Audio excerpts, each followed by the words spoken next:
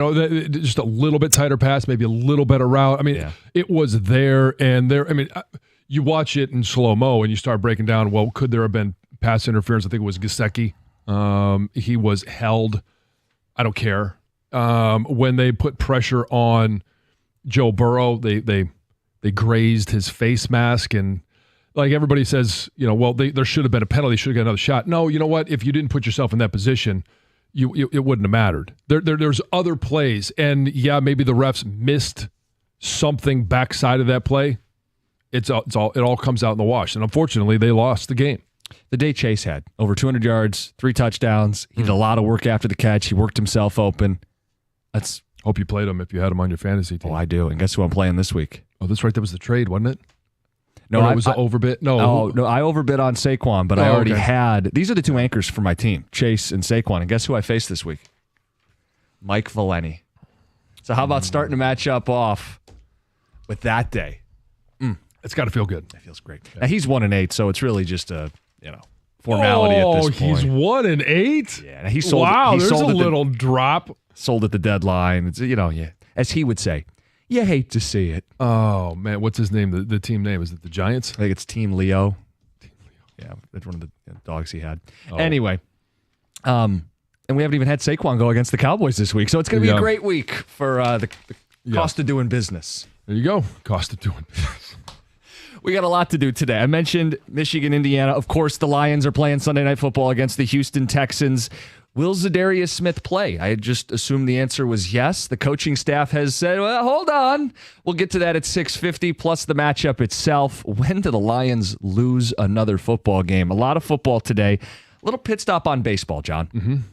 It's starting to become the offseason. The real offseason where we see free agency and we may see some moves. The Tigers got a bit of a call out. They were called out by an MLB super agent, Scott Boras, quoted in the Detroit Free Press. I think the Tigers have reached a level where it's certainly time for them to put their toe in the water about a high level of competitiveness. You see a lot of their first-round draft picks play in big leagues. Surrounding them with veterans would obviously take them to a step that would give an audience a chance to really think they could win the division and performing at a high level. I mean, we all agree, but to hear it from the super agent, who, by the way, Alex Bregman is one of his clients. Derek Skubal is one of his clients as well. So is Spencer Torkelson. And Jackson Jobe. Mm-hmm. And Jace Young. John, he's right. Sure he's right. And I don't think what we heard from Scott Harris was, I'm not doing that. But what we need to see, there's a lot of things that you can hear, a lot of things that you can say, but I'll trust your actions. Yeah. And until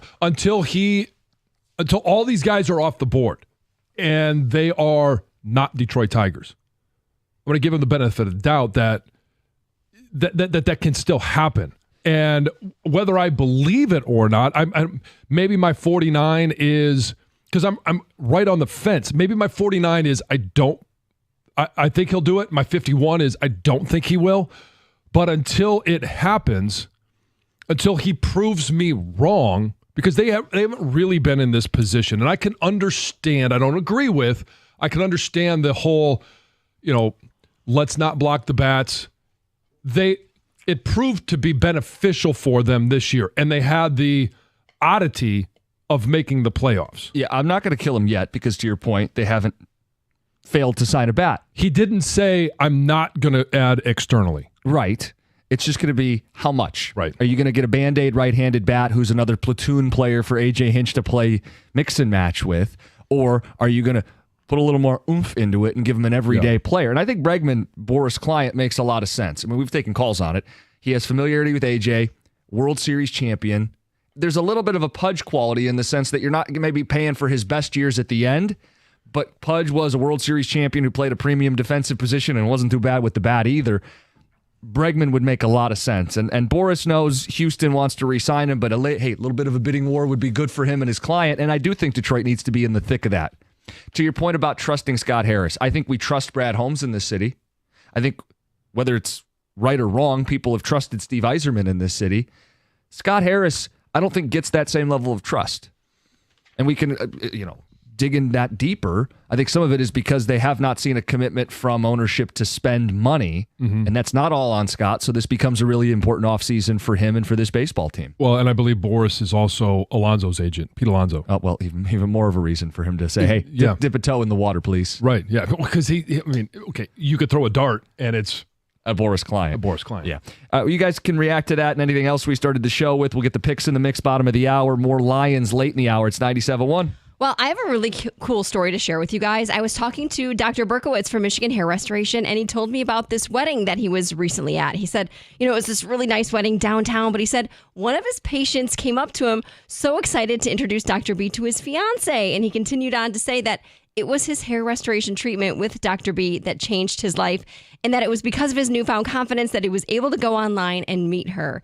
And then a little while later at that same wedding, another one of Dr. B's patients came up to him with almost that exact same story, but they were already married. And this patient was excited to introduce Dr. B to his wife, who he wouldn't have met if he didn't go to see Dr. B. How cool is that? And you guys, your life is waiting for you on the other side of your hair loss treatment. With a full head of hair that you can run your hands through, who knows what you'll have the confidence to do. So go to MichiganHairRestoration.com today and schedule your consult with Dr. B. That's MichiganHairRestoration.com.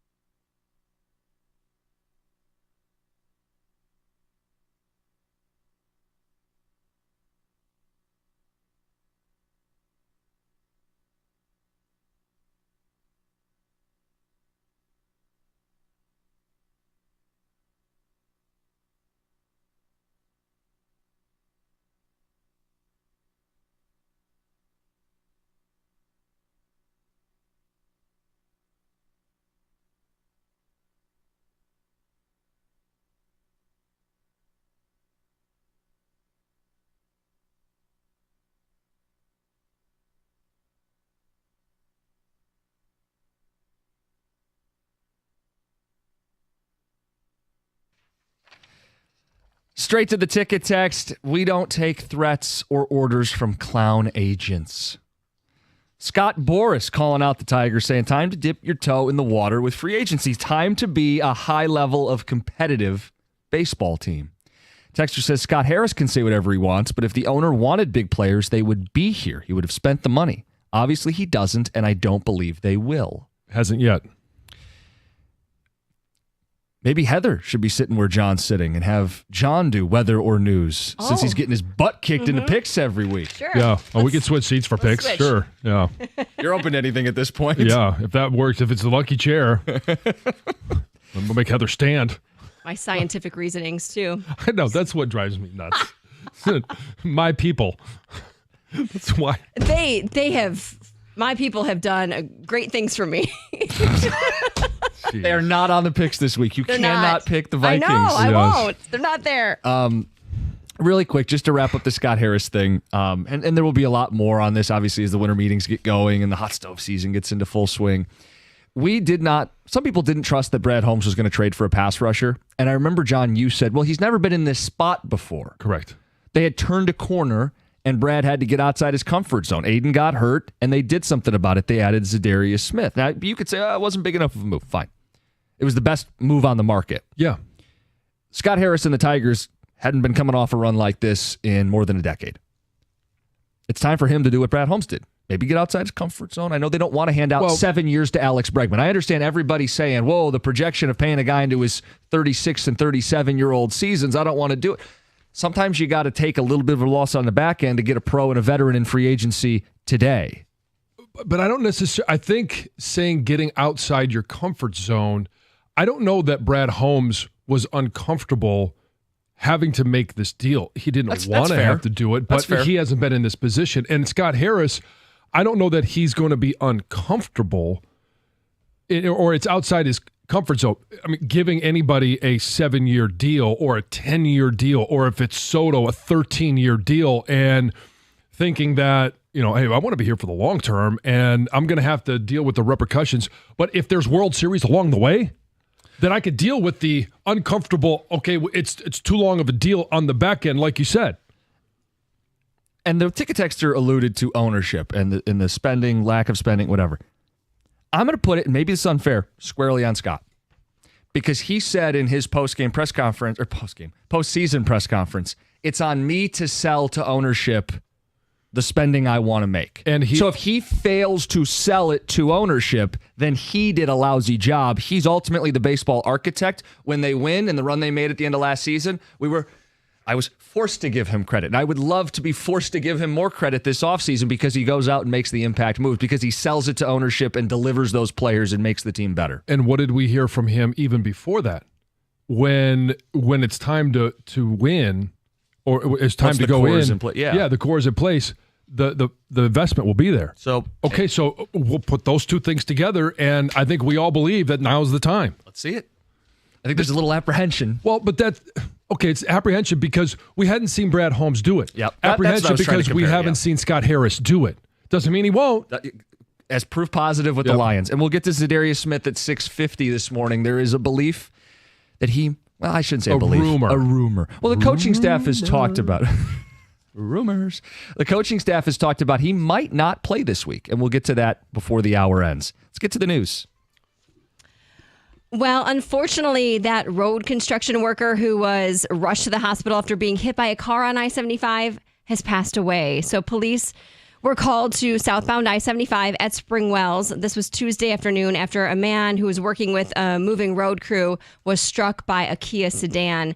The driver of that sedan, a man from Allen Park, did remain at the scene of the crash, cooperated. But officials say that road construction worker, a 53-year-old Lincoln Park man, died from his injuries. We talked about it yesterday. You need to slow down. You need to get over. You don't need to be by these construction workers or their vehicles when you see them on the road. Here's a couple stats. Last year, there were 8,017 road work zone crashes. 21 of those crashes were fatal, resulting in 24 deaths, and that's up significantly from years prior. Pay attention. Get off your phone. Yes. Slow down. Get over. There are so many laws in place to try and prevent this. Like if a police officer is on the side of you're supposed to slow down and pull over if possible. It's the construction zones. You see the signs. Hit, kill a worker. It's 15 years and double whatever. Everything, yeah. But so it's not like this is a mystery. It's there. The warnings are there. I know. It's very, very sad.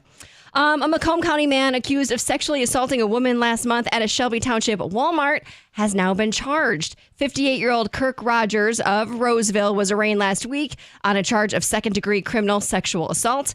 If he is convicted, he faces up to 5 years in prison. Police say that this guy sexually assaulted a woman while she was shopping. She was able to see him leave the store and see which vehicle he got in. So police were then able to go back, look at surveillance footage, found this guy, were able to arrest him. Now, this guy's attorney basically says that his client will not be convicted and that the case was initially overcharged. So we'll see what happens there. Sounds like what you'd want your lawyer to say. Attorney speak. I mean, that's exactly. Yeah.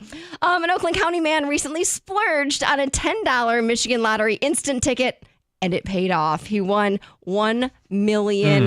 Awesome. I hear these. I have these in my news like every single week. Right. And it makes me want to go buy lottery tickets. I got a couple for my birthday, and I was thinking, this is it. I won $2. $2. I got $2, but maybe I could go invest that into a bigger. That was along with the other birthday present Colin got you. We talked about yesterday. Yes, exactly. Yes, John. Yes. Anyway, this 51-year-old man purchased the ticket. This was the scratch-off ticket at East Holly Oil in Holly, and he says he normally buys like a $1 or $5 ticket, but decided, you know what? Going to spend a little extra money, got this $10 ticket. He waited till he got home to scratch it off, and he couldn't believe it. He had his wife scan it on her Michigan Lottery app several times just to like make sure it was I did real. the same thing. I wouldn't believe it. No, didn't believe it. So he got the one-time lump sum payout, $693,000. He's going to use the money to pay bills and pay off his house and cars. That's awesome. Good for him. That's very exciting. So despite the recently warm weather that we've had, November is here, right? So that means temperatures are going to be falling soon, and it means we are going to see snow very soon in our future. But when? Let's. The mystery is still there. Yes, it is a mystery. But typically, the first measurable snowfall is November 16th. Right around the corner. Now, Michigan technically already did see its first measurable snowfall, not here in Metro Detroit. This was in the UP, right, in October. So we don't even count that, right? Even though it is Michigan, let's just not count that. So the earliest recorded snowfall in Detroit, the measurable snowfall, was October 12th of 2006. And the latest recorded snowfall in Metro Detroit was December 29th of 1998. So somewhere in that range. We are in that range. It could be a while. It could be next month, but it very well could be this month. It's been so nice. It's been, has it been up to your guys' standards? I know it was too warm for you for a while. I've been enjoying it this month. It's weird though. It looks like there's at least a couple of weeks before it really starts to get to seasonal temps. It's just been strange weather. Yeah. When we talk about snow, I first want to have a couple weeks of fall consecutively because we've had these like 75-degree days recently. Mother Nature, how dare she? I don't think we're going to get our classic fall day. My needs into consideration. I don't think we're going to get them. Test out the heat yet? A classic fall. We're not going to have that. I know you guys don't watch Jeopardy, but I don't know what Travis Kelce ever did to Jeopardy, but the show kind of did him dirty this week. Did you hear about this? No. I'll let you listen to the wording in this $200 clue.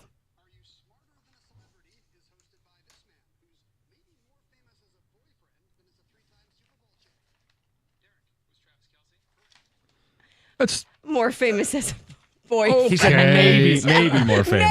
Maybe more famous as a boyfriend. Depends who you talk to. I don't think it was disrespectful. No. I mean, it's not, but it's to a Swiftie, he is more famous. That is true. Yeah, it depends who who he you is. ask. Yeah, they didn't know him before. Yeah, that's true. Heather with the news. Coming up next, her reign of terror continues. 97.1. All right, this time of year, it's football season. It's time to elevate your tailgating game with Moran Chevrolet. GM employees and immediate family members can lease a 2024 Silverado four-wheel drive LT Crew Cab. How about this price? $239 a month, 24 months, $999 down. It's Moran Chevrolet, where you always get the best price, period. Moran has shipments arriving daily. They're going to have the vehicles you're looking for, whether it's the Silverado, maybe it's the Blazer. Score your best deal at moranexpress.com or stop by in person. They're on Gratiot north of 15 Mile in Clinton Township. Chevrolet. Together, let's drive.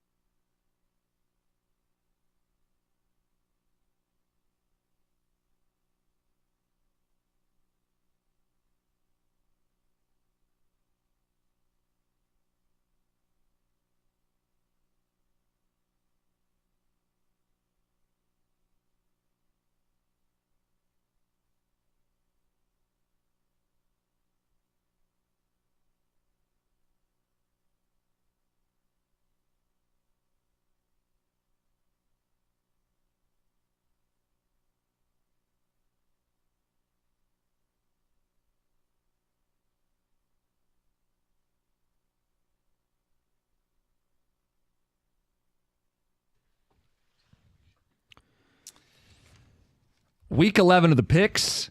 Last week, Heather, the only one to pick Oregon, 4-3. She's 45-25. I'm 10 games back at 500. John Jansen is in dead last. I will spare you reading the record out loud. Let's go to the first game, Greg. All right, number 5, Texas, a 21.5-point favorite, hosting the Florida Gators. Jim. Gators have been hanging tough. Texas has been underwhelming lately, and the line's at 21.5 to hook a bunch of suckers in. But I'm saying hook them. Give me Texas off a bye to roll. Oh, called yourself a sucker? No, they want to get Florida money. You go ahead and do what you got to do. I'm gonna be the sucker. Suckers. Suckers. Remember that? It was like 3 years ago. Florida has hung around. Why wouldn't they continue to hang around? Is Napier safe now? So they're just going to mail it in for the season? They still got a chance to make a bowl game. This is a lot of points. And you said it, Jim, a couple days ago. How good is Texas? So the vote of confidence from administration for Napier, I get it. The fan base not really excited about it. However, Texas coming off a bye, they have been somewhat underwhelming. I think this is a statement game for them. Even though Florida is a 500 team, they have played tough. I think Texas takes them to the woodshed and just drops the hammer. Give me Texas. I'm also going with the Longhorns. My reason is that when I heard Longhorns, it reminds me of Long Necks, and Land Before Time was one of my favorite movies. So I'm going with Texas. Long Necks is Land Before Time, not yes. Long Neck like beer? Like bottle? No, they're Long Necks, the dinosaur. Anyway. I know what you're talking about. Thank you. Heather, 6-year-old Greg Hargrave's favorite movie was also Land Before Time. What? Yes. I don't remember Long Never Neck. seen I remember Littlefoot. You've never seen Land Before Time? Well, No. John. About a recruiting class older than us. Not going to fit. Florida, cool with Billy Napier hanging around, and we all forget how good Texas is. Longhorns. Oh, boy. Number 2, Georgia travels to the Grove to take on number 16, Mississippi. Bulldogs are favored by 2.5. Gov. I'm going to steal your thunder here a little bit. Oh, no. Fine. Go for it. But I'm going to call him, this is going to be the name I have for him. And there's a Brian Chapman tied to him, but Deep South James Franklin, a.k.a. Lane Kiffin, he just doesn't win big games, okay? They're like destined for 3 and 4 loss seasons as long as he's coach for the rest of eternity. Georgia is fighting and surging to get into the playoff. Give me the Bulldogs. Yep. Same thing here. Georgia scrapping and clawing. They're fighting for their lives. I think Georgia, Kirby Smart is going to have them ready to roll. I'm on the same page as you guys, going with Georgia. Copycat. Sounds like people are gun shy of picking SEC Penn State in a big spot after actual Penn State came up short in a big spot. Perfect. I'll take them. Georgia still charging the super weapon. Rebs. Jim. To put some numbers on it, Lane Kiffin is 3-15 against the top 10. He's James Franklin. Mm-hmm. And since coming to Ole Miss, he's 0-5 against Bama and Georgia with some ugly games. You're right, I am gun shy. I am not taking Ole Miss. Give me the Bulldogs. Number 11, Alabama is a 2.5-point favorite heading to Baton Rouge to take on number 14, LSU. Let's start with John. I think the athletes at Alabama are greater than the athletes at LSU, and you've got some great ones on both sides. LSU has the better offensive line, but I just Alabama fighting for their lives. There's a lot of fighting for their lives this weekend. A lot of big-time matchups. It's going to be a fun weekend. Give me Alabama. This is a tough one for me, and I was originally, I'm not sure what I'm going to do yet. I was going to choose LSU, and then I saw the article that they're going to have a live tiger on their sideline. They haven't done that since 2015. Oh, they got the approval from Governor and PETA? It sounds like it. Well, no, PETA's against it, and I kind of am too. Really? I just don't see the point. Then why are you picking them? I haven't decided yet. I said I was originally going to pick LSU, but this is like, do I pick it because that's kind of cool and people are going to be fired up, or do I pick it because I kind of don't like it? It's cruel. I'll go with Alabama. Will they have a live elephant on the sideline or no? That would be awesome. Sorry. Home field at night is the difference here. Go Tigers. Jim. Death Valley at night, off a loss, season on the line. Bama off a bye, better coach, season on the line. This is great theater. I think there's going to be a ton of points in this game. I am taking the live Tiger. I am taking LSU in a bounce back spot. Jim had said pre-show this is the toughest game to pick this week. I agree. It's just so hard to pick this game. Yeah. So a guy that I really like as an analyst that was let go by ESPN is David Pollack, and he still does a podcast. So I looked to go see what he picked, and he picked Alabama, and he thinks they're going to win easy. I'm going to go with that, and I'm going to take the Tide. Okay. Michigan's baton death march of a season continues in Bloomington against Indiana, where the Hoosiers are favored by 13.5. Heather. I'm going with Indiana. No reason. I've got a reason for you, Heather. There is a Captain Janeway statue in Bloomington, denoting the future birthplace of the legendary starship captain from Star Trek Voyager, Indiana. Where is this statue? In Bloomington. Specifically, I believe it's on the south end of town. John, are you going to stop by and see it? If anybody there knows what it is, sure. My turn? We're good. They don't call them Lose-Deanna. It's Windiana. Oh, come on. I hate this. And they've used it on social media. It's a thing. Windiana rolls up another big number. Just another bad team on the schedule this week. I'm going with Indiana here. I think this might be the week that Michigan, where the wall truly breaks on them. They kind of just kept it to where it was respectable with Texas in the final score. And Oregon last week, they've kind of just made it look better than it really is. And I think Cignetti is going to take full advantage of a wounded animal here, and they might win by 4 scores. Cignetti is cut from the same cloth as Dan Lanning. When he has a chance to hammer you, he is going to hammer you. The strength for Indiana, passing game. I think one of the weaknesses for Michigan is pass defense. It's been underwhelming, to say the least. And so I'm going to take Indiana. I think 14.5 might be low. Now for Sunday football, 49ers travel to Tampa, laying 6.5 to the Bucks. Bucks played up in a loss last week. San Francisco had the bye. I'll take the Niners in this spot. Jim. Yeah, off a bye. Tampa with a short week. This is Niners in a gotta-have-it spot. Everybody continues to disrespect Tampa, and this is a lot of points when a team's at home, and they've got the injuries, and then they're coming off the short week and all that, but they've shown so much resiliency this year. And the reason I'm going to go with them is that in the last 10 games for the Niners, the game's gone over 7 of the 10. In Tampa's last 6, it's gone over. This is going to be a high-scoring but close game. Niners win, but Bucks cover. I didn't think there was any chance they could be even in the game in Kansas City. And I think Baker Mayfield is one of the best competitors in all of the NFL, except he's going to be throwing the ball. He can't catch it. He can't run it. He can't block. I don't know that they're going to be able to be competitive at other positions. So, and especially if Christian McCaffrey's back, which is a big question mark, give me the Niners. Giselle with the analysis there. Heather. I'm going with the Bucks. He can't throw the ball and catch it too? That's what she said after that's the what she Super said Bowl. about Tom. Yeah. I see a lot of these jokes, I usually get 5 or 6 minutes later. 7-2 Commanders are 2.5-point home favorites against the 6-2 Steelers. Let's start with Jim. I'm going to take the Commanders in this spot. Under a field goal, they're the better team. Gov. I'm going Steelers off the bye. I think they get their offense a little more fine-tuned. They're the better defensive team, and I think they'll win and cover. I'm going to go with the home team.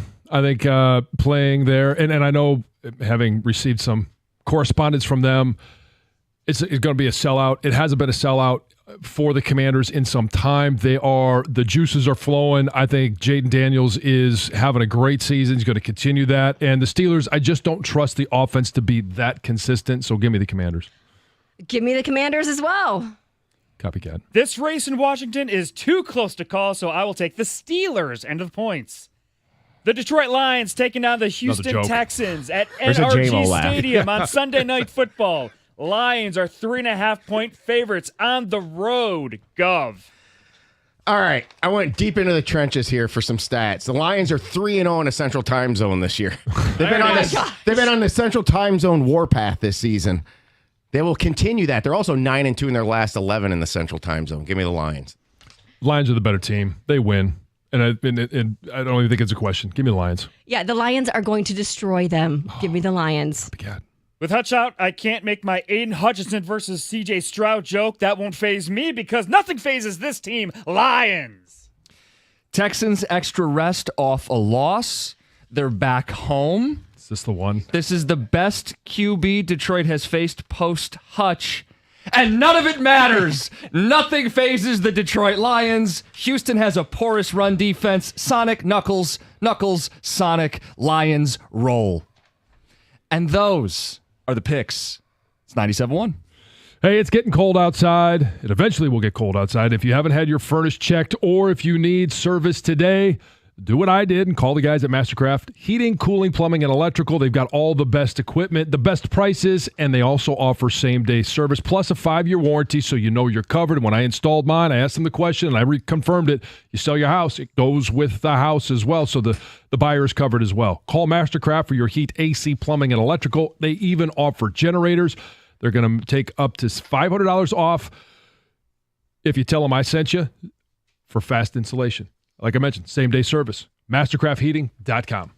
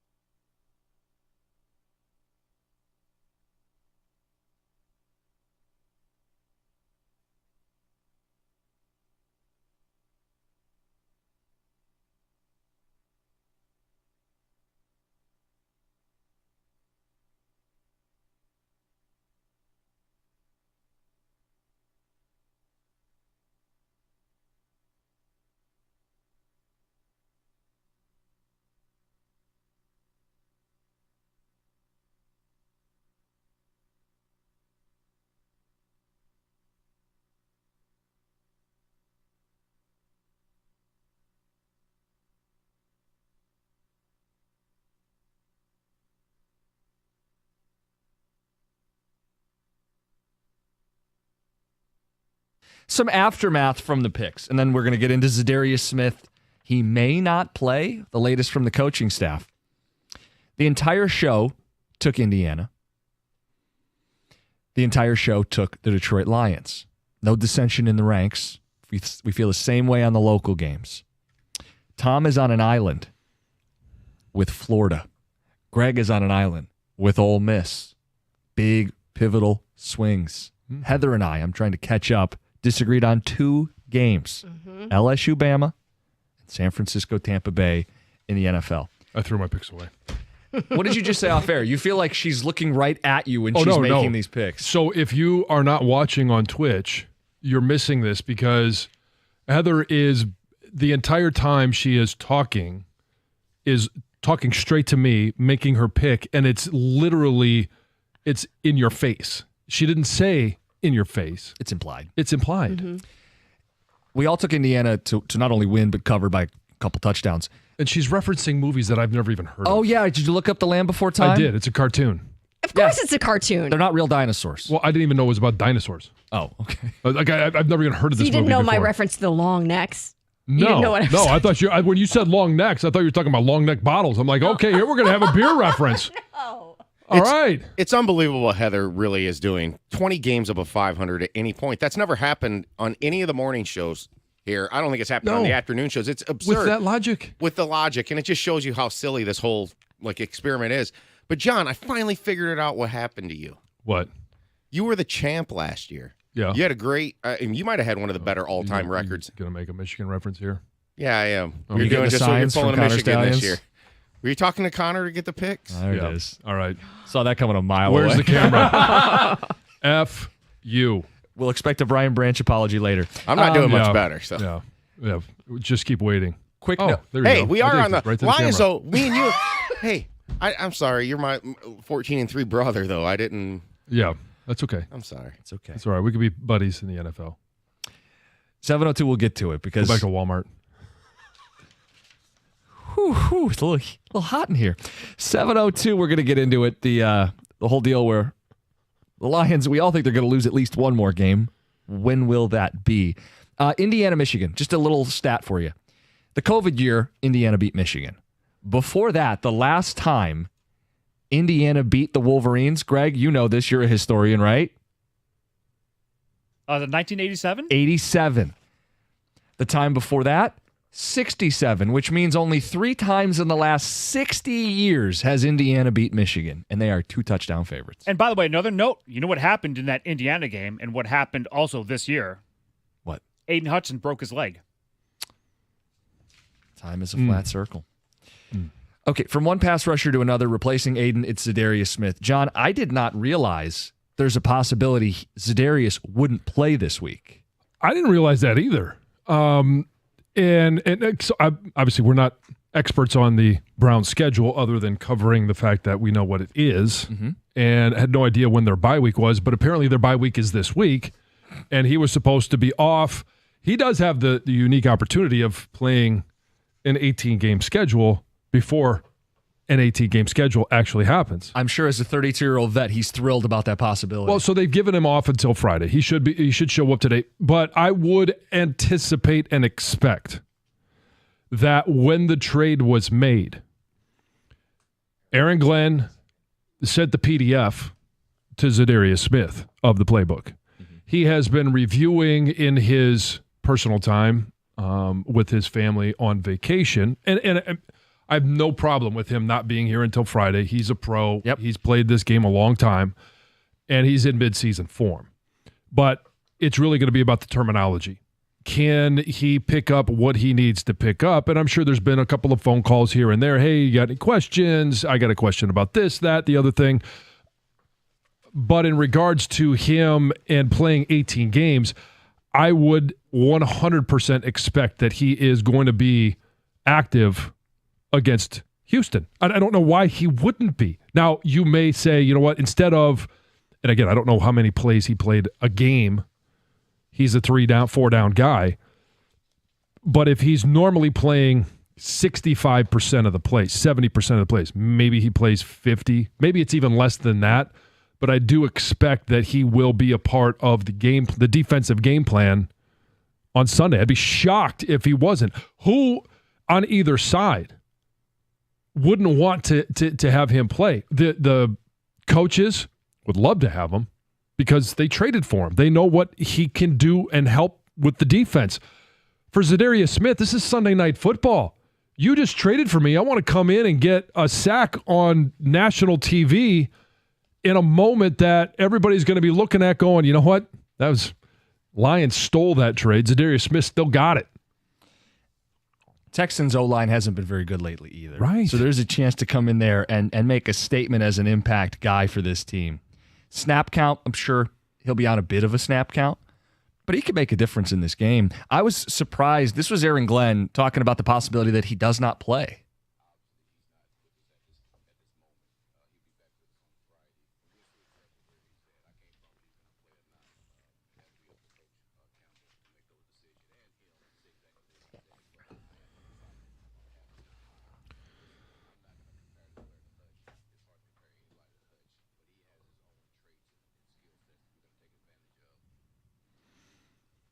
So when when he talks about, yes, it is Dan's decision ultimately whether to activate and play him or not. It's an organizational decision. Mm-hmm. I'm sure he'll talk to Brad Holmes and all of the coaches involved, and as well as Zadarius Smith. And when you hear Aaron Glenn say, it'll be also a part of the decision by Zadarius Smith, you don't get to be 32 years old in the NFL and not have the respect of coaches to say, yeah, you know what, we will trust where you're at. We know that you were mentally prepared to have a week off. I also think he was mentally prepared because he had been answering questions about the Detroit Lions that if this happens, he wasn't going to have a true bye week. But he did get till Friday off. He'll report today, see where he's at. He also will have Thursday, Thanksgiving, where he'll play on Thursday and have a little bit extra time, a built-in second bye. Yeah, like a half bye in there. Sure. I mean, with the way the schedule ends up going. I think it's back-to-back Thursdays, and then eventually it lets off that 10-day window. His snap counts in Cleveland, I'm staring at it right now. Every single game for the Browns, he played I was going to say 50% or more. There was one game where he played 48% of snaps. But generally, he sits around 55, 56. He's played as many as 70, 75% of snaps in a game. He's a starter. He's going to play the majority of snaps. I don't know that that's the case this week. It doesn't matter. I just want to see him out there because I do think he can be a difference maker. And, John, just as a football layman, I feel like the edge guy can plug and play. Like, that's why I was a little surprised that there'd be even a possibility he wouldn't play at all because I think – yes, you might not have him in on certain down and distance if you're going to get more exotic. But, hey, dude, it's third down. There's a tackle sitting across from you. Give him your best stuff. Go beat him one-on-one. Like, there is a plug and play, right? Like, I'm not missing something? No, I'm giving you I'm going to show you a visual aid here. This is the defensive playbook that they sent, the PDF that they sent him. He's holding up a football. It's a picture of a football, and it says, go get it. Yep. All right, that's... Yes, there are certain positions where it would be much more difficult if you're traded as a quarterback, which not going to happen, right? You can't just plug and play. Yeah.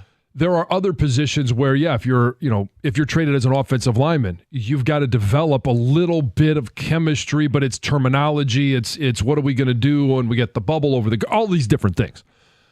As an edge rusher, there are moments where you just simply say, go get them.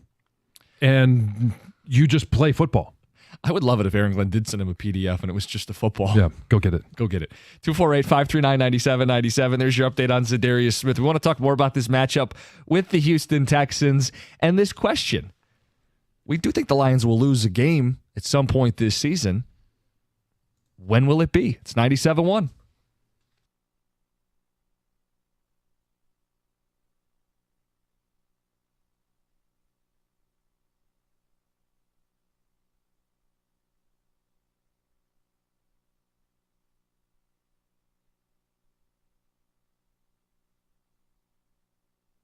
Brought to you by CGC Water Treatment. What a finish last night in Baltimore for Thursday Night Football. Joe Burrow 4 touchdowns and a chance to tie on the road since he went for 2 while down a point at the end.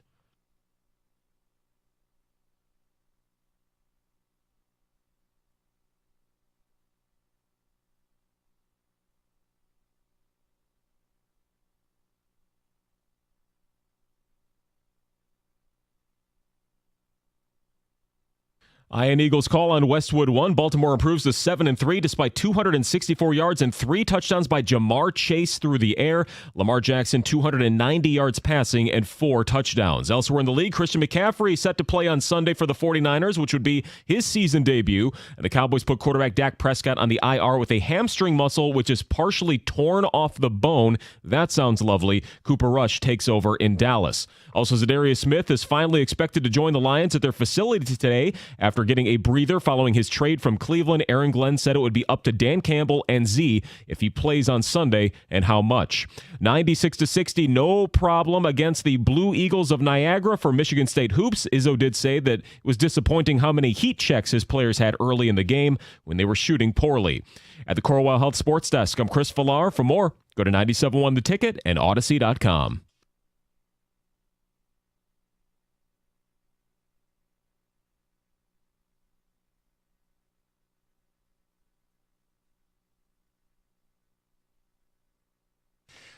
All right, we're going to get the phone calls in the mix. We're talking Lions. It's a football Friday. The Houston Texans hosting Detroit on Sunday Night Football. And if you missed the picks, we all think the Lions are winning this game and covering.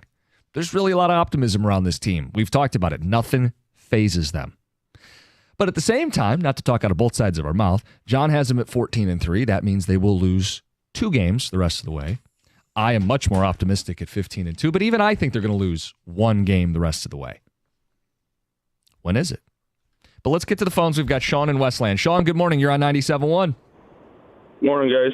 Good morning. Hey, I don't want to throw shade on this situation because I love the run that we're on. I love the Lions. I love the Smith trade, but just precautionary, right? So Zadarius Smith was opposite Myles Garrett in Cleveland, and he's come into a situation where he doesn't have Hutch on the other end right now. So, as excited as I am for it, I just don't know that the production is going to be there as much as it was in Cleveland. But he's basically replacing Davenport at this point, right? Well, no, I think he's a much better version of Marcus Davenport. You could make a couple I agree with that, yeah. But so Davenport you can never really rely on to be there.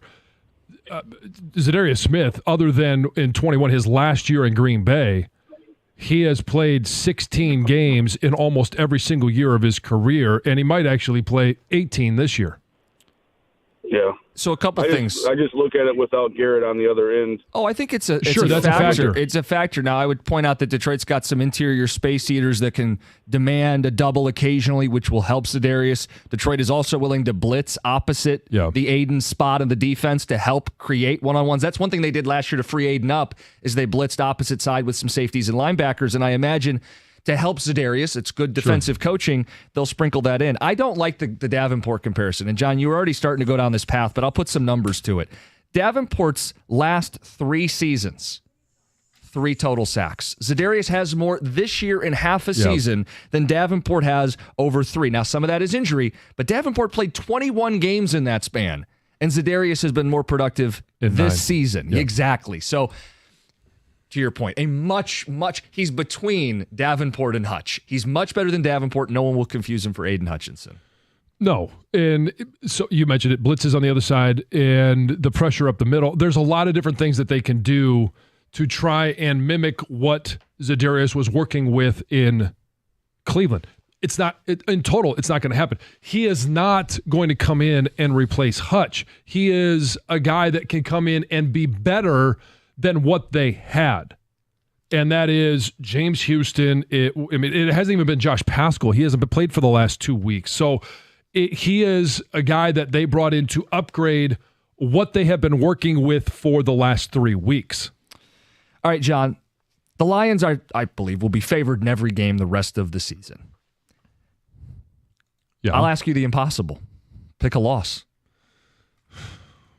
And for your case, you got to pick 2. I got to pick 2. Sorry, buddy. Right? Yes. They are allowed. They are allowed to do better. Yes. But I do have the buffer. I already picked the Texans to lose this week to our Detroit Lions. And so when you look at the rest of the schedule, it almost has to be division matchups. Mm-hmm. I think is one way that you could do it. So, and I really only have to pick one, and I'll tell you why in just a moment, because we saw last year what they did to the Packers in Green Bay. And then the turnaround of the Packers coming here and returning the favor on home field.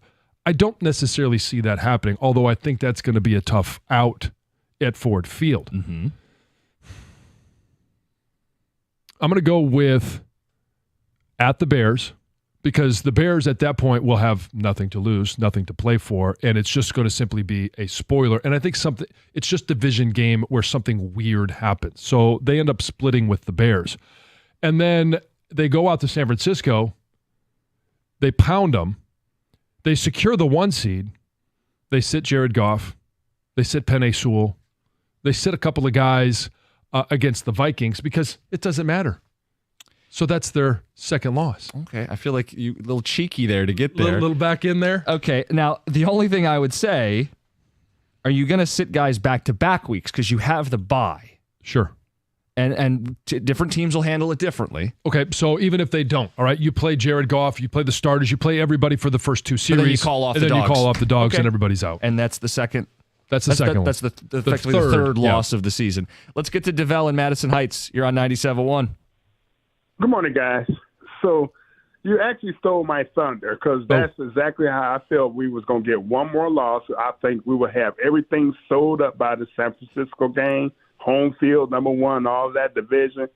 And they would play, the starters 1 quarter just to get a taste of playing them, just in case we meet them in the playoffs. And then after that, we just lose because we're going to have the backups in. That's the only loss. So you think they lose to San Chicago Francisco is what you're saying? Yeah.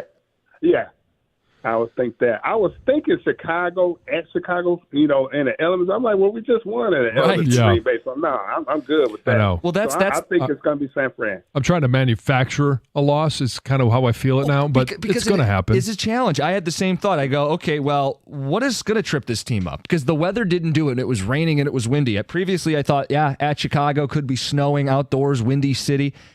I mean, Green Bay kind of prove that that's not going to be the thing that trips this football team up. Well, the logical ones, the best opponents are Bills, Niners.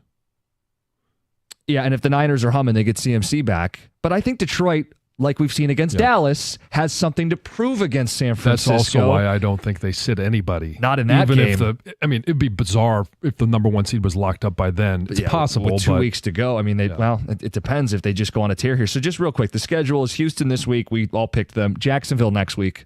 Nah. Come on. At Indy. Nah. Bears at home on Thanksgiving. Now, Thanksgiving's been an issue for Detroit. But I'm not picking them to lose on Thanksgiving to the Bears. Right. Oh, are you the Packers? 16. Tirico kind of dared me yesterday. He dared you. 16. Packers at home on Thursday night. I think they win that game as well. I'm going to go with the easy button. I think Josh Allen's a different breed, different cat. I think that's the only loss they have in the regular season. Oh, so you don't think they can win the Super Bowl then? See what he does to me, people? You see what this guy does? He has to pick a loss. It feels impossible, right? I mean, sure, Lions are better than the Bills. They win that game, then they win in Chicago because the weather doesn't matter anymore. They beat the Niners because of revenge. I suppose I could say that they the Vikings. I thought maybe you'd take my easy way out. Steal your easy. But I don't know that you sit guys with 2 weeks off at that point. I do think you're going to put out your starters in that football game. All right. Thank you, John. One loss is going to be Buffalo. That's the next loss. And I do believe that this team's going to have a little trouble with the top QBs in the league. And Josh Allen's one of them right now. He's, number 3? Wouldn't you go Lamar, Mahomes, Lamar, and then Allen? Like, think about this. Jordan Love, turnovers killed him. He had the time to make plays against his Lions defense. Josh Allen used to be that quarterback. He has really reduced his turnovers. If a Josh Allen who doesn't commit turnovers comes to Detroit, and even if he doesn't have the same amount of time because of Zadarius, he'll buy his own time. He's Josh Allen. Plus, James Cook has been absolutely phenomenal this year, and they've really created a dynamic there. And I think Amari Cooper was a great add of one of the sneakiest trade deadline acquisitions.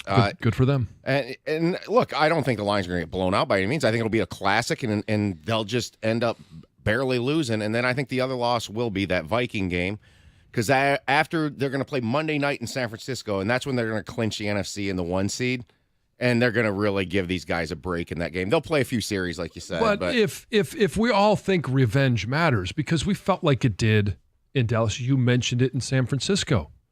Why wouldn't revenge be a part of the mindset of Buffalo? Well, that was 2 years ago. Some of these guys are still we here, all though. forget. Yeah, Decker. I get it. I guarantee you, Penei Sewell. Guarantee you, Dan Campbell, Jared Goff didn't forget. Do you remember after that game, what Taylor Decker said? He said, we're not the same old Lions. And at that time, Right. I think there were people who were still not sold on that. They lost, and he said they weren't the same old Lions. But that was during that stretch when things were starting to turn. If they had won that game, they would have been in the playoffs that year. Yeah. I just don't think their defense has quite seen a quarterback like that, and I think they could be a little bit exposed in that situation. Look, we're forecasting something 6 weeks down the road. Right. I mean, We have no idea what injuries are going to happen. Well, yeah, or what if Zadarius Smith comes in here and he borderline looks like he's replacing Hutch? Right, yeah. I mean, we don't know where this thing's headed. I'm just taking, like Jim said, it's the safe pick. You know what I think is going to happen on the ticket text? I haven't looked yet. Why is our local morning show picking against? Why are they looking to find losses? Why are they so negative? Guys, it's a challenge to find a loss. But if you guys want to take that challenge, 248-539-9797, come relish in the smallest amount of negativity possible. The Lions should handle their business against Houston. If you have thoughts on the matchup, we'll get those there next as well. 97.1. Hey, if you like success like we all do, you need to give a call to injury attorney David Feminino. I've been talking to him about you for some time. Just listen to some of the results that David has been able to get for his injured clients. $3.5 million for one, $5 million for another, $11.5 million for an individual client. That's a lot of success. You need an attorney that will fight relentlessly for you. And you can call and speak to David right now by calling 855-65-CRASH, or you can always go to his website, getdavidgetpaid.com. That number again, 855-65-CRASH, or on the web at getdavidgetpaid.com.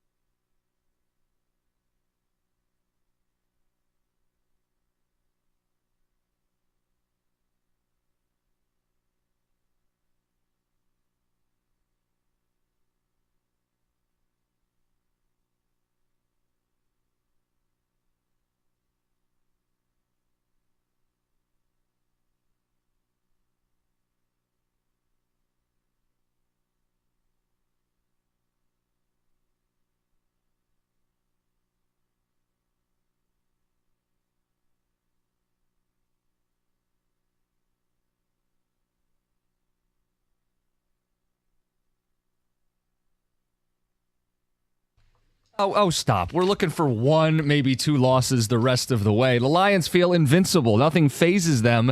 We all think they're winning this week and covering. But at 15-2 or 14-3, that means there are losses still on the schedule. Help us find them because it's not coming up clearly or obviously. I do think whenever it happens, sure, there is a chance it doesn't happen. It's unlikely because there's a long season. There's a lot of ups and downs. And there's a lot of factors involved. The Lions have had so many things go their way this year. They have had, even at the beginning of the season when offensive tackles were being hurt, what did we talk about Hutch? He was abusing backups, high school tackles, and now all of a sudden, and we're 7-1. Like there's been other things. Like how can you explain Amon-Ra St. Brown having 2 catches for 7 yards and you score 52 points on a team? Like there's just so many things that are inexplicable. But you also make your own luck. Sure, you do. And so they are not just handling the business they're supposed to handle. They're handling it in dominant fashion. They play the Titans, and it's not just they win by a field goal at the end. It's 52-14. They play, the Cowboys, who were decimated with injuries, but they still had their number 1 receiver, their number 1 quarterback. They had a lot of things that they still had, and it was a 47-9 drubbing. Let me put it this way. Cash the ticket. We do all the betting and picking all these games, and it's one thing to win. It's another thing to be the favorite, big favorites, and cover every single week. And the Lions are 7-1 overall and 7-1 against the number this season. It's, John, even when you give the other team points, even if the NFL allowed the other team, spotted them a lead, took gambling out onto the field, the Lions would still be 7-1. So you really do have to realize, even with the adversity, even if you spot the other team points, Detroit is just a cut above everybody else. So Wojo and Rieger last night were talking, and Rieger kind of started going to, is this one of this great single-season teams in NFL history? And they're bringing up teams they compare to, and they brought up some of the numbers for the Patriots in 2007 are still unbelievable. Like the Patriots, they were just a one-off. The Patriots were more but that one season, I mean, even though they didn't win it, that team was unbelievable what they did. Greatest show on turf was brought up. Mm-hmm. The Lions have scored 1 less point than the greatest show on turf through 8 games. And that team had a very good defense. People forgot that about that Rams team. It actually, their defense is what won them the NFC Championship game. Tennessee. Yeah. Or the Super Bowl, yeah. But yeah, I mean, their offense kind of, the good defenses they had to play to win it all. The Rams defense kind of saved the day for them. And you know what, guys, I told you the thing that I've said all along. I feel like this 85 Bears thing that I've been saying, and they're not from a defensive perspective, but from a cohesive team and the depth of the roster, the way it just came on like gangbusters is like, that's the argument for 1 loss or no more losses. Are they one of those teams? Well, yeah, I'll give you another stat on it. Point differential. The best in football, 110 more points scored than given up. By the way, they've played 8 games. There are teams that have had 9 games to run up the score. Detroit is still the best team in the NFL from a point differential standpoint. And I think here's the thing that we're going to experience. We're always talking, if this happens and that happens, then they could do this. Well, if they lose, I think we're all going to be surprised. And not that they did lose, but who they lose to. And maybe it's a less of a surprise if it's to the Bills, because a lot of people have Lions-Bills in the Super Bowl. It's maybe less surprised if it's San Francisco, especially if San Francisco gets healthy. They're not going to get Ayuk back, but they get healthy and they're humming at that time. But I really feel like Lions fans right now, because they are going to be favored, if things keep going the way they are, they're going to be favored in every single game. It's going to be a bit of a surprise. Listen, if you ask Dan Campbell and you got an honest answer from him, he kind of already said it. The only reason they lost a game this year was because of him. Yeah. He put the loss on him because of his decision-making in that game. I mean, that's what they are from being undefeated. Some of the ticket text. When do they lose? Texter says they'll lose Thanksgiving Day. That would be 3 games in 11 days. I also think they'll lose to Buffalo and win everything else. could see them losing to Minnesota at the end of the season. So there's 2 or 3 losses. Lions lose 3 games the rest of the way. Packers come in angry like last year. They'll have a full week to prepare, and Detroit will be on a short week off of Thanksgiving. Says the Bills and Josh Allen in the last game of the year because they're sitting guys. The Lions will finish with 4 losses, 13-4. Texter says, guys, I'm worried that the only game I go to this season against the Jags will be the upset. Please talk me off the ledge. I don't think we have to. No. The game is a classic up-down theory this week. Lions coming off a big emotional win. Houston coming off a really bad loss. Extra time to prepare. Won't be surprised if this week. Was it a big emotional win?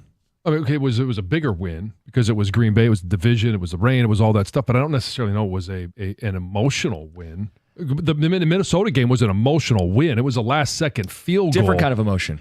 The emotion after the Packer game was kind of a thumping their chest. See, we're not a dome team. See, we can play outdoors. It was a statement, loud, like high emotion game. I mean, St. Brown came in on edge saying Green Bay sucks and went out immediately and put it on them. Like there was a lot of emotion spent to win that football game. I get what he's saying. Yeah, but here's the thing about preparing for the Bills.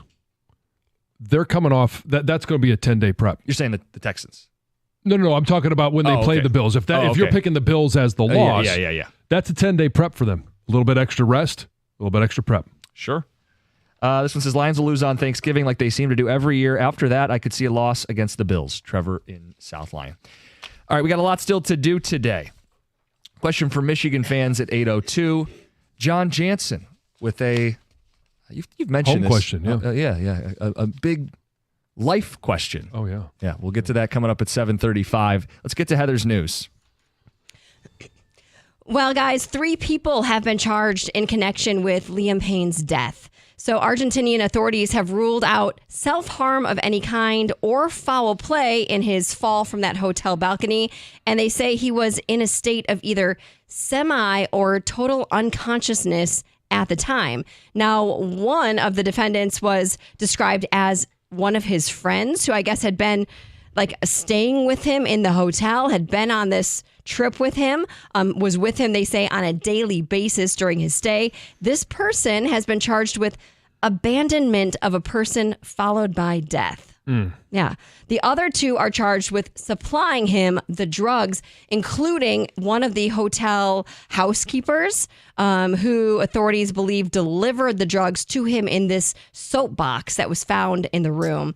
Because toxicology reports did confirm that he was under the influence for at least 3 days leading up to his fall. He had traces of alcohol, cocaine, and prescription antidepressants in his system.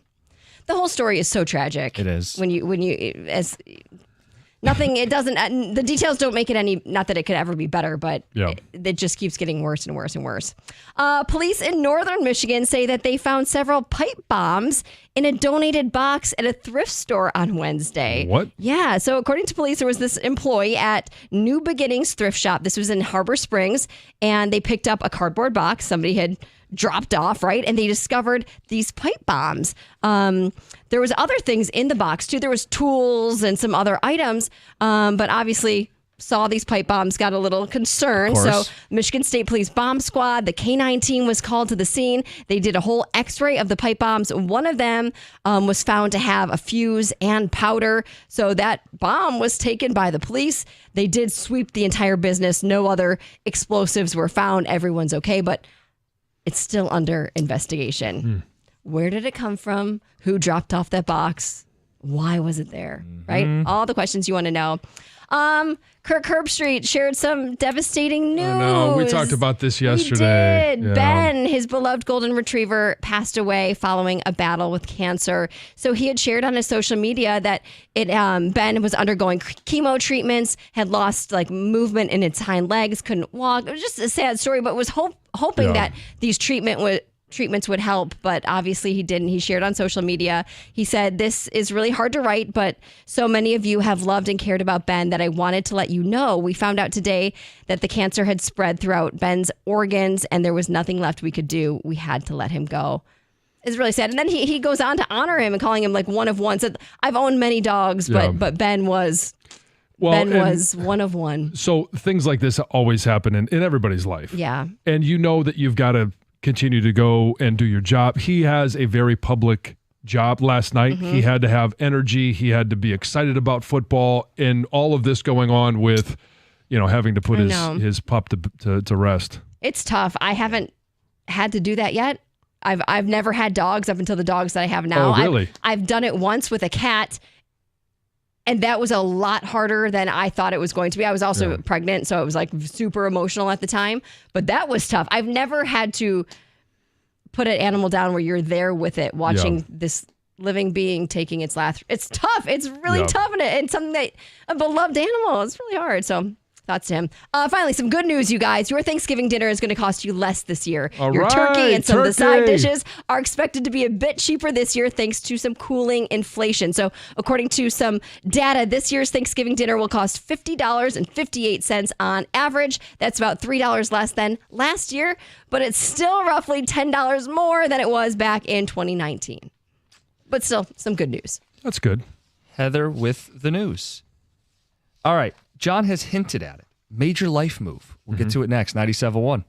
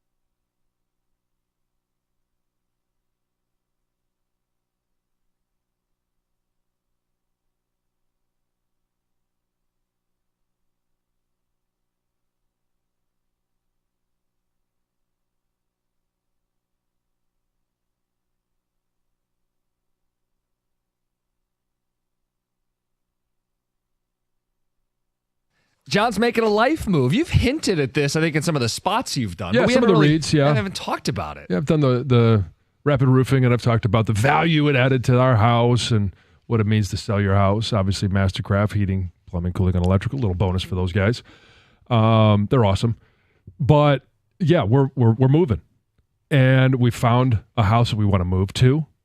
We've got a contract on our house, and so the question is, as we've gone through the entire process, obviously we're not done with it. There's a lot of anxiety in doing the entire thing. What's the best thing about selling your house, and what is the worst?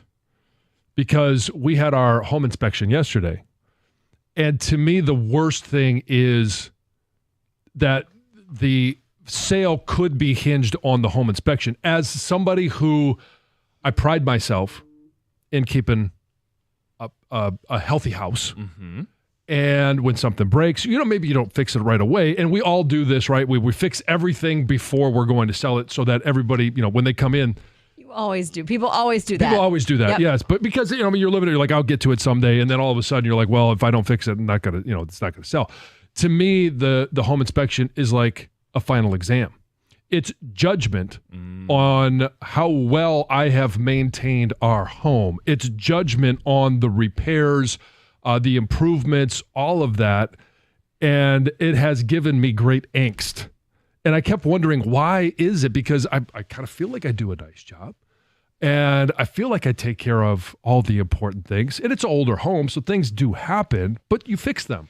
Because you might feel like if something goes wrong, they're judging It's you. my fault. It's a judgment totally. on you. I feel So like it's a judgment on me. Yeah. Moving is a stressful process. Not only getting your house ready, it looks the best it's ever looked for other people, but it's the time commitment that you're putting in, so much time, and then the packing of boxes and moving. Yeah. I think the best thing, though, of selling a home and moving is the opportunity to declutter. Yes. Get rid of all of the old stuff you don't use that have just been sitting there. Maybe it's stored away in a box, but still it's just been there in your storage place, wasting space. Just get rid of it, purge all those things you don't need, and start fresh. Yep.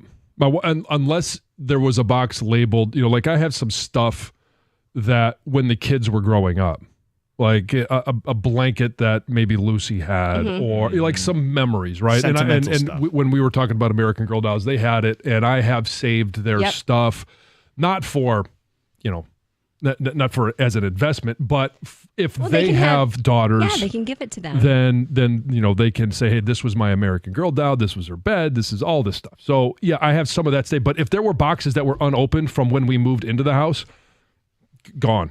Get rid of it. Gone. But here's the thing too is, and I hope people do this. Some stuff is just crap, right? And you don't want to give other people your crap. But if you have old clothes, you have other things that you're not using, other people can. And so being able to take it to Salvation Army, Goodwill, there is. Or your coworker that just had a baby. Right. That yes. was Yes. It's been great. You've Thank gotten you. some clothes. Yes. And so a lot of those things that's the best part of it, is the declutter. It's the getting rid of what is crap to you, but it's also kind of that nice feeling that you might be actually helping somebody else out, because instead of sitting in your basement, somebody else could actually use it.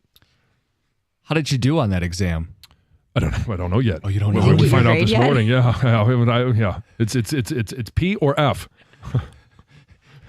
I'm sure it will pass. I do think it will. But it is, Heather, you put it, because Lisa kept asking me, why do you have so much anxiety about this? It is 100% a judgment on me.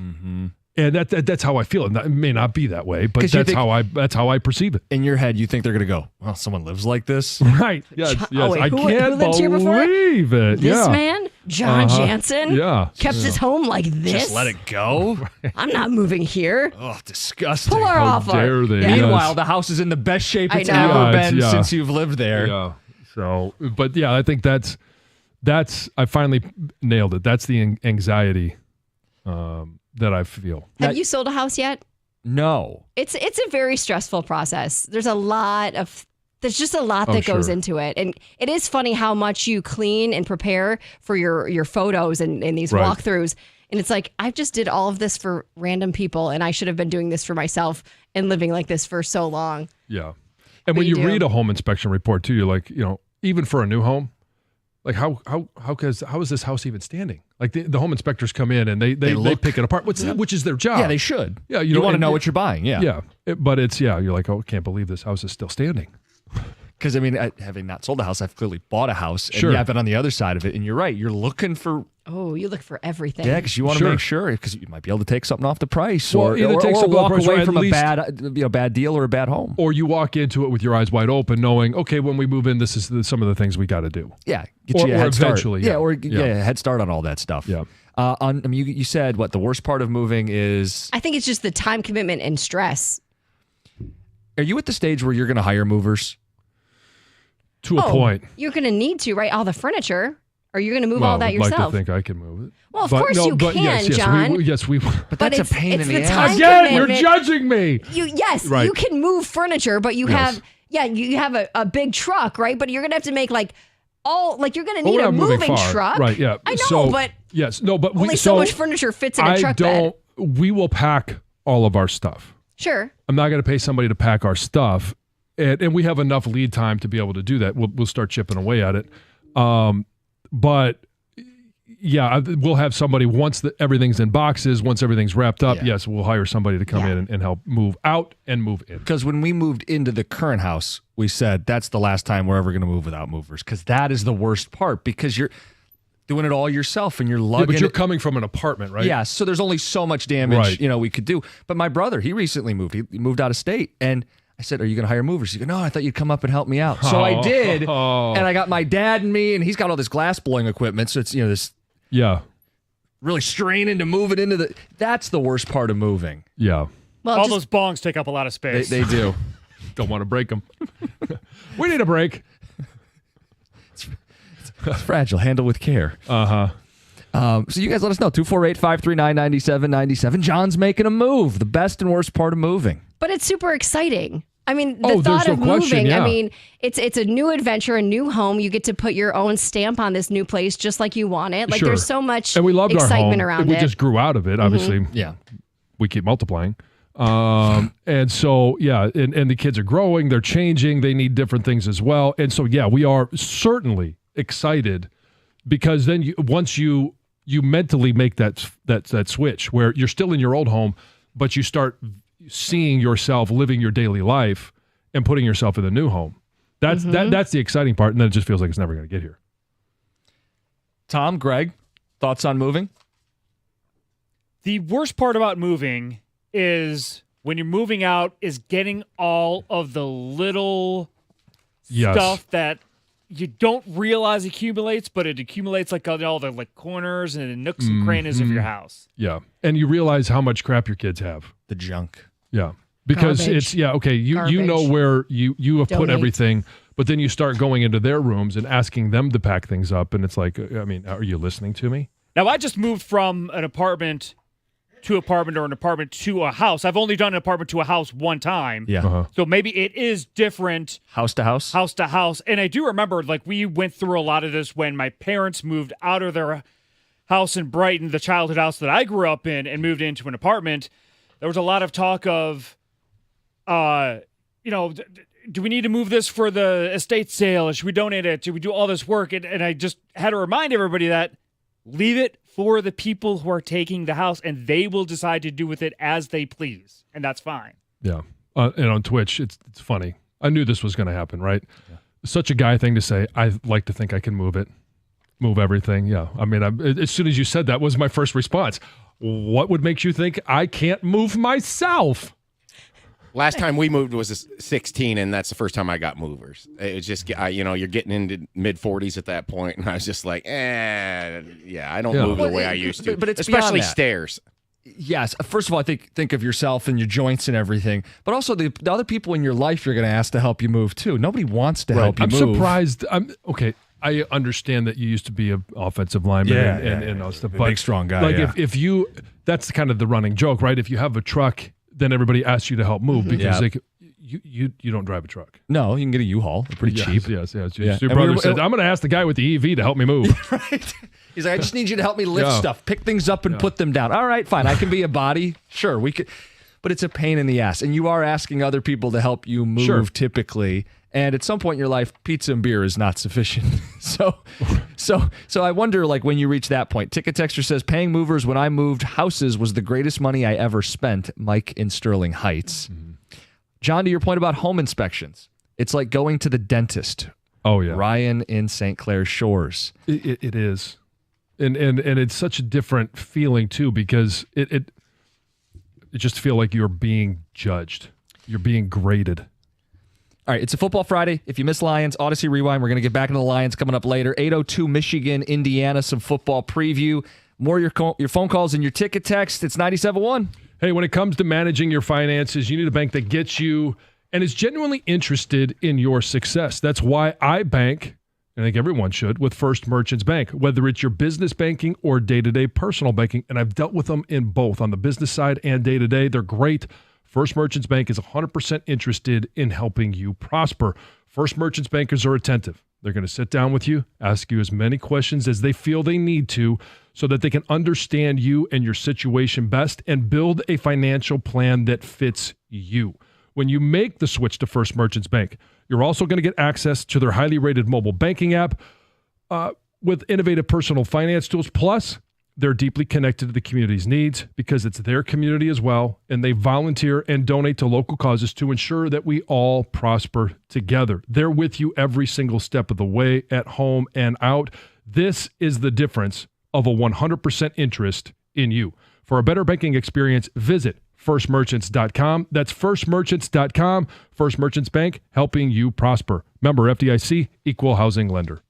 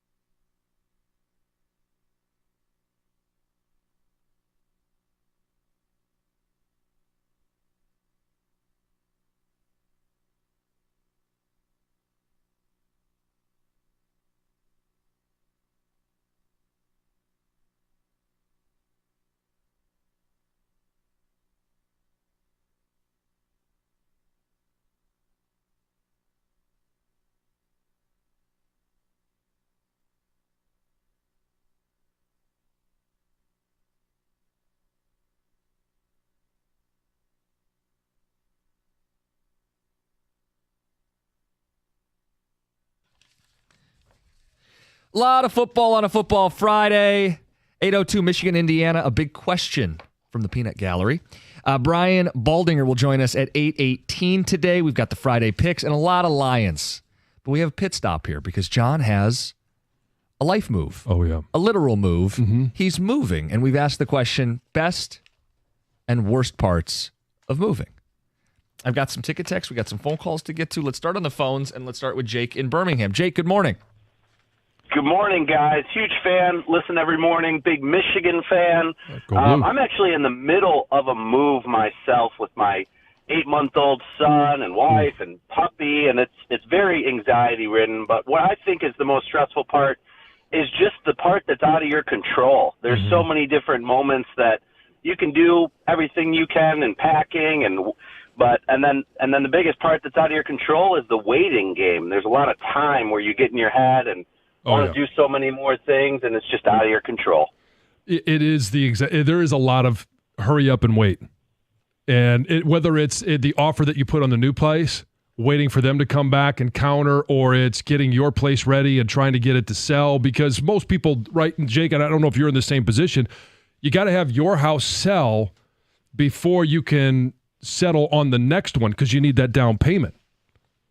Yep, that is where I was at. I'm thankful to finally have closed on both properties, so I'm on the tail end of all of it. Oh, good for you. My goodness, it was stressful on the whole family. And, of course, it's like taking on another job, the amount of, like Heather said, the amount of time that you have to put into it. Yeah.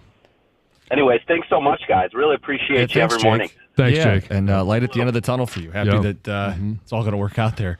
Ticket Texter says, home inspection is a total scam. Ask Gator. He found out his house had a fire after he already bought it. Huh. I didn't know that story. So the inspector didn't see it prior? Well, yeah, but you can have Does that things matter? that happen in your house and they're repaired.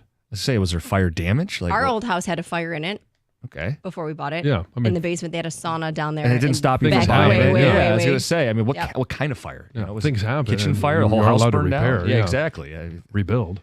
Did Gator complain about it? I don't know. That's anyway. Texter says, moving the stuff in the garage is the worst part.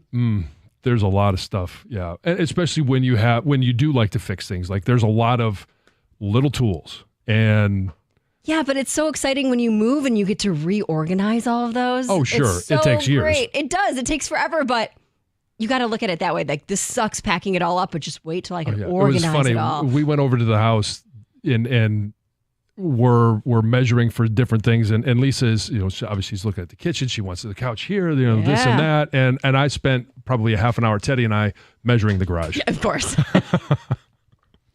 Texter says, John, are you getting away from the common folk? Will a drawbridge and a moat be part of this move? No, Are you moving next to Stoney? No, I'm not. No, Across the street? no. Stoney has this thing in his contract where I think coworker is allowed to live near him because he needs his space. The moat isn't enough, but yeah, he needs a certain buffer after he leaves work. Texter says, we're selling a house built in 1842. Oh, wow. Cool. We had an offer, and the inspector wrote a manifesto to kill the deal. I'm a do-it-yourself guy. I was very offended, Travis in Rochester. So if you put a house, or you put an offer on a house that was built in 1842, you got to go into it already with the understanding that there's going to be, it's Issues. an old house. Yeah. Texter says, I'm almost 60, moved from one house to another, did it all by myself, bad knees and all. Man up. You don't have to. Don't put yourself through it. Texter says, watch your back moving. Nothing strains your back like moving, no matter how fit you are. Moving is horrible. I never thought so, but 10 years ago, I was sitting at a table at a wedding, and 2 psychiatrists were sitting there. They laughed and said, in our business, moving takes 10 years off your life. Wow. I got an idea, John. Why don't you reunite the 97 offensive line and they all move? They can all help you move. Oh, there you go. You got Hutch. Who else? I can't remember names. Backus, Mo yeah. Williams. Yeah. There's a point where friends, beer, pizza, and pickups is not the way to go. Hire a mover on the ticket text. Just be careful who you hire. You have a horror story? Oh, I told it here years ago, a very bad story. So yeah, just do your research. Yeah. I'll tell you who not to hire. Okay. The safe. Yeah. Yes. The dreaded safe. Yeah. Okay, for people who don't know, what is this? What is that? Is that the grunting of moving a safe? No, that's the safe dragging across the floor. Oh. Yes, and then the onto the pavement, watching all of this happen in like slow-mo, and I'm just like, oh my gosh, they're ruining my stuff. It was but awful. I am also excited though because like I've cared for this house, and I'm excited for when it finally is done and somebody else is in there for them to enjoy it the same way we did. You haven't got to meet them yet, have you? No, like you'll no. do that at closing, Yeah. but it could be nice. I mean, it's exciting to see if it's a young family that has kids too that's going to move in there and kind of see them and give them good luck and Yeah, I don't know, be in touch obviously, with them a little bit. Could be nice. You fell in love with it, and it Yeah. worked for your family. Somebody else will as well. I just, okay, you just hope that they care for it the same way you did, Of course, and I'm you sure do. they will. Yeah. I never met the people that. Oh, you didn't? Like, I mean, we know who they are, and I think we had Facebooked them and talked to them, but like never a formal closing. It was all Yeah. through the realtors. Oh, really? We just got the keys. Oh, It was our okay. day to take possession of the house. Oh, yeah. We met the people at closing. We've talked to them since. We're friends on Facebook. Well, it yeah. helps if stuff comes up, right? When did you do this? Yeah. What's going on Yeah. with this? Or you leave back, behind like paint and Sure. whatever. Yeah, all the stuff that you would Yeah. need. Ticket Texter says, my husband and I have moved 7 times in our life. You definitely live a more minimal lifestyle. Yes. I've never hired movers. We've always done it ourselves. Signed, Rebecca, driving into work, and today is my birthday. Oh, happy Happy birthday. birthday, Rebecca. Yeah. All right, we can take some more phone calls on this. We will mix in football in the 8 o'clock hour. Michigan, Indiana, the question that's on Tom Milliken's mind. It's 97.1.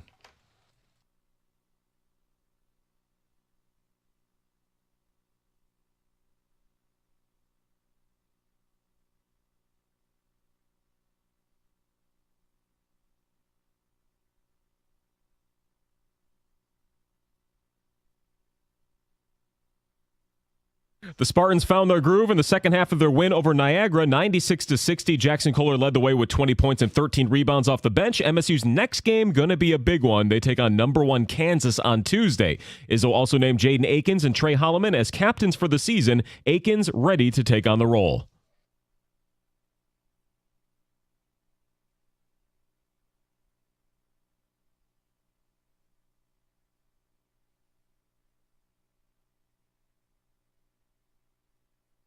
A weekly captain will also be chosen depending on who steps up on and off the court. The Lions continue to be without Jalen Reeves-Maben and linebacker Malcolm Rodriguez at practice. Their opponent, Houston, still hasn't had star receiver Nico Collins work out as he hopes to return from the injured reserve. Playing Sunday seems doubtful for the former Wolverine. Piston center Jalen Duren also likely not to play tonight after suffering a sprained ankle in their most recent game. The team will evaluate him before they play at home tonight. And Thursday Night Football, the Ravens hung on for a 35-34 win at home against the Bengals. MVP favorite Lamar Jackson threw 4 touchdowns as Baltimore scored 21 points in the fourth quarter. At the Corewell Health Sports Desk, I'm Chris Villar. For more, go to 97.1 The Ticket and Odyssey.com.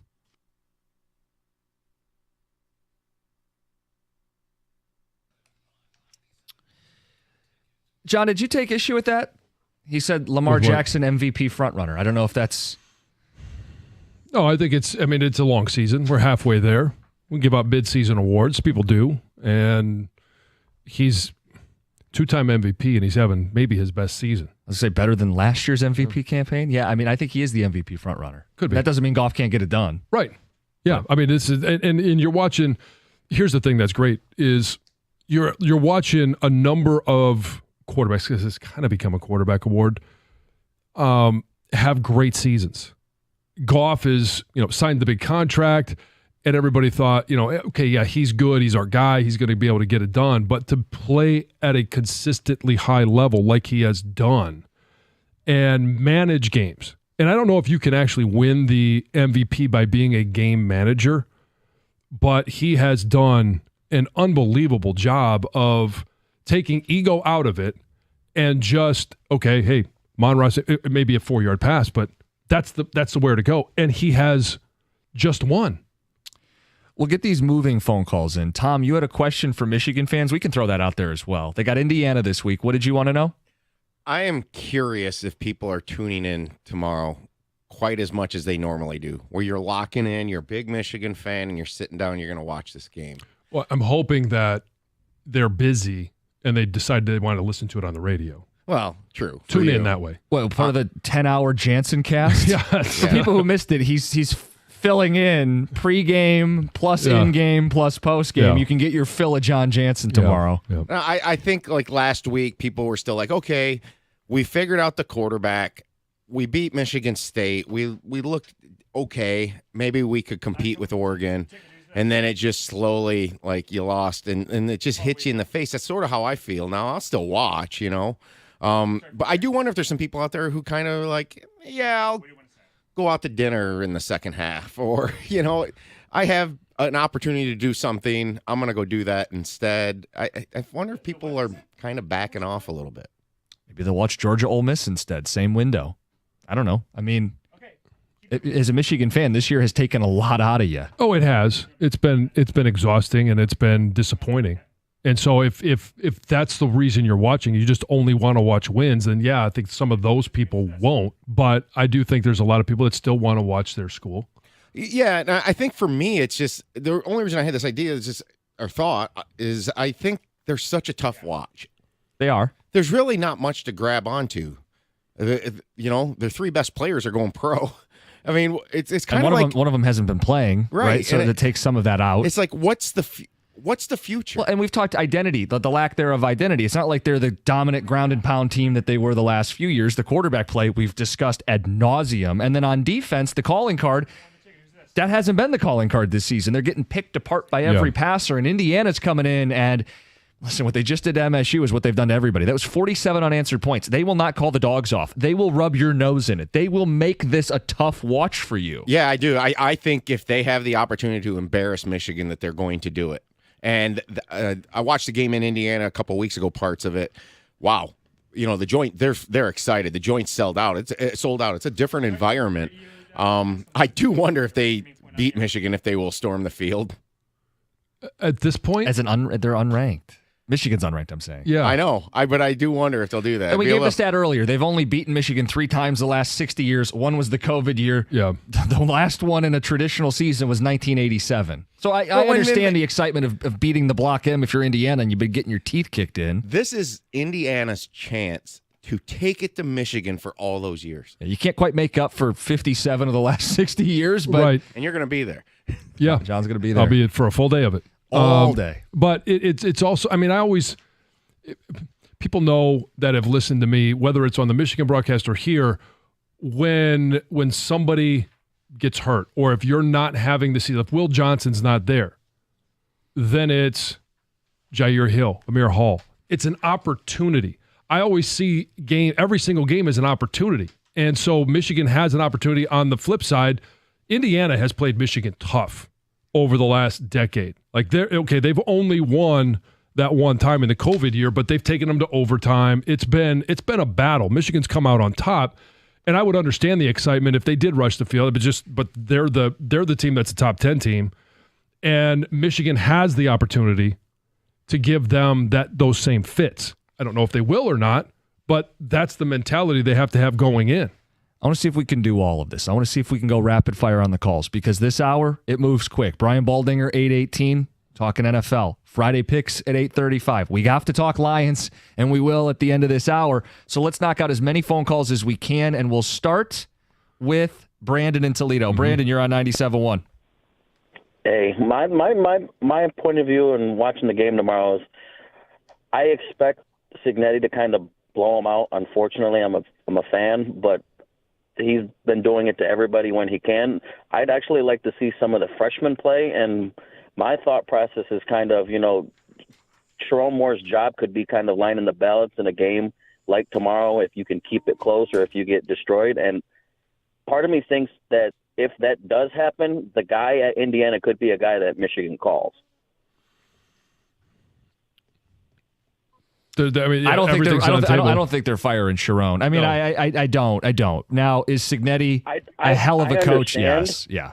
I'm sorry. I understand. I just think with with everything performance based on how the seasons went, and the possibility of what happens with the notice of allegations, it wouldn't surprise me if they just wrapped it in a bow and called it, especially if it's worse than expected with the performance. I don't think so either, but with that still kind of hanging there. Yeah, and Brandon, I get where you're coming from. Like, we did overreactions on Monday, and one of mine was both Michigan and Michigan State missed out on Kirk Cignetti because he's done such a great job at a place that never wins even a little. It's the best season in their program's history. He immediately brought in veteran players from the portal, guys who were all conference players, juniors and seniors, some of which he had coached at James Madison, and his coaching turnaround is the best in the sport. He should be the coach of the year. Let me ask you, I think Michigan hasn't been this ripe to look bad since the COVID year. Brady Hoke's last. Oh, well then, yeah. This is the last traditional college football feelings of the Devin Gardner game in East Lansing. Well, you talk about being ripe for looking back because of brand awareness. If it happens against Texas, all right, it's Texas. If it happens against Oregon, all right, it's Oregon. Now, I mean, what are your thoughts on Washington and Illinois? Those are bad losses. Yeah. And this would be Indiana's better than those teams, but from a brand standpoint, I understand your point. Matt in Hazel Park, let's get you in the mix on this. You're on 97.1. Hey, what's up? Two things. For the Michigan game, I chose to work overtime tomorrow because every time I watch Michigan, my blood pressure rises. And then for moving, I do everything myself now because a couple years ago I was moving, and it was an accident. They didn't secure my TV correctly, and they totally destroyed my TV, and it put me in like a murderous mind state, but I let it go because they covered the cost. But I was going to ask, like, what's the recourse there? Because I've never hired movers. I'd want to the next time. They did pay for it? Yeah, I had to file a claim with the company, and they paid for it. So now I do everything myself because I can't trust anyone. Did you get a new, better TV out of it? Yeah, got an 85-inch 4K smart TV. Hell yeah! Sounds like it worked out. It's a good thing they broke it. Yeah. You didn't feel that way in the moment, but definitely not. And with Michigan, you said you're working overtime tomorrow. Yeah, I chose to work tomorrow because they were like, hey, you want to work and make some money? I was like, yeah, because if I watch a Michigan game, I'm just going to be teed off, and because I don't think they're going to win. And so I was like, yeah, I'll just make some money instead. That way I can avoid the headache. Any chance you're going to tune in on the radio? Yeah, I'll listen to the radio. Okay. Yes, and I'll listen to you, man. Don't worry. All right. I appreciate it, Matt. Thanks for hanging tough. I love it. You're fighting for every listener.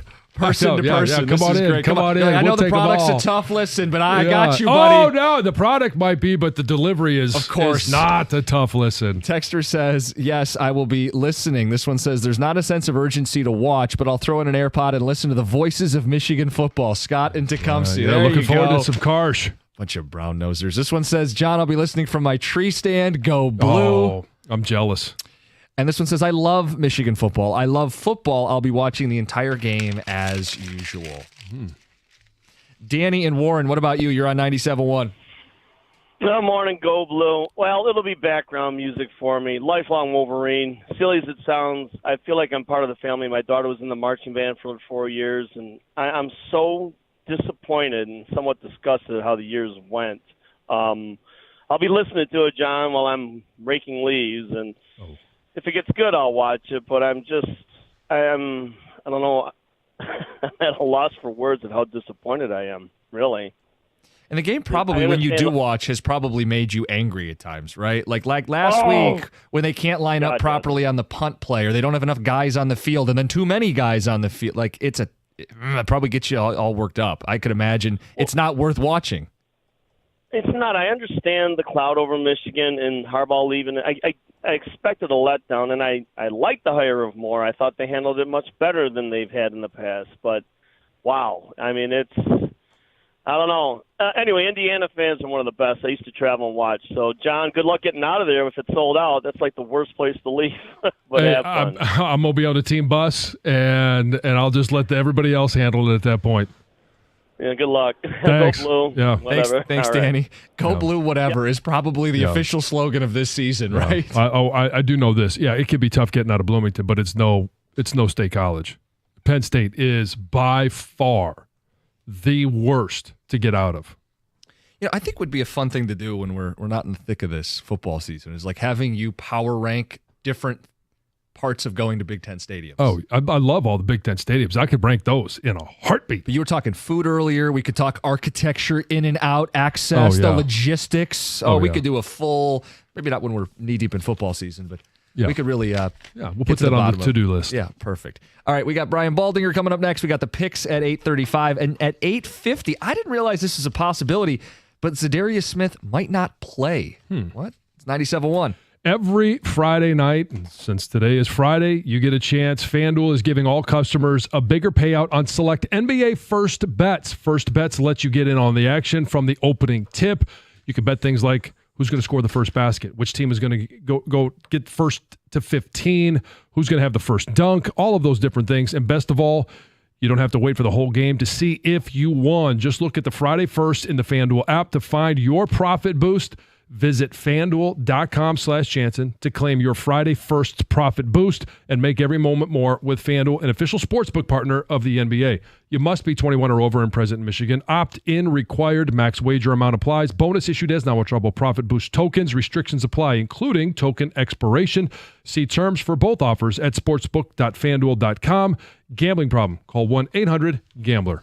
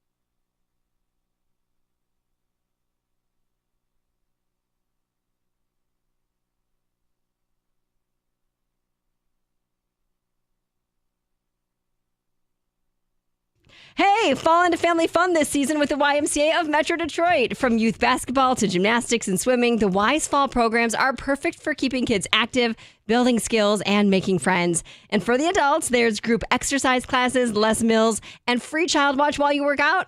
All for a membership of less than $3 a day. So don't miss out. Visit ymcadetroit.org or your nearest YMCA to learn more and try the Y for free. Fall into family fun today at the Y.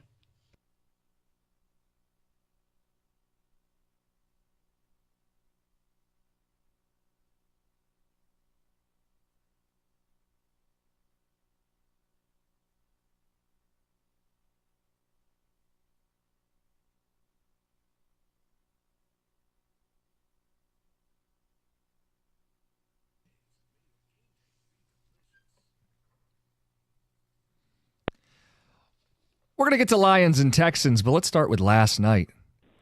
Great game, Thursday Night Football. Brian Baldinger joins us. Good morning, Brian. Good morning, Jim. John, how are you guys doing today? Good. Let's start with the 2-point decision. On Monday night, the Bucs didn't do it. Last night, the Bengals did. What did you make of the call? They went for the win, and they needed the win to kind of stay on pace with Baltimore and Pittsburgh, and they didn't get it. I'm not a big fan of that because if you don't make it, it's over. If you go and just play for overtime, kick the extra point, you can still win the toss and have a chance to go win it. That's what happened in the first game. They won the toss. They took it. They didn't get the field goal. They ended up missing a field goal. And then if you don't get the toss, you can still stop them, at least hold them to a field goal, and still have a chance to either tie it or win it. So I think you have more chances if you just kick the extra point.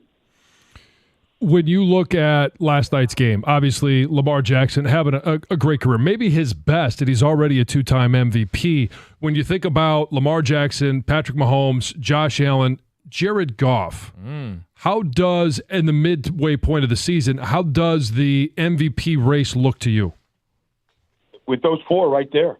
With those four, John, Goff can't – I don't know how much better he can play if you're completing, 75% of your passes and – the interceptions are way down. Lamar's up there to 24 touchdown passes right now. He leads the league. It's hard to go against him, although, Detroit's got a better record. Maybe they meet in the Super Bowl, who knows? But it's those four. In fact, you probably go Goff, Lamar, Josh right now.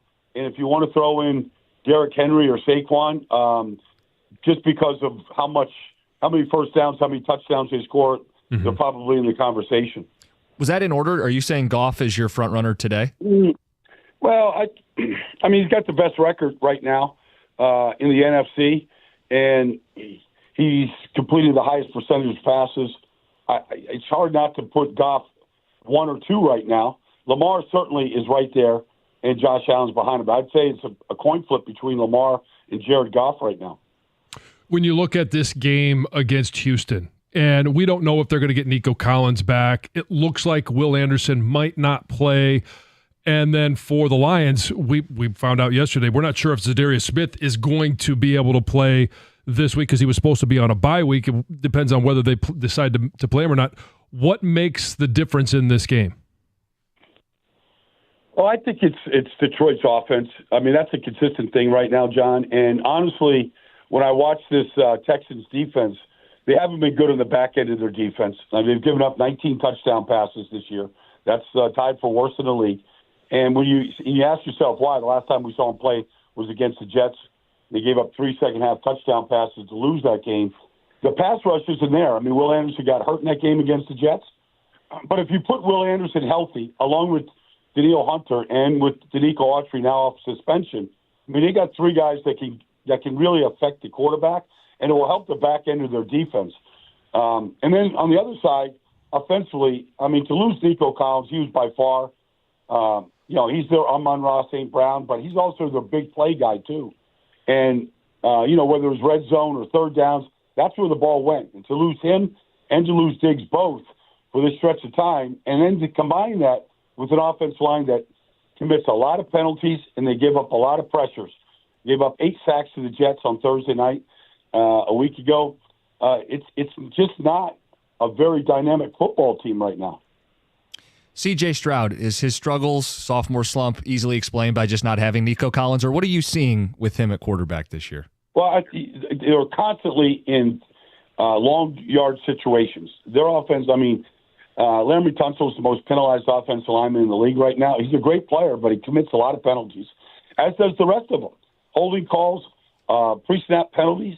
They're constantly in situations where if they're not ahead of the chains, and then if you lose Nico for the stretch that they have, you lose Mixon for 3 or 4 games earlier this year, and then you lose Diggs. There's just not the same firepower around CJ that there was a year ago. And so I think that's contributed a great deal to, maybe a little bit of the decline that we've seen from CJ. Insider calls are brought to you by Hellman's Real Mayonnaise. You can purchase Hellman's at your local Walmart, Kroger, or grocery store to add extra deliciousness and creamy flavor to your game day dishes this football season. Brian Baldinger, we appreciate these Friday check-ins. Okay, guys. Have a good weekend. You Take too. care. Thanks, Brian.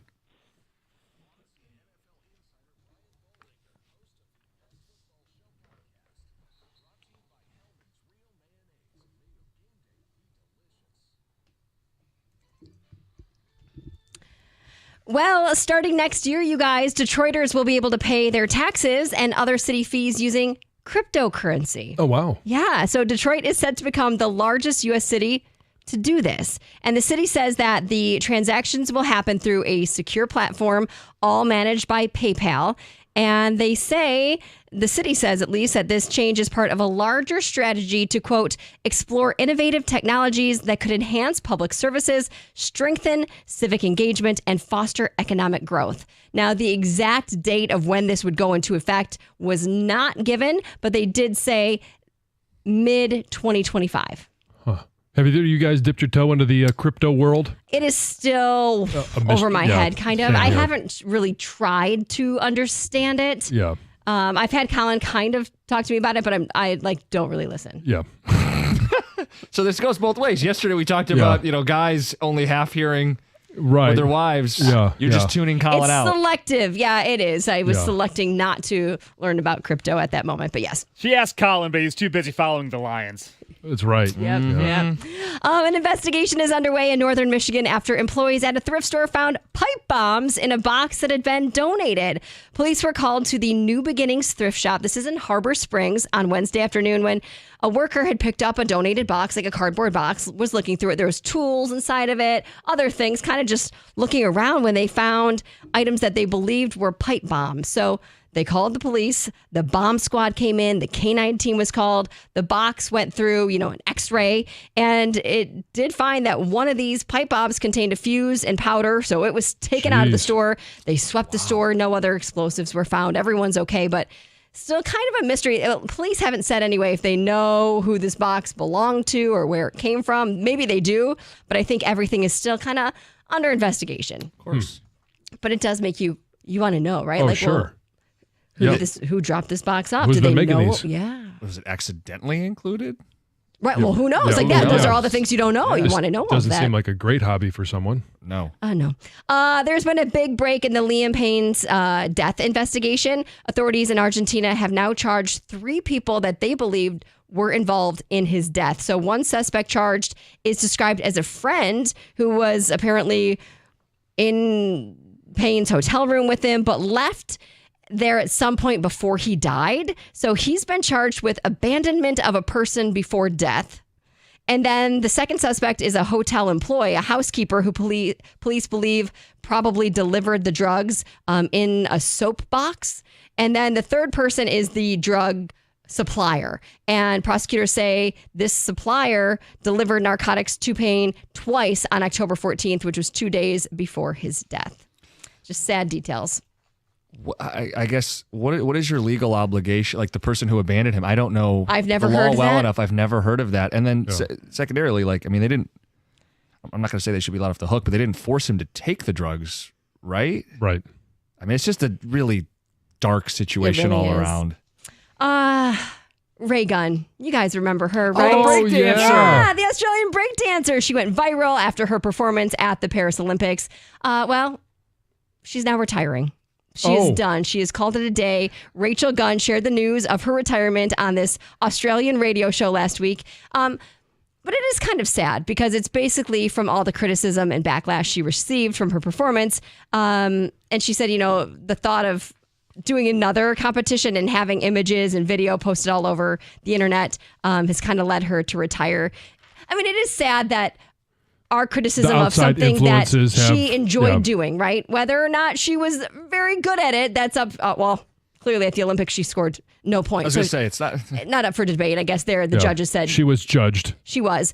But it's sad that there's so many memes now of her floating around that because we have criticized her so much, she is leaving something she enjoyed doing. So anyway, she's done, and we won't see it again because it's not going to be part of the 2028 Olympics in LA either. Breakdancing. Replaced by football. Oh, cool. Yeah, flag football. Yeah, it's going to be fun. One of them. You guys, if you head to Minnesota, you got to look out. They have some new beaver laws that you're going to want to be aware of. Yes. It's now illegal to eat beaver in Minnesota. It's illegal? They made a law that you can't eat beaver. Yes. There is this Minnesota statute which details basically the who, what, when, and why of nuisance beaver removal. Okay, so it's only nuisance beaver, right? Well, kind of. If you legally trap them, you can still eat beaver. Them. So this does say nuisance beaver, the beaver you don't want around. Right, yeah. So, why would you be eating nuisance beaver anyway? Anyway, the amendment to the statute basically says there's a sentence that says human consumption of a retained beaver is prohibited. Can't do it. So you just can't retain them. The thing is that it's like a mystery. Nobody knows who came up with this new rule, how it was amended. So you can still trap the beaver, but you just can't eat the meat. I'm actually impressed at how well you've been for all of this. Well, I'm trying to be a grown up. I'm surprised. Okay. That's Heather with the news. Okay. I slipped. I didn't mean to do that. It's 97-1. All right, we talk about all these great games. We'll get picks here in a second. Dive into the best pool in history. It's Stadium Swim, located at Circa Resort and Casino, where you can catch the biggest games at a viewing experience built for sports fans. Chill in one of the 6 pools on 3 different levels. He's still laughing. You always have a perfect view of that massive 40-foot-tall, high-definition screen. It's Stadium Swim, America's favorite place to watch football, with the swim-up bars, the Insta-ready selfie walls, and a nonstop football party. Score your perfect game day spot. They've got cozy day beds, private cabanas. Either way, grab a lounge at the center of the action, but reserve your place today. It's 365 days of sports. How else? Poolside, located at Circa Resort and Casino, downtown Las Vegas on Fremont Street. Stadium Swim, all sports, all seasons. Book your spot today, circalasvegas.com.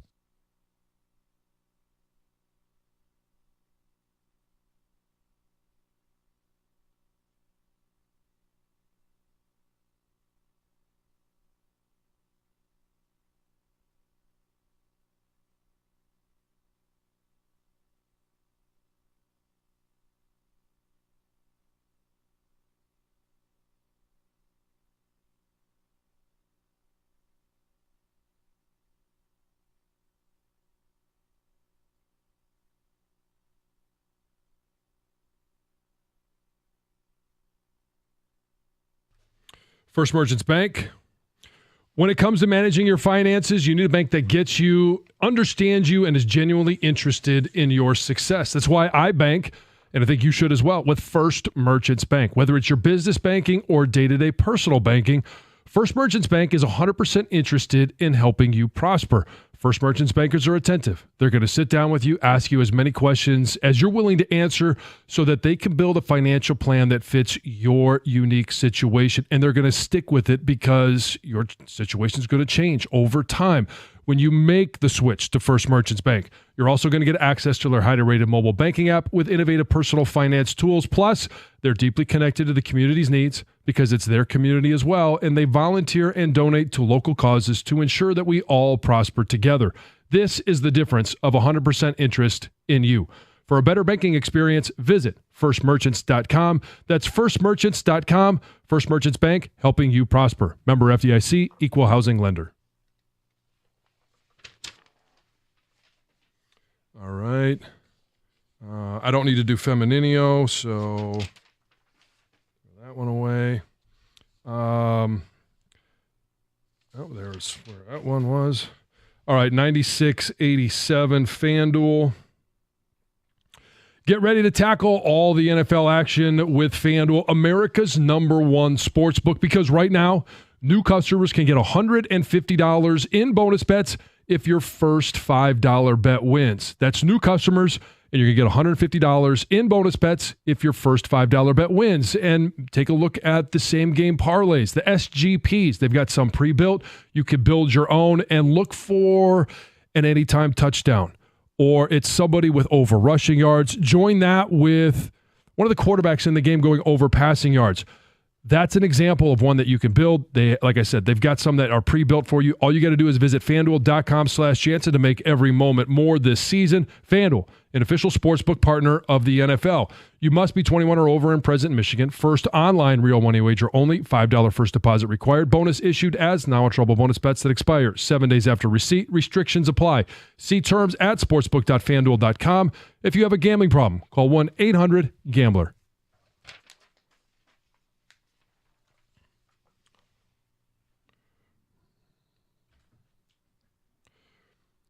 $96-86. Cap off NFL week with a chance to win on FanDuel, America's #1 sportsbook. New customers can get $150 in bonus bets if your first $5 bet wins on tonight's game, and it's a Monday night matchup. The Miami Dolphins travel to LA to take on the Rams. And let's take a look at Tyreek Hill, anytime touchdown. Kyren Williams, over rushing yards. Tua, he's back, and he's ready to roll. Over passing yards.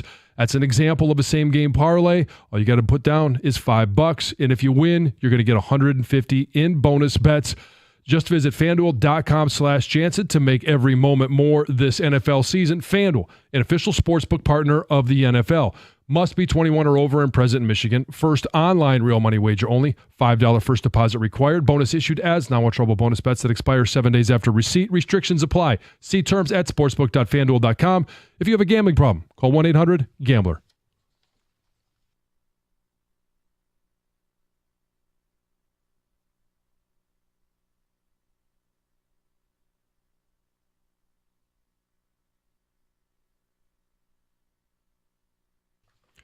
Cap off NFL Week 10 with a chance to win on FanDuel, America's #1 sportsbook. All right, last one, 28-22.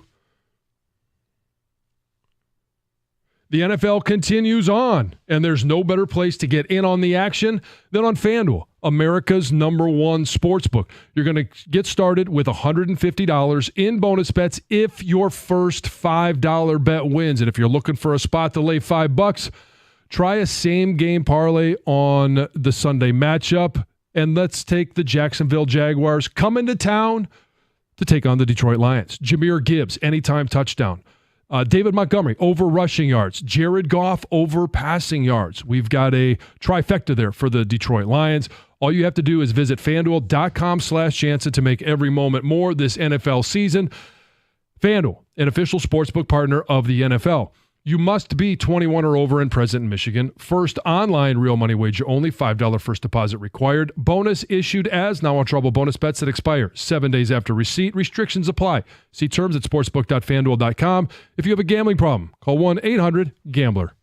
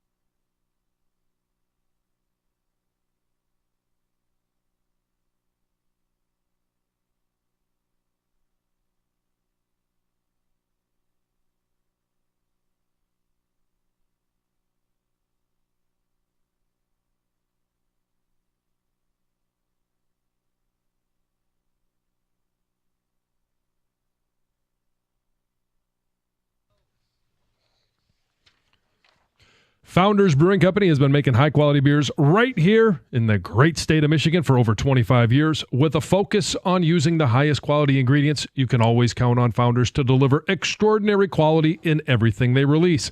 And with that focus on quality, they set out to create a beer that lets you have it all, and it's all-day IPA. Here's what you get in your beer. A refreshing and deliciously flavorful, easy drinking and high-quality beer. All-day IPA is an IPA that is naturally brewed with an array of malts, grains, and hops, creating a delicious citrusy taste and a clean finish.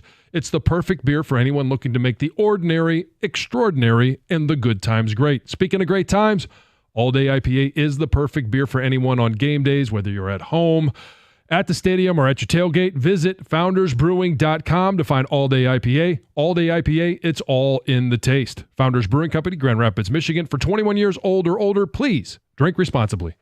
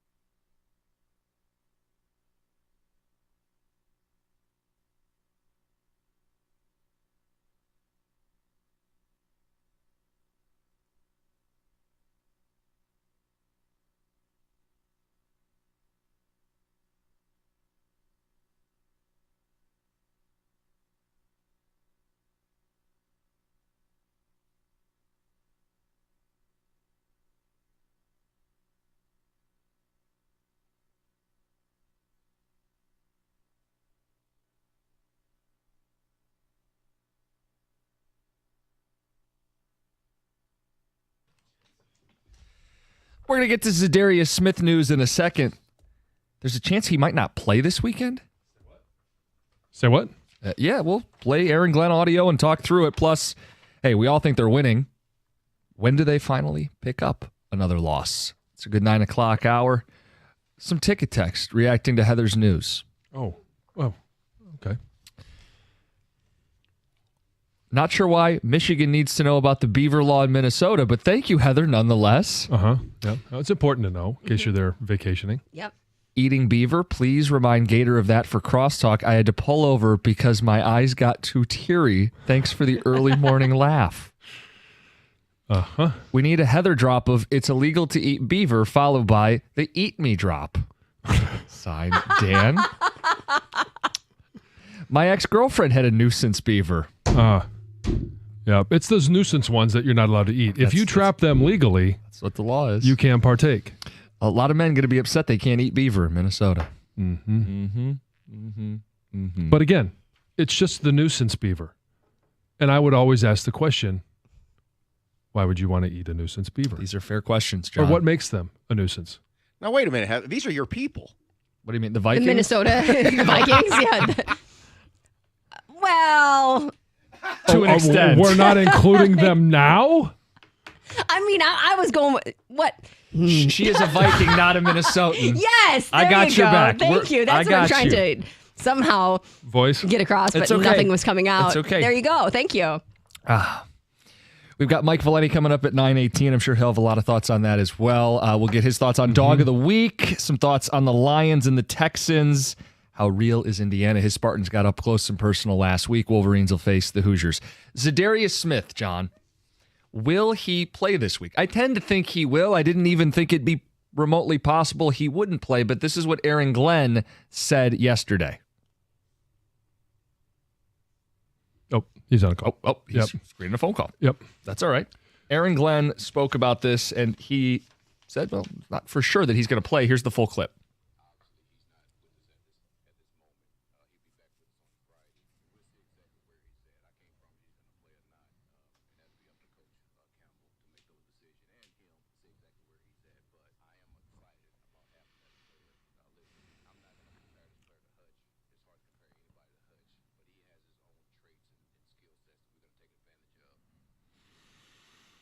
What do you make of it? Okay, yeah. Ultimately, it's going to be an organizational decision because he was supposed to be on his bye week. They've given him basically the entire week off.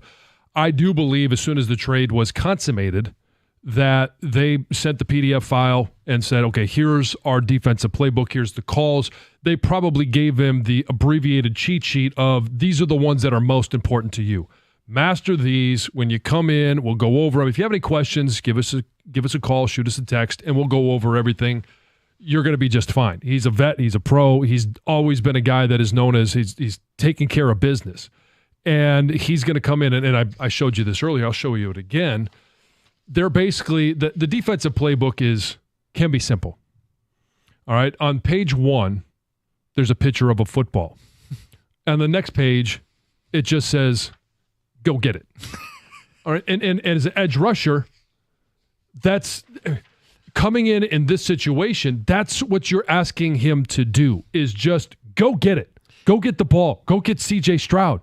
Yeah, there is some intricacies. We talk about rush plans and different things that are going on, and he needs to know where blitzes are coming from. He's obviously going to have to see Houston film to pick up tendencies. But again, there's going to be a cheat sheet for him. He'll do his business. I 100% think he's playing on Sunday. Yeah, because to me, I looked at it and thought, hey, we're going to get you some one-on-ones. Even if you're only playing, 40% of the snaps, you can help us this week. We got practice squad guys if it's not you. You'd think, yeah, give them some one-on-ones, hit them with your best move, see if you can get to the quarterback. Not to oversimplify it. Clearly, they'll have twists and stunts. You do have to know gap responsibility in the run game, alignment in certain down and distance and personnel groupings. But the idea that he wouldn't play, I hadn't even considered that. Well, I hadn't either. And, I know you went through the play charts, and he's right around 50, 55, maybe even up to 70% of the depending plays. On the game and the script, yep. I would expect him to be, nearer 40, 45, not going to be out there as much as he will be in the future. But he's a guy that he's going to understand down and distance. He's going to understand all of those. You don't get to be a 8, 9, 10-year vet without doing your due diligence before you go into a game. On the flip side as well, this is a showcase game.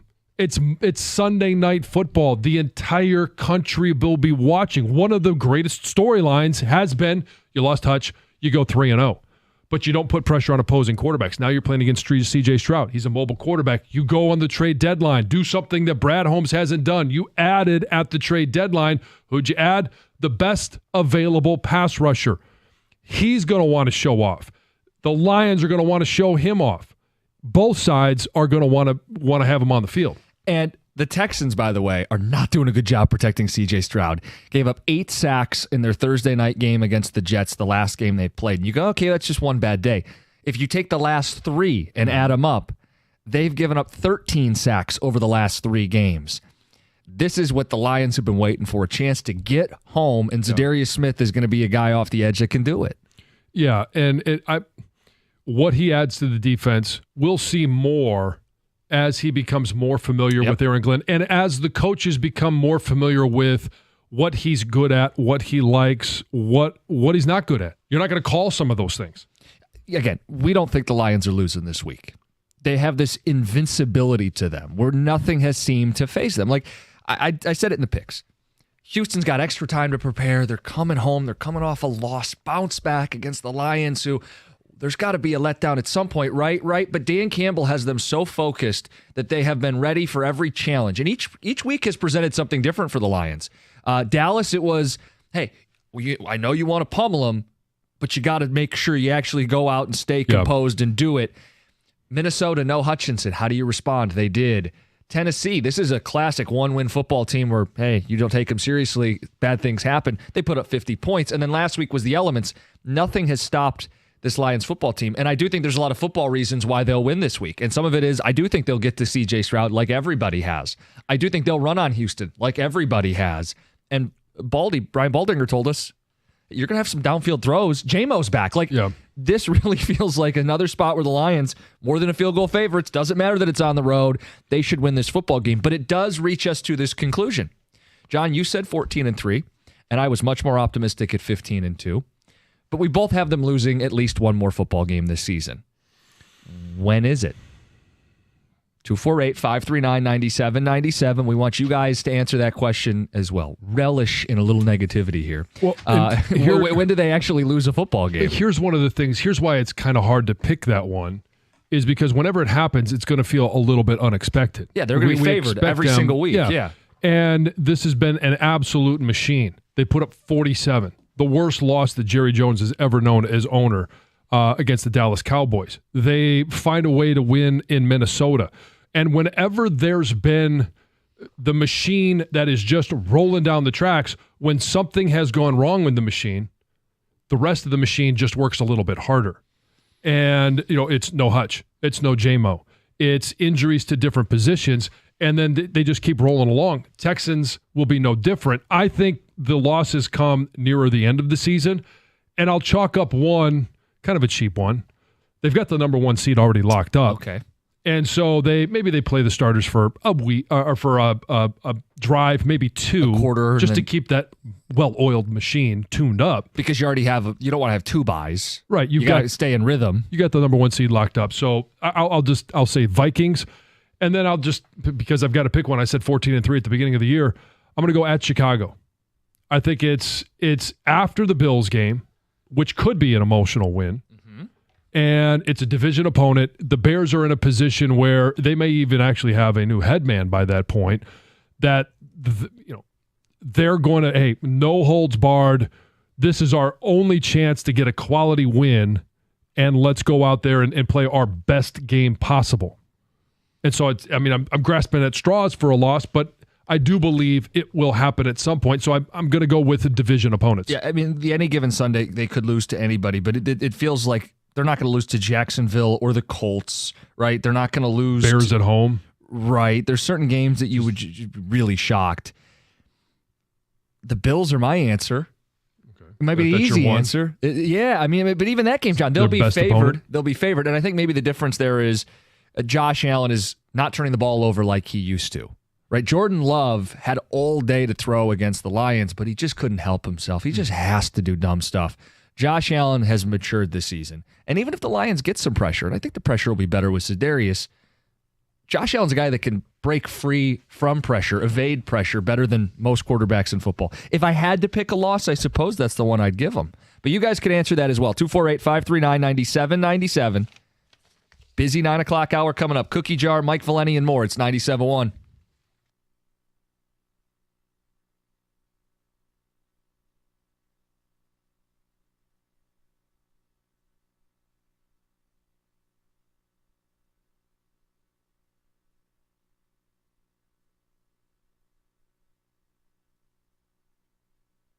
Brought to you by National Benefit Plans. Fans are psyched to see their new pass rusher in Honolulu Blue, and so is defensive coordinator Aaron Glenn.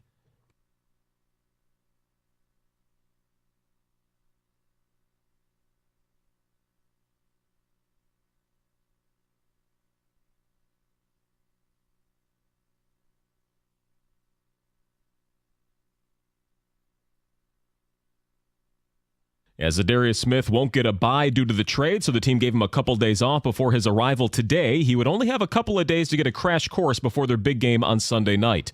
4 touchdowns each for Joe Burrow and Lamar Jackson during an AFC North showdown last night. Baltimore surviving a 2-point conversion attempt at the very end to win 35-34 and keep their stranglehold of the division.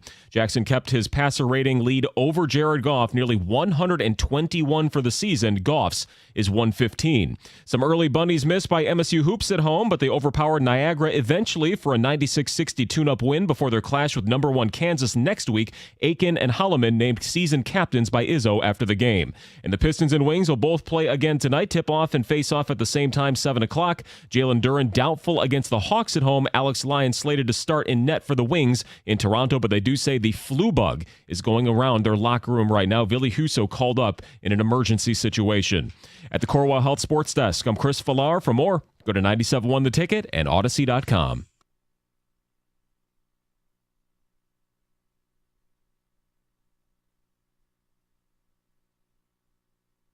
All right, this hour, we've got the cookie jar at 9:35. Mike Valeni at 9:18 with the dog of the week, 10-1 picking underdogs on this show. He said to me yesterday, he goes, why are we doing cash the ticket? All I do is fight to get to 500 when I'm 10-1 on the Friday morning spot. Yeah. So this is the spot if you want some winners. We'll get Mike in here, and like his entire card is underdogs this week. So we'll talk to Valeni coming up in 18 minutes. By the way, crosstalk today. If Doug and Gator come in and we get a little bit of time here, did you hear what Doug was saying about Big Ten radio booths? Well, I heard a little rumor, but I heard this yesterday. I think it was yesterday. I wasn't listening to him He yesterday. was not that confident that you guys as a duo could beat other Big Ten duos in a fight. Okay. Can he not take George Blaha? I mean, you'll have to ask him. I don't. What? Gator started throwing different crews at him. Doug was very uncomfortable with it. Yeah, I mean, my response was, I mean, that's an undefeated streak right there. Wait a minute. Which broadcast team locally like in a fight would win like Big Ten booths is how it came up. So like the Penn State radio booth, the Indiana radio booth. If you guys got into a brawl, we win. I would think so, John. Yeah. And even if you localize it, all of our local teams, you guys would win, right? You think so? Yeah. 100%. You got Lomas. Even with Skinny John. Yeah. You could take Lomas. Yeah. And Skinny John versus Old Lomas. Doug would have his helmet on. He's ready to go. Yeah. Buckle up the chin strap. I mean, all right. Dan would probably have to do that with a face mask. I mean, he's a very handsome man. I don't know that he would want to get hit in the face. TV's Dan Miller. Yeah, TV Dan Miller. Yeah, you don't want to get punched in the face. It is 3-on-2 with the Lions, though. I think a TJ. It's a guard. All right, come on. I tossed that thing right up to boom. We can get Doug's thoughts on it at the end of the show. Let's get to the phones. EJ in Detroit, good morning. You're on 97.1. Hey, how y'all doing? Good. What's up? I pretty much was just calling to, keep the fire going and just letting y'all know that second loss is going to come towards the end of the season where we done won so many games that they let our backup quarterback play. It's not going to come with Jared Goff. He's too hot right now.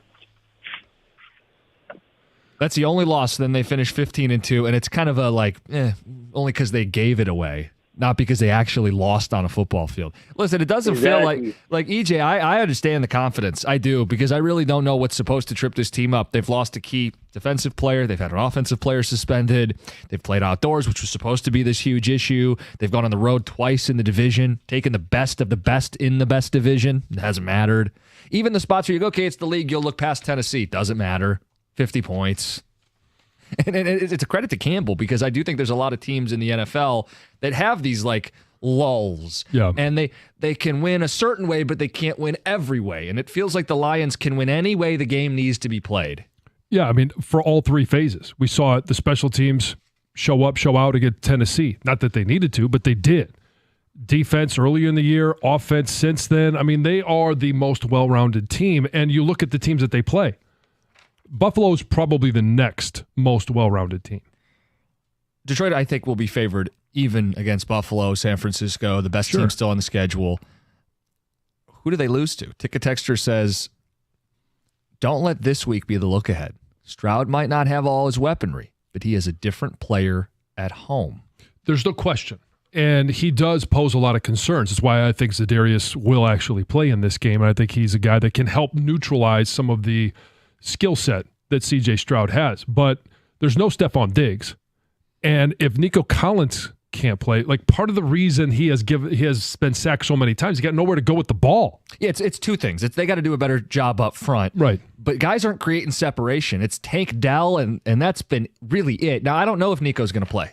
This is the first week he's eligible to come back. I've been looking at the practice reports, and it's not like he is hit the ground running. There, exactly. Yeah. So, and with a hamstring, it's one of those things that tends to nag, and maybe he doesn't play this week. Right. And it's one that they're going to show extreme caution with, because if he does come back too early, it's another 4 weeks. Yeah, multi-week setback. I've seen quite a few Texans games, at least portions of them this year, and especially towards the end. They've won a lot of late, close games. Yep. I don't know how they win this game without Nico Collins. Like, Stroud needs him. I will say, like, the loss of Collins has shown to me that CJ still got some growing to do. He's lenient on his number one. And that's typical for a lot of young QBs, especially. Yeah. You know, but I also think, too, with Will Anderson potentially out, this is going to be the biggest jinx ever. I don't know how they would lose the game if they both don't play. Well, but here's the other thing. Their offense. Greg, I just got the Greg. Without Diggs, without Nico Collins, and it's not like they didn't have Nico Collins at the beginning of the year, but they've only scored over 30 points one time, and that was against the Patriots. Right. Hey, you know what I say? Hell, let's see if this team is jinx-proof. This is a game to try it out. All right, should we Costa lock it? Wear my Dagger Time t-shirt? There we go. Sure. Let's bring it all out there. Yeah. Really flirt with it. I think we've already been doing that. Yeah. We all picked them. Unanimously picked the Lions at least 2 straight weeks, right? Or did you? No, last week. Yeah. On the show, I took the Lions, and then as the weekend wore on and into the Sunday show, because I it didn't make the any Packers. sense to not eventually take the other team. Yeah, I talked myself into it. Oh, you let pressure get to you. No, because in finishing the show with you last week, I realized I had spent 3 hours making the case for the Packers and just kind of like wimped out. If I really thought the Packers were going to win, I should just say it. So I did on the Sunday tailgate leading into the game, and I was epically wrong. Nothing stops this team. Good for you. Well, you thought that they were like defying logic. The logic would eventually catch this team, and this team is defying logic. They're not only winning, they're covering every week as big favorites. They're like the public's backing them, which Vegas doesn't get in the business of giving out freebies, but the Lions have been a freebie. They're not only 7-1, they're 7-1 against the number, and it's as a favorite, and it's by a favorite of more than a field goal, more than a touchdown, more than double digits. Well, it's double digits against Tennessee, and none of it has mattered. This team is truly special in that way. I feel like that's what vintage teams in NFL history have done. Like, I remember back in the day, you couldn't create a spread high enough for the 49ers. Yeah. That they were just covering machines, and once in a while they'd lose a couple games a year, and that's just because that's the nature of the sport. Ticket texters on Zadarius Smith. He's going to play. This is the coaches not tipping their hand and giving the Texans something to think about, Joe, in Newport. Sure. I mean, it's like what we're seeing in San Francisco. Is Christian McCaffrey going to play or not? I think we kind of believe he is, but off he's the bye, he yet should. to actually be activated. It's fine if Zadarius doesn't play, according to this ticket texter. It's the long game for this roster. They value him being rested rather than rushed. That's the only thing, because we've seen them do that with some other vets where, maybe a guy could play, but they find a way to Frank Ragnow before the bye week. Let's buy an extra week of not playing him so that we can get the bye week and get an extra opportunity for him to continue to heal up because they are playing the long game. Because if he does play, it's going to be, and he plays the rest of the season, it's 18 games for him. I don't know how to say this. I don't want it to be taken the wrong way. If they were to lose this game, these are the kind of losses that are more acceptable. The AFC losses, right? All things considered, if you're going to lose, you don't want to lose in division. You don't want to lose in the NFC because of tiebreakers. Not that a loss is ever acceptable, John, but like if their thought was, Zadarius, it's a plan to have him not getting worn down in his 30s. Let's let him actually have a bye week because we don't have a bye week the rest of the way. And I know, could get one with the 1 seed, but we need him to be in tip-top shape in January. In February. And if they say, we think we're going to win regardless, and if we lose, this is one of the more excusable losses on the schedule. Not that that factors into coaching, but I do think that's part of the game here, right? Could be. I ask you a quick question. Just give me a quick answer. Yeah. Why has this happened so fast, like this year? Like, I thought me and John thought the ceiling going in, we were very bullish on this team. Mm-hmm. But the way the dominating nature of it, is it last year's draft class that has just accelerated this? When you go with those first 4 picks in that draft, it's 4 starters in the top 46 picks. Yeah, you start stacking on all 4. Yeah. You not only hit, you got 1 Pro Bowler. You might have another in Laporta. You got what looks to be a great linebacker in Campbell still growing. And you have mini Marshall Faulk. Mm-hmm. Yeah, Gibbs is a guy I feel like we haven't given enough love. And he is one of the most dangerous, dynamic players in the NFL. And yard per carry, I don't think anybody's better right now in the league than him. No, there's not. A couple more ticket texts. The only loss I can think is we might lose the Bills, but that's a low percentage. I'm on the 16-1 Jet, baby. Go Lions. Casey down south. 16-1. I keep saying it from another ticket texter. And guys, think about it like this. It's a first-place schedule, and it's still hard to find a loss. The team is built for a dynasty. Mm-hmm. It's 97-1. Hey, the NBA is back, and FanDuel, America's #1 sportsbook, wants you to catch all the action right now. FanDuel is giving everyone 3 months of NBA League Pass. All you have to do to catch every tip-off or buzzer beater is place any $5 bet on the NBA to get 3 months of NBA League Pass courtesy of FanDuel. Doesn't matter your reason. Maybe you want to see Wemby develop and it's in his second year. It's Ja Morant, or it's coming to the end for LeBron. Maybe you want to just watch every moment you possibly can. Just visit FanDuel.com/Jansen to make every moment more this season.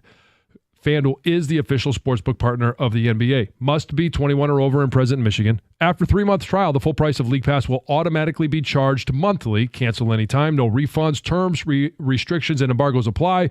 Limit 1 pass per customer. See terms at sportsbook.fanduel.com. If you have a gambling problem, call 1-800-GAMBLER.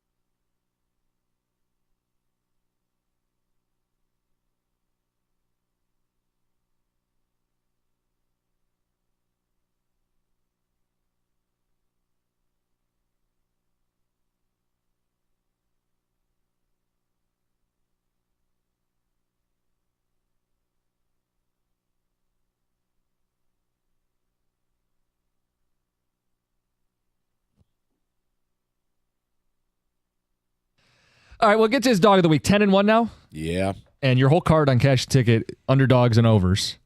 Yeah. This week is going to go really good or really bad. Can't wait. This is really good or really bad. And you're on a couple of these with me. Oh, I know. I'm So excited. I hope you're going to pick the game that I love most this week. We can do two of them if you want. I couldn't really decide between one, and we're 10-1. We got a little extra cheese to throw around, so let's have some fun. Have a little fun with it. Before we get to your dog of the week, when do the Lions lose their next game? Never. Perfect. I'm done. No, I'm done treating the Lions within the rules of the NFL. Like, John, I brought you up, and I had said I wanted to ask you this. Like, there are just certain games in this league. You can be on your way to a Super Bowl, but you're going to lose games along the way. Yeah. Just how it works. And then once a decade, a team violates that, and they don't lose. Like, there's those setup spots of, hey, back-to-back on the road, in the division, tough Short spot. weeks. Right. Doesn't matter for this team. No. And even last week, outside, horrible weather at Green Bay. You thought Green Bay was putting it together. Goff would have the little mittens on. Doesn't matter. Garbage can. I don't know. I'm not picking it. Look, Sunday, should they lose? Well, they should. No. They won't. It doesn't. And again, look, Nico might not play. Will Anderson might not play. Well, that's the other thing. You look at the beginning of the season, we talked about Aiden Hutchinson having 4 sacks in one game. And Tampa, 3 backup tackles. Yeah. And so everything is falling their way. I said it yesterday, John. I asked Lions fans, has it hit you? Like, this might be more than just – like, I picked him to win the Super Bowl in August, and I'm not – whatever. If I'm wrong, I'm wrong. But, John, it's even better than what I imagined. Yeah. And it feels magical. I don't want people to feel like I'm insulting it by saying it's magic. Like I did with the I think Tigers. everybody sees that it is magic It is. but it's magic backed up by some facts. Like when the Tigers did it there were ridiculous. no facts. Yeah, no. Yeah, they're doing it with all Don't pros. tell Scott Harris that, but no. This is our plan all along. When's Bregman coming to town? Half past never. Okay. Why do you? I heard you guys do the Boris thing. Yeah. I mean, I don't know why people are mad at Scott Boris. No, he didn't do anything wrong. He I said heard it's you time read to one call ticket a spade a text. It was spade. like, we don't take our orders from an agent. It's like, all right, cool. Enjoy McKinstry at third. All he said is put your toe in the water. Try a little bit. Yeah, and he's got a business to run. Oh, I know. And he's got clients, But including I Bregman. also do like how after one bad offseason, you have some people thinking like Scott Boris is, Biden.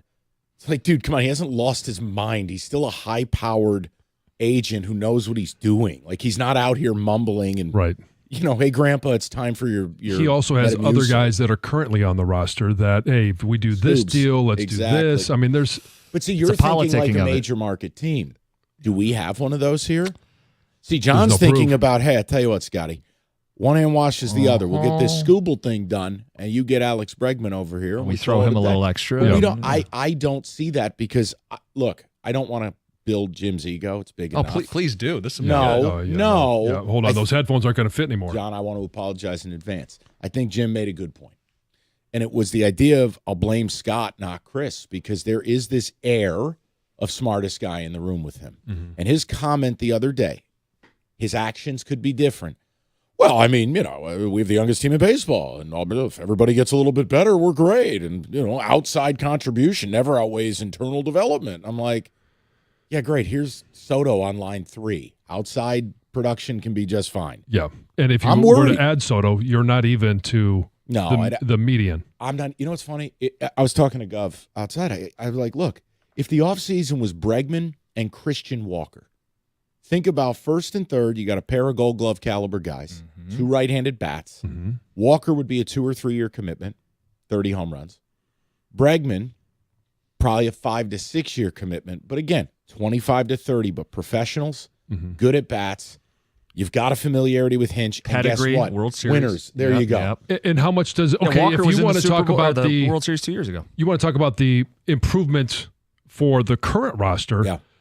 I mean, even if they come back in April and or late March, they're the exact same as they were last year. You add those guys to the lineup. Now, Series. just imagine what A.J. Hinch can do with making those guys better just by positioning the lineup. Yeah, think about the stagger between lefty-righty split where you've got Parker, Kerry Bonds, and Riley Green, and your right-handed offset is Bregman, Christian Walker. Right. Like, I'm just making a point. Yep. Like, there's or Santander. There's ways to do this where it doesn't involve $600 million. What I don't want is this. Him and Rieger got killed last year.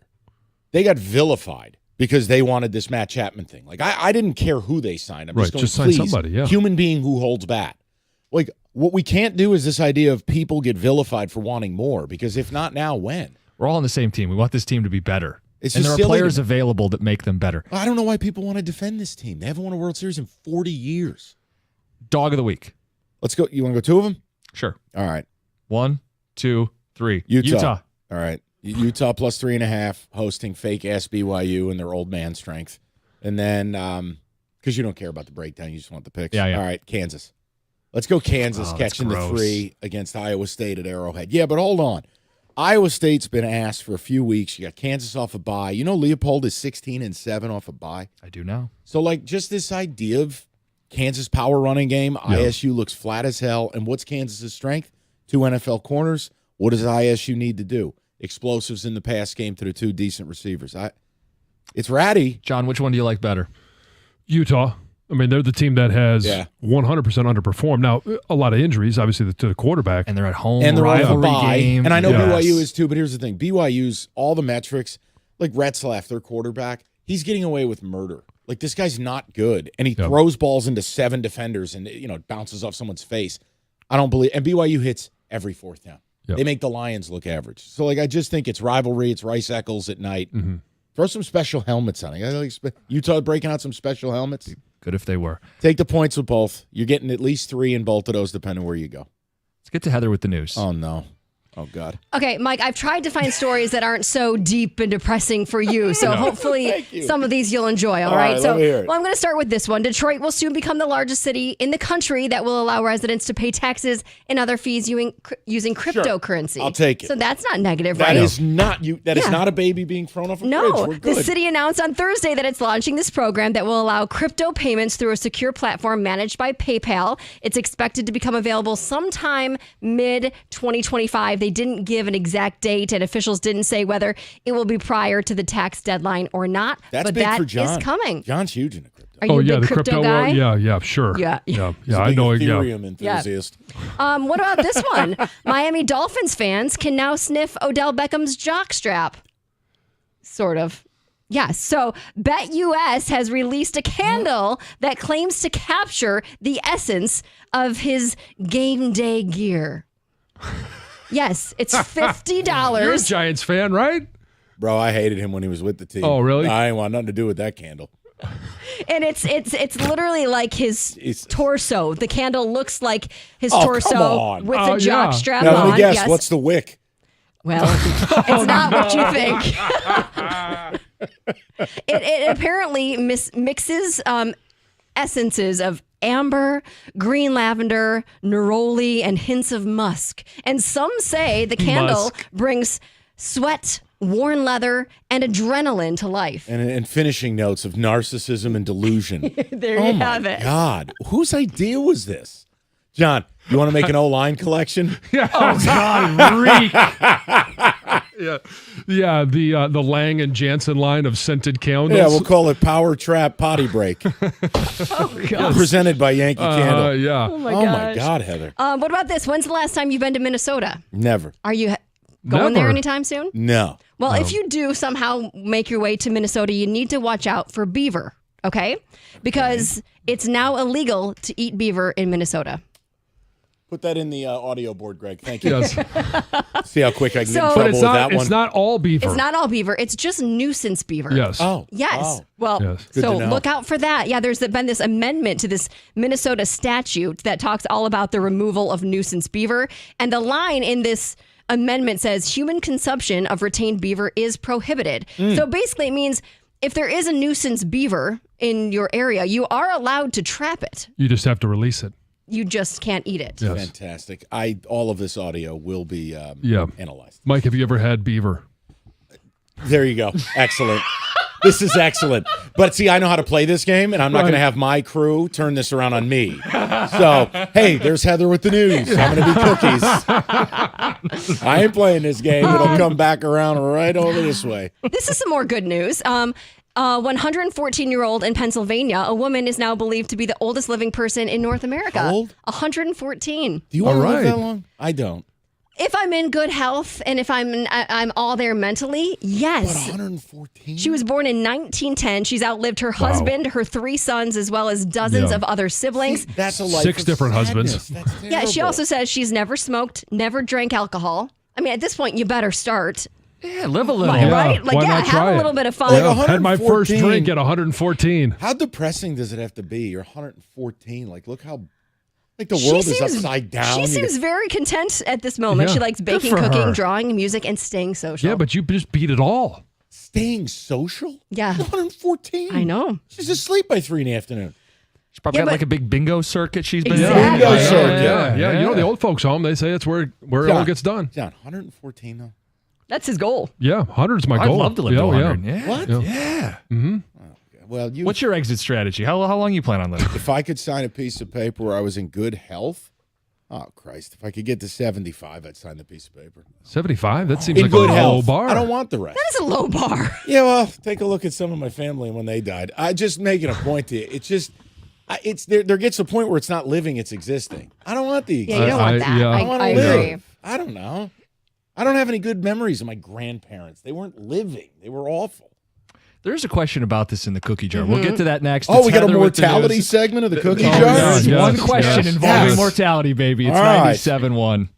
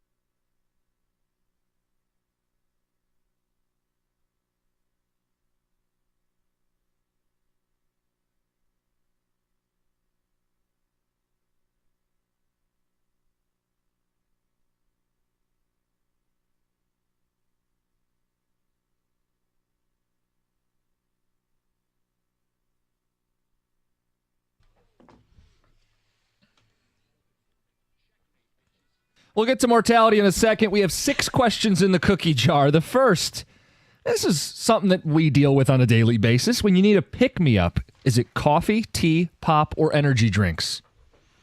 For me, it's always been coffee. But it's not necessarily for a pick-me-up. I could drink coffee all day long. In fact, I finished off a pot of coffee just after dinner last night. That's like my mom. She just drinks coffee for the taste of it at that point. I like it.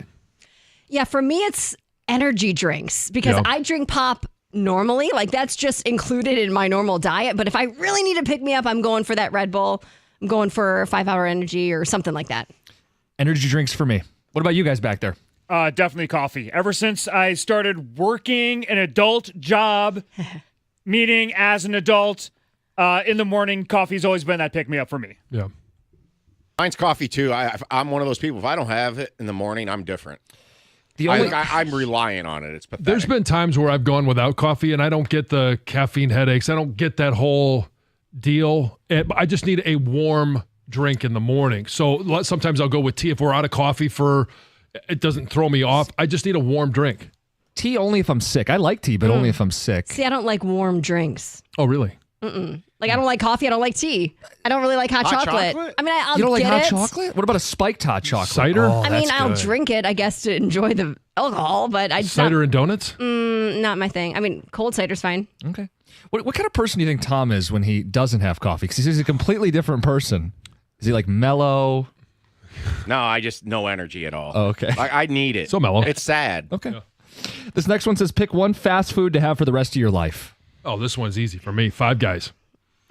100%. Their burgers, the combination of burger and fries is second to none. Some places may have better fries. Some places may have a better burger. But when you can go to the same place and get a great burger and great fries. Heather? Well, mine's going to be a little different, I think, than all of yours. And I think this is considered fast food. Beyond Juice. I eat Beyond Juice every single day. Pretty much. I could. It's so expensive that I can't, but I do you eat or What's do you the drink? go-to? Yeah. Both. Okay. Smoothie they have actual like solid food? sandwiches? Oh, they've got lots of food. Yeah, I typically get a breakfast burrito, but Oh, what's in a breakfast burrito? I just get egg, spinach, and tomato with cheese. But you can get everything. Yeah. Why are you cringing? You didn't expect her to say bacon or sausage. No, I know, but yeah. Why is that gross? Because I said spinach? No, There's like, the tomato. you hardly Tomato taste just tomato. tomatoes Oh, makes me Yeah, I don't like tomato either. So, Back there. Five Guys is fast food? Kind of. Okay. I'm going to count. I didn't quite. Sure. I thought I went a little bit more like Traditional? Yeah, Chick-fil-A. Okay. Breakfast. They have breakfast food and okay, what? No, I want to just finish. I just couldn't I like Taco Bell. I get sick of it so fast though. I mean, Yeah. if that's the only one. And no to the burger, the basic burger joints at least. But Five Guys, that would be great. Five Guys is a good choice. I did go like classic fast food too. Wendy's. When I was 90 pounds heavier, That was your go-to? The spicy chicken sandwich. They got the Baconator, and I love the Frosty. Chicken sandwiches. If I'm going to pick one for the rest of my life, it's not going to be a chicken sandwich. Well, you pick Chick-fil-A. That's their thing. So combination. I'm not going to pick chicken either way. No, I'm saying the variety of the menu, the Baconator plus the chicken sandwich plus the Frosty. And I like when they do the sea salt fries at Wendy's. Anyway, Greg, what do you got? Look, I've got an 8-year-old, so McDonald's is pretty solid. I got the chicken McNuggets. I got the McChicken sandwich, which you can get 2 for less than $3, which is a solid value. Like so much chicken. Yeah, like the variety of McDonald's. Yeah. If you could live forever, would you want to? Done. Yes, absolutely. I want to see everything that, I would have liked to have started earlier so that I could see more of what happened before, but I definitely want to see where this is going. Now, what if you're the only one that lives forever and everybody else you know eventually dies off? I make new friends. I'm going no. Because I like to have a purpose for life and value my time in life. And when you live forever, there's not that value on things and you don't cherish things as much and you're going to see more death than anybody ever in the entire world. But that's a negative way of looking at it. You also get to see more life than anybody else. Because stories and experiences. It's your grandkids. It's your great-grandkids. Everyone's going to die off. Well, you share them with the person you're with at that time and future people down the line. I would want to live forever. Okay. You've made 2 people. They'll probably make more, so you still have family. If I live Your forever, great grandchildren. Keep on rolling downhill. Hang I'm out still with going to them. say no. I am going to piggyback off of Heather's comment. I think that knowing that there is an end is what makes the time here worthwhile. So I'm going to say You no. cherish it more, right? Yeah. I wouldn't be in such a rush. I have a tendency sometimes to be too literal, and I take this very literal, this question. First off, if you were here the rest of your life, you could do whatever you want. Yeah. Like you could kill somebody, serve your time, get back out, and go on about your business. Is that what you would do? No, I'm not saying. I'm just saying. That's an option. It's Yeah, not like you where I can do was it. going. But the whole Yeah. thing about living your forever is Unless it's a life sentence. nothing matters. Yeah. And that's why I think Greg and Heather are right. And in terms of if you bring faith into this, I'd rather be in heaven. It's supposed to be better. I suppose that's fair.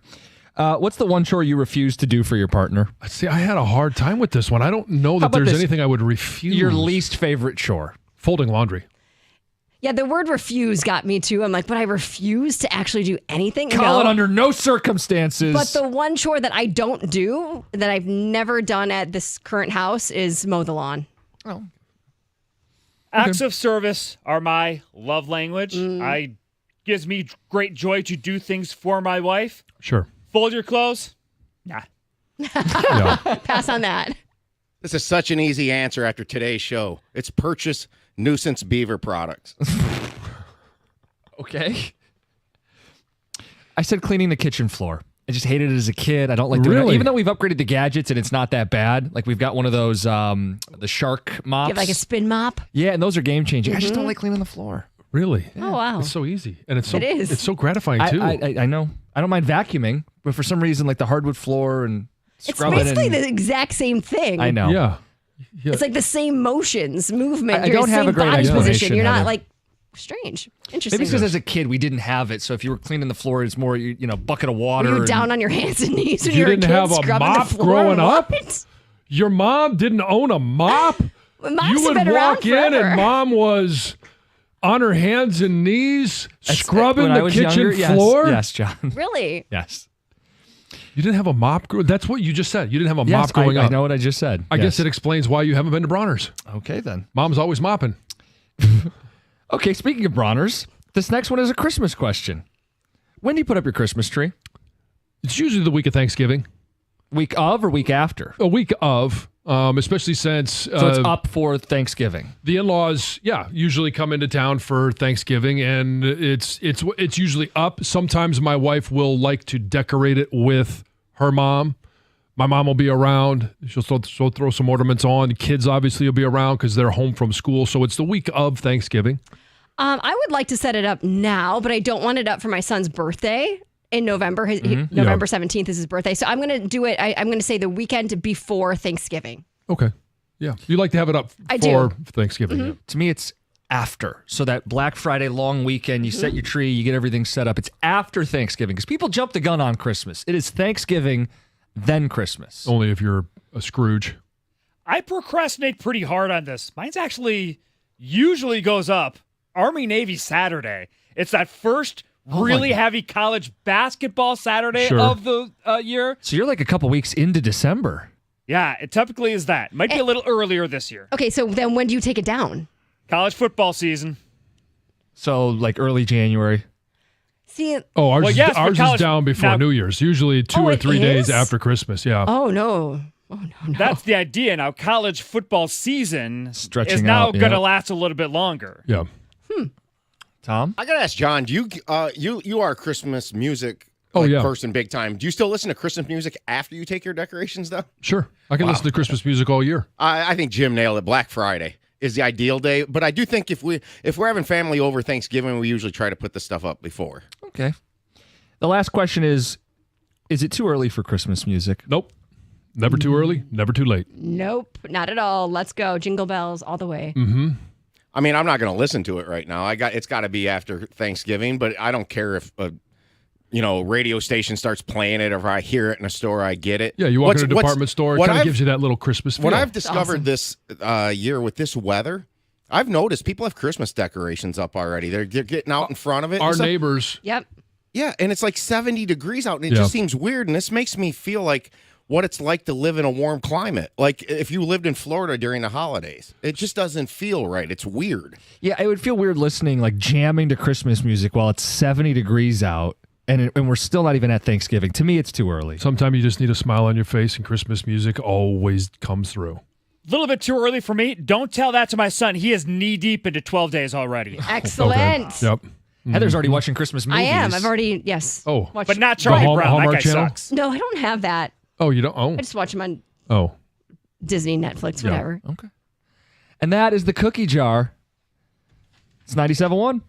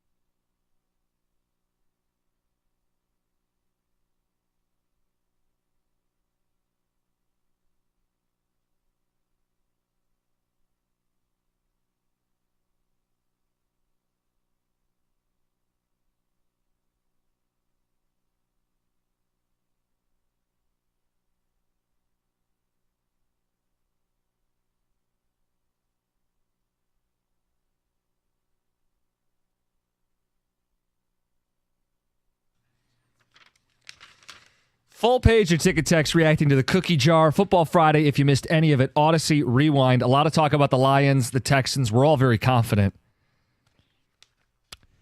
John, Ticket Texters. On the chore they loathe. Cleaning toilets, floors, and the bathroom. Thank God for Molly Maid. Ticket text. Yeah. I don't know. For some reason, I don't mind that too much. Not as much as, and it sounds weird. Like, it's not like I enjoy it, but I just despise how long and how tedious folding clothes are, especially when you have people in your house that every time they throw it in, sock, shirt, pants, it's all inside out. Could you please just be a little bit respectful? Oh, I've got one for you, John. How about this? Pant legs. One side inside out, right. Other leg right side out. Yeah. Chances are they get it folded inside out. Yeah, exactly. That's the answer, especially once they get to 10 or 11. I mean, you can understand it and cope with it when they're a little bit younger, but man, just leave it that way. They can put it on that way. Oh, they're all at the age too where they do their own laundry now. So that's an old. Oh, Teddy does already? Not yet. Not Teddy. We'll do his, but yeah, no. The other kids they're on their own for that. They're responsible for that. This one says, I can't believe you guys glanced over the nuisance beaver joke. That was gold. Can't believe it didn't have John on the floor. I'm trying to be a grown-up today. Trying is the key word. Right. This one says, I guess Gov is going to starve on Sundays with his Chick-fil-A option. Yeah. Another one says, Gov discovers global warming when realizing we still have 70-degree weather in November. Ticket Texter says, honest question. You're supposed to say climate change. Oh, I'm sorry. I'm not... John discovers it when he lives forever. That's right. Mm-hmm. Well, there's a question about that in here as well. Oceanfront property here in Michigan. Not wrong about that. Texter says, the life question says, do we have to take into consideration, can we still have sex or is it going to stop working? I mean, I don't want to go around forever or I want to know if I'm going to be perpetually 45 type of thing. How old are we going to be? There's lots of questions. Are we aging? Right. Right. No. Yes. Or am I going to live as in now? In my world, when I am living forever, everything is still operational. Yeah. I don't think you just become like a raisin. No, it probably becomes a little bit more difficult. You must stop aging at a certain point. So what's the point? What age do you stop if at? Bill Belichick can do it. Well, all right. Yeah, this one says, what are the rules about being able to live forever? Can I jump out of a plane with no parachute and still be alive? Like, how far are we going here? Sure, why not? I mean, sure, hey, you can't. Yeah, you get to live forever. Gov wants to murder someone. They might break some bones and have to Should heal. we figure out who's on Gov's list? Yeah, really, that was kind of dark. Yeah. I hope that person apps also can live forever. Live forever, right? Yeah. The battle of the undiable. Texter says, can Jim even have a tree with cats? Yeah. You have a fake tree. Yeah, you don't. I mean, John, are you a real tree guy? I am. Yes, I prefer a real tree. Now, we haven't had one since Teddy was born for reasons, but this will probably be the last year we don't have a real one. So I've done both. Like growing up at one point, I remember being a little kid and we go pick out a tree and you take it home, but you got to water it and the needles get everywhere and it's kind of a pain in the ass. And even at some point, my parents said, just buy the one tree. Yeah. Put all your own decorations on it and it's way less of a headache. So that's what we do. Probably less expensive. If you're looking at the holidays as a headache, sure, I could see where you're. Oh, John, don't do this. You can streamline streamline some things in your life, and it doesn't mean you're cheapening the holiday. The process of chopping down your own tree, bringing it in is. I just love the entire thing, and it's we've always done it as a family. It's one of those things. I remember when I was younger, we did it. Yeah, you can put your tree up as a family, but I like the whole thing. Yeah. Heather, real? I've never had a real tree in my life, but I think the tradition of going and doing it as a family would be fun. But we also have our own tradition of setting up the tree as a family. Anyway, we've got the Christmas movies going or music, and we're always putting it up together. So that's fun, too. I don't know. Yeah. That sounds like a hassle. No. The real one. No, it's not. Dogs, water bowls. It's great. Young kids. It's great for the fire pit out back after. You cannot put it up early, though. That early, at least. Sure you can. Like, just water it. You got to maintain it. Yeah, water it. So you could put up a real tree. The week of Thanksgiving. How long does it last? Yeah, I was just going to ask. Well, we always take ours down, a couple days after Christmas. So not I. It stays up into the new year. And if we weren't traveling, maybe I won't have to worry about it this year. If we weren't traveling for bowl games, then it might stay up a little bit later. But we like to come back from those with starting fresh in the new year. John typically takes a tree down after Michigan's last game of the season, so it's going to be December 1st this year. Yeah, could be. Could be. Might not even make it to Christmas. Painful. How ugly do you think it's going to get this weekend? Well, I don't know. I mean, we've seen a number of blue walls fall this week, so could be the next one. Because the spread, we picked it at 13.5. I'm just going to gloss over that. 13.5, 14.5 on some books. Indiana's beaten everybody by 14 or more. And we've also seen them beat teams by 30, 35, 37 in the case of Michigan State just last week. Like, they're not going to let off the gas in this game, nor should they. We've gone through this with the Lions. Like, John, I didn't see it until the middle of the week what Dan Lanning did at the Big House this last week, where he took a timeout late in the game and told his team, look, watch everybody leave. Look what you did. That's what teams should do. They should go in, make it their own, show their team what they're capable of, create that belief in their roster. Signetti's done it with Indiana. So, yeah, I don't know if it's going to get 30-point blowout ugly, but, yeah, I think Indiana's not going to lay off at all. It's all on the table. It's all on the table. They're certainly not going to let off the gas at any point, and I wouldn't expect them to. Gator, I was listening in the car the other day, and I only picked up part of the conversation. But you were making Doug very uncomfortable talking about radio booths in the Big Ten and who would win in fights. That's right. And I feel like you were sticking up for their booth more than Doug was. I mean, that's probably true. I think what the realization is that Doug understands that he probably wouldn't participate. And he wouldn't participate. He'd feel guilty about leaving it all up to John. And John's got capable hands. John could defend himself. Yeah. Most of them, if not all of them, I could take him 2-on-1. Oh, absolutely. So I figured that what would happen is that the other booth would come in and they'd go right for Doug. And John would let it happen for a little bit just to kind of humble Doug. And then at some point it's kind of like, Gordie Howe with his kids. All right, he's had enough and pulls him up by the nostril. Mm-hmm. Then I think that's kind of what John would do. Yeah. I mean, it's not even close. I don't know if there's a single. I don't know the rest of the booths, but I mean, who's got? He mentioned like, what about Strayhorn? I'm like, first of all, Blaha is great, but I mean, George is going to be useless in a fight, right? So Strayhorn is there, but you're young. Are you guys probably about the same age? Yeah, yeah, and you're bigger. You got the height advantage. Yeah, the reach. Yeah. And I mean, it's like still a topic. Why is this? It's like this weekend. All right, Don Fisher.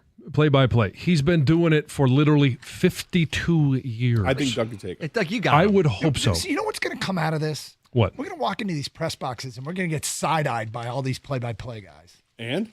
What's the problem? Ask him to do something about it. You've already talked through it. Yeah. It's part of the rivalry. Are you looking at me? Yeah, part of the rivalry. What color analyst could come close?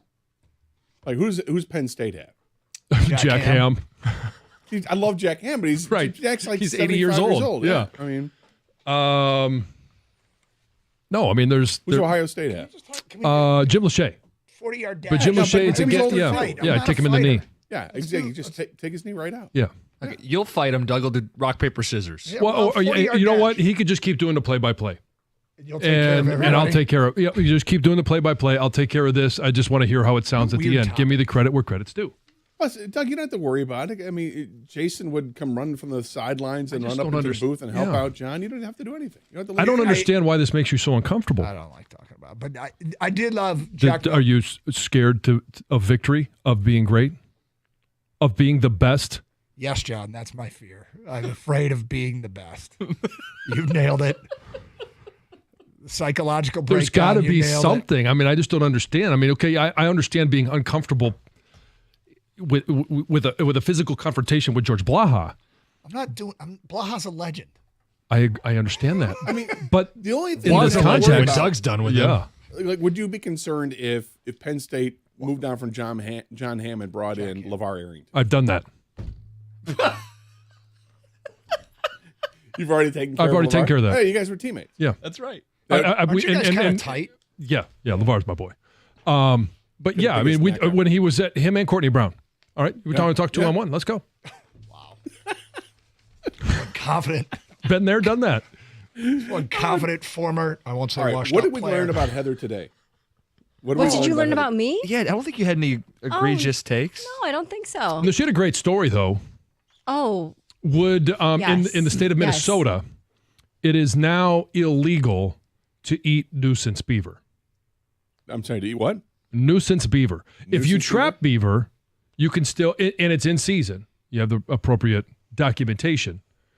You can eat beaver, but if you trap a nuisance beaver, Just one that's just kind of a pain. Yeah.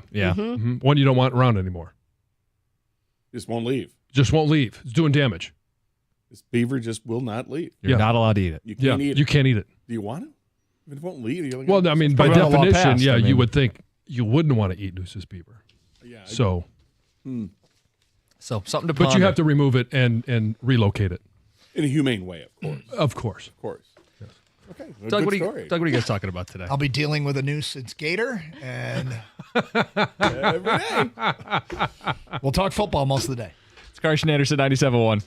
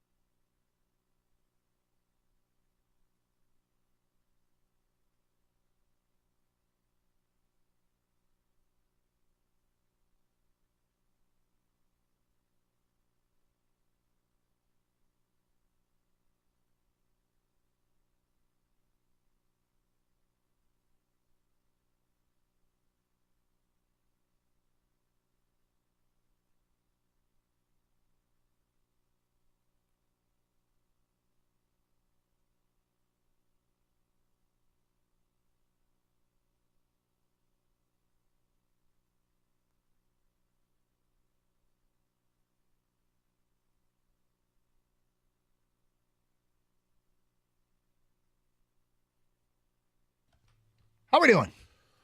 Doing all right. That's good. Yep. Good. Yep. Did you have a good Thursday night? Yeah, it was fine. Watching Wild game. watching the Thursday night football game on.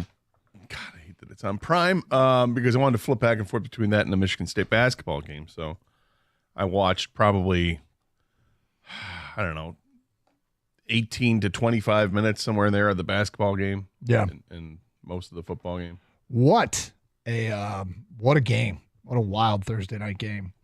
And I can't believe it came down to something we talked about yesterday. Whatever do you mean? Cincinnati scored late to make it 35-34. And we discussed yesterday how three teams last weekend scored late to force overtime. And all three teams that scored late to force overtime kicked an extra point rather than go for two in the win right then and there. And all three teams that scored late and kicked the extra point to force overtime lost. So we asked, does it make sense to go for 2? And then here we go. Cincinnati scores late to make it 35-34, and they have a chance to go for 2 or kick the extra point and go to overtime. They went for 2. And Burrow threw an incompletion, and they lost 35-34. But we had debated this, and it's funny because my answer was context. Your answer was context. Like Kang said, I'm going for it. But I said it depends on the game. I think Cincinnati did the right thing. I think trying to steal a win on the road, one play, don't leave it up to a coin flip and giving Lamar the ball back, especially when their offense was, was what it was. I think it was the right thing. But it didn't work out. It did not work out for Cincinnati. I thought it was just really ironic that it came up again last night. I would have kicked the field goal. The extra point? The extra point. I thought that I don't know if it was a given that whoever got the ball to start overtime was going to win. But if your chances are 50-50, going for 2? They're less than that. In terms of the NFL 2-point conversion rate. Uh-huh.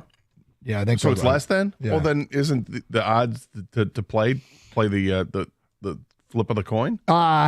So first of all, again, to me, it depends on context. Sorry, the probability. The probability, the 2-point conversion, this was the stat as of October 29th. So not this past weekend's games. Do you know what the 2-point conversion rate is in the NFL this year?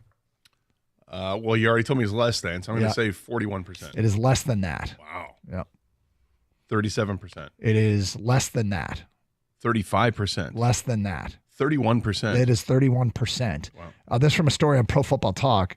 The success rate of just 31% is well below the historical average and well below last season when NFL teams succeeded on 70 of 127 2-point attempts for a success rate of 55%. So that's kind of interesting that it's really down this year, but last year it was over 50%. Maybe they're just paying more attention to the defense of a 2-point conversion now. Could be. You know what's funny, though? And I've come to know this over the years, and I'm sure you do too. And people, when you have a 4th down play, I went for it on 4th and 4. Why'd you go for it there? I swear 100% of coaches say the same thing. We really loved our play. Right. They all will make it sound like they've got this special play that's been sitting over here in the pantry that they haven't used. Sure. But they really love this play, and they think this play is like this special, it's going to work play that they're breaking out for just this occasion. We really liked our play. And it's almost, I mean 100%. We're like, well, of course you liked the play, but it didn't work. But they all will say, really like the play. Well, advice to offensive coordinators throughout the league, if you're going to do a 2-point conversion and you're going to throw the football, it might benefit you to have the receiver actually in the end zone. Well, I think he was supposed to be. He got jammed there. But there was also the mugging on the other side. That and the hit to the head of the quarterback. I mean, there are 2 penalties that the guy up in the booth is like, yeah, there's 2 infractions here, and they don't call either one of them because the NFL just can't help themselves from making colossal mistakes. Is it becoming, is it like everybody now believes that the Chiefs get all the calls? You're right. Is Baltimore? And then apparently Chris Collinsworth is the biggest Patrick Mahomes fan ever. So there's that. There's all those memes that are out there. Yeah. But Gator, it goes back to that face, the hands to the face on Joe Burrow. You're asking one guy back there who's only got one angle, right? Yep. You've said this forever, I feel like. That should be reviewable. 100%. Like, that's clearly he hit him in the face mask. Like, not just touch the graze. Like, he almost grabbed the face mask and pulled his head down. Right. And what we saw it a couple weeks ago where somebody did grab somebody's face mask, pulled him down. Oh, is that Sam Darnold, right? The safety in the end zone. So I love that they have the assist from the booth assist. I don't know why they don't use it more, and like you just pointed out what I've said for years, expand it to where it makes sense. When you see something that is egregious, even though it's not a reviewable call, you can have a booth. Here's just my theory: you can have a booth assist and relay the word down to the guys on the field without anybody knowing. All you have to do is get the officials together. Hey, I want you guys to gather together and act like you're talking about something you saw, because we're going to suss it out up here. Okay, make a fake huddle time. Exactly. You guys fake huddle up. Just It's like do you're talking about a call. Do that. That's fine. Do the fake huddle, and then the booth tells you, yeah, there was an egregious hands to the face on 55, and then you drop the flag and say, after further discussion, 55 hands to the face, and just get it right. Yeah, that's the thing. Just get it right. I know that we don't like the replay because it takes forever, but the booth assist happens quickly. I'm amazed in the replay world. I mean, I'm anti-replay. I'm against it all. I feel like our frustration level with officiating is actually higher than before replay because we have a higher expectation because of replay, and we are still dissatisfied. Yeah, and I'm sure that was a first down on that last drive either. We're probably not going back, but at the end of the day, it's amazing that we still have this much anxiety about officiating. It's amazing to me. 248-539-9797. Aubrey in Farmington Hills, you're on 97.1 The Ticket. What's up, Aubrey?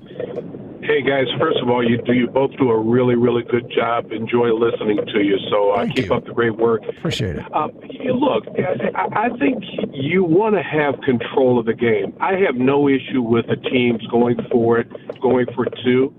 The reality of it is you could have a missed extra point, and guess what? That did happen last night, right? And didn't Baltimore have to get a 2-point conversion to kind of get back on schedule? So that opportunity is there.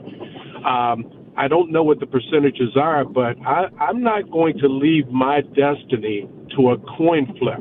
What's the percentage of teams that lose a coin flip and end up winning in overtime? And frankly, I'm sorry. Well, it's not as bad as it used to be because they changed the rule that you can't. Both teams get to possess the ball unless there's a touchdown. And it's about the flow of the game. I mean, last night's game was so offensive heavy that I can totally understand why Cincinnati was going to do this. It takes balls to do it, and go ahead. Exactly. Yeah, I mean, both teams are just running up and down the field. And that was going to be my last point, and I'll get out of your hair, is that these offenses these days are so dynamic. Nobody cares if you get the ball to 25 or the 30 or the 35. Chances are these teams are going to score these days with the way the offenses are going. So, look, I want the ball in my hands and let the chips fall where they may.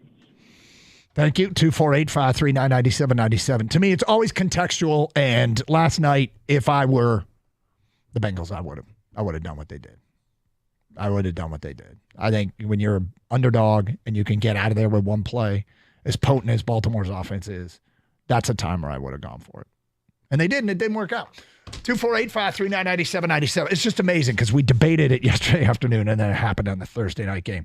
There is something else that happened last night that pertains to us here in Detroit, and I wonder if there's an undercurrent of motivation wrapped up in what I'm hearing over and over and over again, and I heard it again last night. We'll get to that today.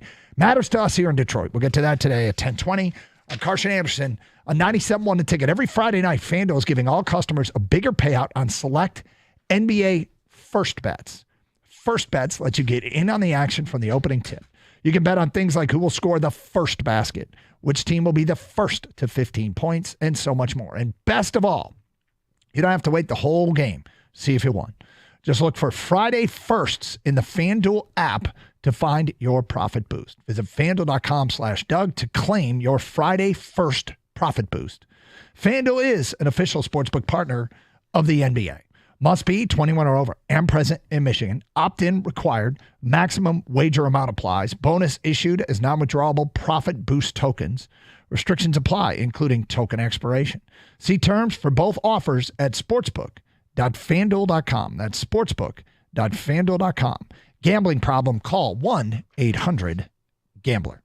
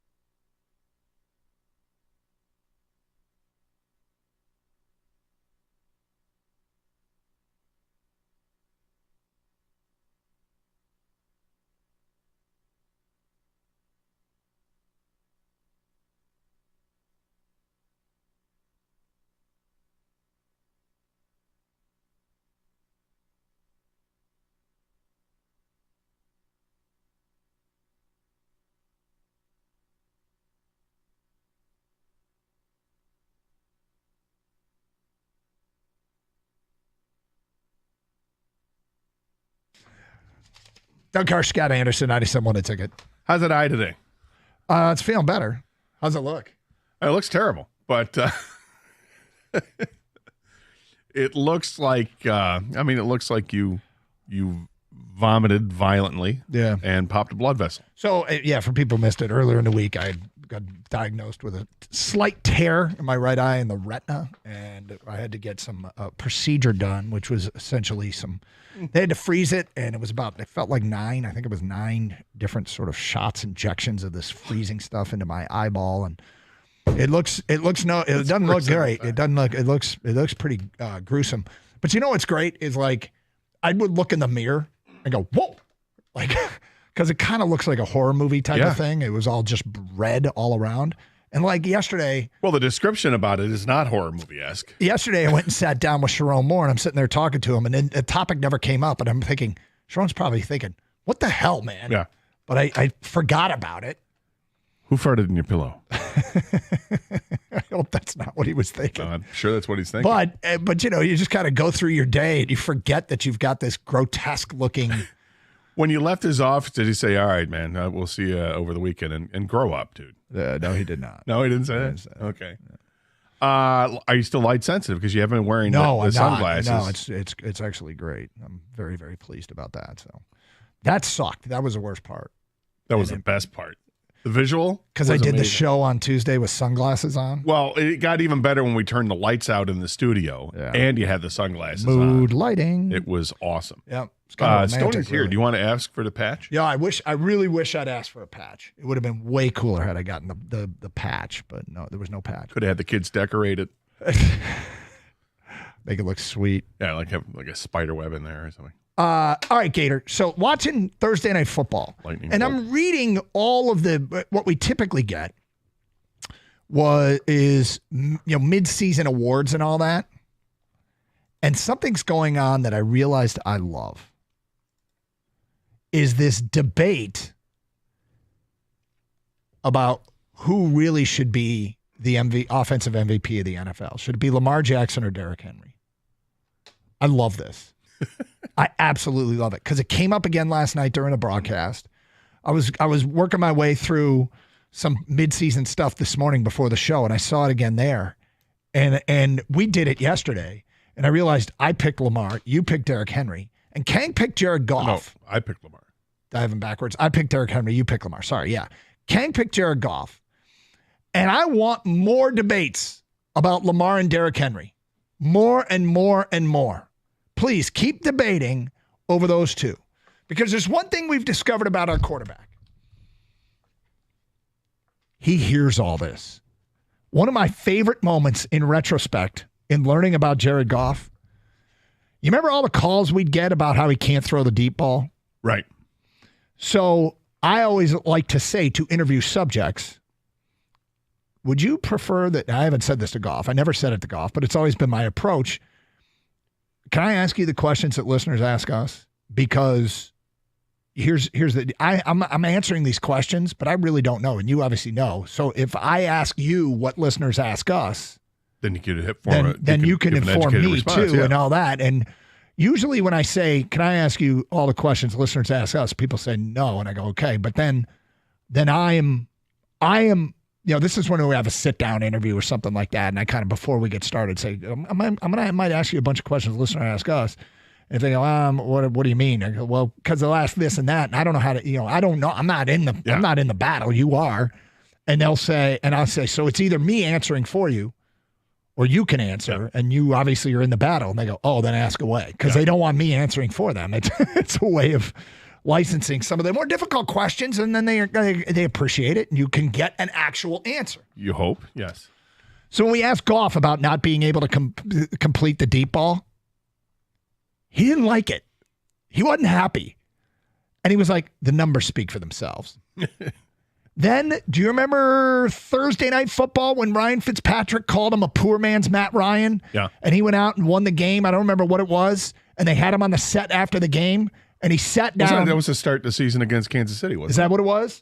Whatever game it was, it might have been. He sat down on the set, turned to Ryan Fitzpatrick and said, hey, I'm not a poor man's anybody. Whoa.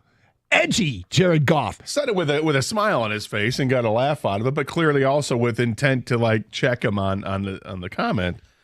And the funny thing is, like, no offense to Matt Ryan, right? Yeah, Matt Ryan's a pretty good quarterback. Really good quarterback and might be a Hall of Fame quarterback, but nonetheless, it's perceived as a shot. And I love what Jared Goff's done as a Detroit Lion. I mean, the growth and you saw it in the first year. There were growing pains getting used to this offense and getting used to having a team on his shoulders again because it was taken away from him in Los Angeles. And it's such a young team to work with here. Not a whole lot to work with at the time. And then things clicked halfway through that season. In the last 7 games of the year, he was awfully good. The following year, he was good from the get-go. And the team got really good down the stretch. You know, he was great, and then the team got great. Not great enough to make the playoffs, but enough to put everybody on notice. And then last year, from moment one, you knew this was a team to be reckoned with, and he was fantastic. This year started off a little slow, and now he's on a record-setting pace with what he has done over the last 6 games of the season. It's been incredible, and he has answered the bell. He's answered the critics. He can't throw downfield. Oh, really? Have you not seen these perfect passes downfield to Amon-Ra or to Tim Patrick or to J-Mo earlier in the year? He's been throwing the ball downfield just fine. He knows the offense. I don't care that he doesn't sit back there and chuck it like Dan Fouts used to in the 80s when he's just heaving it up in the air downfield. I love that. But, I mean, that's the thing. Dan Fouts, every pass was that deep. Dan Fouts was a quarterback. He was the first guy to throw consistently for 4,000 yards in the season. But Jared Goff is of the mindset, I'll take my shots when I need to take my shots. Right now, I don't need to throw 50 yards downfield. I got this guy cutting across the field on a 10-yard route that's going to turn into 50 yards. That's how we play football. I know when I need to, here's a little something for you. Boom. And then he throws it for 40 yards downfield, and they get a touchdown out of it. He's just fine. Do you remember, of course you do, Sunday night, Aaron Andrews with Jared Goff on the field after the game? Hey, I thought we couldn't win outdoors. We're supposed to be a dome team, right? He hears all of this. So please, national media, keep debating Derrick Henry or Lamar Jackson. Who's the MVP? Who's the MVP? Chip on the shoulder? Yeah, because Jared Goff, and again, you know me, I don't really care about all this stuff, but Goff does. I know Goff hears stuff. Goff wants to win. Let's not be fooled. But look, I'm not trading Jared Goff, but I'll say it. Lamar Jackson's the MVP of the league. You hear that, Jared? I said it. You hear that, Jared Goff? I said it. I'll say it again. He's got 24 touchdowns to 2 interceptions on the season. Quarterback rating of 123 now after last night's game. I'm going to give you a Jared Goff stat that we've heard all the Jared Goff stats. There's a lot. I heard one yesterday, and I'm like, that can't be true. And it's true. And it's probably the one that's amazed me the most out of all the Goff stats and trends. We'll get to that today at 10:32. It's Carson Anderson, Open Lines, 97.1 The Ticket.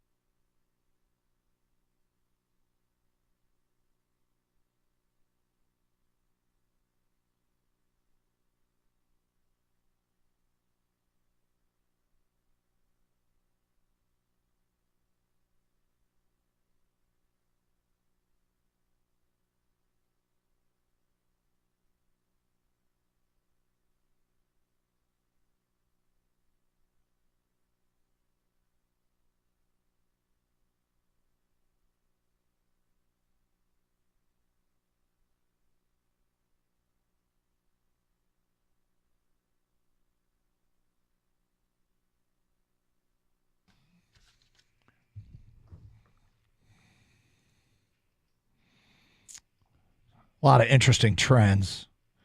This is from BetMGM, Gator, Week 10. You know, they have like the most tickets on a certain team and the most money bet on a certain team. You familiar with this? I am familiar with how the betting works, yes. Yeah. Most tickets, Lions -3.5. More people are betting on the Lions -3.5. I understand. Most money, Lions -3.5. I understand. Yep. This is the world we live in. Now, as far as the stats concerned that I mentioned before the break, I apologize if everybody's heard this. It was the first time I heard it, so I don't want to, it's not an original. I can't even remember where I heard it. I think it was on Adam Schefter's podcast, but are you ready? I am. Jared Goff threw 21 incompletions against Tampa Bay. Wow, really? 21 incompletions in that game. I can predict what the stat's going to be. In the last 6 games, he's thrown 22 incompletions. Think about that for a second. That's incredible. One game, 21 incompletions. In that game, he completed 62% of his passes. He was 34 of 55. You remember how that game went, right? Yeah. I mean, it was not great. For 307 yards, no touchdowns, 2 picks. Since then, 22 incompletions against Arizona, Seattle, Dallas, Minnesota, Tennessee, and Green Bay. That's incredible. He's been pretty good. Yeah. And I think that is out of all of this, and the more touchdowns than the Lions score more touchdowns than they have incompletions, and 30 consecutive targets to Amon-Ra. That one to me is pretty impressive. But they're all impressive. Yeah, they all are. This one's my favorite. Is 21 incompletions against Tampa, 22 since. Tampa, you may recall, was September 15th, almost 2 months ago. That's amazing. Just amazing. Every time somebody decides to do some research, you find something more impressive out about what Jared Goff has done, what the Lions team has done. And I'm sure Jared would want it said that way. It's a team effort, obviously, because guys have to catch the passes that he's throwing. And sometimes they're even contested. Yeah. The touchdown pass to St. Brown on Sunday was, I go back to that play. It's just an amazing play. It's a 4th down play. He throws the ball before St. Brown even looks back at it. He's covered like a glove. It's in the side of the end zone. St. Brown is backpedaling. He's got to jump straight up in the air, catch it, and somehow land with his feet in bounds, and does. It's just a great play, and it kind of exemplifies what this season has been. I think my favorite part about that touchdown isn't what, the catch was awesome. The celebration was hysterical. But Amon-Ra said afterwards, well, I knew I was in bounds. Like, I knew exactly where I was on the field, and I knew I was in bounds. And okay. That's because you were tight. Because he made it, it looked very difficult, but he made it sound like it was easy and no question. But that was a pretty awesome play. So Zadarius Smith is I guess he's going to practice today.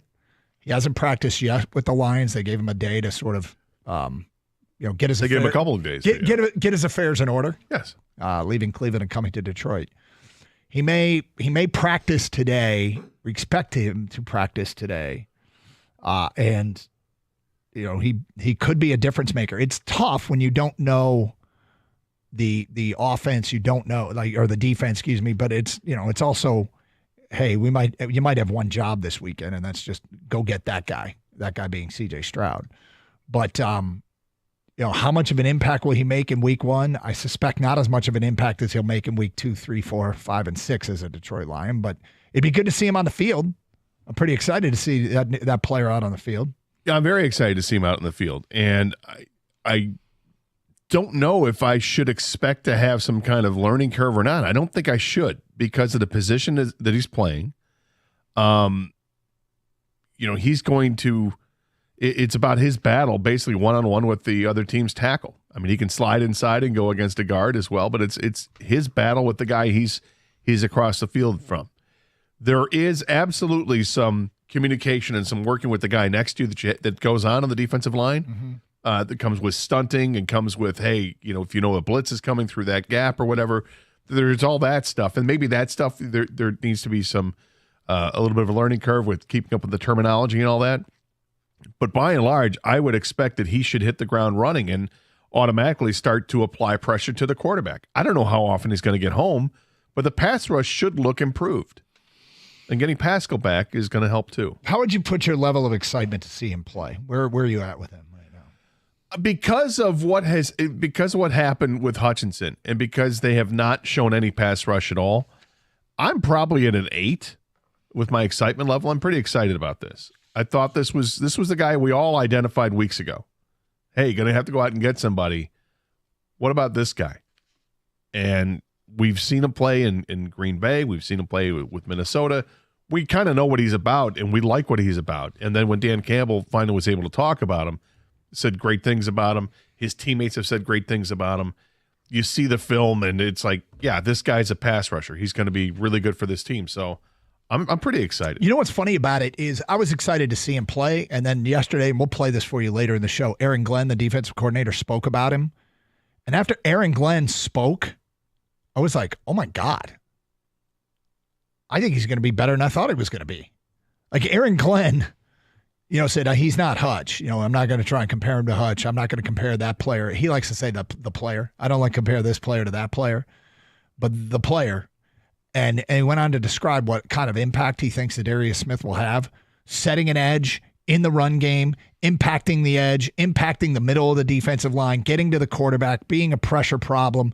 And I'm like, wow, Aaron Glenn really made me fired up to see Zadarius Smith. Like Aaron Glenn, I think, can't wait to get his new toy on the field. Didn't commit to him playing this weekend. Because, it's tough. I know that the defense, you can't say just one job, but you really kind of got to do reps and understand what's expected of you. But there are going to be, I would imagine if he's in uniform and not a healthy scratch, there are going to be downs where it's going to be go beat the guy in front of you and go get the quarterback. I'll be pissed if he's not in uniform. Pissed? Yeah, I'll be pissed.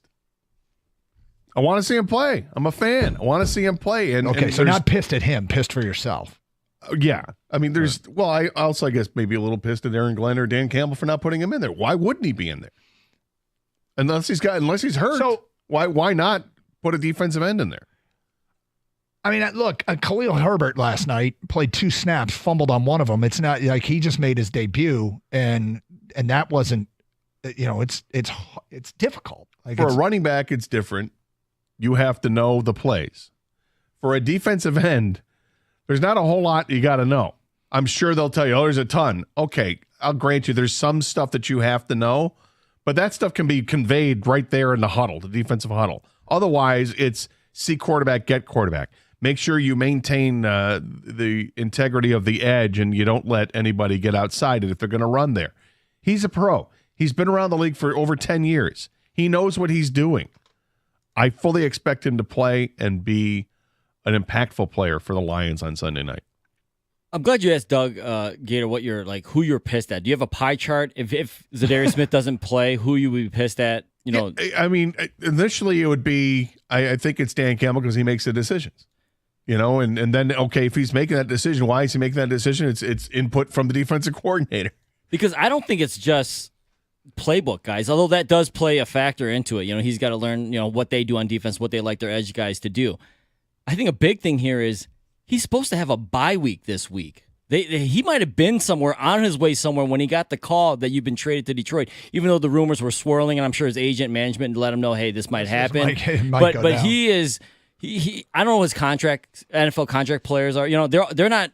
He's going to be, if he plays every game this year, he's going to play 18 games, not 17 games. So I don't know if that has anything to do with it because he's supposed to be in town today. But I do know this was supposed to be his bye week. He has played 10 years in the league. Maybe he's like, dude, I need a break. I need a bye week that everyone else gets. I guess that's why I understood why they gave him a couple days off. The trade was made on Tuesday morning. I know, that's what I'm saying. And he's not showing up until Friday, so let him have his time off here. He still might ask, I don't know what's going on. I'm just, playing devil's advocate here. He still might be like, yeah, I still want the weekend off. Like, I need to recuperate. I think that plays a factor. 248-539-9797. Phone calls, feedback. Carson Anderson, 97.1 The Ticket. All right, so here's our question for you. In Detroit sports in, say, the last 20 years, whose debut were you most fired up about? Who's the guy you couldn't believe we had with one of our home teams? Who is it for you? 248-539-9797. Because I don't think Zadarius Smith, it's important, and this might be one of the most important debuts we've ever seen, given what this team is trying to accomplish. Mm-hmm. I mean, we're talking, this is incredibly important. We've seen a lot of them. But we've seen a lot of pretty, jaw-dropping, I can't believe we got this guy in our uniform or on our sideline or coming out of our bullpen or whatever the case may be. Who is the one where you were, for you personally, the last 20 years, you were so excited? It's funny. I had one in mind that I've always had when he debuted. I was like, yep, this guy. And then in the last 30 seconds, I totally changed my mind. All right, well, we'll get to our answers. We want yours as well. 248-539-9797. It's Carson Anderson on a Friday. Just a reminder, coming up in the 1 o'clock hour, we'll pick some games. Gators been on fire this year, so that's today at 1:40. It's against the spread. It's Carson. We're both over 500. It's Carson Anderson, 97.1, the ticket.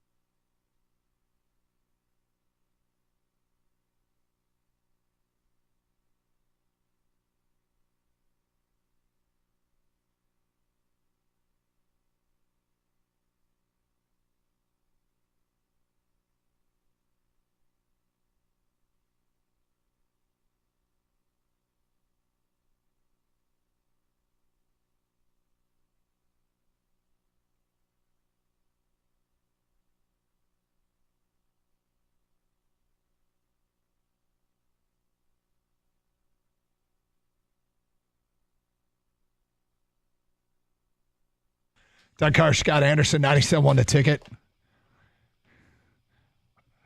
I can't believe we had a fly in the studio. Buzzing around or irritating us. Wow. Was that a nuisance beaver?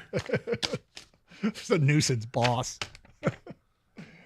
Carson Anderson, we were talking about Zadarius Smith's debut, and we hope it goes down, but we might get word today. He may not play this weekend, which, look, it was his bye week in Cleveland. He probably had plans. He might be looking at playing 18 games this year because Detroit's already had their bye, and so if he plays this weekend. But nonetheless, it is it's important to get him on the field. We were kind of talking about how exciting it is to see him debut. This might be one of the most important Detroit sports debuts of all time. But if you think back to all of the players that at some point when we acquired that guy, and I guess it could be a coach as well, you just couldn't believe we had this player. Where leading up to it, you were as stoked as you could possibly be. And I'm looking at all the names on hold that are coming up here. None of those are the guy I was thinking of, or I just couldn't believe he was played for us. But why don't we hang on to ours? If somebody hits it, we'll say that's our guy. A reminder: 20 years ago. In the last 20 years, yes, yeah. We're not going back to some of the last 20 years. Yeah, not of all time. Let's go to Tim. You're on 97 on the ticket. Hi, Tim. Hey, what's up, guys? How we doing? First time caller, long time listener. Thank you. The diehard Detroit fan through and through. I couldn't believe when Prince Fielder came to town. That's a good one. I was super stoked. I grew up watching his dad. I had seen Prince Fielder take BP before the games down at Old Tiger Stadium, and it was just one of those moments that I was like, it's finally, like, he's finally come home type deal. And he was coming off like a 50 home run season, or maybe 2 seasons removed from that. And the hype around him, the excitement around him, and I'm pretty sure, if I remember correctly, he produced in that first game with a home run. Well, and we were told that he would never come here, that the Tigers could never go out and get him. I mean, free agency, why would you? You can't do that. Yeah. And Mike Gillett said, "Oh yeah, hold my beer," and went out and got him. Yeah, and it was awesome to see him in a Tiger uniform. Yeah, that was kind of like I believe I'm only a year older than him, but it was kind of like a childhood dream, seeing him playing in Detroit just like his dad did. It's a full circle moment. It was great. Unfortunately, it didn't work out great. No, it's not even about it whether or not it worked out. I suppose. Look, they did have some pretty good teams when Prince Fielder was here for the couple of years, but the fans and Prince Fielder had a little misunderstanding. Kevin in Auburn Hills, you're next. Hi, Kevin. Hey, so I got to make an audible. The caller right before me, he literally said exactly word for word that's what okay. I was going to say. No, that's okay. You were as excited for Prince Fielder as anybody, right? Yes, yeah. It goes back to my grandpa being a Milwaukee fan and then going to opening day with him to watch Fielder play for Detroit then. And it was exactly like Gator said, full circle moment. But I do have a backup.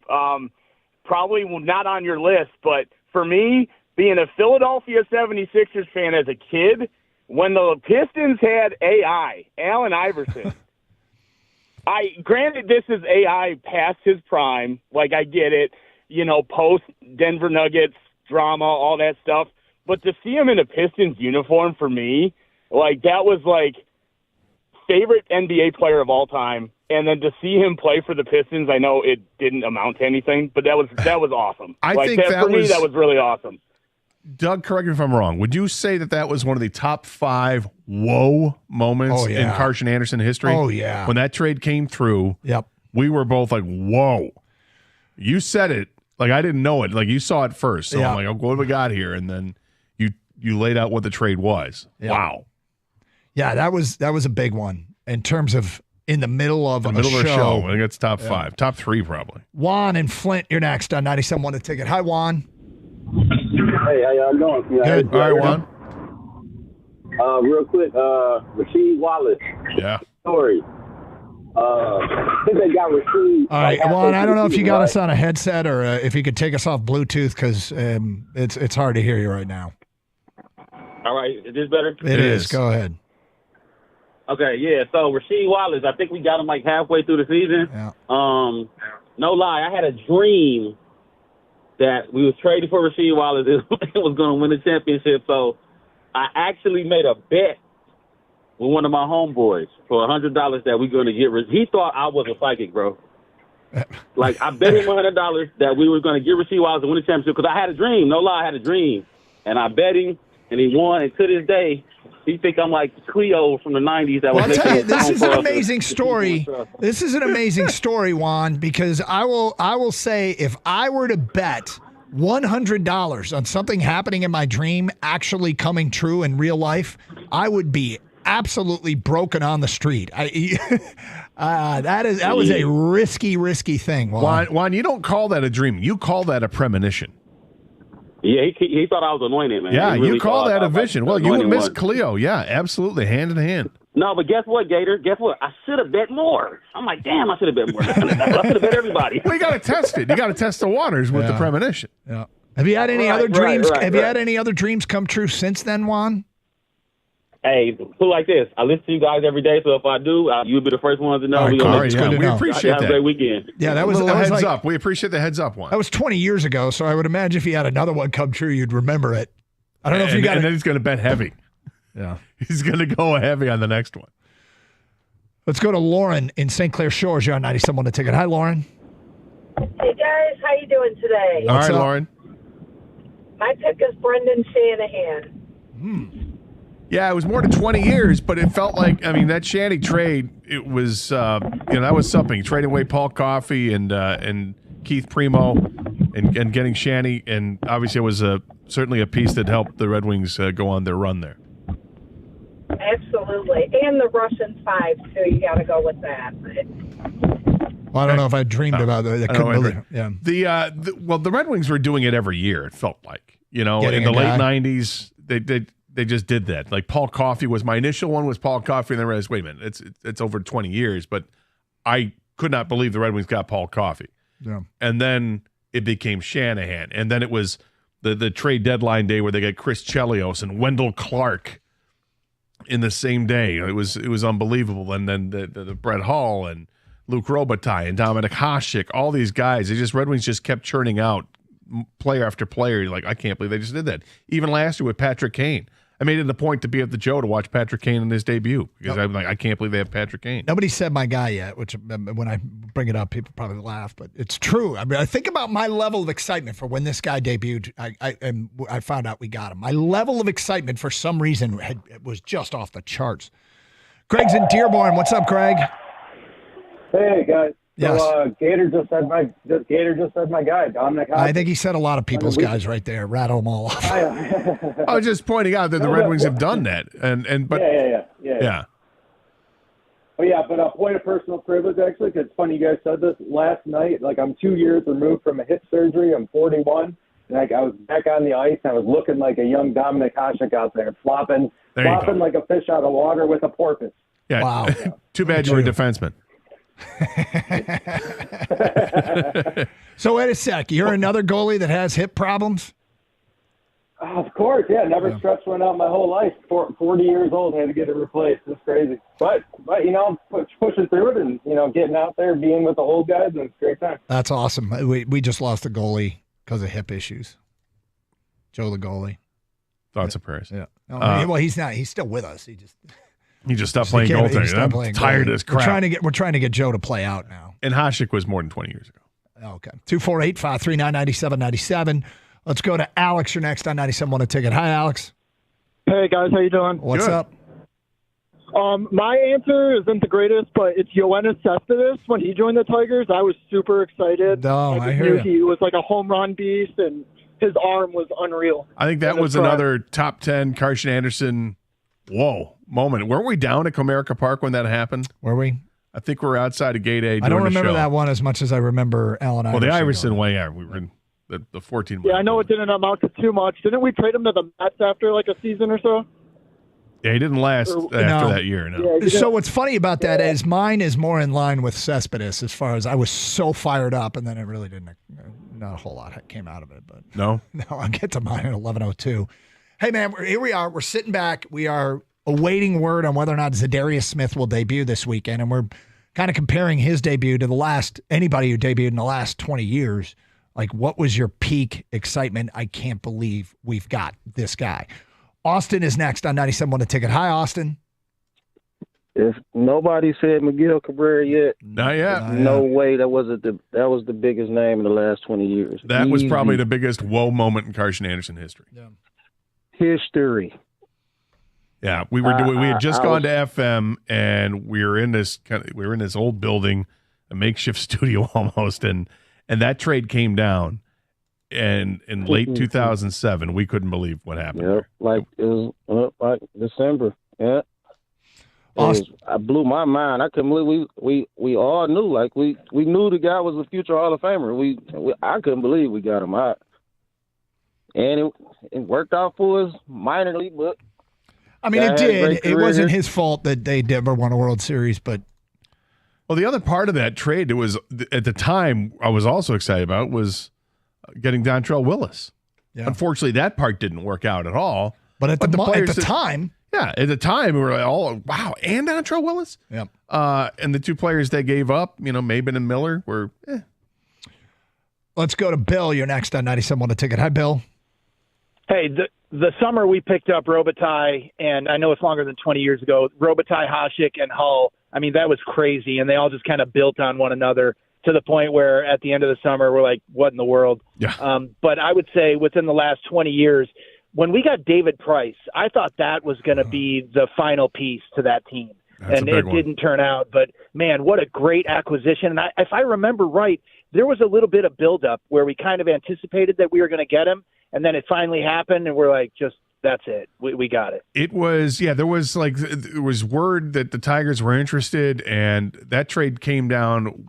Again, we were doing the show from Comerica Park that day, but the trade deadline was after the show, and the trade was made after our show was done because they had to pull the player off was Austin Jackson that came off Austin out of Jackson. center field. Yep. Yeah, that's right. You know what's funny about that? Do you remember the entire everything Detroit gave up to get David Price? Yeah. Do you remember, Gator? I do not. It was a 3-team deal. Austin Jackson went to Seattle, and he was pulled off the field like at 3:58:30. Right before the 4:00 trade deadline. Furbush, was it part of it? No, Drew Smiley. Yeah. Went to Tampa, along with Nick Franklin and Willie Adames. Yeah, now I do. Who we are hoping signs with Detroit. Come on back home, Willie. In 3, 2, 1. Gator Furbush, what a great Tiger. Charlie Totally Furbush. forgot about him. Did we have Doug Fister at the same time? I think we may have. I mean, how did you keep yourself together? Probably didn't. I don't know. But a couple more have been texted in here. That year may have been a little bit of a blur. Blacked out from laughing too hard. Kang, has yours been mentioned yet?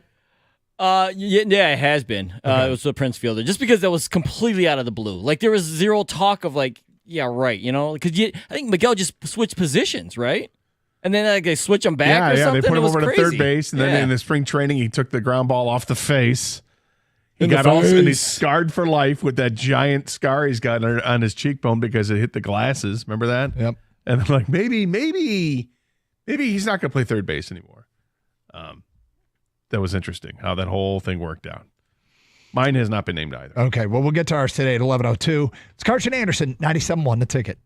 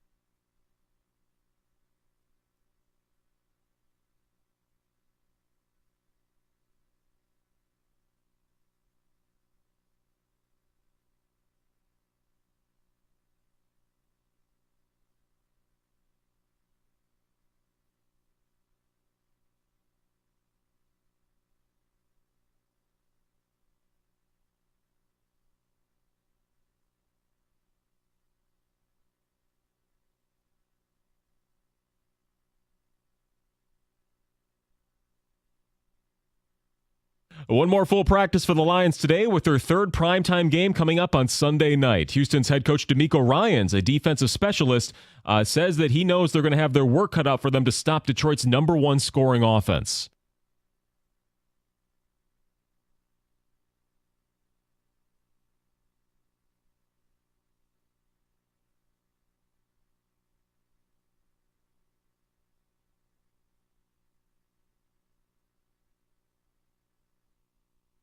Houston's head coach DeMeco Ryans there from the team's website. The Lions score over 32 a game, and Houston gives up the second fewest yards in the NFL. They'll clash at NRG Stadium, where the Texans are undefeated, on Sunday at 8:20 p.m. Zadarius Smith arriving today in Allen Park to get his crash course on the Aaron Glenn defense. It'll be up to Z and Dan Campbell how much he'll be able to play this weekend after the trade. Maybe we'll learn something from Coach coming up in less than 15 minutes when he addresses the media. Belleville and Saline meeting in the second round of the MHSAA playoffs. Doesn't happen very often. They're among 64 district finals games around the state. Also in D1, Brighton at Howell, Oxford Grand Blanc, and Rochester Adams versus Clarkston, among others. And the flu going around in the Red Wings locker room. The team has recalled goalie Ville Husso from Grand Rapids under emergency conditions for tonight in Toronto. Alex Lyon has been slated as the starter for the original six matchup, and Jalen Duran came into today doubtful against the Hawks at home after spraining his ankle earlier this week. Both Detroit teams begin tonight at 7 o'clock. At the Corewell Health Sports Desk, I'm Chris Villar. For more, go to 97.1 The Ticket and Odyssey.com.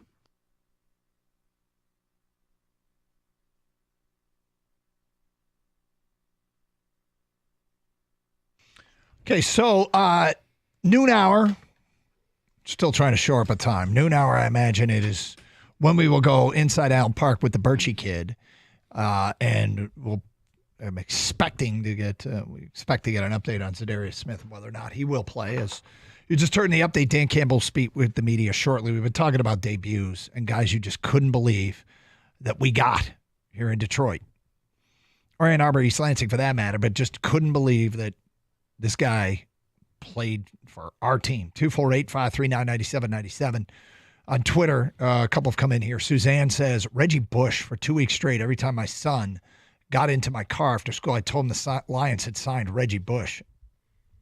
And then it finally happened. Oh, so before they signed him, you said that, huh? Is that what you're implying? I don't know, I guess. Another premonition? I guess.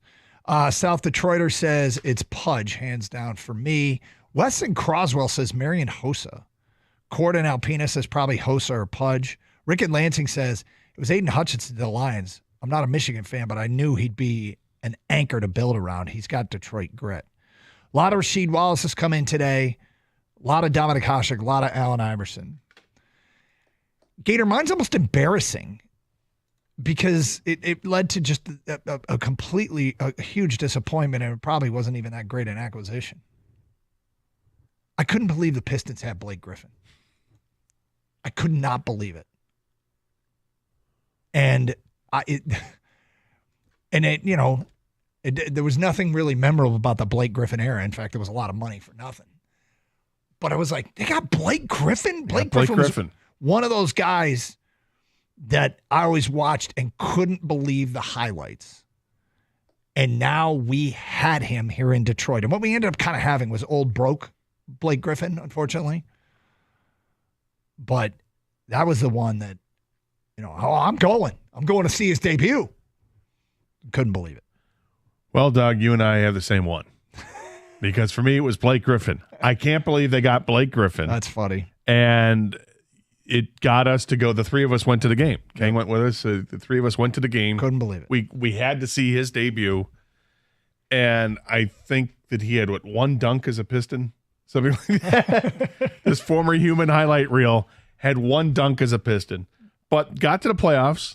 The team did get to the playoffs, right? Yep. I mean, they got swept, but at least they got there.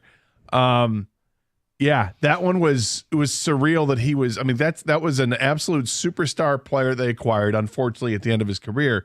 He did play well for the Pistons, though, that season. Mm-hmm. Not so much after that season, but that season he did. And he and Derrick Rose together were actually kind of good. And it's been a long time since we've had a basketball team that we got excited about.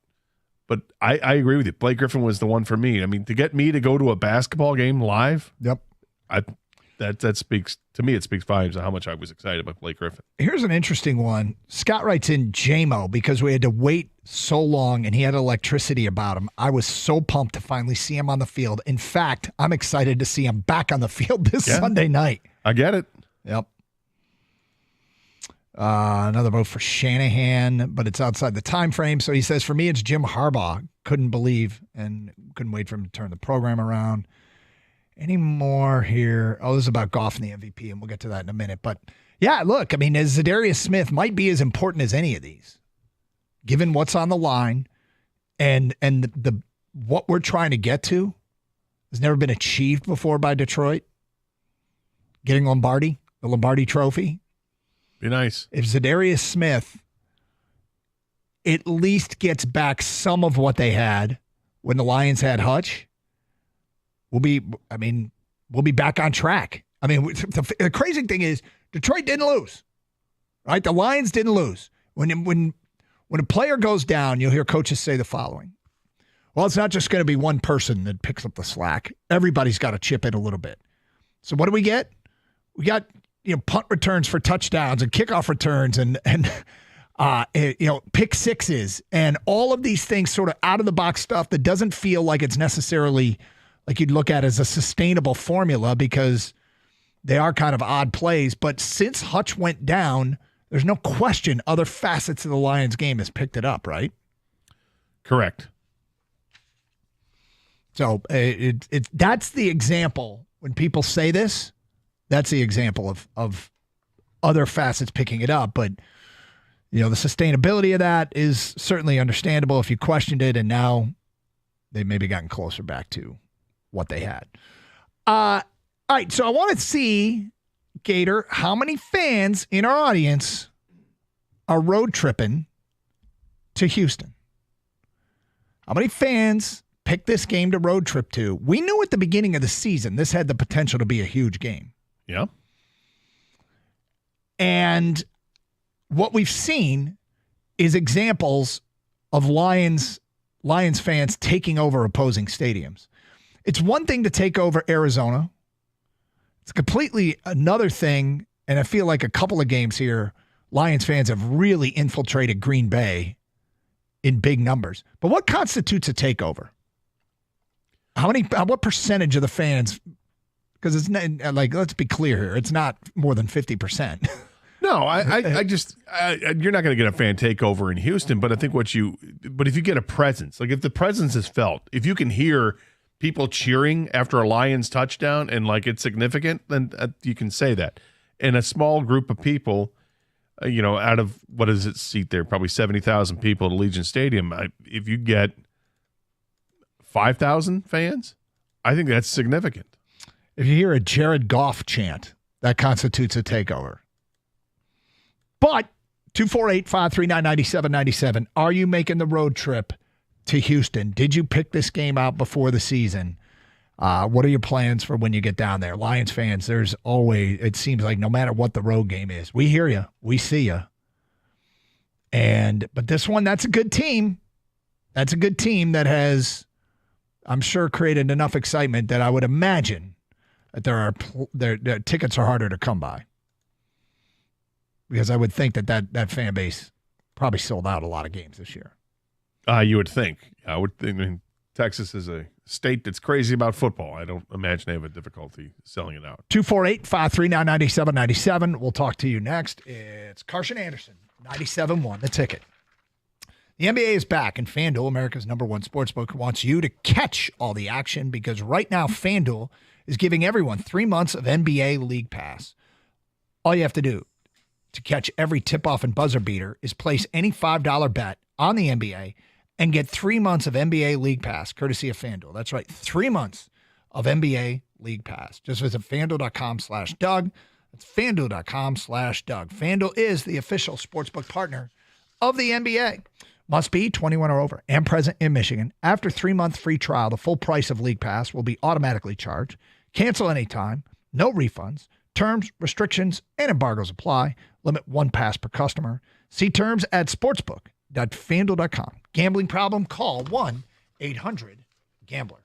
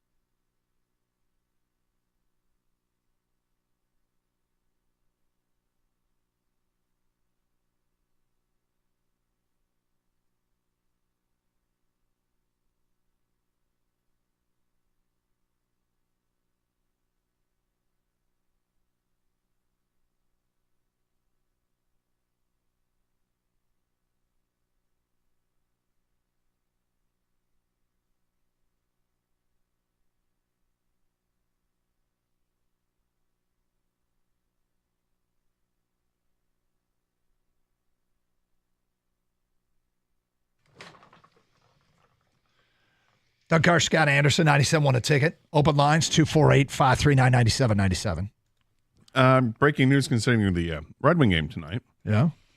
From Ken Cal. Kenny. Austin Matthews will not play for Toronto tonight. Okay. It's interesting. Will Anderson and Nico Collins may not play for Houston this weekend. So that would help. Were they listed as questionable? So neither of them practiced yesterday, and all the Houston media was saying they are not trending towards playing Sunday. So take it for what it's worth. Who would you rather not see on the field? Out of those two? Mm-hmm. Probably Will Anderson. And yet, I mean, no, I agree with it because he can have the impact, the ultimate impact, because he can take a quarterback out. Mm-hmm. And yet I feel confident with the Lions offense against their defense. Like logic would say, I think you would rather not see Nico Collins because how good he is and limit what that offense can do.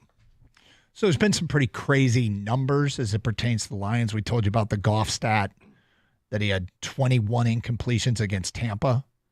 That was 7 games ago. In the 6 games since, he's had 22 incompletions combined. Houston, if they don't have Nico Collins, Stephon Diggs is out. Those two represent 62% of the team's receiving yards, 45% of their targets, and almost 56% of their team's first read design targets. So like that, the plays are designed to go to him. But if they don't have those two, yeah, then they're getting down on the depth chart. It impacts their offense. C.J. Stroud not having the year he had last year, quarterback for Houston. I mean, it's not way off, but there's some real alarming things. Like he was sacked 38 times all of last year. He's been sacked 30 already this year. He threw 5 interceptions all of last year. He's thrown 4 already this year. But he's been under some duress, and that's impacted the way he's played. But, those two may not play this week. All right, so we were talking about Goff for MVP and how he's I don't care, but I think Jared Goff is really good at cultivating a chip on his shoulder, and you hear it. You hear him call out people. You hear him mention what's being said about them. And with this MVP, everybody loving the debate, is it Lamar? Is it King Henry? Well, it might be Jared Goff. And Thursday Night Football, seeing some of that debate and reading stuff I saw today, I'm like, you know what? Goff can cultivate a bit of a chip on his shoulder that he deserves a little bit more discussion here. From who's this? I don't know. I would love more than anything for Goff to win MVP and the Lions to win the Super Bowl. But Goff is facing one of the best seasons ever. Lamar's going to throw for 4,500 yards with 40 touchdowns and 1,000 rushing yards, and the Ravens killed us last year without Henry. I'm hoping. I don't know what that is. Hoping John Harbaugh stops that train because I think he's the only one that can. Maybe it means Jim Harbaugh. That or if he thinks that John Harbaugh can't get out of his own way, and he'll be what limits them from getting further because he's the coach of that team. He wrote Jim Hatboff. I don't know. Proofread before you send, please. Chris in Tecumseh, can you really be considered for MVP if there's 2 people nominated on the same team? So that's the thing. Will there be a split vote from the Baltimore? I mean, people split that vote and Goff sneaks in? Well, We're a long way away. Yeah, but I mean, look at could be a factor. Last night, it was clearly a Lamar Jackson night, not a Derrick Henry night. Yeah. I mean, Derrick Henry had a touchdown. He had 4 yards to carry, but he had like 60 yards rushing. He had a touchdown after Lamar had an amazing run down to the 1. Yeah. It's so funny. We're sitting in the office today, and Gator sees that highlight, and he goes, I don't understand why he didn't score. He should have just cut to the left. And I'm like, yes, Gator, what Lamar Jackson needs is your advice. I need to be the one to tell him how to run. I mean, I know. Apparently. I was surprised. Were you not surprised? Because it seemed like if he had cut back at the end of that run, if he cuts to the left earlier and with conviction, he's going to be in the end zone. I used to sit in the stands when I was growing up as a kid next to, they should have done this guy who from up above. You were sitting next to Gator? Was always saying. I'm asking you the question. Did you think that when you're watching a play happen, did you expect him to cut in and score a touchdown? Did I think he could have? Yes. Okay. Do I really question Lamar Jackson? I'm not No. questioning Lamar Jackson. I'm making an observation. It seemed like he could have scored if he went this way. Am I wrong? Apparently, I'm not wrong. So stop making fun of me. I think it's a lot easier when you see it from above All as right, opposed to James when you're Franklin. on the field. That's very true. We have this 4K at Of home. course, I'm just saying. He's got a completely different POV than us. When you watched the play, King, were you surprised? I was just surprised he got there. I mean, it was an amazing run, right? It was unreal. I thought he stepped out of bounds 3 times. Is he not out of bounds? He's not out of bounds. Yeah, He's right? not out of bounds. Well, he's going to score, right? He can cut up and score, and then he doesn't. And I'm just saying, I'm surprised he didn't score on the play. My favorite, though, this guy would always say, I would have cut it back there. I'm like, good. Well, yeah, you would have been tackled 7 yards behind the line of scrimmage. So who cares what you would have done? I would have stayed outside. I was constant with this dude. And I'm like, would you? Would you? Well, thanks for putting me in that category. I know. Because that's clearly what I was put saying. yourself in that category. It's not at all. All I'm saying is after watching the play, what I said was, do you think he could have scored? And you said yes. So we agree. I think he could have me. scored, but it wouldn't have crossed my mind until you said it because I stopped playing that. Yeah, well, there's lots of those plays where you see guys wide open in the end zone after the play. You're like, oh, if he threw it to him, he would have scored a touchdown. It's just another one of those observations. If he had cut in, touchdown. Doesn't matter. They scored and they won the game. Well, to go back to that ticket text, though, that said, hey, if you have 2 great players like this on a team, how can you say one's the MVP over the other? Because you have somebody almost as good as you on the same team. I think that was the point of the ticket text. When Goff is he's not doing it by himself, but there's no one on his level compared to what they have in Baltimore. And last night's going to deceive people at the end of the year because they're not going to go back and go, oh, remember Lamar Jackson ran 18 yards to get to the 1. They're going to look back and go, Derrick Henry had a touchdown run. That's what they're going to look at. And he gets to stack his stat sheet a little bit more, Derrick Henry, with that. And so I'm hoping that those two duke it out for Offensive Player of the Year and Goff gets the MVPs. That was my case. Well, if Goff keeps it up, that's the argument to be made. Yeah, right? The funny thing about Goff is that the people in the game, and I heard Tirico say it, and I listen to Ben Johnson every week speak to the media. This is being presented as sustainable, and I'm not so sure. But it's like, okay, this is our offense. This is what we do. These are the plays we design, and we got a guy that can execute them. What's the big deal? Like Ben Johnson has sort of a, yeah, it's working kind of attitude that I almost feel, because sometimes guys get hot and you have one of those games. This is what I love about this team is that they're able to execute at that level because they have a running game. And they have a running game because they have an offensive line that can protect and they can run block. It all starts up front, and anything's open to what they want to do, to the point where they can run, 5 or 6 trick plays to an offensive lineman because he gets bored or because he wants to embarrass the officials in Dallas. But everything starts up front. And if you didn't have a running game, if they had average running backs, it might be a different story, but they don't. They have really good running backs. They have a running back that was held back behind a terrible line in Chicago. It's like this wild stallion that needs to be set free and finally gets a chance to show what he can do here in Detroit.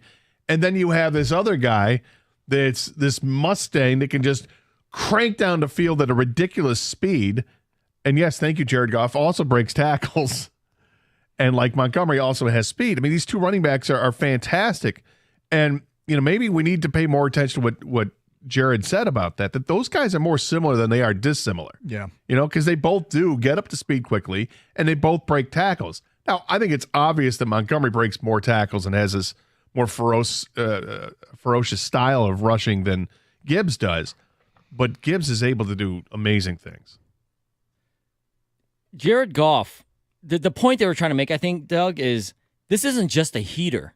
This is how good he is. This is how good this offense is. This is how we operate. This isn't, oh my God, they're on this unbelievable. No, I mean, I mentioned yesterday with the 6-game stretch, they're like, this is just the season. This is not a stretch. This is not, they caught fire.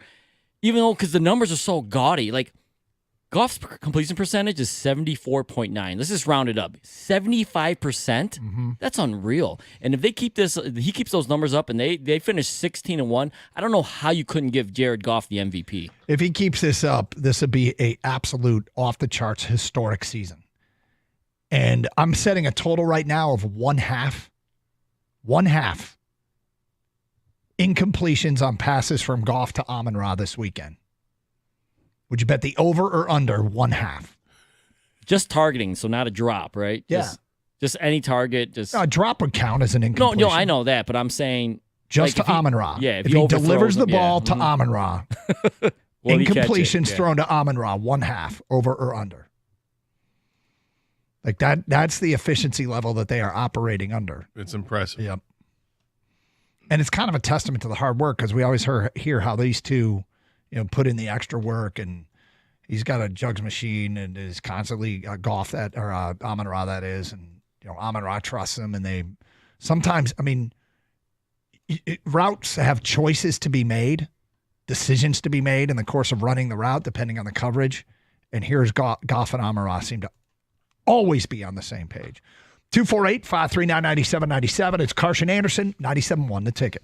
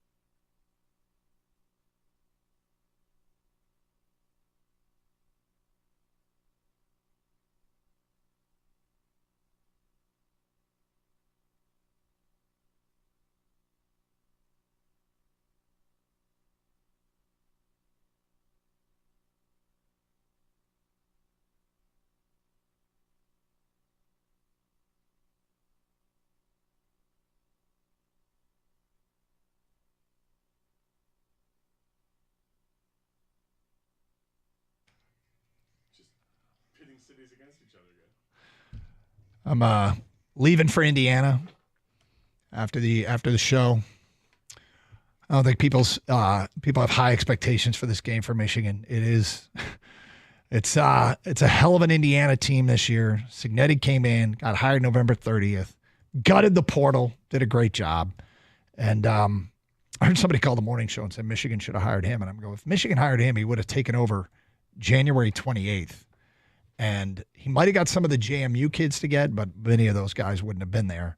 They might be in the same situation. The JMU kids would have been, 3-4 weeks into their spring semester or their winter semester, so they might not have come with, but could have come after spring ball. But the impact as a coach also is felt. I mean, this guy clearly knows how to coach. He's a pretty good coach. I think it would have been a little bit of a longer turnaround if he didn't get as much as he got out of the portal. He got a lot out of the portal. The two linebackers for JMU, really good. Quarterback Rourke is incredibly efficient. It's funny because Michigan's faced running quarterbacks, guys who can make plays with their feet. And, they're going down to Indiana, and it's kind of the basketball analogy. I think of Rourke as an elite playmaking point guard who doesn't score a lot, doesn't take a lot of shots, and that's the running part. But he gets the ball to his teammates. He can distribute it, man. He's like a 70-something% passer. But they're still transfers from James Madison. It's not like they're transfers from Georgia or, Ohio State. I mean, these are guys from James Madison. So I would imagine it's more the scheme and his coaching up of those players, which are no doubt good players, but they probably weren't great players coming out of high school that every school in the country wanted to get. So imagine what he could have done. Though, and, some veteran guys. I'm just saying that, what kind of look, to think about it, I guess is kind of futile because it didn't happen. But to think of what kind of influence he would have had on the current group of players, where there's talent on Michigan's defense for sure. Could they have made the defense better? Be intrigued to see what's long term for Cignetti if he stays there. I've never been to a sellout game there. This one's sold out. I can't even imagine what Memorial Stadium's like sold out. That was a place that was ripe for takeovers. Where does Bloomington rank in your favorite Big Ten road trips? I've been there twice, but I didn't go there for football because it was when I was doing Michigan State stuff. We didn't play at Indiana, but I've been there twice and I really enjoyed it. I had a great time both times. Once I went when I was a high school senior, and the other time I was a junior at Michigan State. Yeah. So I had a great time both times. Friendly people, good atmosphere. The second time I went, I was old enough to go to the bars and stuff, so that was pretty cool. I really liked it. I would, I don't know how many of the Big Ten campuses I'd been on. I've probably been to at least 10 of them, and it's definitely in the top half. I liked it more than certainly Illinois or Northwestern. Minnesota for sure was better than that. Better than Purdue. I liked it better than Penn State. So it's right up there. Yeah, it's okay. Let's just out of curiosity, kind of impromptu. Best wow. Big Ten road trip. Give us 10 texts. First 10 that time. What's your favorite Big Ten road trip? I think Bloomington's in the conversation. Can I say Oregon now? Am I allowed to say that? You can say Oregon, yeah. That was the best trip I ever had. That's Seattle. Seattle's pretty awesome. I enjoy it. That campus is incredible. But Wisconsin was great. 248-539-9797. Send us 10 texts and make sure you sign your text. We'll see what Detroit says their favorite Big Ten road trip is. As far as when Michigan has the ball, I know they're going to try. They're going to try and run it. They have not run it well of late. And Kalel Mullings has 34 yards in like his last 20 carries. Well, if you look at what Michigan State was not able to do against Indiana, which was run the football, it's going to be some tough sledding to run the ball against Indiana. It is indeed a challenge. 248-539-9797. Let's get back to your open line calls. We go to Jeff. You're next on 97.1. Hi, Jeff. Yeah, hello, guys. How's it going today? It's going well. Listen, you guys have been talking about Zadarius Smith and whether he should play or not Sunday because he was supposed to have his bye normally, right? Yep. Okay, why? Logically, why don't they just play him this Sunday against Houston because it's a big game on the road, and then give them the following week off when we come back home and play the Jaguars, which is a team we should beat with or without them. That makes sense? They possibly could do that, Yeah, I'm not opposed to that, but I mean, if the guy's ready to play, I'm he just wants to play, saying. let him play. But I think It's there is Houston, something to be and said, though. You get these game day checks, right, or these weekly paychecks that are based on a 17-game schedule, and he's going to play 18. Hey, where's the little something extra for the effort?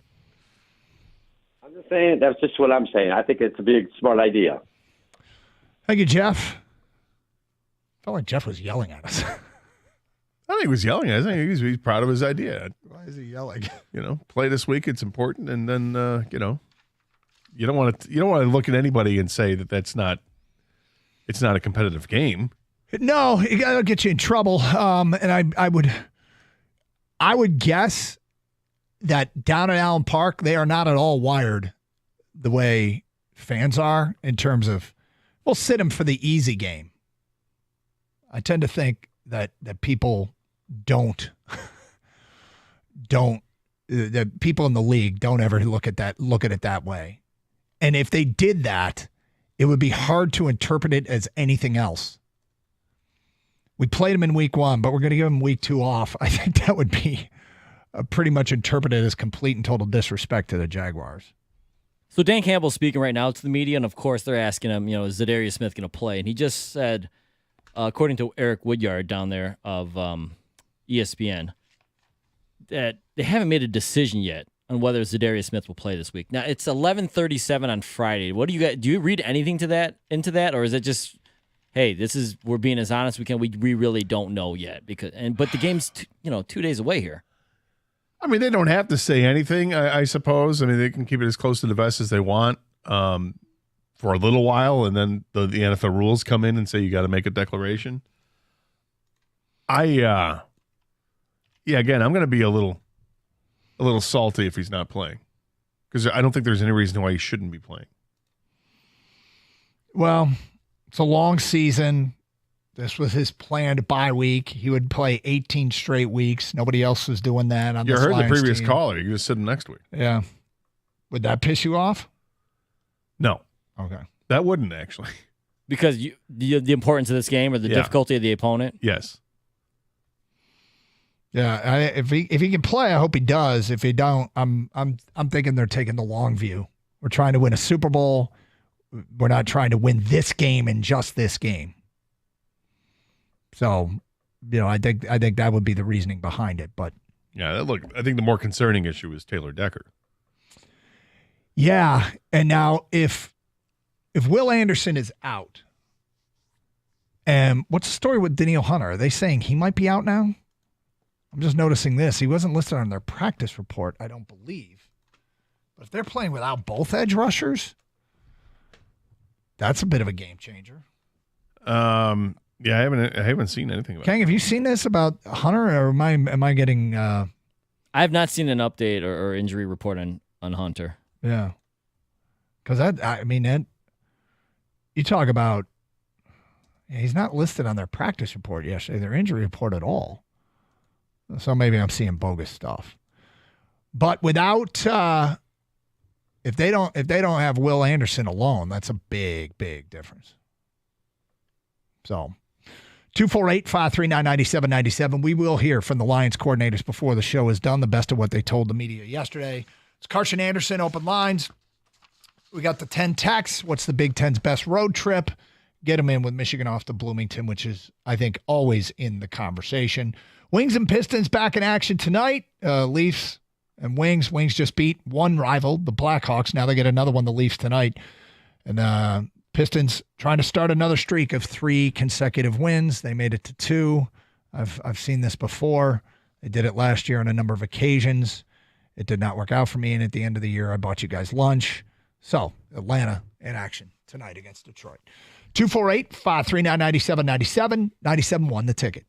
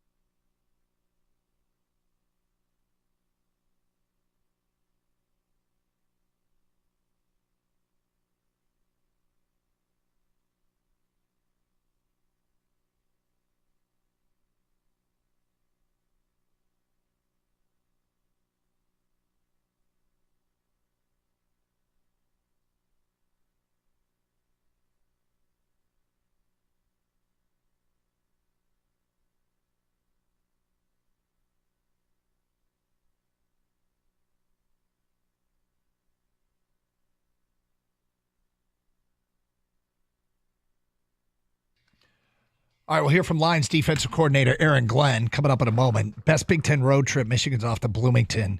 Mike at a desk says Madison, Wisconsin, great town. Unnamed texter, my top 5 would be Ohio State, followed by Wisconsin, then Michigan State, then Indiana, then Nebraska. Have you never been to Nebraska? No. Right? Yeah, that's a fun trip. Good town. Best road trip is Columbus, Ohio. It's from Euchre Jack and Grosse Pointe Farms. Favorite Big Ten road trip has been Indianapolis for the Big Ten title game. Atmosphere was amazing. That's from Robin Ann Arbor. Chasing Grosse Pointe says USC. Come on. Come on. Los Angeles is great. But I walked that campus last year when we were out there for the Rose Bowl. I was actually really impressed with the campus, but it's right in the middle of a city. Yeah. I know you guys don't want to hear it, but the environment in the school all combined into one great area is Columbus, Ohio. That's from Mark and Highland. I enjoyed Columbus. Yeah. There's been some weird interactions, but yeah. Look, there's some savages there, but beyond that, it's, maybe it helped that what happened when I went there was a great I want to say this too. State, there are also some great fans. I always feel like they get a bad rap by the bad ones, but because we're the ones who graduated. Yeah, we do. Go hit College Park, Maryland. Beautiful campus, about 5 miles from the White House. The campus is beautiful. The surrounding area, I have found have been to Maryland is like strip mall central. Like it's nothing great. Illinois was my favorite. Great place. Wow. Steve in Farmington. Illinois is underrated. I think Illinois is underrated and Purdue's underrated personally. But those were 2 places that I went that I just it did nothing for me, either place. Really? Yeah. Yeah, I think they both probably improved since you were there. I would hope so. Part of it was the accommodations at Purdue. I remember distinctly. The hotel was not the greatest hotel that I stayed at. Walls were a little thin. Just say I could hear things going on in the room next to me. Oh, yeah. Oh, yeah. Fascinating. Yeah. I was almost like, come on, man, finish. Wow. Let's go. An X-rated trip to Purdue, huh? That's a bit much. As far as road tripping with the Lions, from an unnamed texter, I'll be road tripping with my family to Texas. Brother lives in Houston and paid $500 per ticket to sit on the Houston side of the field in our Lions gear. Wow. Joe at work. I'm going to Houston with 7 other guys from my fantasy league, Doug. The takeover is happening. Jody in the D. I'm not going to H-Town, but I know a ton of people that are going. Kang, where did your buddy decide to go on the road trip this year? Do we know? I believe it's Indianapolis. Indianapolis? Yeah. From Sam in Detroit, there's actually going to be a Lions takeover this weekend. I'm flying down tomorrow morning. Hans, the Uber driver. I was born in Detroit, grew up in Houston. There's a ton of Michigan transplants out there. I'm pretty sure it will sound like a Lions home game. Well, that's a strong one, man. That's a strong one because Lions home games are great. I think you'll hear Lions fans, but that would be that would be something else if it sounded like a Lions home game. Again, enjoy, be careful, stay safe, treat each other with respect. There you go. Okay, so Aaron Glenn, Lions defensive coordinator, met with the media yesterday. One of the first things that he talked about was the video that went viral of him with all the rain on his glasses. Yes. Which I imagine is a problem that you have had in the past. I've experienced that issue. Yeah. Yep. It's a real pain. Did you ever feel like Aaron Glenn looked? Yep. Okay. Yep. 100%. I remember playing in rain, and even though you've got the helmet and the face mask and all that, and I wore glasses underneath it, the sport goggles. It was horrible because it would get wet, and once you're on the field, what are you going to do about it? Yep. You can't do anything about it until you come off the field. Then you got to try to dry them out, and they fog up. Between the fogging and the water, it's an issue. All right, so here is Aaron Glenn talking about the viral video that went around. Everybody talking about his glasses. Here's what he had to say about it.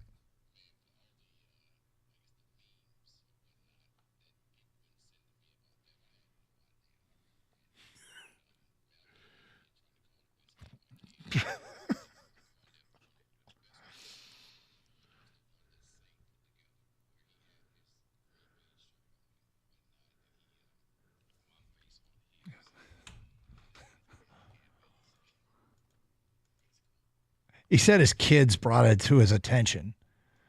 His kids and wife were like hitting him up with all the different gifts and means that were out there of Aaron Glenn not being able to see through his glasses. He also said he's not a social media guy, so he had no idea until much later, and then his phone started blowing up. But I guess if you're on a sideline, you never know when you're on TV, right? No. Which is amongst the many reasons why one should never pick their nose on a sideline. Solid advice. One of many reasons. All right, next up from Lions defensive coordinator Aaron Glenn. He talks about getting Zadarius Smith and what it means.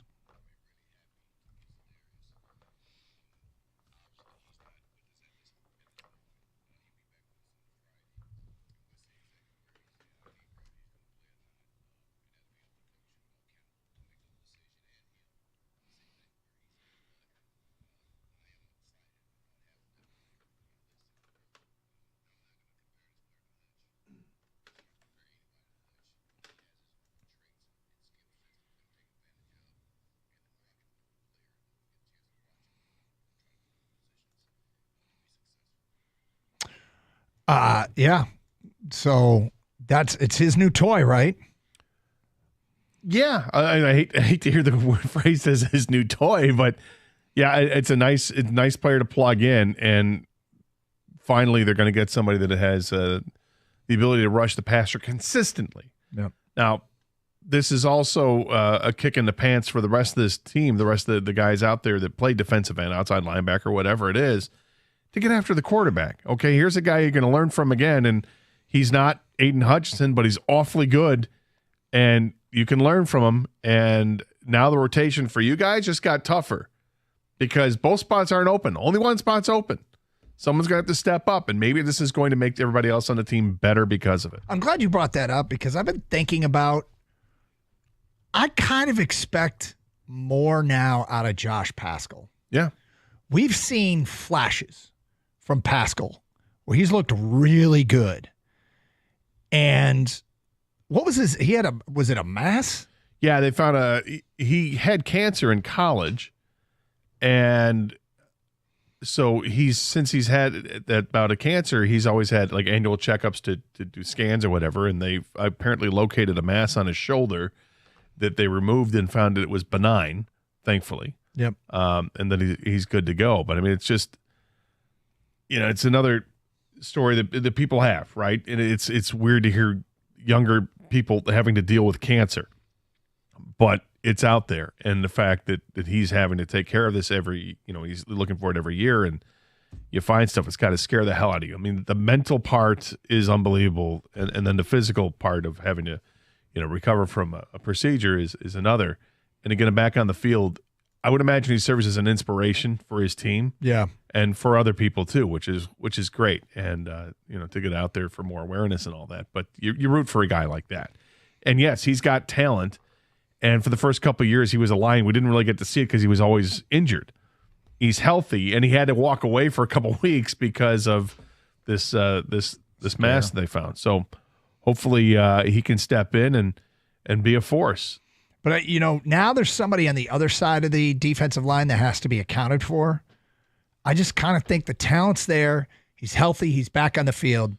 It's a chance for Josh Paschal to really make an impact. Yeah, I think so too. And not only him, but, okay, Levi Onwuzurike started the season, and Dan Campbell called him, he's a dude. He's a dude. Mm-hmm. And we had a little fun with that to start the season with it. And he looked pretty good to start the year. He wasn't great. He wasn't dominating, but there were plays where you're like, okay, I noticed Levi Onwuzurike out there when Hutchinson was there. Hutch gets hurt, and you just haven't seen him all that much. Now that you've got Zadarius Smith on his team, will we see more of Levi Onwuzurike wreaking havoc in the backfield? Will we see him getting after the quarterback, putting pressure on the quarterback? Will we see him making tackles in the backfield? The running game is going to be a big part of what Houston's going to try to do on Saturday night or Sunday night. They're going to need Onwuzurike. They're going to need Lee McNeil and DJ Reader. Those guys, I don't worry about those two, but it's Onwuzurike and Josh Paschal. You guys going to have to step it up too and make sure that you maintain the integrity of the edge. Yeah, and those are players that now you hope with more attention paid. Look at the interior of the Lions defensive line is doing great. But there's a lot there for Onwuzurike and Pascal. And I'm not saying it's now or never for both of them, but I mean, I don't think the Lions are going to keep guys around that aren't making plays for them, especially if they decide to keep Zadarius Smith and next year have Zadarius Smith and Hutch. You better find a use if you want to stay here, or you might find yourself get squeezed out. All right, we'll have more from Aaron Glenn coming up, more on Zadarius Smith and the impact he thinks he might have when he is up and running and fully uploaded to the Detroit Lions defense. We will also check in with the Birch kid at 12:30. Still no decision has been made. We'll get the read of what's being said down there at Allen Park coming up at 12:30 here on Carson Anderson. Open lines, 97.1 The Ticket.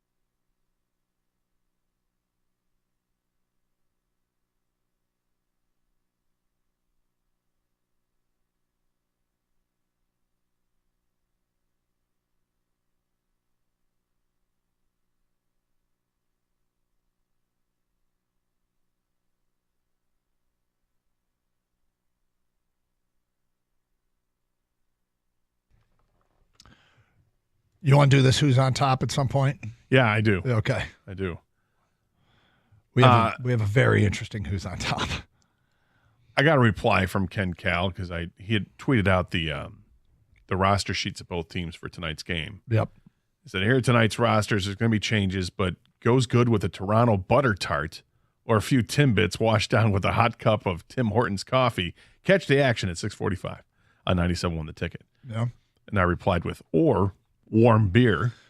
But we would need to explain to people that during the Stanley Cup Finals, we were in Pittsburgh, and the station, God bless it, they wanted Gator and I to roadie. We had a car, and they loaded it up with beer for us to take down to Pittsburgh with us. And we got down to Pittsburgh, and we opened the trunk of the car. It was like a SUV, yeah. and some of the beers had started to roll out and literally smash on the ground. There were some bottles that smashed on the ground right in front of the hotel, which was, of course, one hell of a scene. And we turned it like as these bottles, a couple of them smashed, and then you start doing the kick thing where you're trying to kick them to keep them from hitting the ground. Right. You did a great job. Thank you. And I look over, and there's Jerome Bettis watching this whole thing play itself out. That's the best part is Jerome Bettis is like, you guys need help? No, we're okay, boss. Thanks. But Kenny replied with that saying, only at Pittsburgh, warm Iron City. But, well, the warm part came when later we didn't have the beer on ice. Rookie mistake. Game ended, or was it after the game and Ken Cal came by our room and we had all this warm beer watching the Pistons take on the Celtics in the Eastern Conference Finals.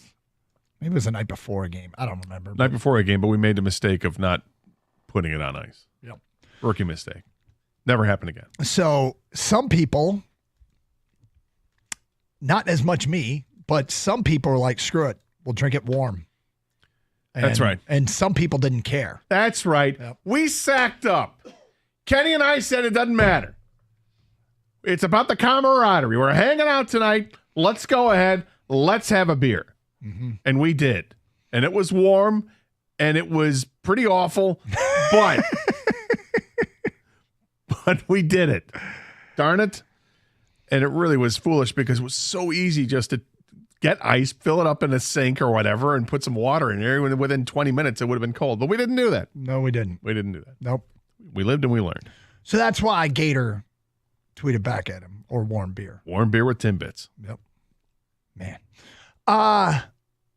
Okay, so we before the break there, we were playing some of Aaron Glenn, the Lions defensive coordinator. And obviously, we await word on whether or not Zadarius Smith's going to play. You heard Dan Campbell in the update there say he'll be out there running around. We'll get another update coming up at 12:30. See if what the feel in the building is from the Birchie kid. That at 12:30 is he is out there all week and part of the the press conferences. So Aaron Glenn was asked more about what he can bring to the table when he's fully onboarded to the Lions defense. And here's what the Lions defensive coordinator had to say.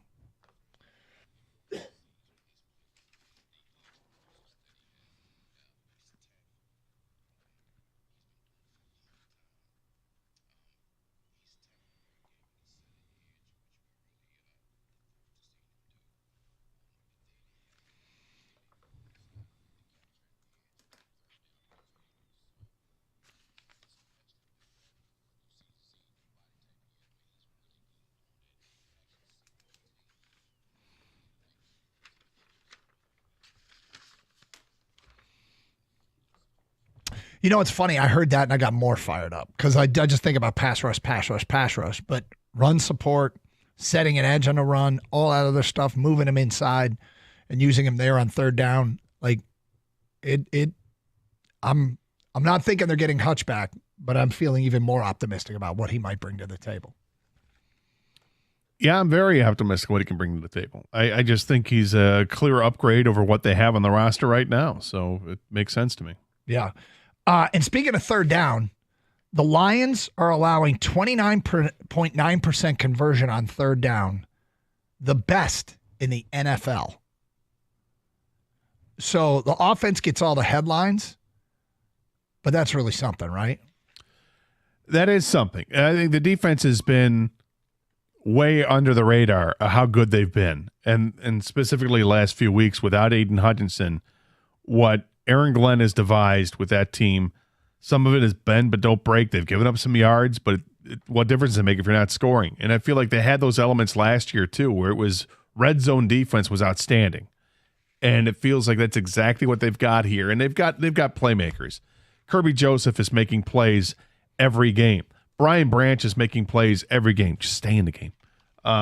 They've got players that are, Amik Robertson is punching the ball out of receivers' hands. It's fun to watch these guys get after it. You feel like, okay, maybe this team's marching down the field, but they're probably not going to score. Probably not going to get 7 because these guys are up to the task.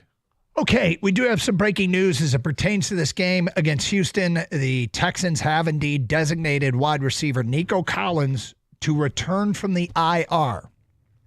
So he hasn't practiced this week. I was reading stuff out of Houston this morning. Those that cover the Texans weren't particularly optimistic about him playing on Sunday.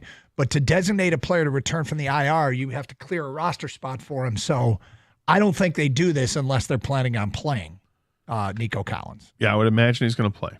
So chances are he practices this afternoon and probably will play, which is big for them. We gave you that stat earlier about how much he and Stephon Diggs meant to their team, representing 62% of their receiving yards, 45% of their targets, and 56% of the routes that they run they're the primary receiver.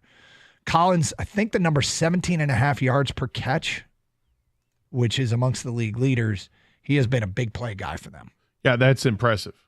No matter how you slice it, and it's a big get to get him back for that team. Mm-hmm.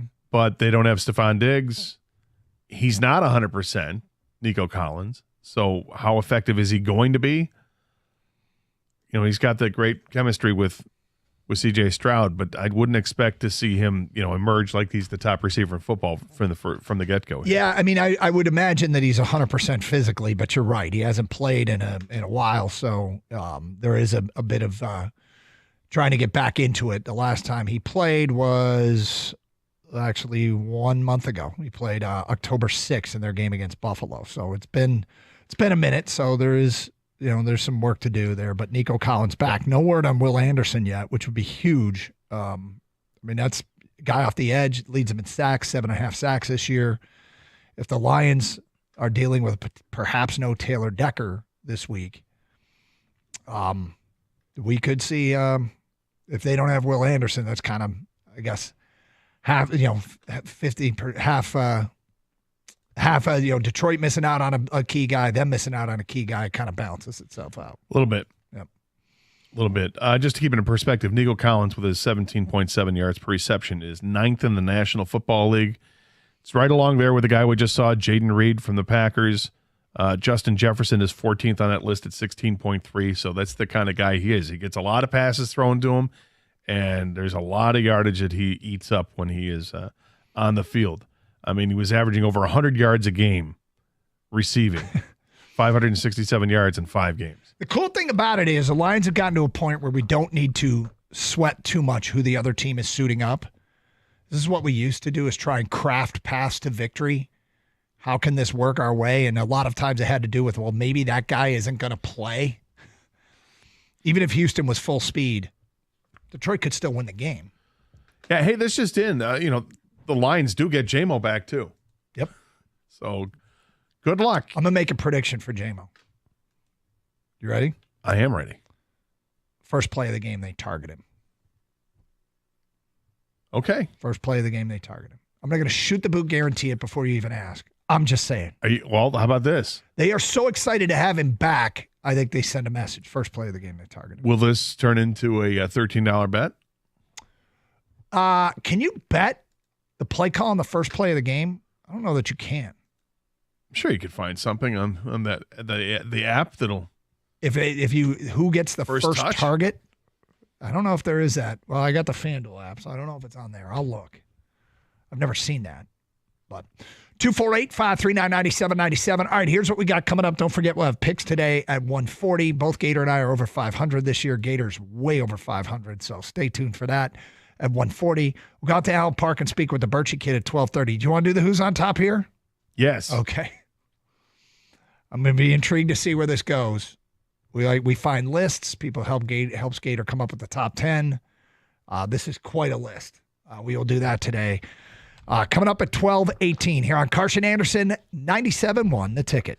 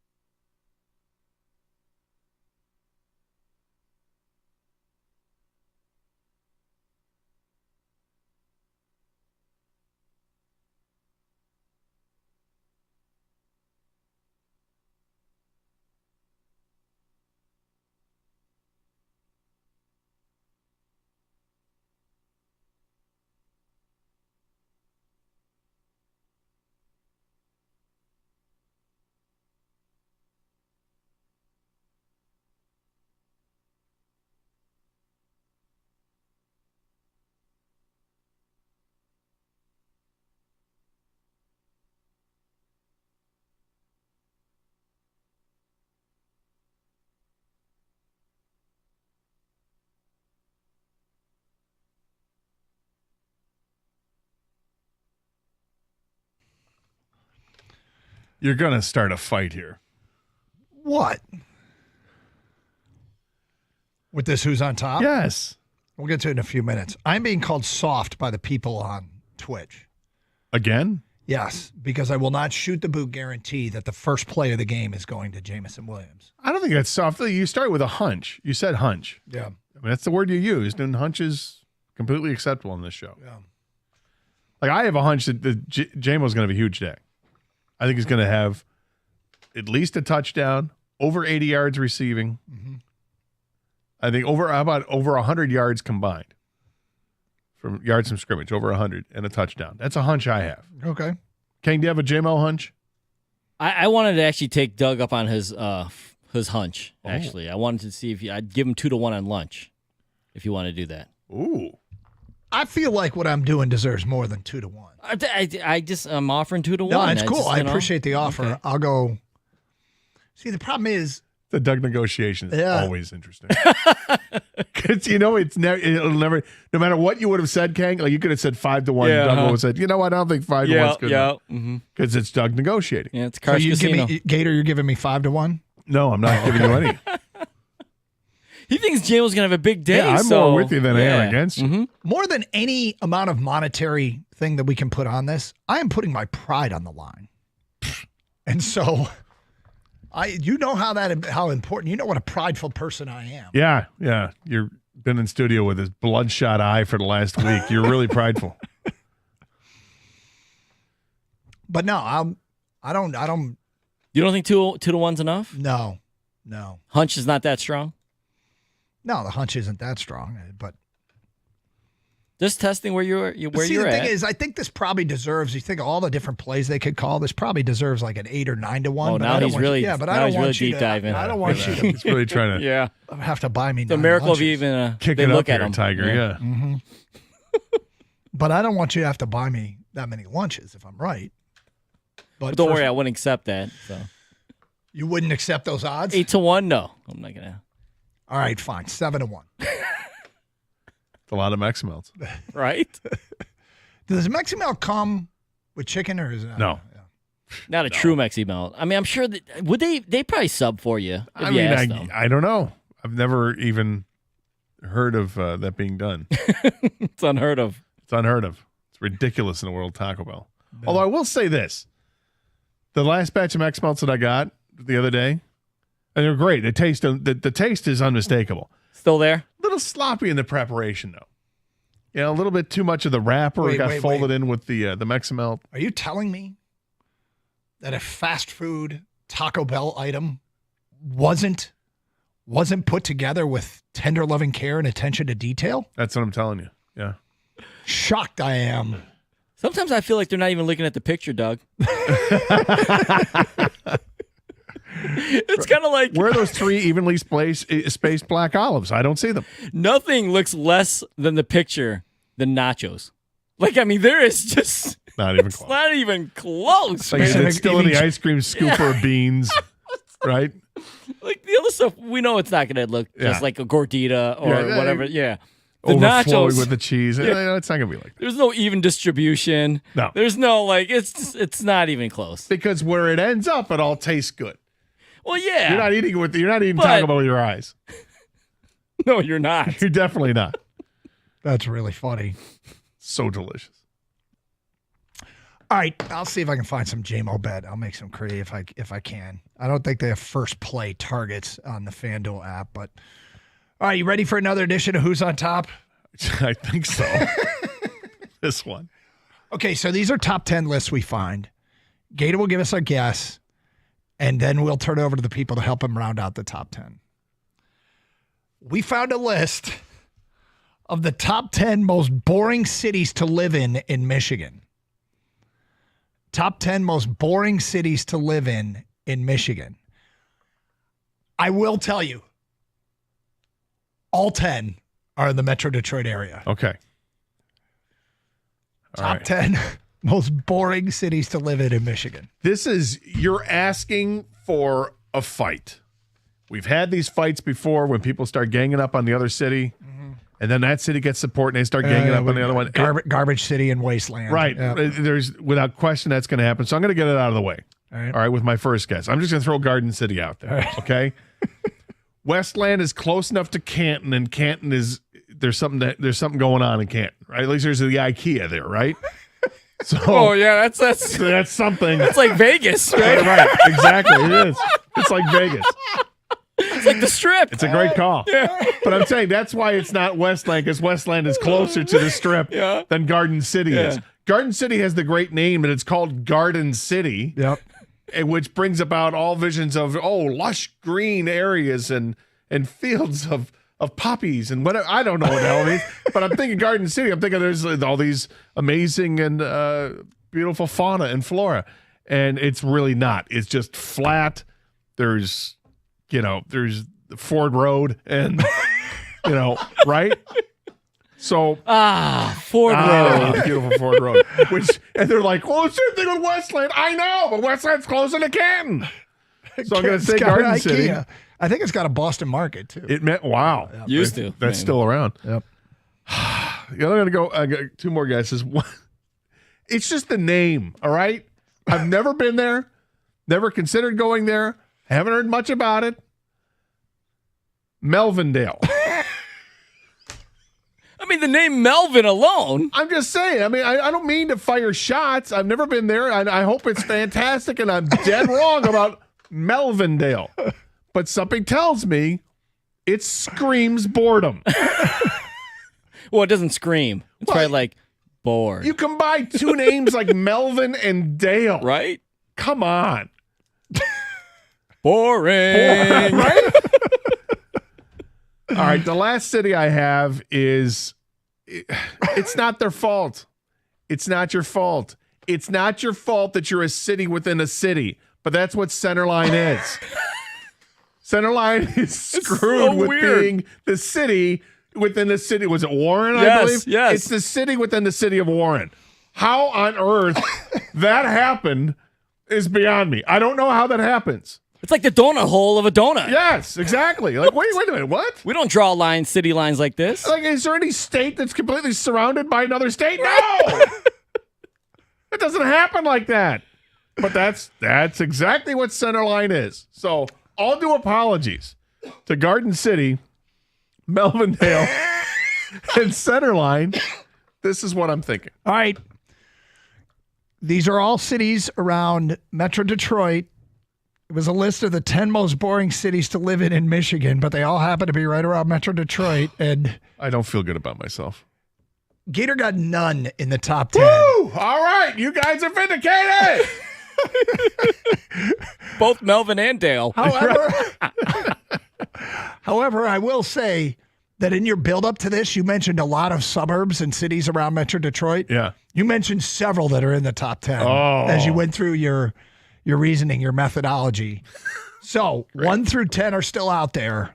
Let's go, people. 248-539-9797.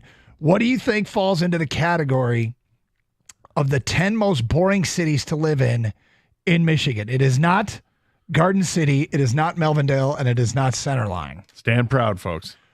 So you're up. 248-539-9797. We go to Brian in Ann Arbor. You're on 97.1 a ticket. Hi, Brian.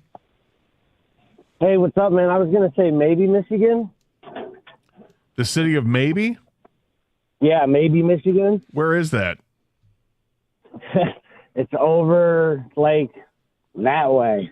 So it's not Metro Detroit, though, right? I think it's, like, around there. Yeah, all right, like well, it's close by.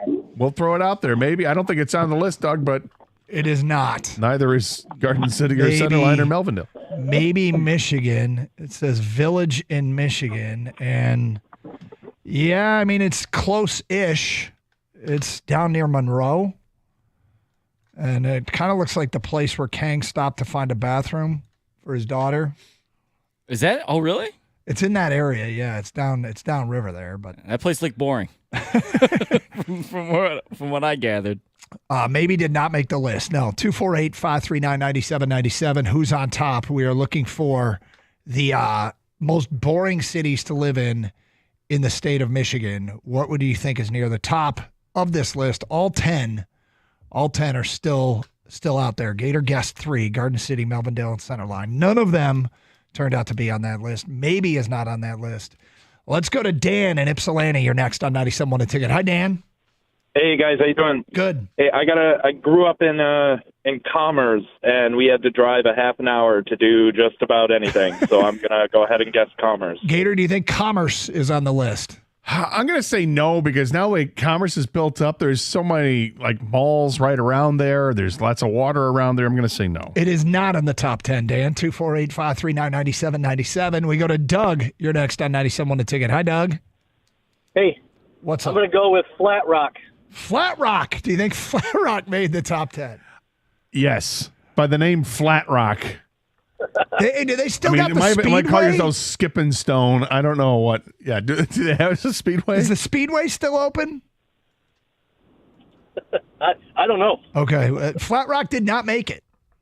But the Flat Rock Speedway. Good for Flat Rock. I was out there. Don, you're next on 97 a ticket. Hi, Don. Hey, how are you? Good. This is so wrong. Yeah, I live there now, and it's pretty boring. I got to go with Taylor. Taylor. Do you think Taylor made the list? You don't want to say yes. I don't want to say yes at all. No, I don't want to say that. Taylor sounds like it's a metropolis compared to the other cities. I would say no, it's not on the list. Taylor checks in at number 3 on the list as the most boring cities to live in Michigan. Not much to do in Taylor. Bernie, you're next on 97 a ticket. Hi, Bernie. How you doing? Good. All right, Bernie. St. Clair Shores. St. Clair Shores. Do you think St. Clair Shores made it? Absolutely not. Absolutely It is. not. There's St. Clair Shores is right there in the water. There's a ton going on. There's lots of bars and restaurants there. Don't tell me it's on the list. It's number 10. Come on. Oh! SCS? There's nothing wrong with SCS. Or like St. Clair Boars. Oh! Let's go to Bill. St. Clair Snores. Oh, yeah, I like Bill that. in Northville, you're on 97 a ticket. Hi, Bill. Hi, guys. How about Wyandotte? Wyandotte. Do you think Wyandotte made it? I'm going to say no. Again, close to the water. They have a beautiful downtown area. I'm going to say no. Wyandotte did not make it. Dan in Clinton Township. Boring cities in Michigan to live in. What do you got? Wickersham. Got to be either Clinton Township or Mount Clemens. I'm going to go with Clinton Township. I live here. Do you think Clinton Township made the list? He lives there. I'm going to say no, because it's right there with Mount Clemens. I think Mount Clemens has a lot going on. Clinton Township checks in at number 7 on the list of most boring cities to live in Michigan. Got to go with the specific city, Gator. Yeah, I got it. I just thought, hey, we could always walk to the next town. Mike, you're next on 97 a ticket. Hi, Mike. Hey, guys, what's going on? How about Southgate? Southgate, Gator. Come on, Gator. How boring is Southgate? Sounds like it's boring AF. It's awful. I'll say it's on the list. It did not make the list. I'm making enemies. Mark, every city that gets mentioned, Gator starts to laugh. Mark, you're next. Hi, Mark. Hey, how's it going, guys? What's All right, up? Mark. All right, I'm going to go with the same reasoning as the other names, but Warren just sounds boring. Warren, do you think Warren made the list? Listen, if Centerline wasn't on the list, Warren should be, because it encompasses Centerline. So I'm going to say, yeah, it's just flat. There's you got the plant is there, and I mean that's not all that exciting. Number 4 on the list is Warren, Michigan. All right, Mike, you're next on 97 a ticket. Hi, I'm Mike. on the board. Warren Boren. Hey guys, how are you? All right. I'm as a decade-long Livonia fan. I will, or Livonia resident. I will give you Livonia. It's got to be number 1. What do you think? I mean, the fact that Garden City wasn't, and it's right there. Livonia's got there's a big mall in Livonia. I'll give you a couple reasons there, Gator. Yeah. There's like 19 Walgreens, 19 Walmarts, and about 74 Aldi's, and no downtown area. And you find yourself bored. With all that to offer. I'm going to say it's not on the list. It's number 1. Livonia, number 1. Boring. We are scheduled to go out to Allen Park. We'll do that. We'll follow up on this today at 12:48 after we talk with the Birchie Key, get the latest on Zadarius Smith, the top 10 most boring cities to live in. Do we have the audio thing that goes with it? Because it's perfect. We'll play it for you and tell you who are the top 10 coming up at 12:48. Out to Allen Park next. Hey, calling all Twin Peaks fans, what a weekend we have in store for you. I think we can all agree it's the best time of year because, well, there's football, hockey, and basketball are back. And what a better place to enjoy all the action than your favorite lodge, Twin Peaks. Why is game day so much better at Twin Peaks? To start, nothing gets better with football than wings and beer, and nobody does it better. They have a draft beer system that chills the lines to a teeth-chattering 29 degrees, poured into frozen mugs that have been freezing for 6 hours. They take that seriously. Each mug is only used once a day. Perfect for this month's featured beer, Michelob Ultra. Pair that up with the best wings in the state, and you're in heaven. They offer up hand-cut and breaded to order boneless wings, bone-in, breaded, and smoked. And there's 14 different sauces and dry rubs to choose from. Saturday, the Maize and Blue plays spoiler against undefeated Indiana, 3:30. You got Bama LSU at 7:30. Then circle back Sunday as Detroit has a monster matchup down in Houston at 8:20. Come see why game day is simply better at Twin Peaks. Twin Peaks, eats, drinks, scenic views.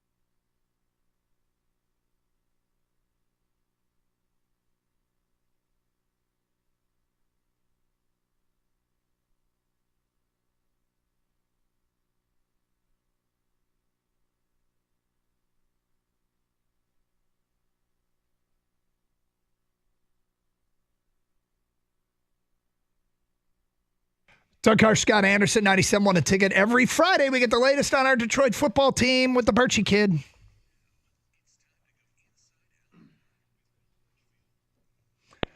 Birchie, what's up, my man? How you doing? I'm doing great, fellas. How about you guys? We're good. So, Zadarius Smith. First of all, Dan Campbell basically said they still don't know if he's going to play, right? Correct. Yeah, I think we will see him play on Sunday night. It might just be 10, 15, maximum 20 snaps, but I do think they'll get him out there. But I think the fact that they gave him the 2 days off this week was just another example of the Lions prioritizing the people in this building, looking at them as more than players. This is a veteran who was traded in the middle of what was supposed to be his bye week in Cleveland. He gets shipped up to Detroit. As Campbell mentioned today, he also lives down south, and his home was in the path of one of those recent hurricanes. And the Lions just felt like, let's give this guy a couple days to catch his breath, to just alleviate some of the stress. They're not in desperation mode here. They have won 3 games straight since losing Hutchinson. And Campbell said, we'd rather Zadarius Smith be of sound mind and body when he gets on the field, more than forcing him out there on Sunday night. So, that's just, it's part of the culture this team has built itself on over the past 3-4 years under Holmes and Campbell. And it seems like they're just continuing to fulfill that. And Zadarius Smith's arrival is just the latest example. Did you see what Snacks Harrison tweeted out about the situation? I sure did. It's hysterical. Yeah, his reply. His reply to finding out that the Lions traded for Zadarius Smith and were giving him a couple days off. His reply was, "Detroit truly has changed. Them folks threw me out there ASAP with swollen knees from the plane ride," and a bunch of laughing with tears emojis.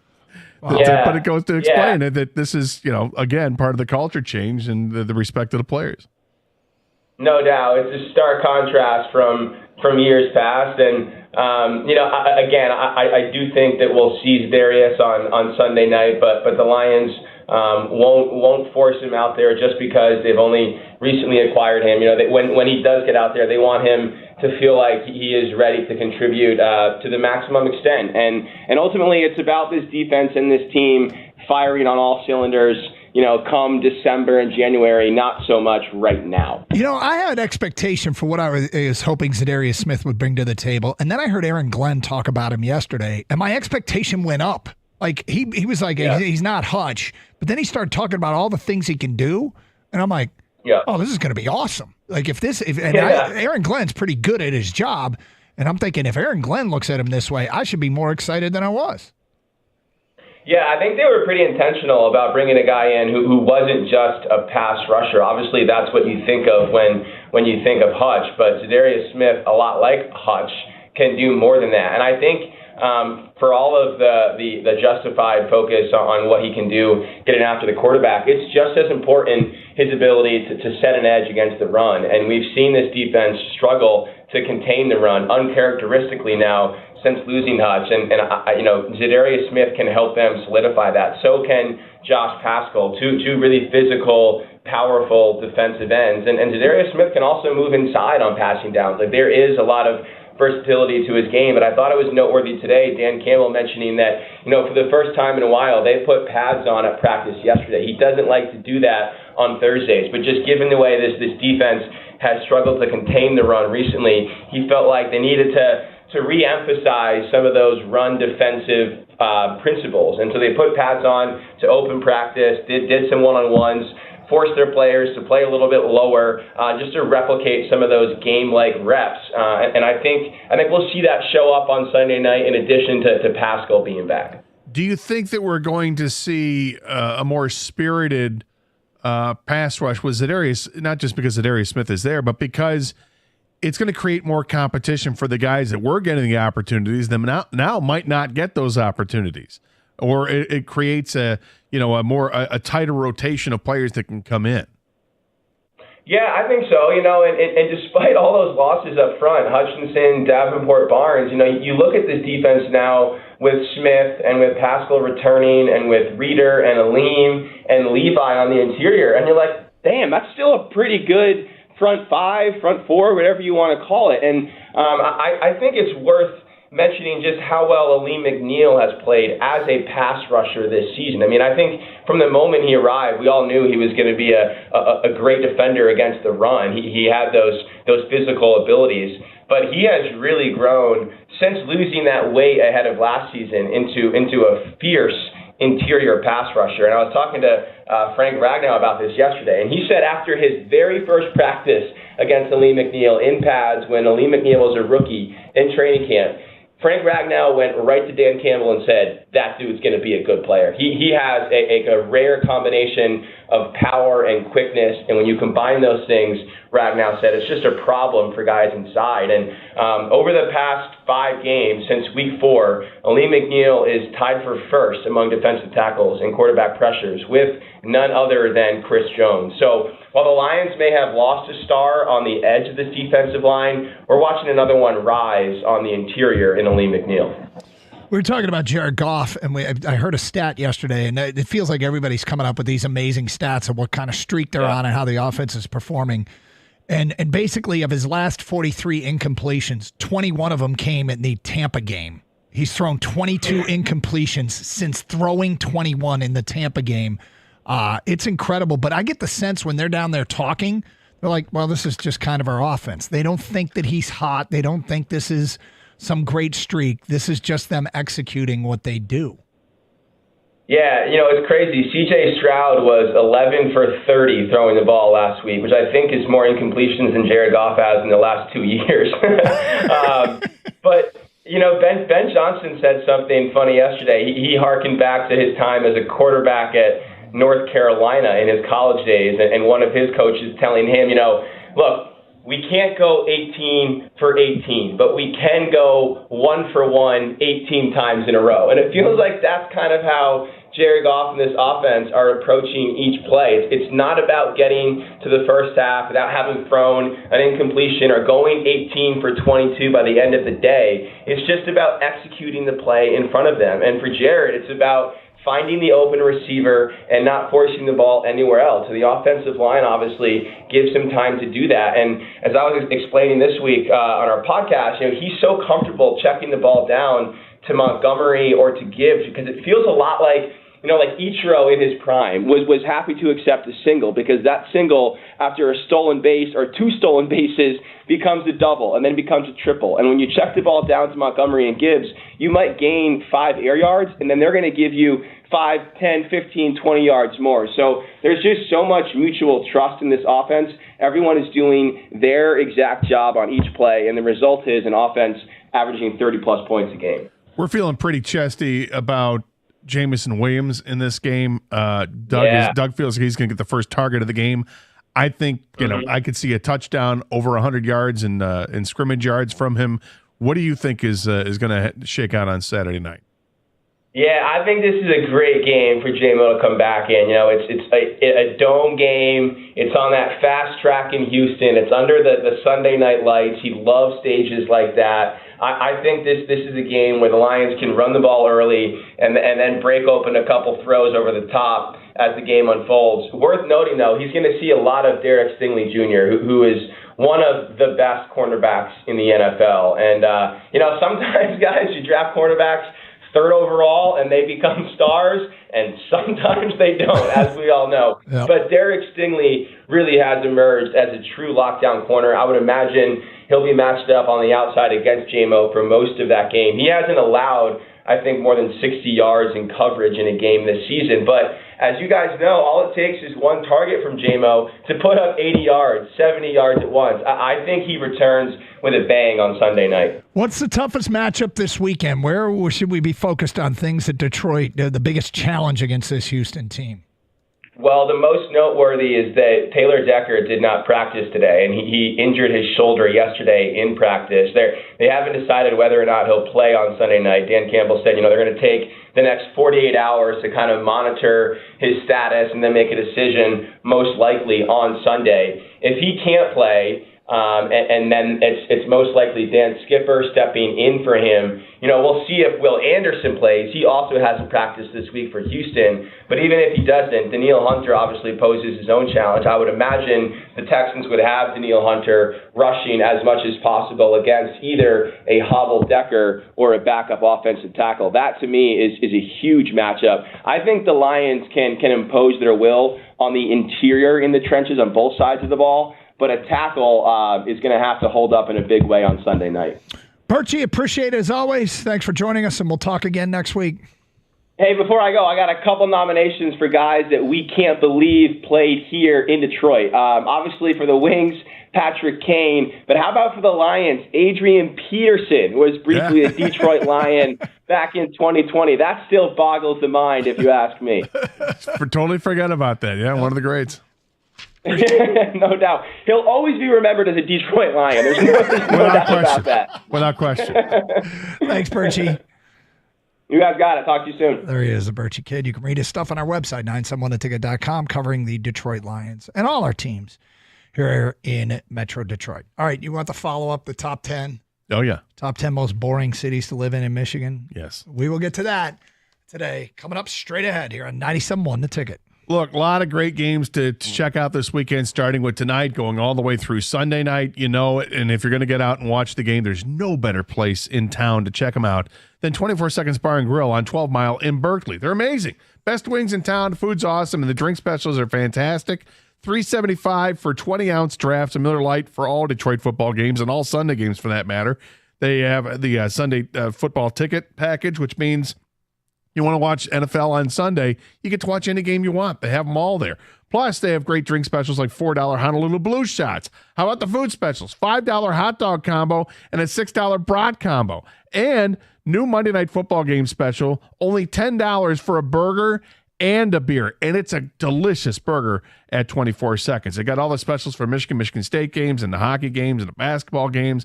Bottles of Blue and Blue Light are only $4. You get the specials that they have in Miller Lite. It's just fantastic. And how about this? Friday, November 15th, next Friday, you can watch the Tyson Paul fight at 24 seconds. No cover. They got trivia back on schedule for Thursdays at 6 and 7. And on Wednesday, the 20th, they're going to have Taylor Swift trivia at 7 and 8 o'clock. If you want to save the hassle of parking and driving down to Detroit football games, get on the 24-second shuttle bus. It is great. 24 seconds. Every seat's a great seat. The service is great. Food's even better. Check out all the specials and happenings at 24secondsbar.com and grab a taste of the action for yourself. My favorite place to go, 24 Seconds Bar and Grill on 12 Mile in Berkeley.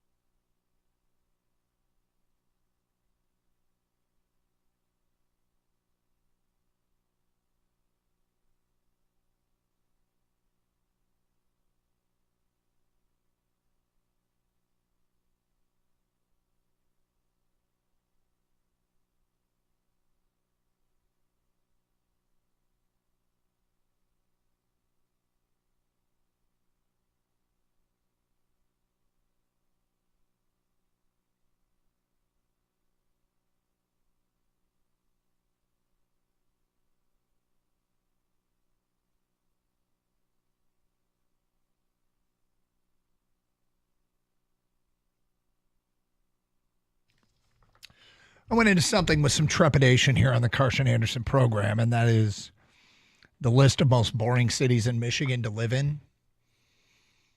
It turned out to be hysterical.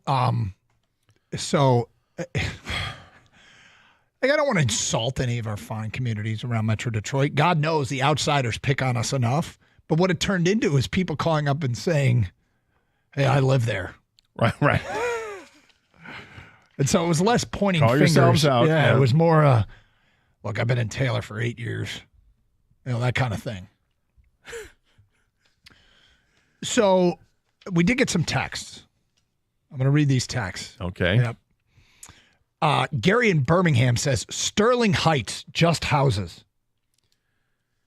King, how do you feel about Sterling Heights compared to Warren? Is it just Warren adjacent?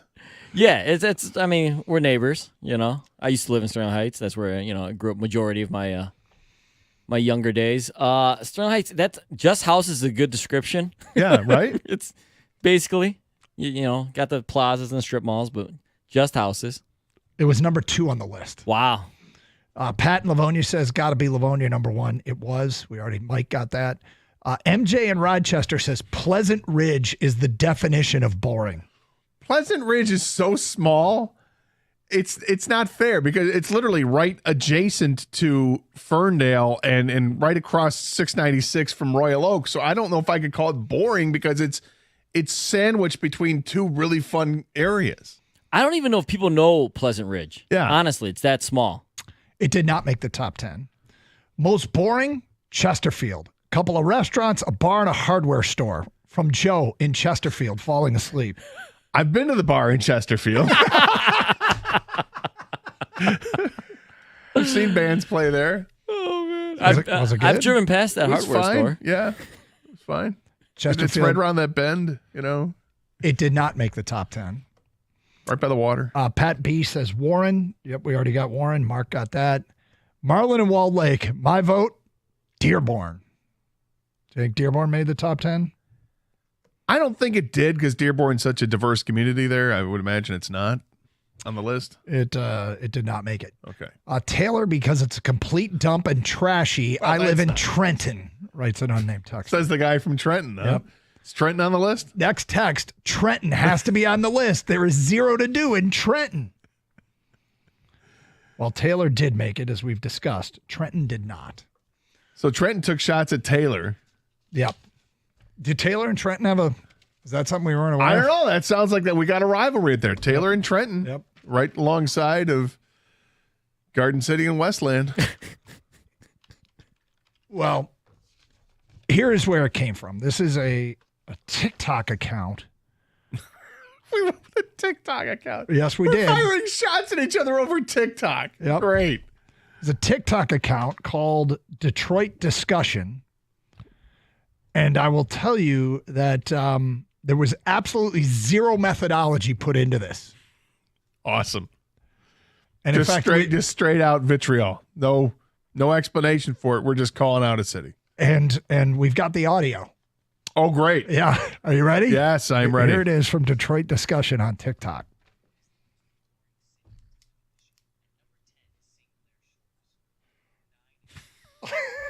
Roseville. Come on.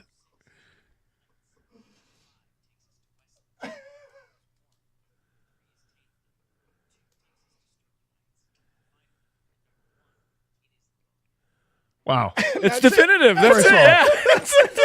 Thank you, AI.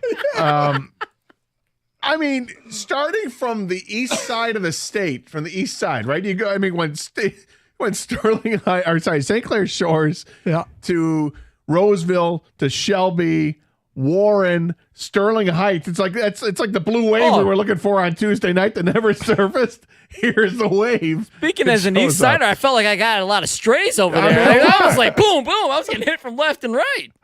And then it shifts to another geographic area.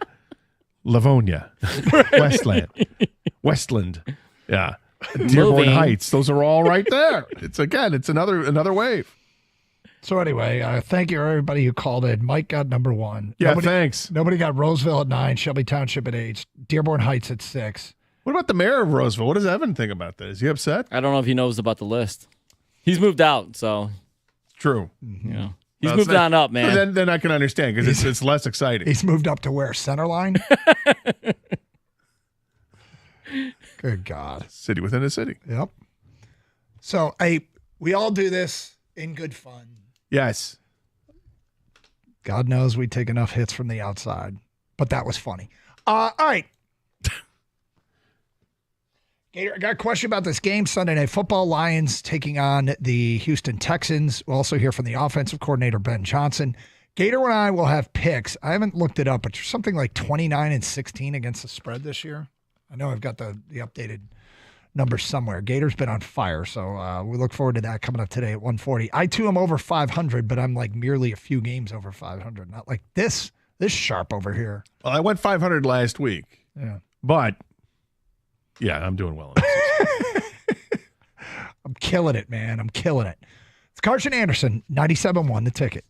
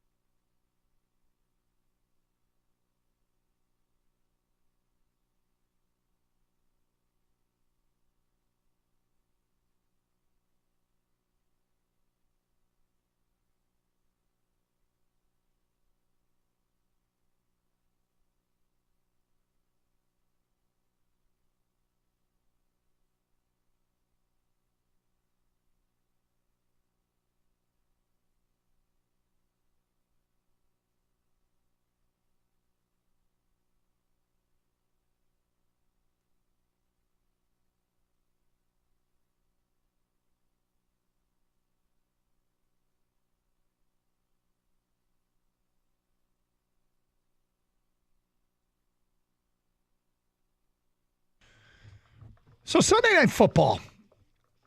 Is Sunday night a go-out night for football? I mean, is it? Well, this week it might be because of the Veterans Day on Monday. Oh. So maybe people get after it. So maybe people have watch parties for Sunday night. Wasn't Yellowstone return on Sunday night too? That's also one of the challenges of Monday Night Football. I remember back when I was, different radio life, there were always bars trying to say, how do we get the place packed for Monday Night Football? And I'd say, move it to Friday night. Well, back in the day, you used to be able to pack it for Monday Night Football but then the flat screen TV came about, and then high definition came about, and then the home theater upgrade. Yeah, they could just watch it at home, but it's still kind of fun to go out and watch a game when it's the big game, and because Sunday night with the day Monday, most people have I shouldn't say most people, some people have Monday off. I can imagine people would want to go out or at least do something for it. It's cool. Yeah, this could be a different Sunday night. Like you said, Veterans Day being Monday, and some people have the day off on Monday, but you're not. See, for us, the Lions games, I wish I could go out and watch them. It's when Christmas, when Gator and I have been known to take vacation and aren't always in. Invariably during that time, the Lions will play a game where I am not working the following Monday, and I've got to go watch in a bar, and I'm always like, wow, this is a different experience than what I'm accustomed to. It is. I'm trying to think what I want to do Sunday night. Yeah, with this game. So you may head out. I may head out, or may have people come over. I don't know. All right, Gator's gonna throw a bash. We'll have our picks coming up a little bit later on this hour. The Athletic. Midseason NFL picks. Okay, so this is their 46 football writers for The Athletic, all making their midseason picks. So, let me find it because I printed it up and now it's not working. And give me one moment, please, to find it. Are you ready, my friend? I am ready. All right, so first question for the Athletic writers: who will win Offensive Player of the Year? One player got 30 votes. Second place was 9 votes. Lamar Jackson. Lamar Jackson got 3 votes. Derrick Henry, 30 votes for Offensive Player of the Year. Saquon Barkley, 9. Really? Who will win Defensive Player of the Year?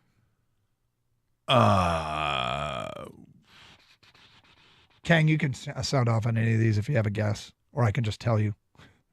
Will it be? I'm trying to think who's leading the league in sacks right now. I don't know. Is it Myles Garrett? I don't know.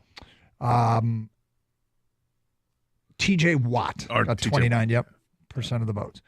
Who will finish the season as the NFL's top rookie? This guy got 44 of the 46 votes. Jaden Daniels. It is Jaden Daniels. The other 2 votes, Marvin Harrison and Brock Bowers. Okay. Yeah, they're both having a nice season. I voted for Jack Campbell. Second-year rookie. For the NFL's top rookie. Yeah. Who will win the AFC? 3 teams got votes. One got 29 votes, one got 11, one got 6. I'm going to go with Kansas City, Baltimore, Buffalo. In order, Kansas City, Baltimore, and Buffalo. Who will win the NFC? 46 votes. Detroit. How many votes do you think they got? Out of 46? Yep. 28. Kang, do you think it was more or less than 28? More. Out of the 46 votes, the Detroit Lions were the most popular selection by all the writers of The Athletic. 40 of the 46 picked Detroit. Then it was 4-1-1. 4-1-1. Washington, Philadelphia, and San Francisco. Kang, you agree with that? Not in that order. Okay. But you think those are the 3? You said Washington, Philadelphia, San Francisco, right? Yes.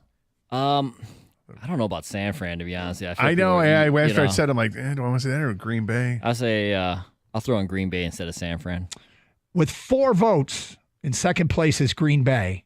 With 1 vote, San Francisco, and also with a vote, Philadelphia. No votes for Washington. For Washington. They feel like I do. I'm not worried about Washington like you guys kind of.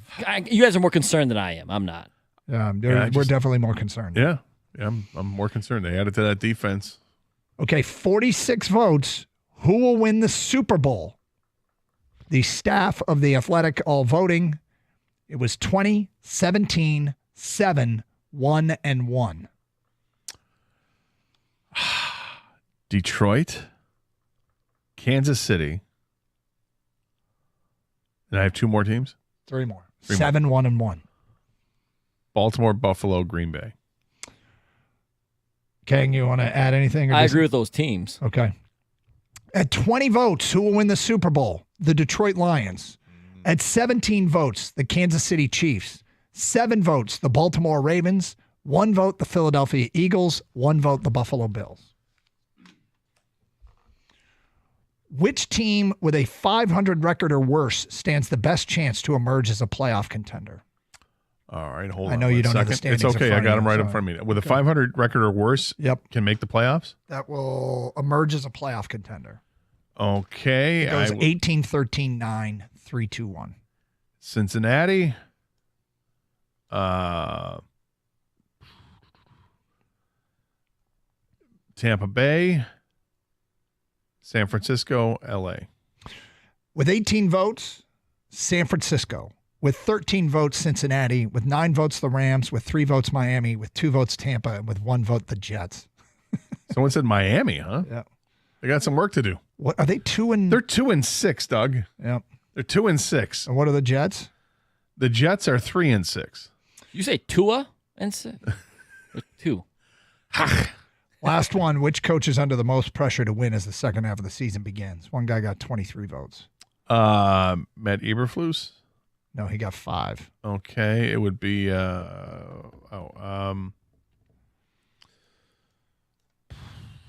got McCarthy. there it is. That's who it is. Yeah, sorry. 23 votes for McCarthy, 7 for Sirianni, 5 for Eberflus. Doug Peterson and Brian Daboll, 3. Pretty big second half for Sirianni because of what they did last year in the first half of the season. They're 6-2 right now. Philadelphia is. Yeah. It's when they were winning, it was like, oh, look at this guy Sirianni. When they struggle, it's like, look at this guy Sirianni. Well, they had lost their coordinators, and that did play a role in it, but the team just wasn't looking good the second half. They looked like mung. And even in the first half of last year, they were winning games, but they didn't look great doing it. They look like a much more competent team right now. Jalen Hurts looks better. His receivers look better. Having Saquon Barkley helps a lot. Well, let's not bury the lead. They've got overwhelmingly think the Lions are going to win the NFC, and in a tight vote over Kansas City, the Lions are going to win the Super Bowl. I like that. I mean, honestly, if you had to make a prediction right now. I mean, Detroit, Kansas City looks like such an attractive Super Bowl. But Detroit, what I say, anything looks like an attractive that's Super true. Bowl. Fair enough. I mean, if we're going to put the perfect script together, the idea of Detroit even getting there, but Kansas City, an undefeated. Kansas City's got a shot to go undefeated. They really do. And you know, if it turns out to work out that way, man, I would. Yeah, I mean, obviously, it's really hard to do. Only 2 teams have gone through the regular season undefeated when you've gone from a 14-game schedule or a 16 or 17-game schedule. Yep. It's hard to do. Obviously, I'd bet against it, but am I wrong in thinking that Kansas City doesn't scare me as much as Baltimore or Buffalo? Well, here's the thing about Kansas City and Baltimore, and I think Buffalo too. Detroit beat Kansas City the last time they played. They did. Pounded by Baltimore and lost to Buffalo, right? Yeah. So, and maybe you have to also take into consideration, okay, what did Kansas City do to improve themselves? Well, they added a pass rusher in Uche, and then they added Hopkins. So you see that since Hopkins has joined them, they've scored 7 touchdowns on 8 trips to the red zone, and they were struggling in the red zone prior to him getting there. Yeah, he's awfully good. Yep. And he's with a quarterback that knows that, hey, if I got to find a first down somewhere in the field, I can look for this guy, and I'll hit it. So I think those two together is a pretty good marriage of 2 veteran players. Yep. Maybe I shouldn't sell Kansas City. So, and I'm not selling them short. I think there's clearly the record-wise best team in the AFC, but I feel like every week is another week where Patrick Mahomes is running so close to hurting himself. And he was just running the other day and planted his foot and his knee kind of buckled on him. And his ankle buckled. Oh, and he got hurt. Yeah, well, yeah. I mean, it looked like he was, and they took precautions to keep you off the foot. And he's like, no, I'm fine. I can shake it off here. And it's a miracle. Sorry, no pun intended with Taylor Swift, but he was fine. All right, straight ahead. You're skeptical. Huh? Are you going all bloody sock and do I think that the flu game? Is that what you're doing? Patrick Mahomes? Are you wait, you're interpreting me as saying that Patrick Mahomes might have embellished that injury? That's what it sounds like you're saying. Does it? To me, I kind of agree with Doug Gator. I think he's starting to get like a flopper type mentality here, man. This guy, he lets you know when he was hit late, and I use that in air quotes all the time. Oh, look at me. Yesterday, Joe Burrow got killed 4 steps after he released the ball, and they were just like, oh, yeah, all good here. Joe just got up and went from Joe went about Burrow his business. got hit well after the ball was released, and they marched off 15 yards for the Chiefs. That's what's happening. It's the new meme. It's new fun with the Kansas City Chiefs. Mm-hmm. All right, straight ahead, we hear from Lions offensive coordinator Ben Johnson on this team, how they're playing offensively, and the challenge of taking on the Texans this weekend. It's Carson Anderson, 97.1 The Ticket. Michigan Auto Law, auto accident attorneys. They specialize only in auto and truck accidents. Many law firms don't specialize, but focus on many different areas of the law. It's a huge difference. Michigan Auto Law chooses to take on fewer cases than other law firms. They take on fewer on purpose. This means they have more time for your case. The formula leads to faster and larger settlements for their clients. Many people call Michigan Auto Law because they don't get a call back from their current law firm. Proactive communication is super important to them, and Michigan Auto Law returns all phone calls within 24 hours. You will get a call back from them. They care more, so you win more. Michigan Auto Law, auto accident attorneys. Visit autolaw.com. That's autolaw.com.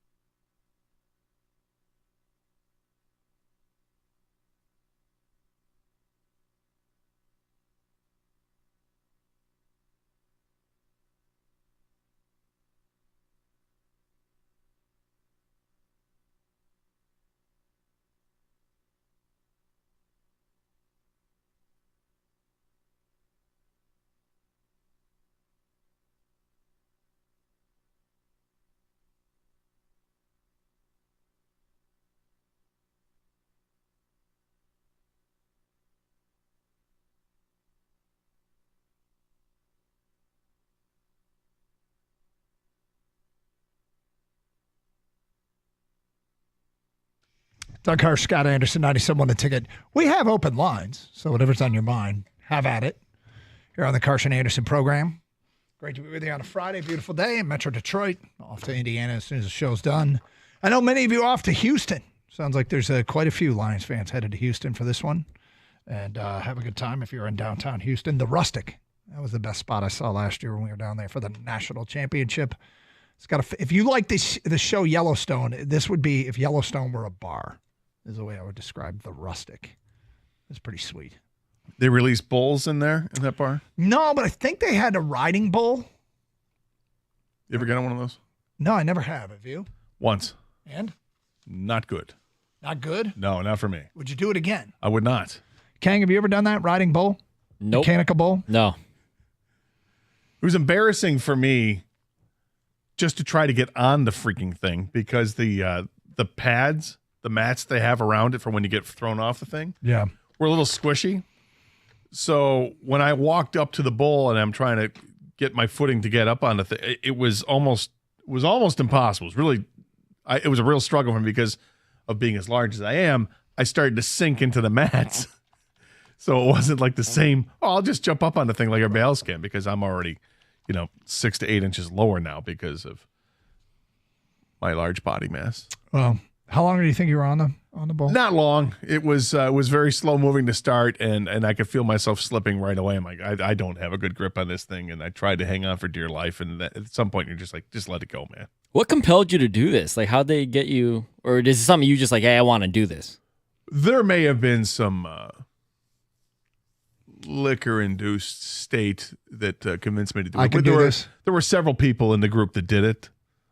This is a long time. This is probably 20 years ago. Yeah, I would not do that again. I want to try it sometime. But with a helmet, of course. Well, hello. Goes nuts. Right, Who are we talking to? Yeah. And a patch. Yeah. There's no anything waiver I got to sign about if you've had a scratch in your retina. Oh, I'm sure there's a waiver you're going to have to sign. Sure there are waivers. I mean, basically, isn't everybody who's doing that drunk already? I think the majority of the people are, except for the people who are dead serious about it. Oh, is that crowd there? Oh, I think there's that part of that there's that crowd too. It's like when you go to a bar and there's karaoke, and dead 90% of the people there are there to drink and have fun, and then there's a 10% of like, I'm doing my song. I'm going to get discovered tonight. Mm-hmm. The voice tryouts. Yeah. Yep. I'm going to sing Adele like you've never heard it before. Or Celine Dion. Right. As one does. Right. And when those people get up there at the karaoke bar and they're like, they stand in front of the monitor. Well, they don't even need to look at it. Because they know the lyrics already. Like, all right, here we go. Get ready for a showstopper. Woo! Let's hear it. They got a whole routine. Here's a lady from Westland. Or Westland. Let's go. You're not boring, are you? Not when you can sing that, my heart will go on without even looking at the lyrics. And then that sparks interest because here comes, Gail from Garden City. She's got to prove what she's got, and she's going to go all Lady Gaga on you. And again, in front of the monitors.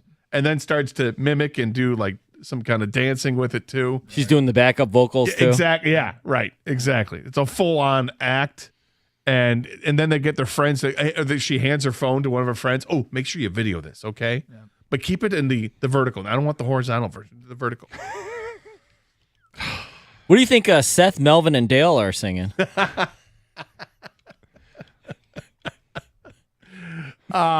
Dixie Chicks. Yeah. Yeah. They want to change it up. Yeah, all right. You're thinking like, what are they going to do? They're going to do the Oak Ridge Boys or something like that. Something with 3 men. No, not it. Not it at all. They change it up. They go with women's song. First I was afraid. I was petrified. Yeah, sure you were. Well, no, that's the drunk guy would do that.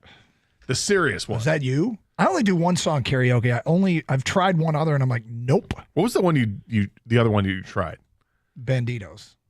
By the Refreshments. The fact that that's even a lot harder to carry than it is when I'm driving in my car, screaming the world is full of stupid people. But I don't have a great singing voice. I'm not sure I have a great voice at all, but the singing voice is terrible. And you can kind of talk your way through Brandy by Looking Glass. Which is what you do. Yep. That's your song. All right, we promised. What's your go-to song? Just real quick. If you have to perform karaoke, no choice, you would sing? Green Green Grass at Home by Tom Jones. Okay. And wow. I don't even know if I've heard that song ever. Kang, what about you? You won't hear it today. This is a song I kind of make fun of, but I think I can sing it okay. You guys have probably never even heard of it. Do you guys know who Harry Styles is? Yeah. All right. It's called Sign of the Times. It's very high pitched. So I just do a completely high pitched voice and sing it. I did it one time for fun, and my wife is like, that should be your karaoke song. And they just laugh at me, which is fine. Watermelon Sugar High. I was going to be like, Dude, what? Don't go there, man. Watermelon. Unless, you already know, Doug. The Sharks. The Sharks, man. I do. Okay, let's get to this as we promised. Ben Johnson, Lions offensive coordinator, meeting with the media yesterday. He talked about Houston's defense and how tough they are to play against.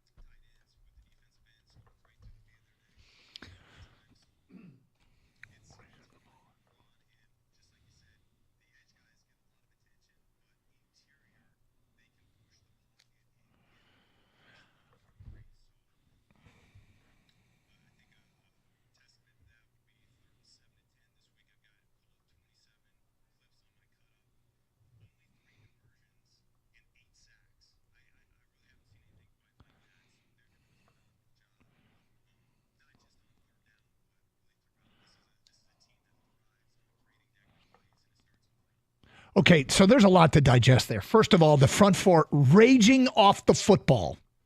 Raging, he says. So that's Daniel Hunter, Will Anderson, who is still questionable, and in the middle, Settle and Fadakasi. But raging off the football, he said. Okay. They won't do what you told them. How about their ends go right through the V of your neck? Have you ever heard that term? I have not, but that's frightening to think. That's a hell of a way to put it. Yeah. Apparently they strike you in the throat area is the way they just put their helmet right there in your upper chest and down you go. And then 27 cut-ups of the Houston defense on third and between 7 and 10, 3 conversions, 8 sacks. I wonder how that compares to the rest of the league. On 3rd and 7, 3rd and 8, 3rd and 9, 3rd and 10, these are not ideal down and distances for the offense. 3 of 27 sounds like they are rather effective. But I also like the idea that he's sitting down with 27 different cut-ups of what they're doing in those situations.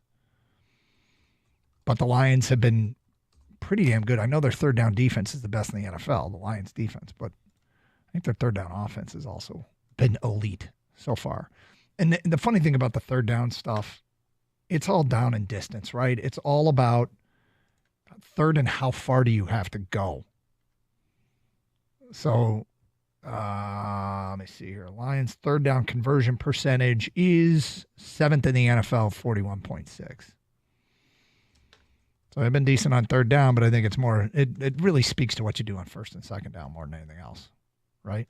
It does. It does. You don't put yourself in a hole. No. Don't take a holding call on 2nd and 6 to make it 2nd and 16. I've always, the last couple of years has really kind of come more to the forefront of things. Holding is such a punitive call. When you look, I wonder if that is something that the NFL would ever consider changing. You think it's too much? 10 yards, that's a lot, man. Yeah. But that's a lot. When you consider that jumping off sides is a 5-yard infraction or, there's so many 5-yard penalties. Holding is 10. That really kills a team. Yep. How about meeting in the middle? How about 7 yards? Go 7? You want to make it a 7-yard walk-off? Because everything's done in intervals of 5, Gator. But why not change? Why does it have to be intervals of 5? You're right. It doesn't need to be. It's so arbitrary. It would be hysterical if holding is now a 7-yard infraction. How many football fields is it between here and there? Sorry, I was going to go all European get upset with us for not adopting to the metric system. Oh God! I got a quick interaction. I had Canadians in town this weekend, and my cousin Googe was trying to explain to my youngest. He said, "All right, how many liters? What do you think a milliliter is? How many milliliters make up a liter?" And he looked at him. He goes, "I don't know. I don't speak French."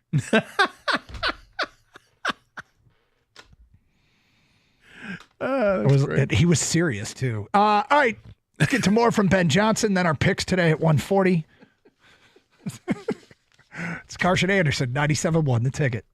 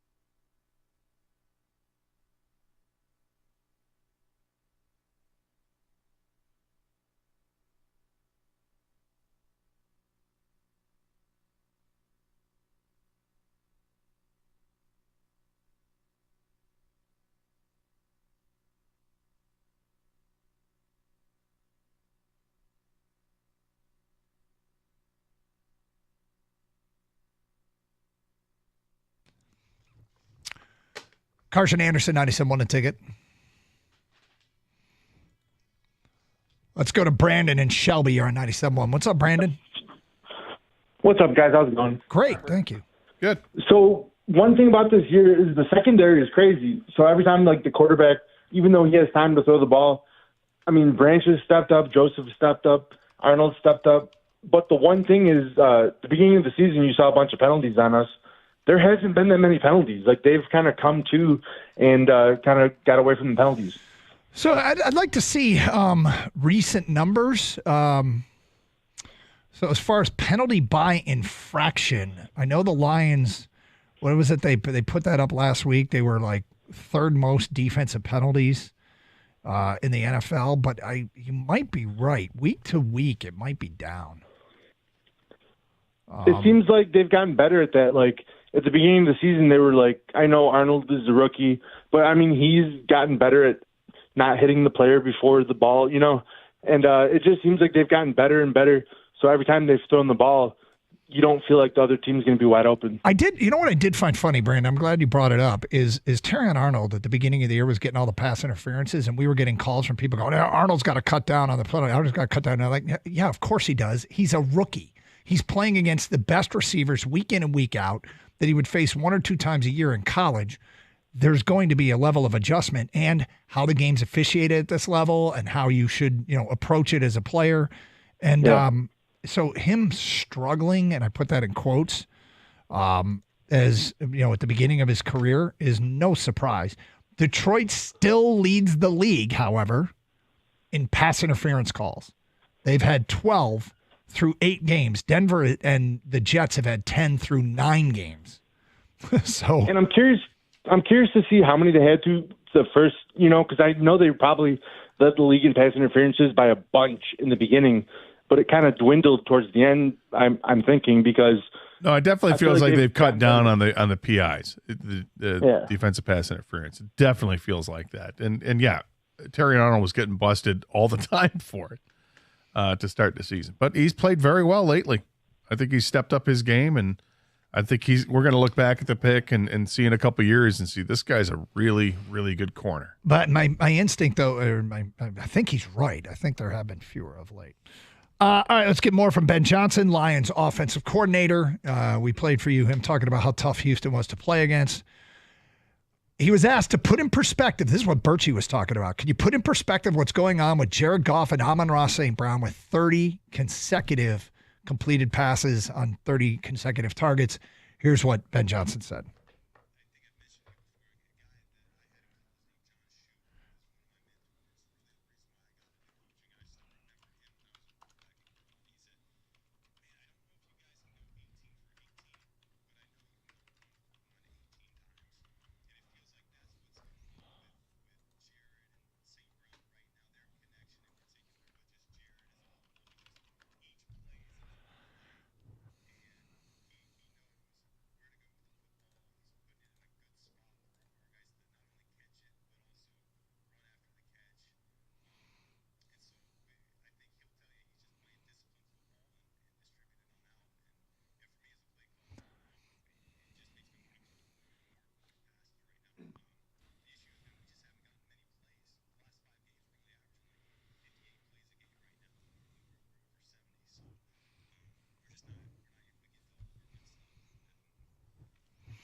So, yeah, that terminology, I can see you going 1 for 1, 18 consecutive times.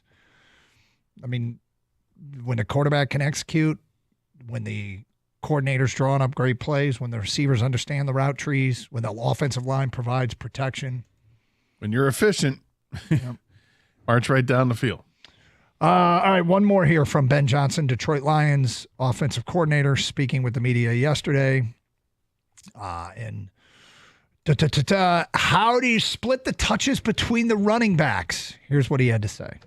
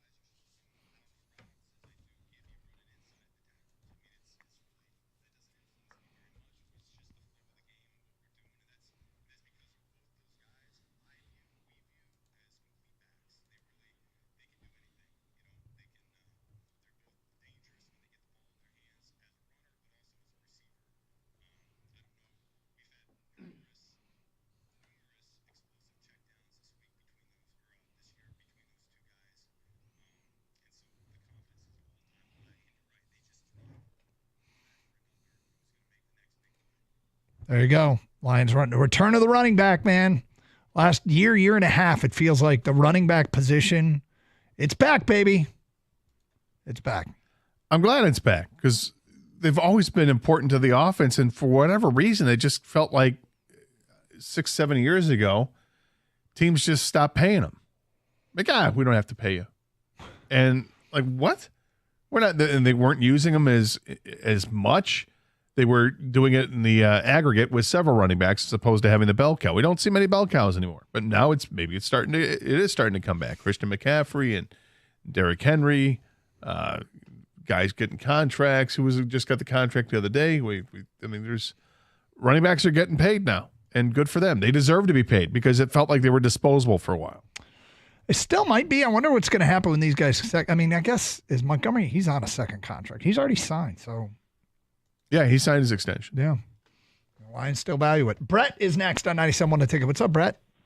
Hey, you guys. I wanted to piggyback off of the conversation you just had talking about Terrion Arnold, pass interference and things like that. The one thing that's always been I've been able to be optimistic about and not worrying about the pass interference calls early on in his career, he's step for step with these guys. So he's in such close contact when the ball's arriving, that he's even able to kind of, be in these predicaments.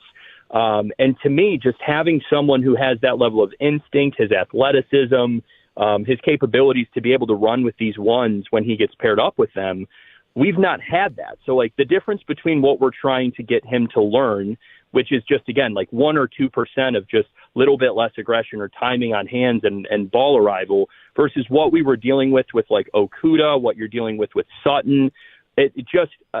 We're in such a good place right now in hitting on that draft pick and that position specifically, that there should be so much optimism about what type of a player he can be, and looking at what one more year for Brian Branch has done. So like that to me is that's where I'm looking at. Here's something about Terrion Arnold. Okay, I'm going to run down his penalties this year, and it won't take forever. Week 1, there were 2 defensive pass interferences back on September 8th. In week 2, another defensive pass interference and a face mask penalty. In week 3, another pass interference. Week 4, a holding, and a pass interference. That was September 30th. That was his last pass interference call, September 30th. He's been flagged once since September 30th, and get this, it was for offensive holding on a punt return. He held a guy on a fair catch that cost him half the distance to the goal. Since September 30th, Terrion Arnold has not been flagged once for a defensive penalty. So if you want, the caller said it feels like they're doing better. Here's a prime example of a player that is absolutely, he's played better, I guess. It's just is the simple way to look at it. That's great stats. Thank you for that. Yeah, no, thank you for calling. I was looking at this. I'm like, wait a sec. Offensive holding. And it was in the Green Bay game. It was a punt that was fair caught by Khalif Raymond on the 12. It got marched off to the 6. So, did they end up scoring on that drive? Did the Lions end up scoring on that? I don't think so. Or did they quickly go out? I think they went 3 and out. That was a 3 and out and punt it back. Actually, yeah, it was a 3 and out and punt it back. So damn penalties. It was when Jack Fox got off the 60-yarder from when they were on their own 15. Oh, sure. Yeah. Sure. That one time. Yeah.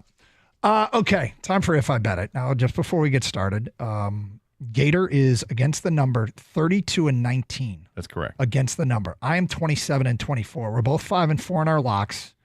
Gator, I'm 15-12 in college football. Gator is 18-6 in the NFL against the number. Are you ready, my friend? I am ready. Here we go.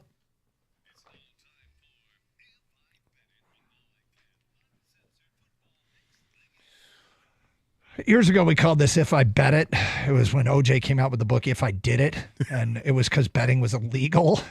And so we didn't want to say we were betting. So was murder, by the way. I mean, it was if he did it, right, guys. Right. This is what he would have done. But now, murder is still illegal. Betting is not. But I think Cincinnati's going to murder West Virginia this week. -4.5. West Virginia's quarterback is hurt. That is my car house lock of the week. He's hurt, but he's alive, right? Yes, he is alive. Look, we're going to start strong. Yeah. That's your car house lock of the week, huh? Cincinnati? Yep. I'm going to start strong too, Doug.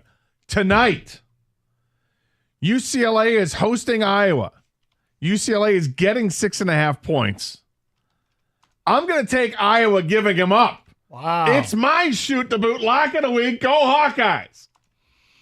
Next up, I'm going to the Big Ten. Did you just lay 6.5? I did. Did we just become best friends? I'm laying 6.5 with Minnesota. That sounds weird. Let's not say we're laying 6.5. Together. Best friends. I'll take Minnesota minus 6.5 at Rutgers. I like that bet. I do like that. I only went in the Big Ten once this week. I already revealed it. So now I'm going to move on, go to the ACC. Miami, they're a juggernaut. They now see that they've got some work to do when it comes to the college football playoff. They're giving up 11 points at Georgia Tech. I don't think much of the Ramblin' Wreck. I do think a lot of Miami. They can score points in bunches, and they're figuring things out that they have got to keep the pedal down. They will take out Georgia Tech by more than 11. Okay, a couple things about this, because I like Miami as well, and when I looked it up, it was 10.5. So let's sort that out. But Georgia Tech, to add to it, might not have their quarterback for this game. So, yes, I agree with you. I like Miami a lot tonight, minus 10.5. Okay, well, you researched that. I will give my last college game, and it is BYU at Utah. This is always a big matchup between these two teams. A great rivalry out there in the great state of Utah. I'm going to go with BYU minus 3, again, for a lot of the same reasons. BYU's got a lot to prove here. They want to run the table, and Utah is not the Utah you thought they were to begin this season with Cam Rising out. I like BYU minus 3.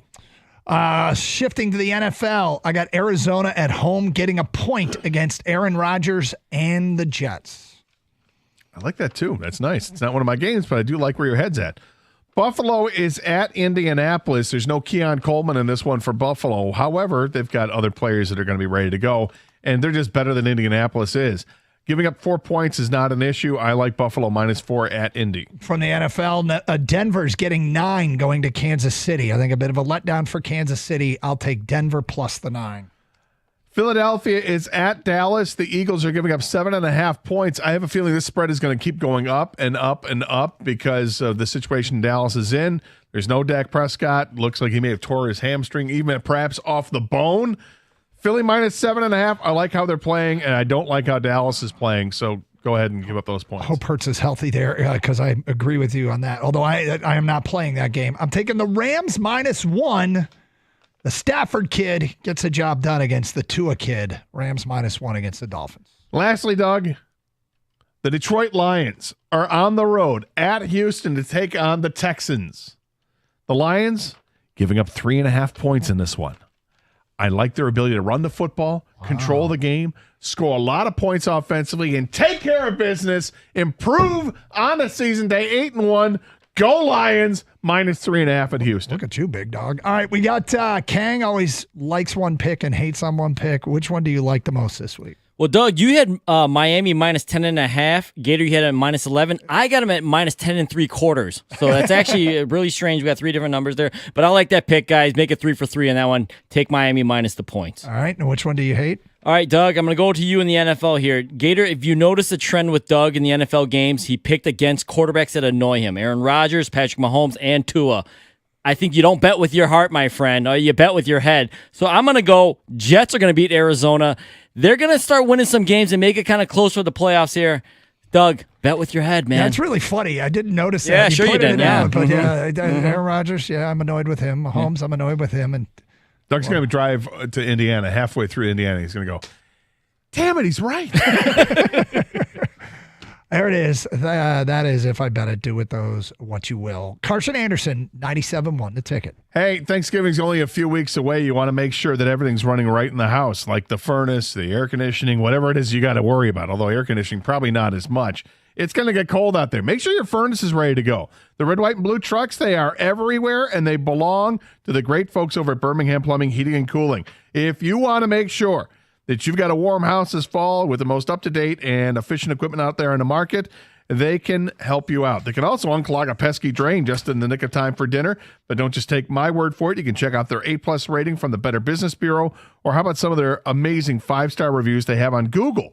Whether it's your furnace or your water heater, a boiler, or water filtration system, schedule an appointment online at birminghamplumbingco.com. Birmingham Plumbing, Heating, and Cooling, your Metro Detroit boiler experts.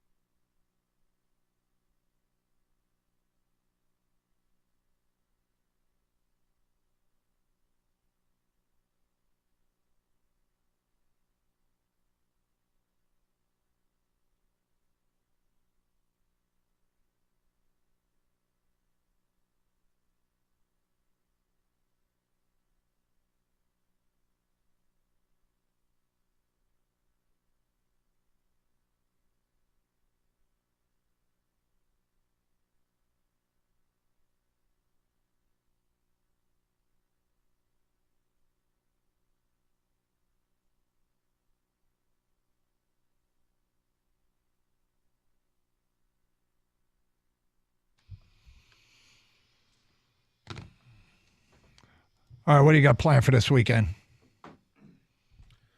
I'm not sure. It's no Michigan State, so you got 3:30 with Michigan. Want to watch Michigan, Indiana, and then where are you with the bye week? You like the bye week or not? It's nice to have a break every once in a while. Yeah. I don't mind it. And we got Georgia, Ole Miss. Is that who's playing? No, who's playing Ole Miss? Texas. I don't remember. I know Georgia or LSU's playing Alabama. Yeah, somebody's playing. Ole Miss is playing somebody good. So I'm interested in that. Well, Texas and Florida, Ole Miss and Georgia. Okay.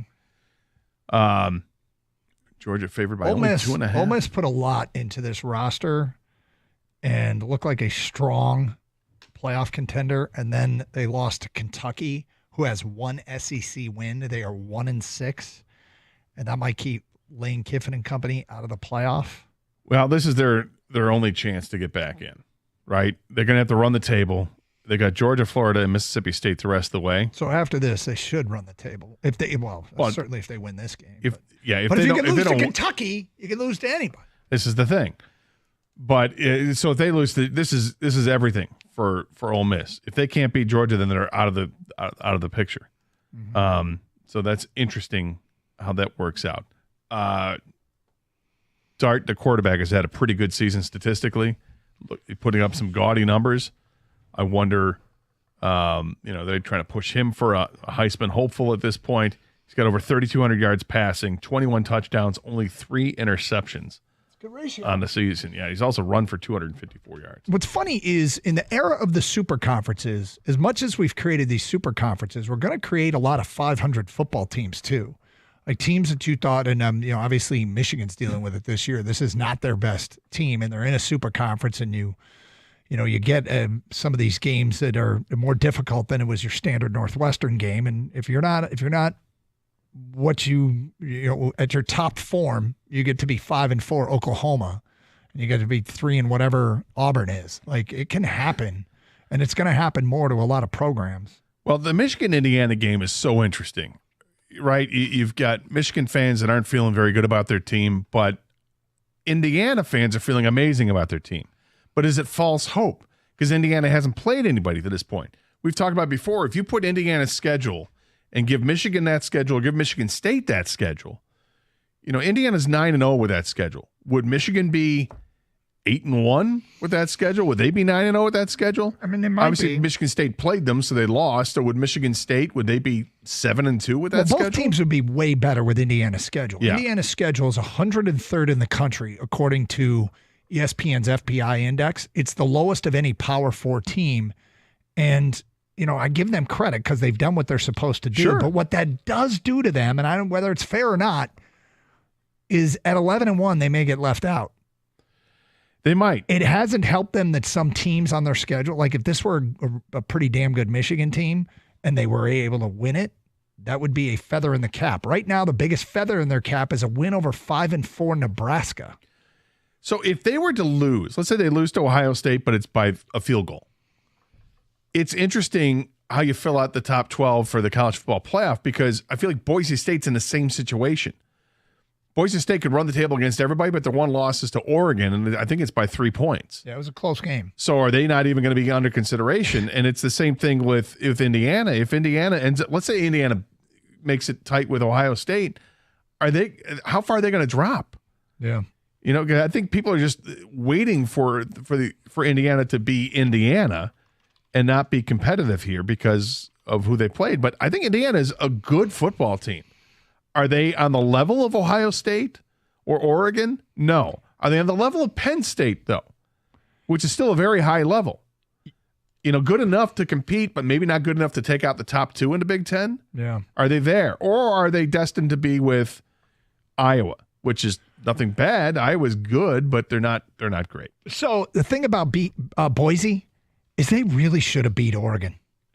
They gave up a punt return for a touchdown and a kickoff return for a touchdown in a 3-point loss. Are you saying they just didn't execute? Yes. The kickoff return for a touchdown, Jaden Lamar, 0-yard kickoff return for a touchdown. Huh? How does that happen, you ask? You get blocked in the end, the block kick, and no, it would be a block. I don't know. How the hell does it happen? Was it lateral last second? I think it was Tez Johnson on the kick return. Took it all the way back and went to celebrate early, dropped it on the 1. It rolled into the end zone. Everybody looked at it. Jaden Lamar walked over and picked it up and kind of looked around, and they signaled touchdown. So he was credited with a 0-yard kickoff return for a touchdown. Meanwhile, Tez Johnson got a 100-yard kickoff return for not a touchdown. That's kind of bucket material. Well, I kind of did just empty the bucket there, didn't I? Did you use that last week? I didn't. And Tez Johnson got hurt in the first series. I All know. my fun stuff went out. And I was waiting for then Jaden Lamar to get a kick return, and because he's deep. He was deep. So he ran all the way down the field and then picked up the ball in the end zone. Speaking of fun stuff, Rico joins us in studio.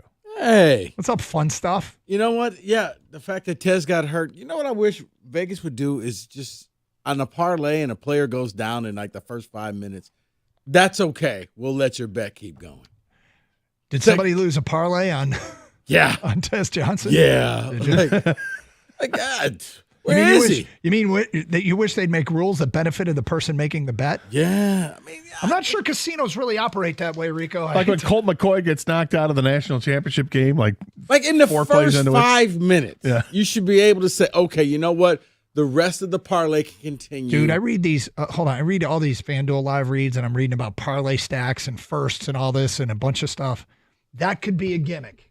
It could first be. 5 minute first quarter injury insurance. Were you talking like was it an in-game parlay you had? No. Tez Johnson yards? Because it didn't affect the spread, did it? No, yeah, it was like I had. They still covered. I had him for a touchdown. Oh, there you One-time go. touchdown. Yeah. Well, you can't have that if No, you're in the blue tent. If you're not playing, then it's hard to score. If you're in the blue tent and they take your helmet away from you, the league frowns upon you being out on the Bad field. sign. Yeah. What do you guys got planned coming up next? Couple things for Michigan fans. Is there any juice? Have you opted out of the season? Are you just You cashing certainly out? have not. And tune in tomorrow at 2:30 for the pregame Oh, 3 card for the. You asked the question. I didn't No, ask but you know what? You should listen to Doug. Thank you. Doug's great. He's great at this. I listen John's to him all the great. time. John's great, too. when John's I'm- even better. When I'm driving to East Lansing, you're a must listen to. And then Thank for you. Lions fans, do games even make you nervous anymore? It's a weird thing because we were talking with Dan Miller about this. In some way, it's you're watching a game and thinking the better team is wearing the Honolulu blue and silver. Maybe not this week. Like this weekend's. I know it's college and pro, but like you've become Alabama football. You've become Georgia football, where show up, do your thing. Yeah. Take so long as you get don't your dub and get out. And you can even make mistakes, and you're good enough to overcome your mistakes. Feels like it. Hey, have a great show. Have a great Listen weekend, to Doug and everybody. John. Thank you. And we leave you with the Gator Rant every Friday. Stay safe. Treat each other with respect.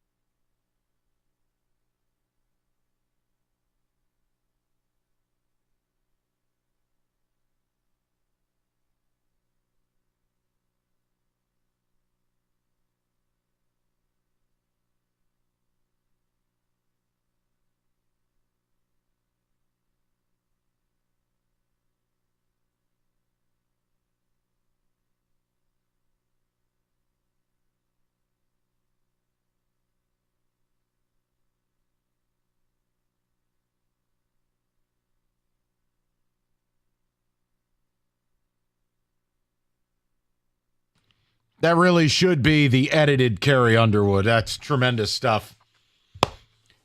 We got a lot to talk about.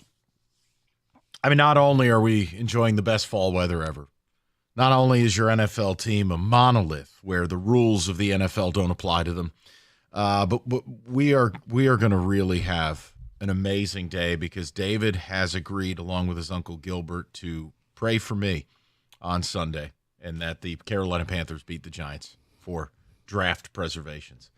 It's just an honor to have Greater Life think that much of me. And it can be very powerful. That's it. And as I told Uncle Gilbert, I said, look, if pay for prayer, if Dionne Warwick wasn't above it, then you shouldn't be either. And that's really where we're heading with it. And I'm very excited. No one's paying for prayer here. Oh, I did. You already cashed the check. You have to pray. Oh, is that what that was? Oh, I'm sorry. Come on. So, listen. It's not pay for prayer. It's more of a you gave to the building fund. Uncle Gilbert said he was sending me prayer beads. What happened here? Okay. So listen. Yeah, once again, it's like the old school Tennessee McDonald's bag. The Jeremy Pruitt. You don't say, give me money. You simply say, son, you forgot your McDonald's order. So listen. We are going to get to the Lions starting at 2:30 with the Prop Bet Casino. We have two segments, and Rico, much like what he's going to do to his leaves this weekend, Rico's got garbage to take out. So Rico's Roomba is what we're calling this, okay? Rico is dropping the Roomba into the mess. You have a question, and I think it resonates with the fan base you're going to speak to. I think it resonates with someone like me. Yeah. I mean, think about how much we're hurting global relations and in diplomacy offering Germany Giants Panthers. Yeah. You may as well drop all your human waste out of an airplane. Here's the NFL. Somehow I think we'll see all the T-shirts and championship hats that never got printed at that game. No, I guarantee you there'll be a German dude in a Daniel Jones jersey the way the NFL operates. But drop Rico's Roomba because you have a more important question. We're going to get to the Lions later, but right now for college. And David, look, Michigan State's on a bye week. They didn't have high expectations coming into the season. 6-6 was, if you could do that, you're okay, and they're still kind of on pace. Michigan had higher expectations. For Michigan fans, things have not gone the way that you wanted them to go. You don't have your quarterback. You've lost games, and it's not just losing to Texas and Oregon, but now you're facing Indiana, and Mike, it has the feel of the Devin Gardner game at MSU. Oh, God. Where minus 48 or whatever it was? Yeah, where Indiana can pretty much do whatever they want. They are a machine right now. And you're walking into a game where you if you win, it's an upset. You're more than a 2-touchdown underdog. That's the stunning part. State was only an 8-point dog at home. Michigan, 14-point dog to Indiana? Yeah. So my question to David and Michigan fans out there. Get that Roomba. Have you opted out of this season? Does this season matter to you anymore? Are you doing yard work on Saturdays? Is Michigan football appointment viewing? Do you care anymore about this year? Or have you simply just said, nah, I'm done, and you pop in last year's championship game and you watch that for 4 hours? 248-539-9797. Rico's basically asking, have you pulled a Will Johnson? Editorial. I'm kidding. I have no idea. I just don't care. David, go ahead. I mean, you can't opt out. It's Michigan football on a Saturday afternoon. Wow, it is miserable to watch. Come on. I do still watch every week. Thank you. Okay. I mean, it is bad watching this offense operate and the defense not stop anyone.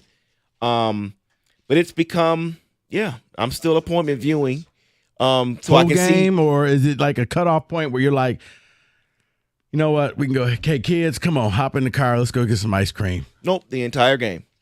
Okay. The entire game. See, I couldn't do it. Yep. I opted out of the state game last weekend. It's not real college football anymore. I never used to opt out, but now it just feels like the NFL. And I'm treating my team just like the Giants.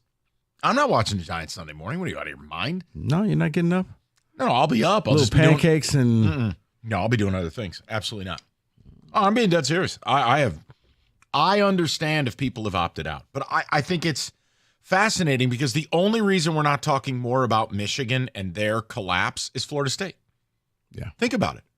You had Michigan, who's going to have the greatest fall from grace of maybe any national champion ever, and it's only covered up by the fact that undefeated Florida State is on pace to go 1-11 in one of the great free falls, regardless of any sport. Right. But like Michigan's downfall here, Rico said it, guys.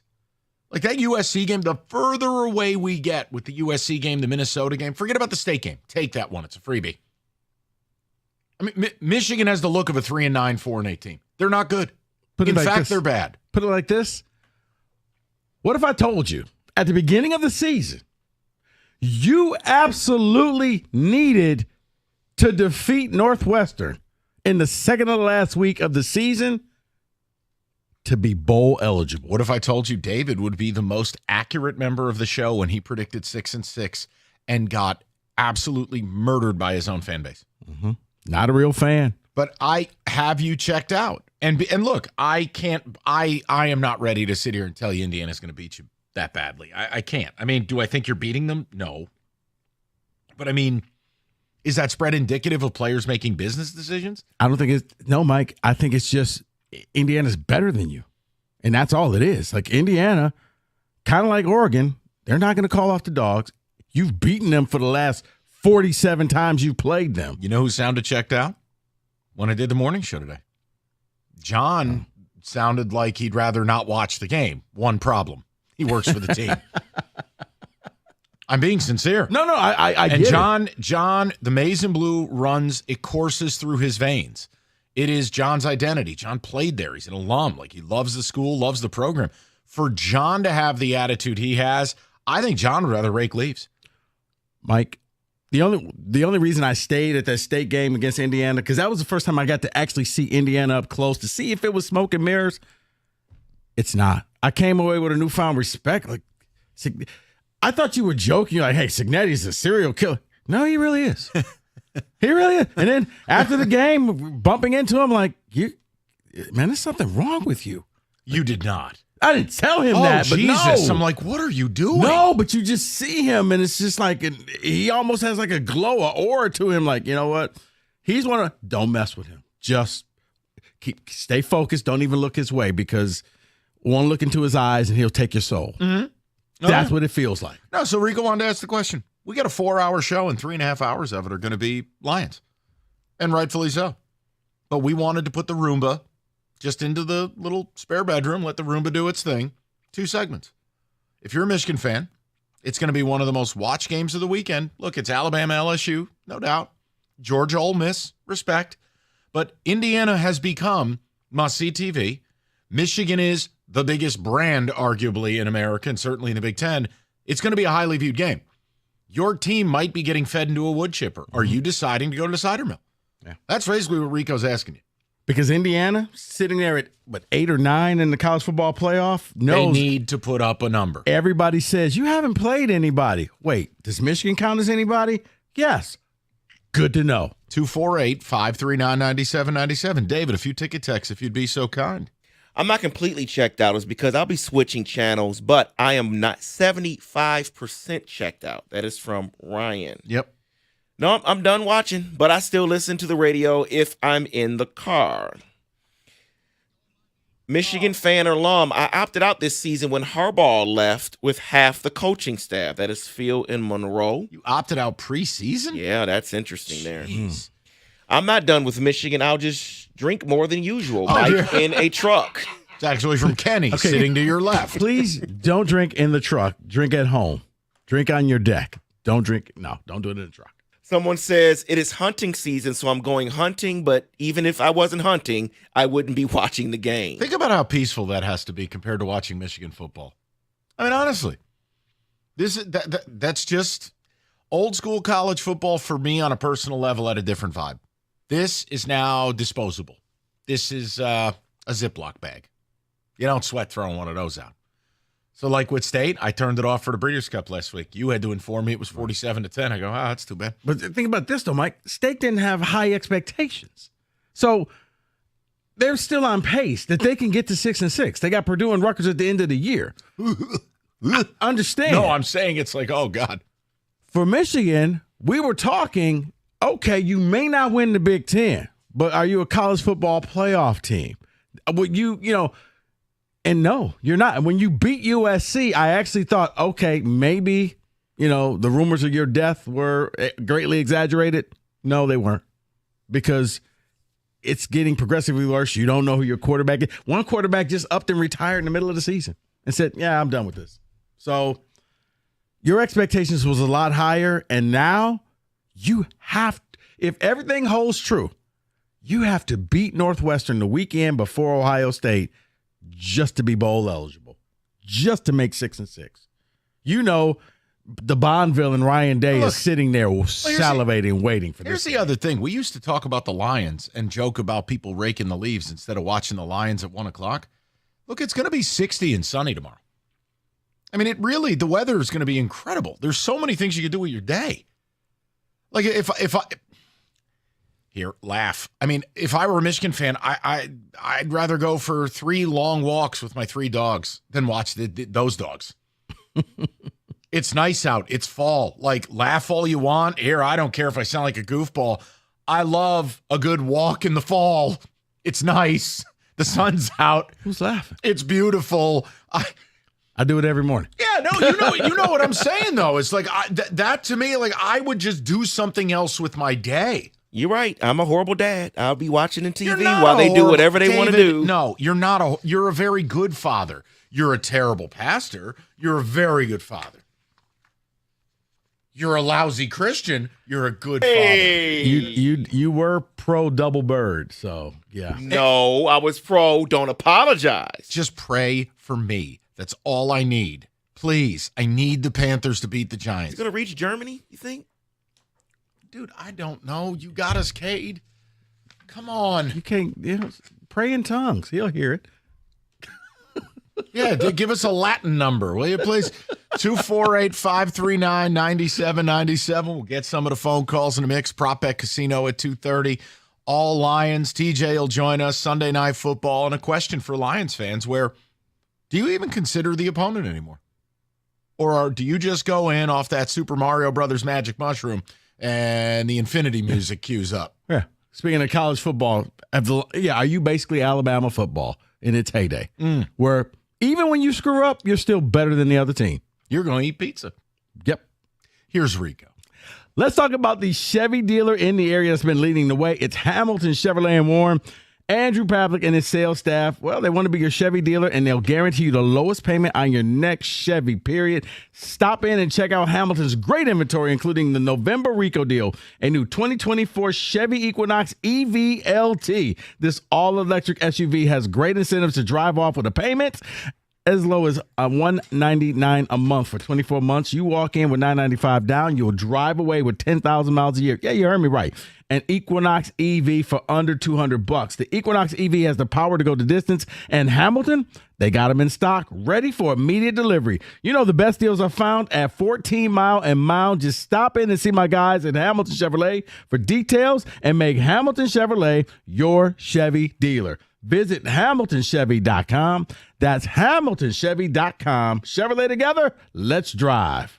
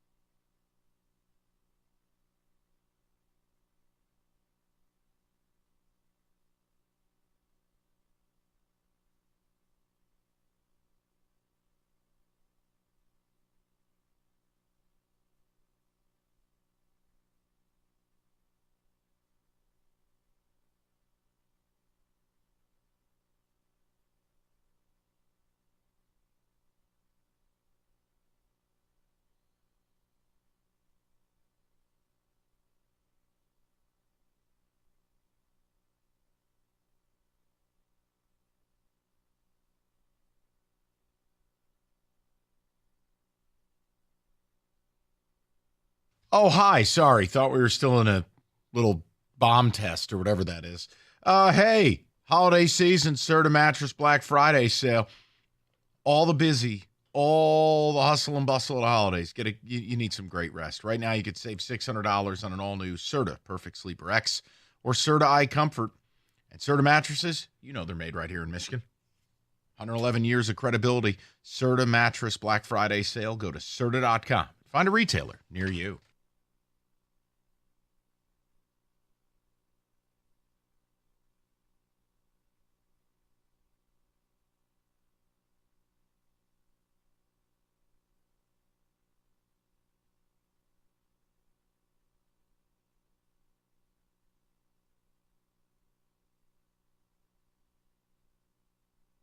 Rico's Roomba.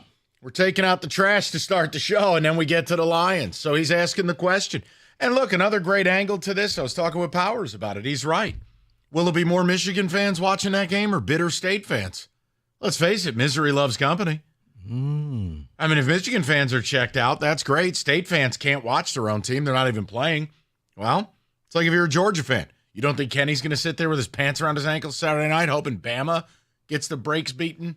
Come on. You know the deal. Kenny's nodding. He knows. I like that. He knows. I'm adding that to the prop bet casino. Okay, then. Let's go straight to the people. Matt's in Canton. He's batting leadoff on a Friday. Matty, what's going on, buddy?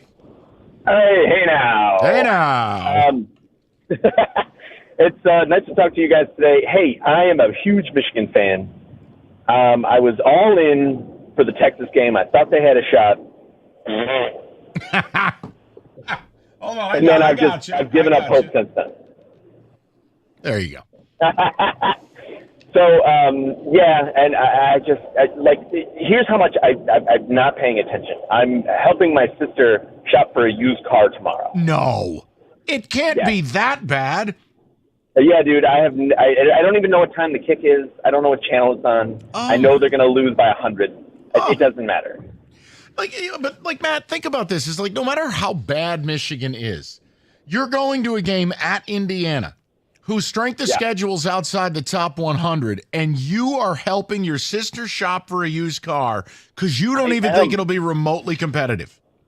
No, I'll check in, on the radio from time to time when we're going from lot to lot. But wow, no, I don't think it's going to be even close. It's going to be like, Mini Ditka, a million, Wow. All right. No, Matt, this is the perspective we wanted. This is why Rico dropped the Roomba to start the show, and then we can get to the business with the Leos. But yeah, I mean, think about that. Helping his sister shop for a used car versus watching Michigan football. That's how out he is. Yeah. Mike, I think for a lot of Michigan fans, it will have that feel of back when Ohio State was constantly beating you, or when you went to – no, because that's a brand. More so when Michigan State, when you went there for that Devin Gardner game, minus 48 yards, and you just knew this is not going to end well for you if you were a Michigan fan. Let's go to Tom, 97.1. Tommy, what's going on, buddy? Hey, happy Friday, guys. Same to you, Thomas. It's, I came into the season with not unrealistic expectations due to the players they lost, coaches, all that. But just the way they're playing, undisciplined. It's just a boring type of football. They seem uninspired. So that's what's really more made me check out than the record per se. Because, listen, better teams are going to beat you. That's fine. Oregon, Texas, it is what it is. But it's just the way they're playing it. They just play uninspired. And I'm like, I would rather go get a colonoscopy on a Saturday than watch this game. And I know I say that in hyperbole, but in all honesty, it's just not fun to watch. Losing aside, it's boring. Like I said, uninspired. So, Tom, let me ask you a question. So tomorrow, this game's going to kick off. Not only are you not watching, did you do what our previous caller did? Did you make plans so that you're nowhere near a TV? Yeah, I'm going to do something stupid and go to Costco on a Saturday afternoon. Oh my God, no. Oh, come on. I'll listen to Doug. I'll listen to Doug and John a little bit on the phone and stuff like that, but this whole year, not like typical years, and I'm even talking about prior to the Harbaugh years or whatever, Michigan football was always a must-watch for me, even during the Hoke and Rodriguez years. Yes. But for some reason this year, it's just some cloud or whatever, not the cheating scandal, but whatever. But just some bad juju is hanging over this program where they don't even look like they want to be on the field sometimes. Tom, you may have topped it with Costco on a Saturday afternoon. I mean, at least the colonoscopy, you're asleep for it. You don't know what the hell's going on. Costco on a Saturday. Jeez. Tom. Yeah, have a great weekend, You guys. too, Tom. Oh, my God. That is a pure way to waste a day because you are there for hours. But am I crazy in thinking you at least watch the game to see if it goes off the rails? Do you realize Indiana's beat you one time in my adult life? And it was the COVID year. Does that even count? Yeah, and then back in the 80s, I believe, is Right, before that. in the COVID year, we had cardboard Karsh in the stands in his pajamas. You own Indiana. Like you know. And that's why, because it's Indiana, and you can't stomach the fact of Indiana not just winning, but beating you and showing you where your status is in the Big Ten for this season. That's why. If Oregon, you didn't cash out. It's Oregon. And I didn't think they played that badly against Oregon. I mean, Oregon's just really good. And forget about Lanning rubbing it in. It was a 7-point game deep into the second half. There was an opportunity there. I didn't think they embarrassed themselves. It's one of those, you take pride in, okay, well, it was Texas. It was Oregon. We can live with it. Okay, Washington. They were in the playoffs last year. A little bit of a brand name. Indiana. This ain't basketball. There's no brand to Indiana football. But the problem is they are bombing everybody. And that's it. You saw what they did I'll be to surprised. MSU, and you're like, oh, my goodness. Look, that storm's coming to our state now. They may beat Michigan, but come on. Do you guys really think Indiana's going to roll up, win by 3-4 touchdowns? I'm not mad if you say No, yes. I don't. I have a hard time believing that. I think they'll win. But come on, Michigan still has talent. No, I don't. But again, I must be the loser because every other Michigan fan is calling up saying they're not watching or texting saying they're not watching. This is Kenny Cott's orbital ramming speed for this game. Yeah. They will. Because in the fourth quarter, starters will still be out there and they will still run trick plays. They're going to be like the Lions, where it's your job to stop us. It's not our job to slow down. Go to Randy, 97.1. Randy, what's going on, buddy? Hey, Mike, Rico, David, Kenny, how you guys doing? How are you, sir? What's going on? So I'm doing very well. So because I don't watch Michigan football at all, I opted out preseason. Now, I've checked in here and there. I've gambled a little bit here and there. But I have zero investment personally in them at all. The only investment I've ever put into it this season has been monetarily, just because I'm betting against them to lose. Now, the way you guys set your show up with the first half an hour and the Lions in the back half, that used to be the opposite of my life. Michigan football was every Saturday. I watched every game my entire life. I would only watch the first half of the Lions game, and then I would check out and I'd have a free Sunday until, Sunday Night Football kickoff. See, I think But two now, things are at it's the play. exact opposite. Two things are at play. You had a dream sequence last year, and the Lions went from being good to great. And yes, let's face it, a lot of Michigan fans are Lion fans and vice versa. And if you have 3 hours in your weekend to dedicate to uninterrupted football, you're opting for the Lions. You are not wasting your time with this team. Look, if Harbaugh didn't leave and we had another chance at a repeat, I would be invested 100%. But we're not. I was with David in agreement. I was just not a loser, and I'm not going to watch it. I knew we were going to go 6-6. Wow. I just don't want to watch it. Why would I spend time on my Saturday knowing I'm going to be disappointed each and every week? Hey, I'm good. You guys I got bad call me when news you for get you. better. Randy, I have bad news for you. You've just described my entire adult life as a Spartan fan, sans D'Antonio. Why am I going to watch Saturday? At least you get the money. Hey, at least you get the money, though. You still get paid to watch those games. Yeah, so. no, you get my point, Randy. I'm talking about you go into it as a fan, and you're terrible. Now it's finally eroded to a point where the sport, along with my school, I don't think they're serious about nothing. I don't have to care. But, dude, if you can't handle 1 year of that, that's a little difficult. I don't know how to help you there. High expectations. You've never had, except for D'Antonio, the 13 to 15 year, you've never really had expectations that, you know what, we're going to win something and this is going to be a good year. I always did, and I don't know. They just took it from you. 248-539-9797. This is illuminating. I am shocked. I just have a hard time believing Indiana's going to drop a bomb on this team and that you don't even watch it. But okay, hey, listen, it's going to be nice out. But you wouldn't find me at a Costco on a Saturday afternoon. That's sociopath. All right. Well, winter will be here soon.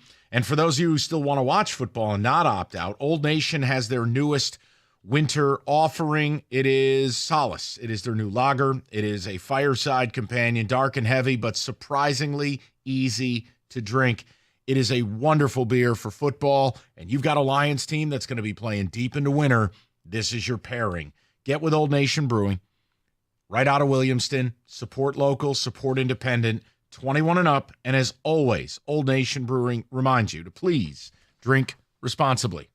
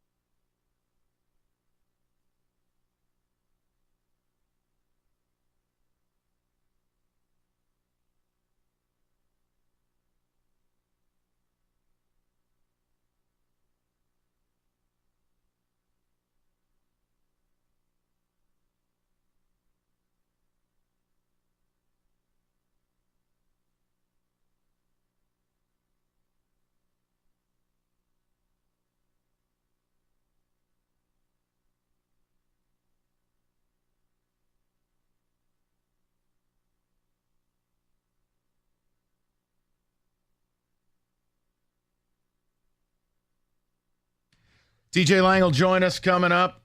Right now, though, people, it's very exciting. It is time for the Prop Bet Casino.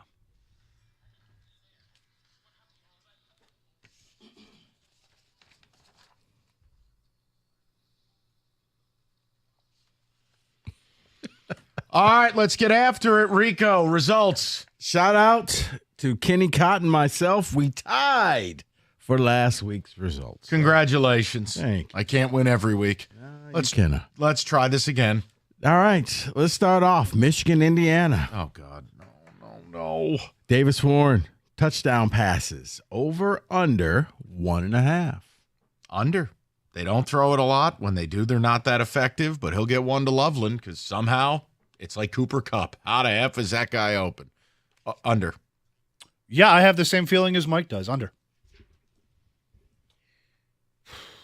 He had two last week. That is a deep sigh, David. It's depressing watching them, so it's under. Jeez. You know what, David? I believe in your team. Good for you. He will get a meaningless touchdown. He'll get that second one. Alex Orji completed passes. Over, under, 0.5. Under. Feels like he's settled into his role. He's just got to watch out for the TV crane.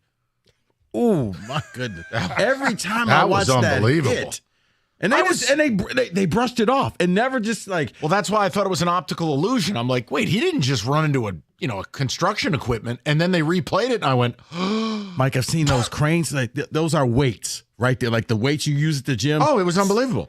And he just I was in disbelief. 350-pound weights. Wow. All right. But by the way, under. I think he is just the designated Wildcat quarterback. They won't let him throw it. I feel like they'll let him throw it a couple of times. One completion, that's all we got to do. I'll say over. Okay. Yeah, I'm also going to say over. I'm going to say under because he just doesn't throw the ball. Colston Loveland, reception yards, over under 68.5. Just say over. If they throw for 130, 140 yards, he's kind of their version of Trey Harris at Ole Miss. He's going to be about 40% of that offense. I'll say over. And if the number is true on this game, which is crazy to say that the number is what it is, but they're going to have to be throwing it a lot, and he's their primary. So, yeah, over. Correct. That's exactly why. He's the only thing they have in the pass game, so it has to be over. Well, it doesn't have to be, but I'm going over. Well, it doesn't have to be because I'm going under. I think that he'll get his yards, but I think Indiana will do something that most teams just won't do. Cover him. Curtis Rourke, touchdown passes. Over, under, 2.5. I mean, this one I'll say over just because Michigan, all their metrics against the pass, including explosives, coverage grades, they're terrible. They're just not good. No Will Johnson, no chance. And obviously, unlike Michigan State, Cignetti will have a real game plan to expose it. I'll say over. And again, the number being what it is, it has to be over. I'm going to give you a T-shirt that says that on it. Jesus. Yeah. Ooh, yeah, over. I'll go over. I'm going to go over as well. Guys, yes or no, will Michigan ever have the lead in this game? No. Indiana blitzes you, right? They get out ahead. I'm not saying they can't stay close, but I'll say just no. They will Even not 3-0. I understand the tenor of the question, Mr. Beard. I'm going to go yes. It'll be 7-0. David's going yes. I'm going to go no. Michigan total points. Over, under, 16.5. Over. Under. What? If the numbers is what it says it is, it's going to be under. There's the T-shirt.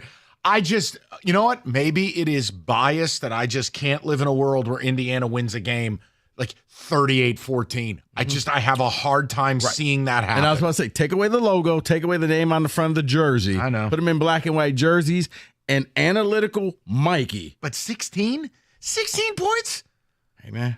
That's the Vegas number. Jesus. That's not just my number. I checked. That's their number tomorrow? That's the Vegas number. Oh, my God. That's awful.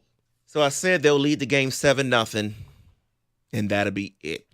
That's all they get is 7. Under. So under. Oh, they're following state script. Yes. Hey, we're up 10-0. This is a lot of fun. Give up 60 straight. 47-10. All right, let's go to the pros. Joe Mixon, anytime touchdowns. Over, under, 0.5. Over. It's Houston's only way out. And if I have to hear Kenny say, well, hey, if that's what the number is, Houston's only way out is to run the ball. Mixon's a hard runner. Anything inside the 5, they're going to give it to him. I'll say over. Yeah, this is not going to be. What did it say? This is not going to be. Well, see if that's what the number says. It's 3.5. No, this is not going to be a blowout. I don't think so. They're going to get a healthy dosage of running and passing. So I'll say over. Well, yeah, they looked bad offensively last week, but he did not look bad. So yes, he'll continue to look well, and it'll be over. Yeah, I'm going to go over as well. That is their main offensive weapon. More rushing yards. Jahmyr Gibbs, David Montgomery. Well, Houston gives up about 5 a carry. Gibbs is averaging 6.4, best in the league, more explosive. Montgomery. Gibbs.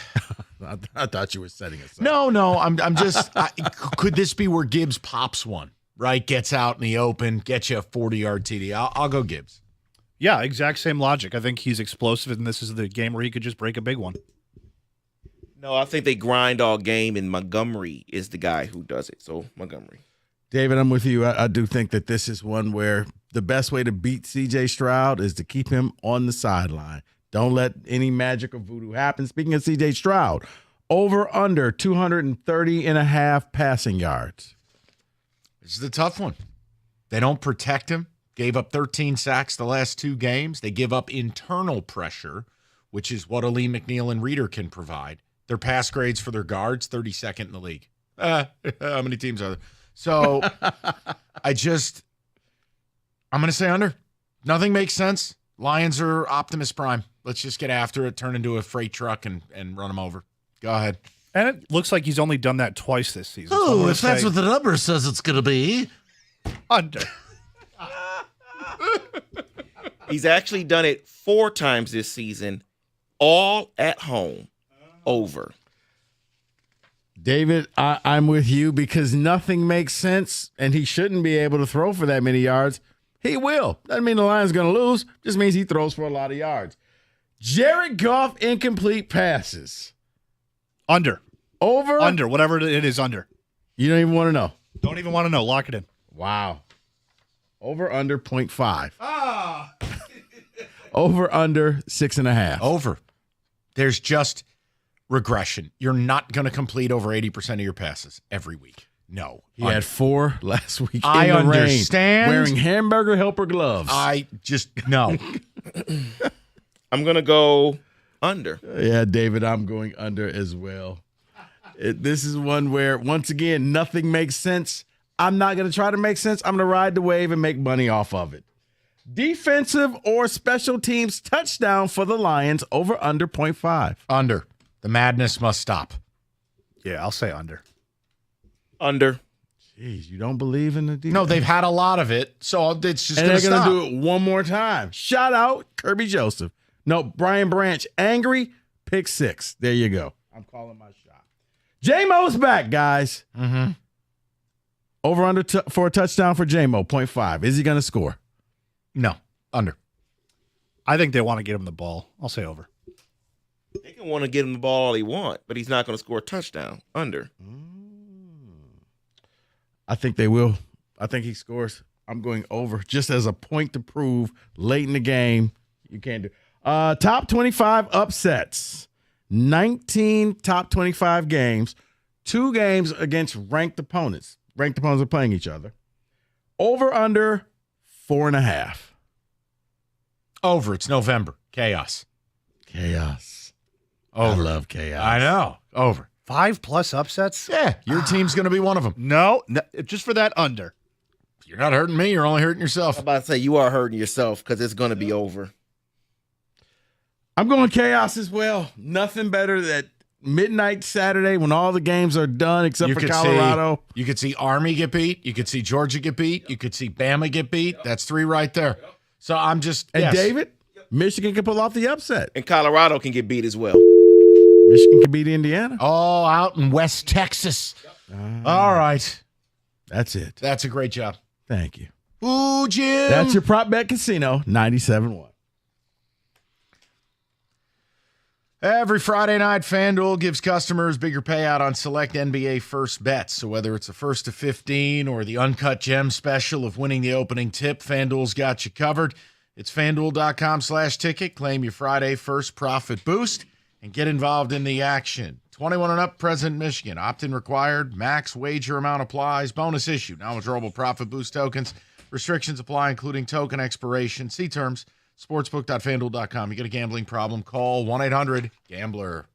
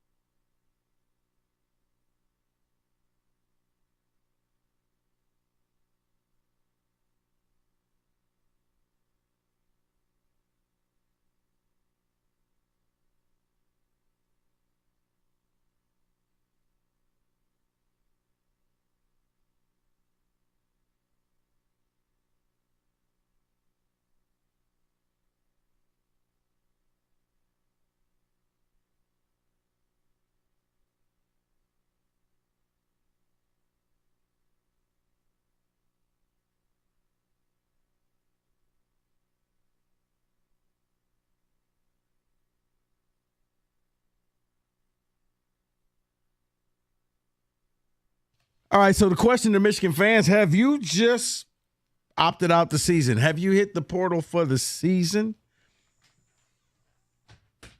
I think you have. David says he has. Let's find out. Let's talk to a few Michigan fans, shall we? It's a stunning turn of events. That's all I can tell you. Kirby, you're on 97.1. Hey, guys. How's it going? Hey. Kirby, what's going on, brother? How are you? Good. So, been a Michigan football fan for 40 years. I am not watching the game tomorrow. I'm taking my son to do his civic credit at the public library. The only reason I would watch the Michigan-Indiana game is to watch Indiana play, because as a football fan, you want to watch good football teams play. and Michigan is not a good football team this year. You know what I think hurts part of it, Kirby? And Rico will make fun of me. Maybe you will too. I think part of it is, even when State was bad, or let's say there were years Michigan was bad, you would watch to go, well, hey, this guy will get better and he'll be great next year, and I can watch that development. Well, now we don't know if anyone's going to be back. You know what I mean? You could have players leave tomorrow. I think that hurts our ability to invest a little bit.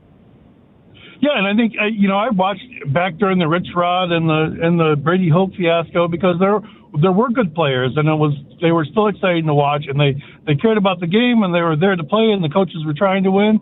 I feel like these coaches gave up on the season before it started, because they knew going into the season that they didn't have a quarterback. Like, these are professional coaches, so they had to have known they didn't have a quarterback. Without a quarterback, you're not going to win, and they didn't try to address it. I think that Kirby appreciated. I think the thing that is fascinating to me, and I've been out of that world for not quite 10 years, but almost, is the season ticket holder, or if you're a donor.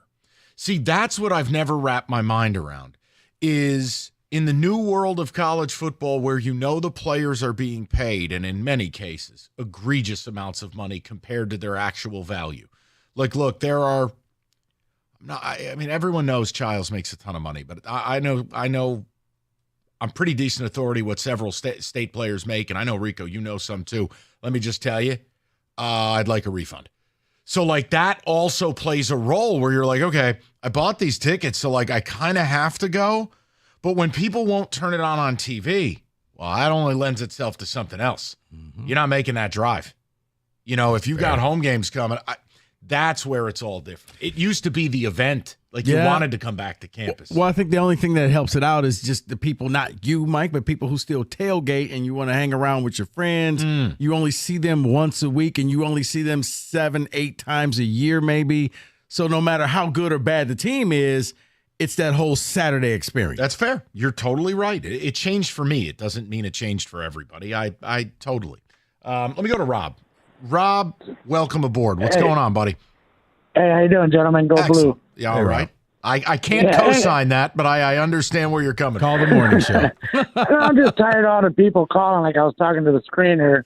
I watch every game from the beginning to the end. I don't even change the channel. But tomorrow I'm not going to be able to watch it because I got my dad's 6-month memorial passing away. I'm sorry. But it's just sorry. Oh, thank you. I'm just tired of hearing all the people crying. They're Michigan fans, but I'm not watching it. Well, you're not a real fan then. I'm like you, Mike. I don't like Michigan State. I don't like Ohio State. Just be honest. Yeah, and Rob, here's the thing. I'm fine. Listen, life gets busy, and I understand that. But like, what?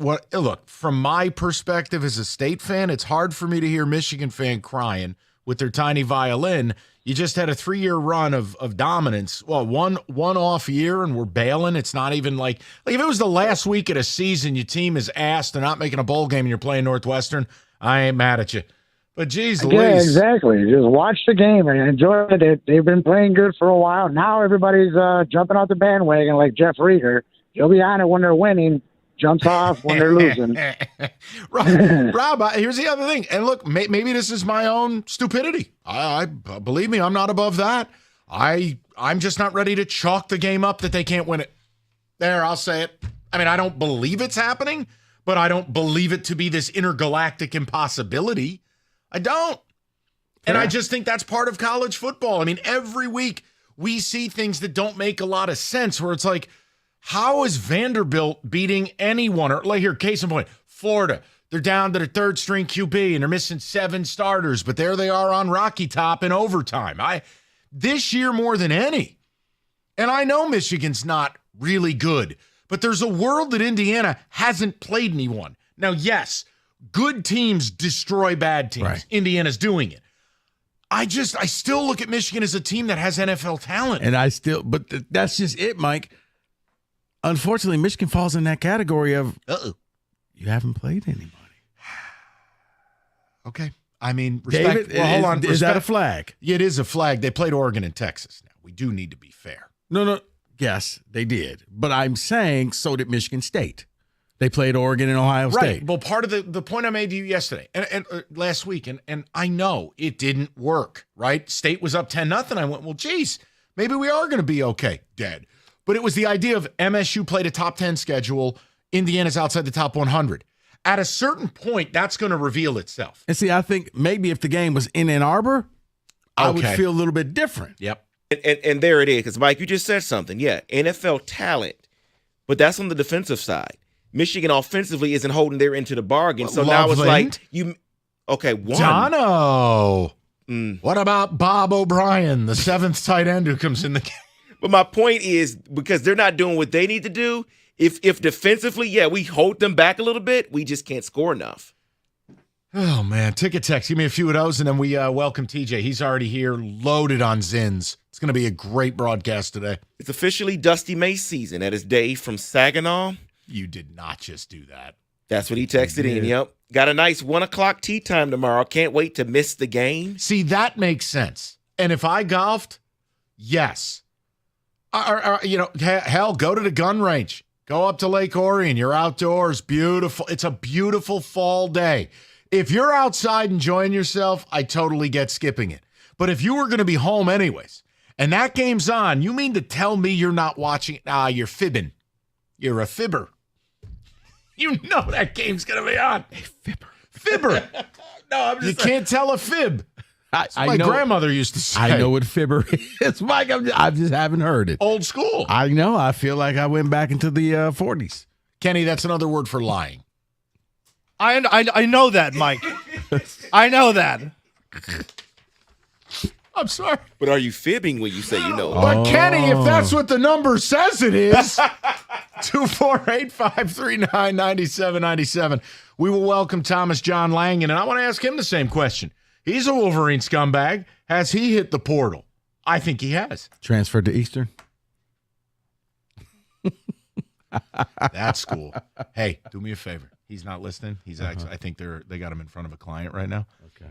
Ask him about, hey, Eastern did a great job finishing that game last week. Okay. He sent me the most expletive-laced. I can't even repeat what he had to say. Okay. I don't know why we're whispering, but okay. Well, I don't want him to hear us. I know, but okay. All right. Yeah, I'll ask him. All right, we'll take care of business next. Sell him some all right. Hey, chicken listen, and waffle pizzas. Football season, that's later. That's for Kenny later. Moran Buick GMC, elevate your tailgating, 2024 Sierra 1500 Elevation Edition, $259 a month, 24 months, $999 down. Moran also has GM employee pricing on all 25 Buick Encore GXs, 39-month lease, $309 a month, 0 down, 0 first payment, 0 security deposit. New stock arrives daily. Yukon Denali's are in stock. And if something is off with that current vehicle, just go to MoranExpress.com and get it fixed right. Moran Buick GMC, where you always get the best price, period.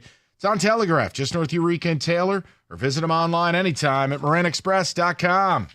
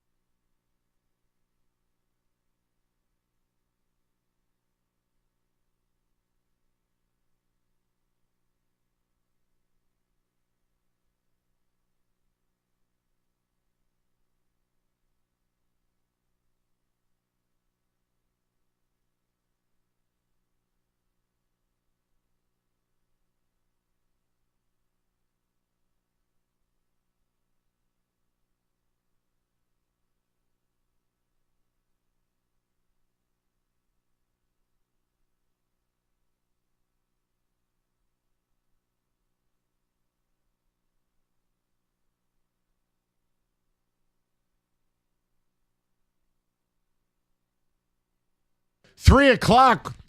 That was a mega mix. That was tremendous, David. Well done. All right, TJ is joining us. He looks fantastic. There you go. Get into it.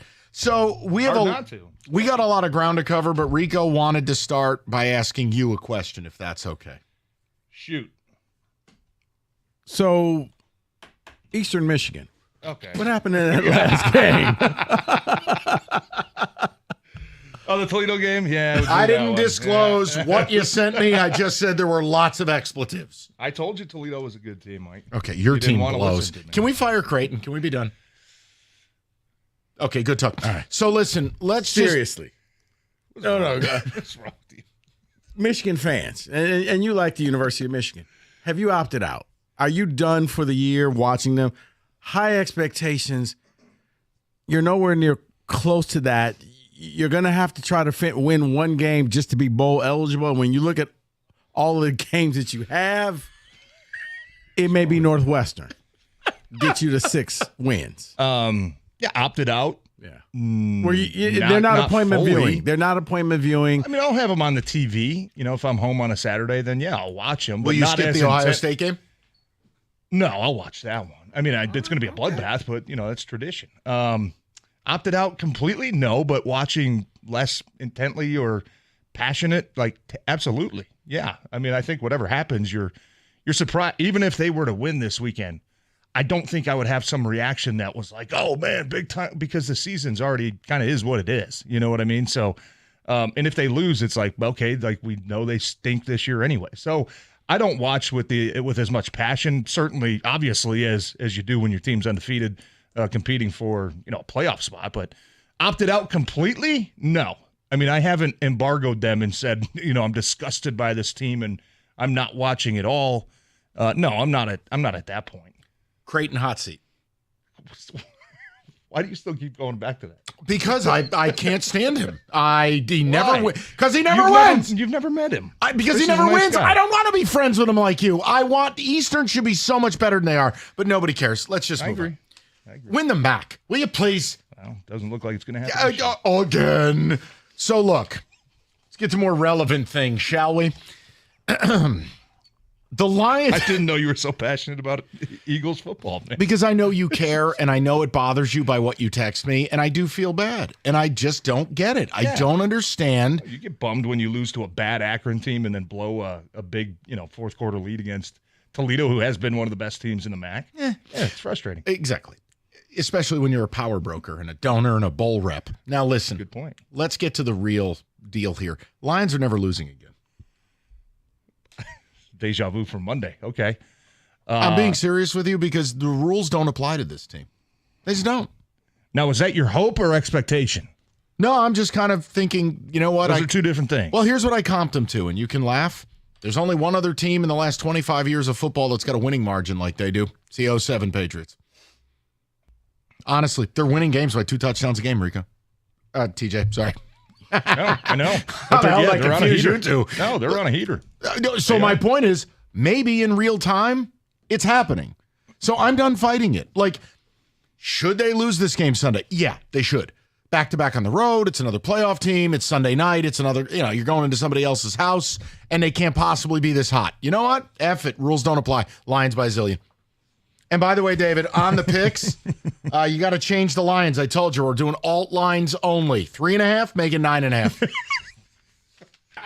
9.5 plus 235. Why stop there? Fine. Make it a college game. 13.5. Go. Bottom line, I'm asking you, look, you've been a part of great teams. Yeah. You've played in the league. You understand it doesn't work this way. I don't care how good you are. Yeah. But it's happening for them. Are we witnessing something special? Yeah, I think so. Yeah. I mean, just because what they're doing is sustainable. They've been doing it for a long time. You know what I mean? They've been doing it for 30 games, however long, back to the second half of the 2022 season when they went on a run. You want something fun? It's sustainable. Last 56 games since the midway point of 22. 56 games. Do you know what they are against the spread? 56. 40 and 16. 41 and 15. Okay. Yeah, that's not a surprise. The greatest run in the history of the NFL. It's incredible. And a lot of it now, That's remember, incredible. last year and this year, that's as a favorite. You're hitting teams with cinder blocks. Yeah, you're smoking for the most part. Yeah, but I think that's the thing that gives me the hope is that because it's not some fake, they're getting lucky. Every team they're playing has the worst game of the season when you're playing the Lions. It doesn't seem fake at all. It doesn't feel that way. It feels real. You know what I mean? This feels like who they are. They're no longer a team where you look at and say, okay, I think their identity is this. I think they look like this. You're like, we know what they are. You know what I mean? Yeah, and now do I expect them to go 16-1? No, I think that's an unfair expectation to say as soon as they lose a game, oh no, come crashing back. You know what I mean? I don't want to do that. Costa's doing. See, Costa does the whole. This is matter of fact. I'm busting balls, but I'm actually saying nothing would shock me at this point. That's different than what he's doing. I'm just saying, TJ, there's certain teams, whether it was the Chiefs a few years ago, 99 Rams, 07 Pats.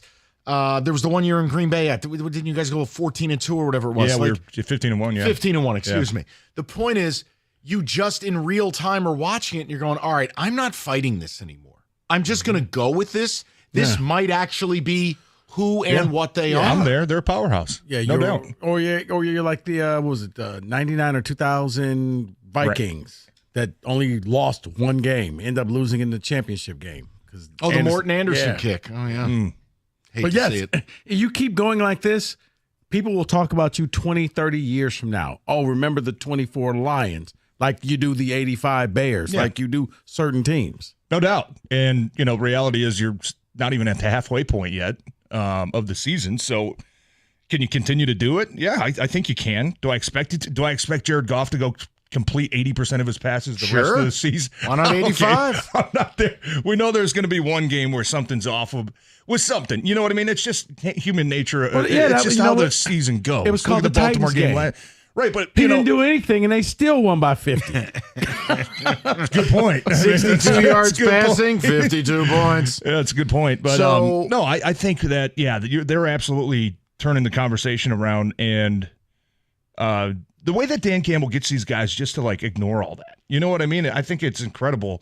They just live in this tunnel vision. It's us. It's Friday. This is the only thing that matters. We're doing red zone today. Last week doesn't matter. This week doesn't. You know what I mean? Sunday doesn't matter the yet. Most Today matters. Group in the league. They are, no doubt. They're the best coach team in the league. And they're still one of the youngest teams. I think they've got a top 8, youngest roster in the NFL. But a lot of these guys have been here since the beginning, and they've been through those hard times, and they're built just tough. You know what I mean? You come out of that on the other side with just different characteristics, and they just have this laser focus, man, that I think is incredibly. I admire the hell out of it. I'll tell you, because especially nowadays with the amount of distractions that are possible out there, they do an incredible job, and they're fun to watch. And it's at a point now where you're like, other teams are starting to stress themselves out a little bit. And you watched that Tennessee game. You watched last week against Green Bay. I know you won by double digits. Did it feel like you blew them out? Not really, but it felt like Green Bay they were pressing so hard that they were making the mistakes, and Detroit's good enough to say now, hey, if you're going to be making all the mistakes, we're just going to get the hell out of your way. We're just going to let you implode. You know what I mean? And they've done that a couple times against good teams. So that's a sign of a good team. When you face other good teams and you watch them have the desperation mode, that means they respect the hell out of what you're doing, and kind of convinces you and validates that what you're doing is, you're the top dog. That's how we look at it. I'm sure that's how they look at it internally as well. So I want to go back to something you said, Chris Creighton. No, all right. So listen. Give me a name. Zadarius Smith. Talk to me. Obviously, we all wanted help. We wanted a pass rusher. When you watch the tape, what in your mind as a former lineman, what are the Lions getting in Zadarius Smith, and how do you think it will alter what they're doing defensively? I think he can fit right into this defense the way that they play. The 4-down looks, move him around a little bit. He's a great interior rusher as well. I mean, that's the one thing that stands out on the tape. He's not just a, edge speed guy. He's not that. He's a complete player. And is he an all-pro type guy at this age? I don't think so, but he still brings a lot of really good stuff to the table. And is he your best option right now? Absolutely. Yes. The guys that we've seen it the last couple of weeks, the lack of pressure from anybody on the exterior. Well, you built up that guy, Frank Muhammad, and then I'm like, why he did have a good game against Tennessee, but I think I kind of got lost in the got a little ahead of yourself there. Line. No, but he is he's a stud, man. He is a good player. He's a complete player too. He's not a guy like last year you bring in Bruce Irving, who's going to give you 12, 15 snaps on third downs, and hey, let's go try to get a couple hit. He's going to play 90% of the plays when he gets caught up. I don't know if that's going to be this week, but eventually when he gets caught up, that's going to be the type of player he is, and it's going to help you in the run game too. They've been hurting in the run game the last couple of weeks because they haven't been able to set an edge. You just nailed it. Everyone focuses on Aiden, and what I said earlier in the week, and maybe you'll make fun of this. I said, guys, this isn't a replacement for Aiden. This actually is more of a replacement for Davenport. No doubt. That big edge setter, run stopper, and yes, he can rush the passer, but there is no replacing Aiden. There's no one on the market since you failed to get us Crosby. There's no one on the market that can replace. By the way, hey, Max. We almost made it the full segment. Maybe your family will show you this clip. How's your life? Hey, Max. 2 and 7. Get a tattoo of an L. You're just tearing on my Eastern boys today, aren't you? You could have come home, Max. You chose violence. Hard to argue. Hard to argue, Michael. But you're right. I think that's a fair comparison where Smith is more of a pocket-pushing type edge rusher than a speed, flashy guy. I'm going to beat you with spins and all the stuff that we saw Hutch do. He's not that type of player. But it can play a role. And he fits into what this defense wants to do when it comes to collapsing pockets. And he'll be the only guy who can line up inside and out that consistently, if they can single him up. And part of that will be your blitz looks and getting him singled. He can win one-on-one. Yeah, no doubt. And that's why he's got the versatility to move around. If you notice, hey, they're sliding or they're chipping me with a tight end every play. Okay, good. I'll go move over the center. Let's throw him a 5-man front. You can't double. I'll tell you right now, if you watch Houston on tape, and you're a defensive lineman, you're going to have a sportsgasm looking at Houston's left guard. It's rough. Who is there? Now, you're a former guard. He just went on IR, too, so I think they're down to their backup. Okay. That guy wasn't even good. The only person worse than the stiff they were starting at left guard, and here's their left guard, water bottle. That's what Houston's putting out there this week. TJ, as a left guard, you have to cackle. It's slightly atrocious. Embarrassing watching some of their pass protections. Yes. And I don't know if that's much on the offensive line. I'll get to it. CJ Stroud is not good when it comes to protections. Okay. He is a very college-esque. I want to hear about sliding this way and react to what happens. This is good. I'm here for the slander. Let's do that. All right, David Feminini. I got to get to your level. You're on a heater so We're far. talking Chris Creighton ejection seat coming up next. All right, David Femininio. Listen to the results David and his team have gotten for injured clients. $3.5 million, $5 million, up to $11.5 million. When you're injured, clearly you need an attorney that's going to fight for you. You need somebody you can get on a phone. That helps too. 855-65-CRASH or go to that website, getdavidgetpaid.com.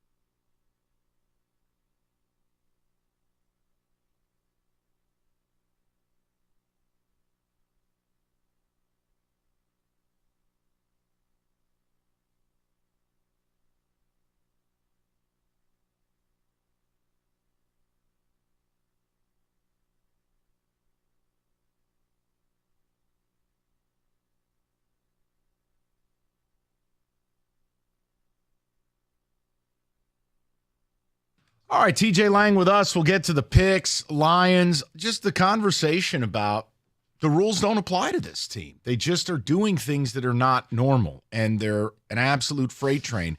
Now, you were saying something about Chris Creighton during the break.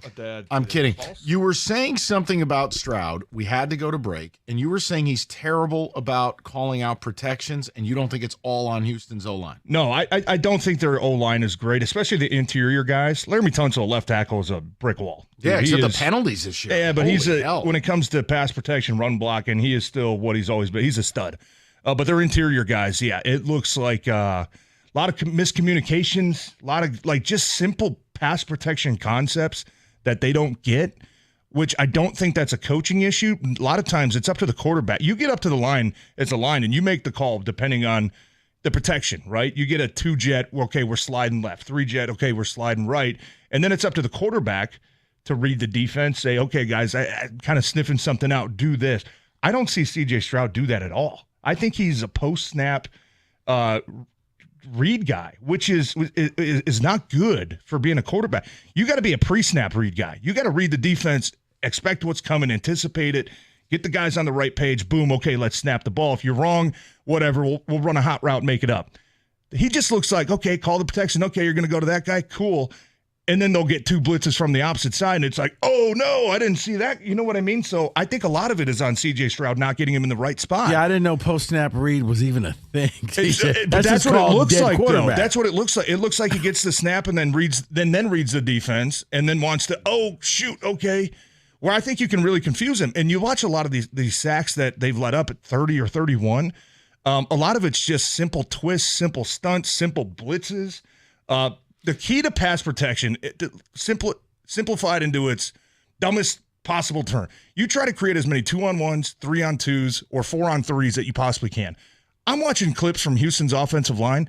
They're triple teaming one guy, and then the other guys are one. You have the 3 guys just one-on-one passing off all the insane stunts. That can't happen. And I'm looking at it going, this is so easily fixable if you just slide the guys the other way.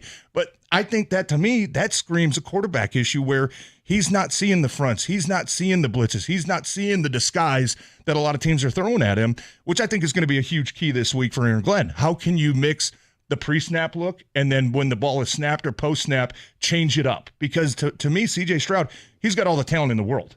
But when you confuse things a little bit, he's just, in my opinion, he's just not seeing it. He's not seeing what the defense is throwing at him. Plus, the way you move your safeties around, it's really hard to read what the Lions are doing. You never know where Branch is going to be. He could be one place, and then 2 seconds before the snap, here he is, and all of a sudden, there's Kirby Joseph, or as he calls him, Merton Hanks. It's just, it's fascinating. It's good call by you. Look, they just cannot. Look, Ali McNeil should eat this week. This is a game this week, guys. He should have 7 or 8 pressures. I mean, he did last week, too. I think he had 6 or 7. He was the only one. Yeah, he was their only effective pressure. He's been on a tear. But the CJ thing's interesting because we always think, okay, he entered the league as a star.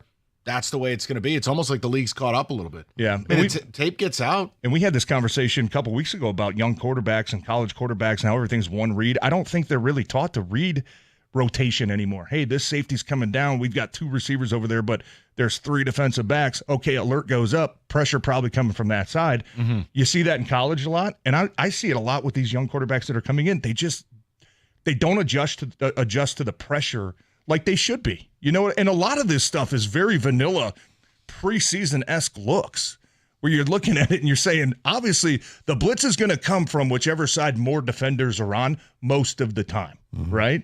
And I see, and it's not just Stroud. It's a lot of these young quarterbacks that I see. I think it's a college problem where it's just one read, boom, get the ball out.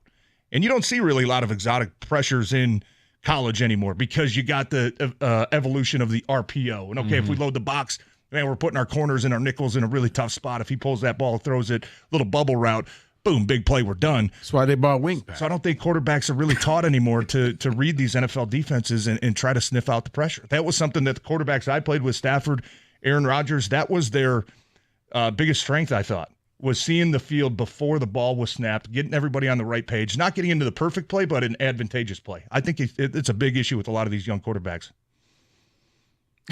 What was that? Sounds like Hatchet. No, it doesn't sound like Hatchet. Hold on, go. Do the head-to-head, David. I want to hear that one juxtaposed with the other one.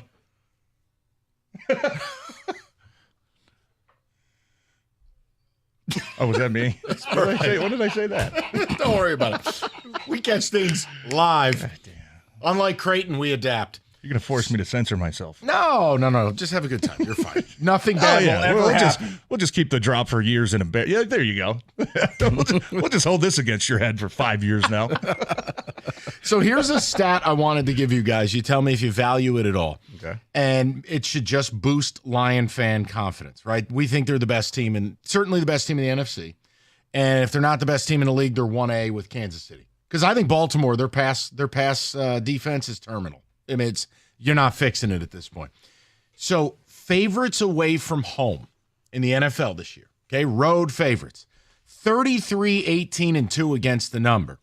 It is the best season through 9 weeks in the last 20 years. And since week 5, a team like the Lions, a road favorite, 24-9 against the number.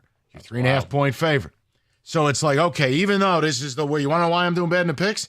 I never bet road favorites. Like it's death in the NFL. You know how hard it is to go on the road and win. Yeah. For the Lions, it doesn't matter.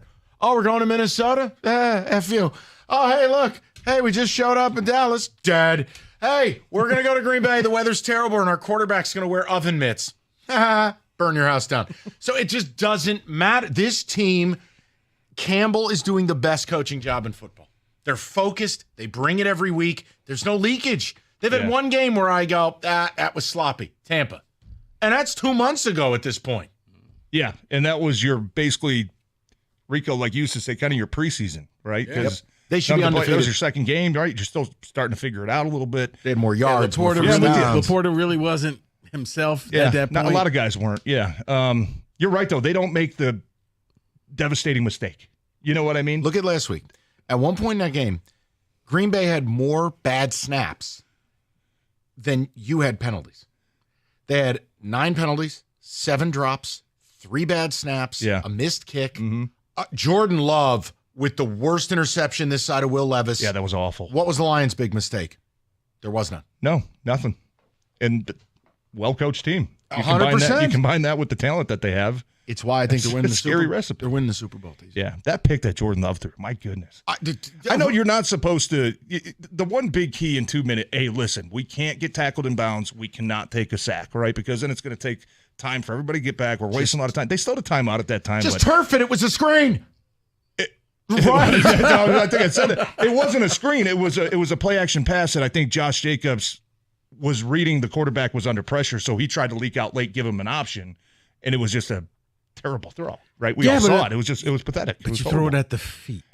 Yeah, you just get rid of it. Right. That's why you throw it at the feet, hits the ground, and it's up to the referees to say, was the receiver close enough? Man.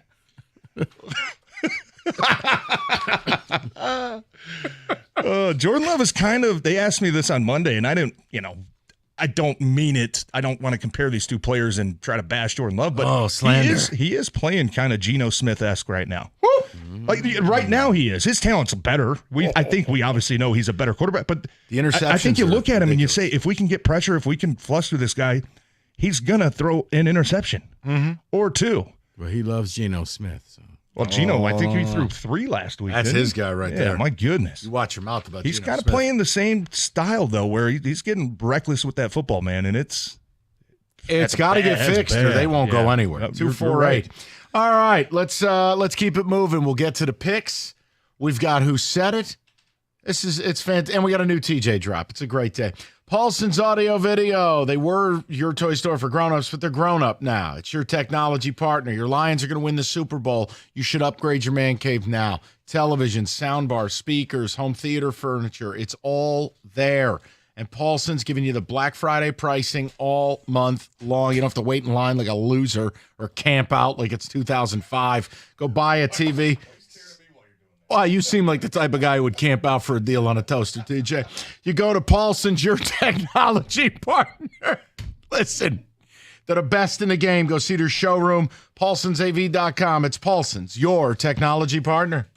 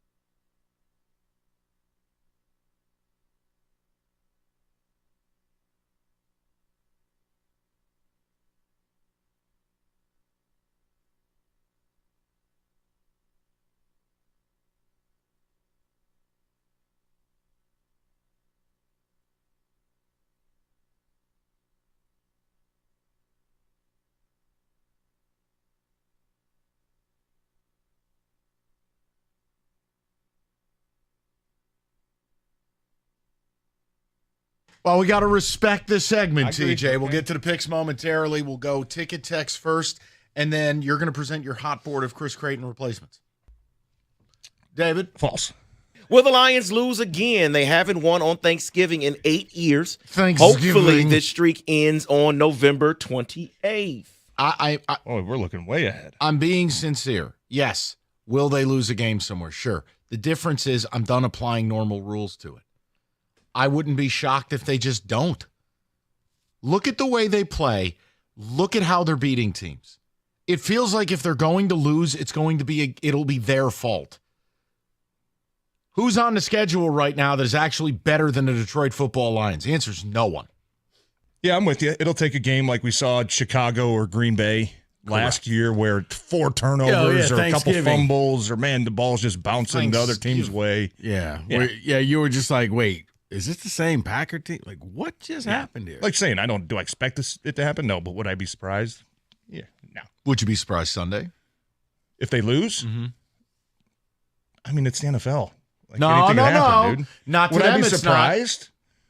Not. I would be disappointed if they lose this game. Okay. But would I be surprised? No. We've watched NFL long enough to know weird stuff happens. But not to them.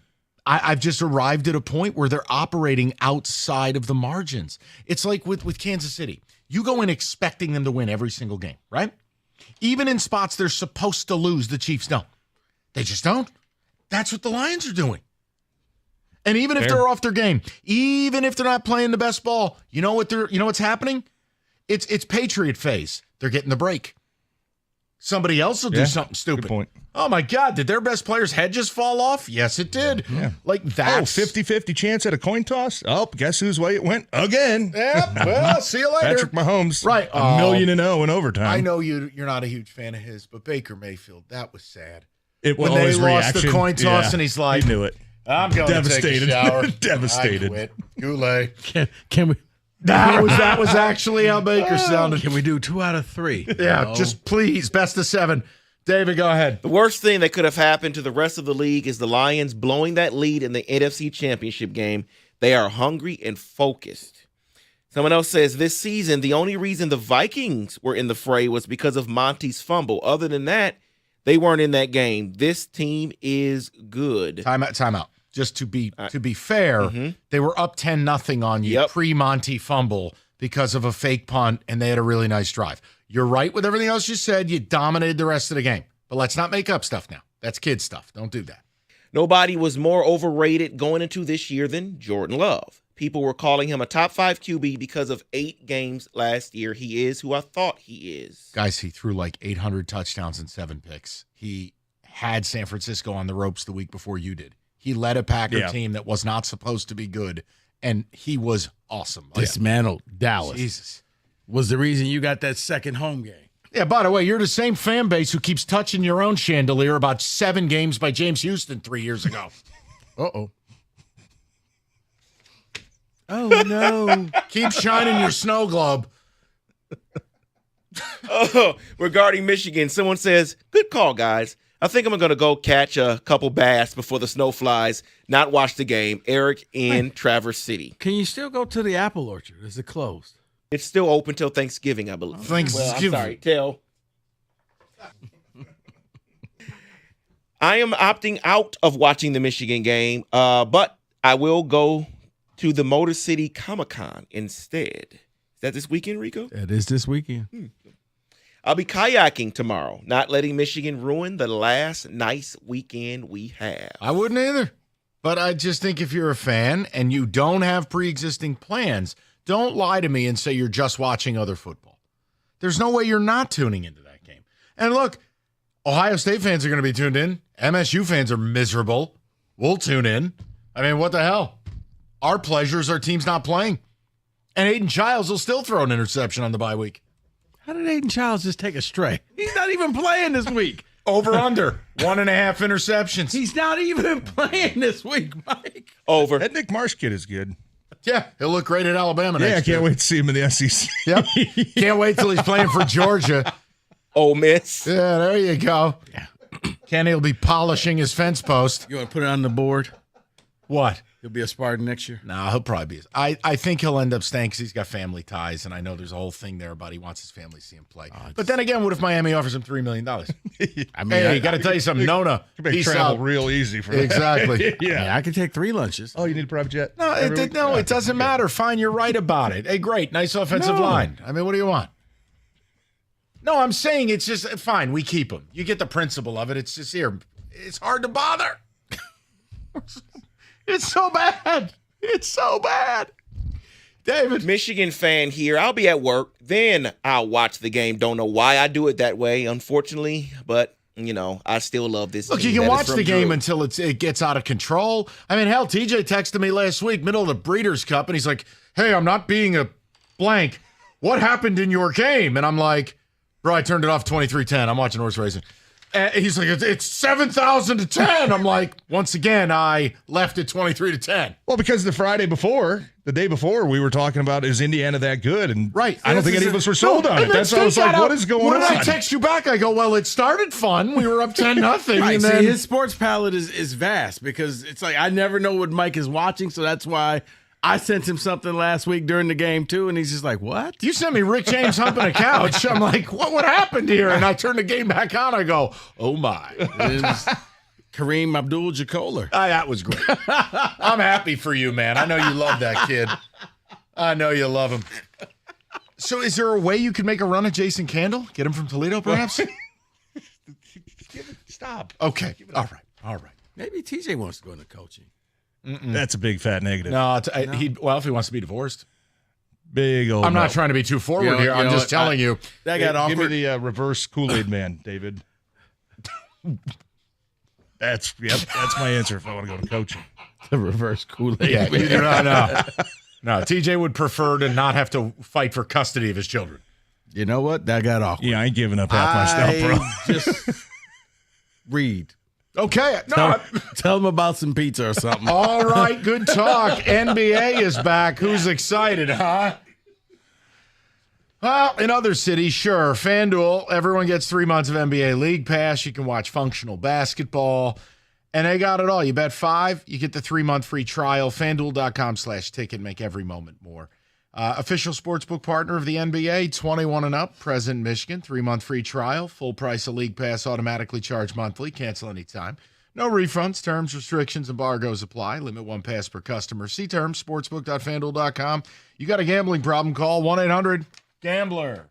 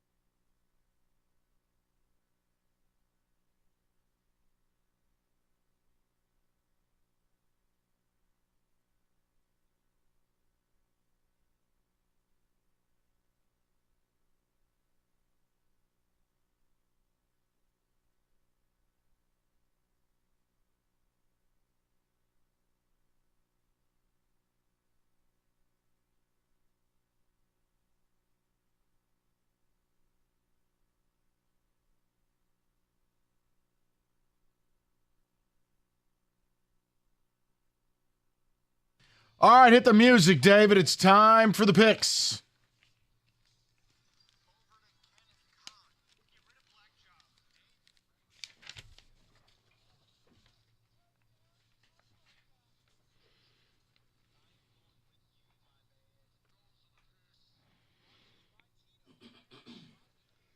And we see if TJ can keep one of the great pick seasons in history alive. We start out in Denton, Texas. Army laying 4.5 as they travel to the Mean Green. What do you got, Rico? Army doesn't have their QB, right? No Bryson Daly. And whenever I pick the military academies, they let me down. That's right. Let's go Mean Green. There you go. You don't like freedom and apple pie. We go over to Kenneth Cott. Rico hates America. I don't hate America. Give me Army. I've had a bad week. Yes, you're going to have a worse one here because I believe in America as well. Let's go Army. TJ? David, I'm with you. Michael, I know you said Army's quarterback, their Heisman Trophy His name's candidate Bryson is not Daly. gonna play. Have some okay, respect. I'm sorry. Yep, can't believe I forgot that one. I'm taking the Knights. Give me the Knights. America. Give me North Texas in the points. Air raid, tough spot, travel, no QB. Army looked like ass last week against Air Force. They don't need a quarterback. North Texas, they actually throw it this year, you dingaling. Clemson laying 5.5 as they travel to Blacksburg. We go to Rico Beard. Berg. You know what? 5.5 is the devil's number, but you know what? Dabo is a man of faith. No. You hate Dabo. What are you doing? I know, Mike. I just got a hunch. Give me Clemson. Kenny. To hell with Dabo. Give me Virginia Tech. David? Yeah, I'm sorry. I can't believe in Dabo either, and it's the devil's number. So Virginia Tech. TJ? V-Tech getting their quarterback back. See that? That's big. And Georgia Tech, all 4 losses, they've been leading late in all 4 of those games. That's insane. I think they keep it close. I don't know if they win, but they're going to keep it close against Clemson. Give me the Hokies. Clemson might lay down. I mean, their season is over. They're not going to make the playoffs short of a miracle run. Blacksburg, Enter Sandman. Give me the Hokies. Colorado laying 4.5. They travel out to Lubbock. Guns up. Rico Beard. Oh. What time is this game kick off? That's what I was trying to see. I think it's 3:30. Okay, so it's not oh, there it is. Okay, 4 o'clock game. 4, yeah. I didn't know if it Fox. was a night game out in Lubbock or not. I don't think that matters. I think that it'll probably be a blackout there. Give me the Red Raiders. Yeah, I wish this one was under a field goal. It is not, so I'll go Texas Tech. David. I also agree with you. Texas Tech can stop the run, and Colorado can't. So I'm going to go with Texas Tech. TJ. Texas Tech is also one of the worst pass defenses in college football, David. So that's why I'm taking Shadur Sanders and the Buffaloes. What did you just say? What? We'll move on. What? What did I say? You heard what I heard. Yeah. Shadur Sanders? Oh, that's much better this time. I'll take What did I Texas say? Tech, and we'll just move on. Give me the Red Raiders. What? Please. You're do making not- stuff up. You're Nope. hearing stuff. Did I say anything wrong, David? I didn't hear a thing. Thank you. Alabama laying 2.5. What'd you think I They said? travel. Just move on. They travel to Death Valley to take on LSU. Rico Beard. Honestly, I have no read for this game. Both teams need this game like oxygen, like they're a goldfish in a leaky bag. Jeez. Roll Tide. Okay, nuanced. Kenny. That is gross. LSU at home with a replacement Tiger. Give me LSU. Yeah, that's right. They went to the bullpen.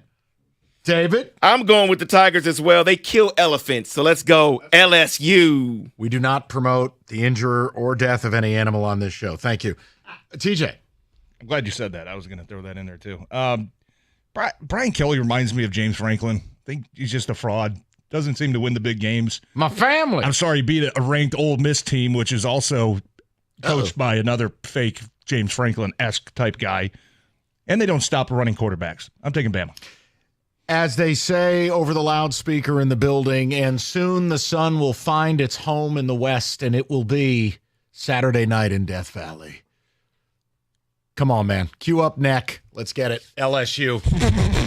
Gotta happen. gotta happen. I can't with Kalen DeBoer. I can't stand his face. Give me LSU. Old Eastern offense coordinator, by the way. Yeah, well, you know what? Should have held on to him instead of that Santa Claus you got. All right, Georgia laying 2.5. They travel to the Grove to take on Ole Miss. Rico Beard. I do not think that Carson Beck can have 2 bad games in a row like that. And as TJ so eloquently put, I don't believe in Lane Kiffin. Go Dogs. Over to Kenny Cott. I don't know if Carson Beck is any good, but I'll take it anyway. Ramming speed. Go Dogs. David? Who cares? I'm hoping for misery for you, Kenny. Let's go Ole Miss. Once again, a quality Christian take from David. We go to TJ. I'm with Kenny. Give me the Bulldogs. Georgia can't run it. Carson Beck is a disaster. Ole Miss eats up front. Kenny, I don't want Georgia to lose. I got a future on him, but I'm taking Hottie Toddy. Give me Ole Miss. Michigan, Indiana. Indiana laying 14.5. We're living in a simulation. Rico. Watching what Indiana does, Mike, they're good offensively, defensively, and special teams. Michigan may have a good defense, but they're lacking in the other. As Kenny like to say, orbital ramming speed. Kenny. You know what else I like to say? What does the number say? Indiana ramming speed.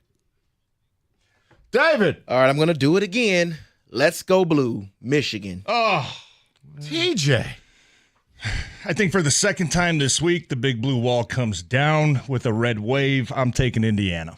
I like what you did there. That was very. I like what you did. What a pun. There. Well, look at you. He's a regular commentator. You get the slow clap.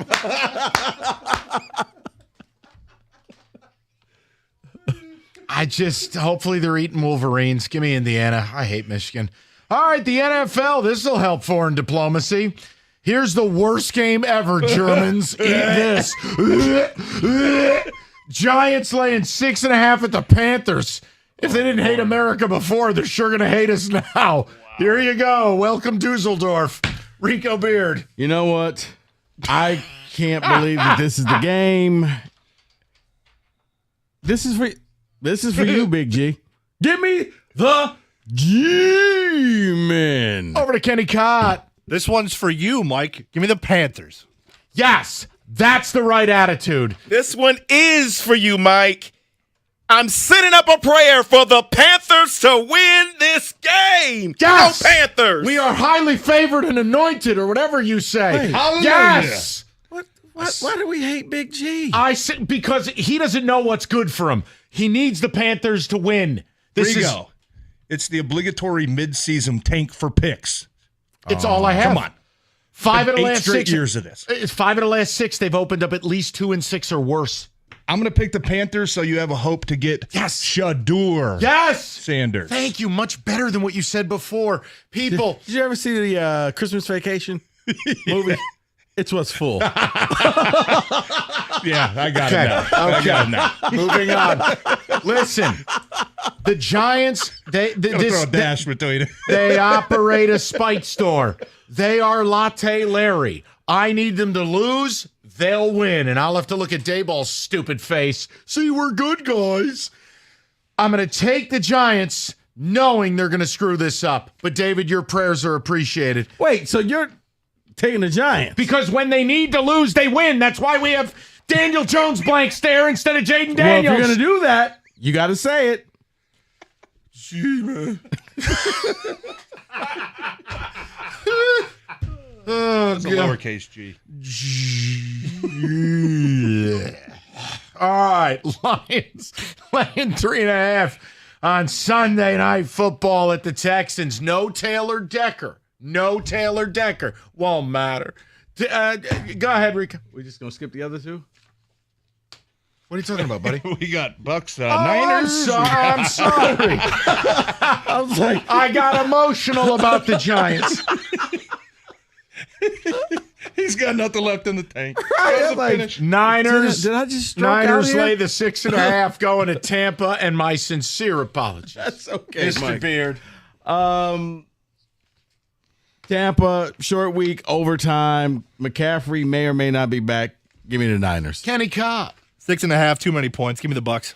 David, who has just prayed for the Giants, and David, when do the prayer beads arrive in the mail?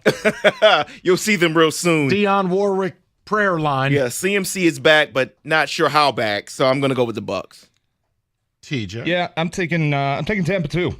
Short week, I know that, but San Fran's got to fly all the way out to the East Coast. And 1 o'clock game. Baker's playing elite. I think the Niners win, but they're like cockroaches in Tampa. You can't shake this team. Give me the Bucks for the points. I do think Rico's team wins. Steelers Commanders is sneaky good. Who knew, right? Commanders laying 2.5. We got Tomlin as an underdog. Rico. What the hell is that? I don't know. I have no idea. It was supposed to be the O's from the beginning of the Sunday night, but whatever. Okay, just will you please, Rico, go ahead. Commanders. There you go. Kenny. David rooted for my Georgia misery. I'm going to root for his misery. Give me the Commanders. Learn about his fair play, David. Commanders. TJ. Wait. You're a fake fan. I'm taking Russ. I'm taking the Steelers. Not because of Russ, but because of their defense. I think they can make Jaden Daniels' life hell. And it's a rookie against a 3-4 aggressive blitzing defense. That takes veterans a couple of years to learn. With Preston Smith now added to that group. Ooh. You hate your college team and you hate your pro team. I'm trying to catch up to TJ here. I'm trying to be smart. Just give me the Steelers. Got them on tilt already. Not even halfway through the year. Lions laying 3.5 at the Texans. Sunday Not night. 9.5? Oh, alt line Fridays. Lions laying 9.5 on the road at the Texans. Alt lines only. 9.5, 3.5. Doesn't matter. Forward down the field. It's the magic. It's the voodoo. It could be 9.5, 3.5. Give me the Lions. Over to David. It could be 21.5. I'll go Lions. Right, half and half, whatever. Right, TJ.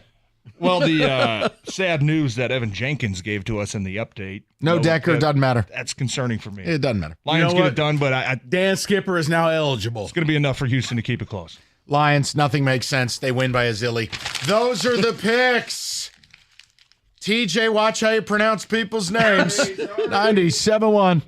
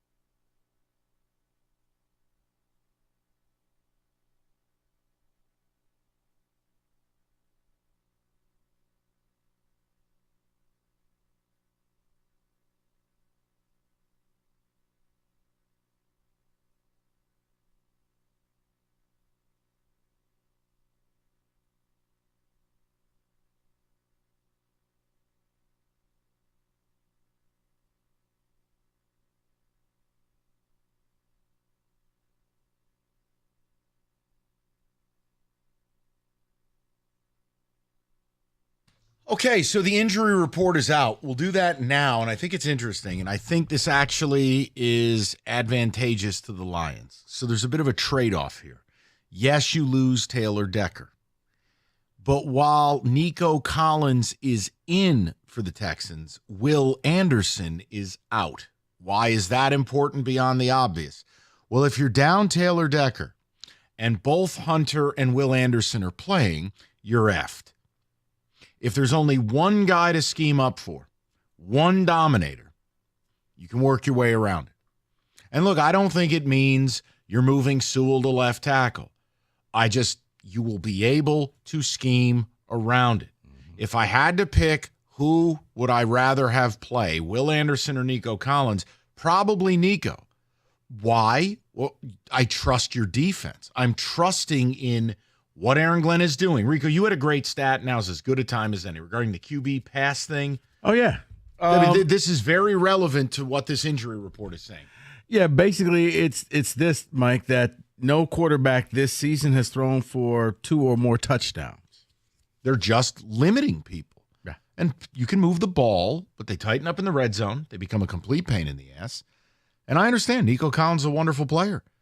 But yeah, if I'm down Taylor Decker and I have to make a choice of who do I want to play, all right, give them Nico and keep Will Anderson out of there. Because if you have those two together, you can't scheme up for that. Mm-hmm. Not down Taylor Decker. So, David, any other injuries we need to make note of? Yes, for Houston, Tank Dell is also questionable. Did not practice all week. Same with Nico, but they were both limited today, so they are questionable for the game. So that's another receiver, another Dell's weapon. Been banged up all year. Yep. He had a big game Thursday night against the Jets. Was the first time he kind of popped off, but he's been hurt a lot. Yeah, if he doesn't play, all the better. I mean, look, it's coming up aces. You're good enough. Doesn't matter if the other team's got all their players. But I think that is very helpful because I would have gotten nervous if Decker's out and Anderson played. Mm-hmm. Yikes. Yeah, it's kind of a wash, and but here's you the actually other have a slight advantage. The other good part, guys, Houston gives up 4.7 a carry. This might be a game you come out and you pound the rock.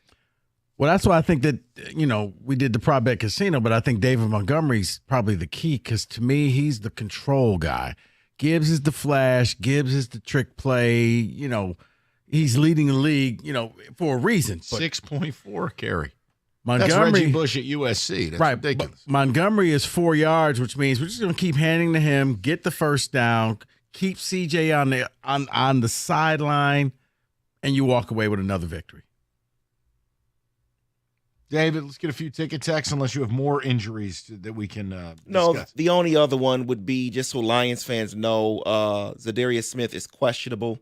So I think they're going to take their time, see how he feels throughout the weekend, and they'll go from there. I don't think there's a rush there. I don't.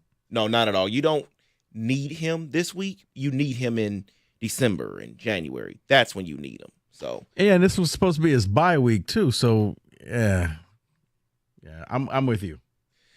Somebody said, yes, I heard it loud and clear what TJ said. Had me crying at a 4-way stop. Sure.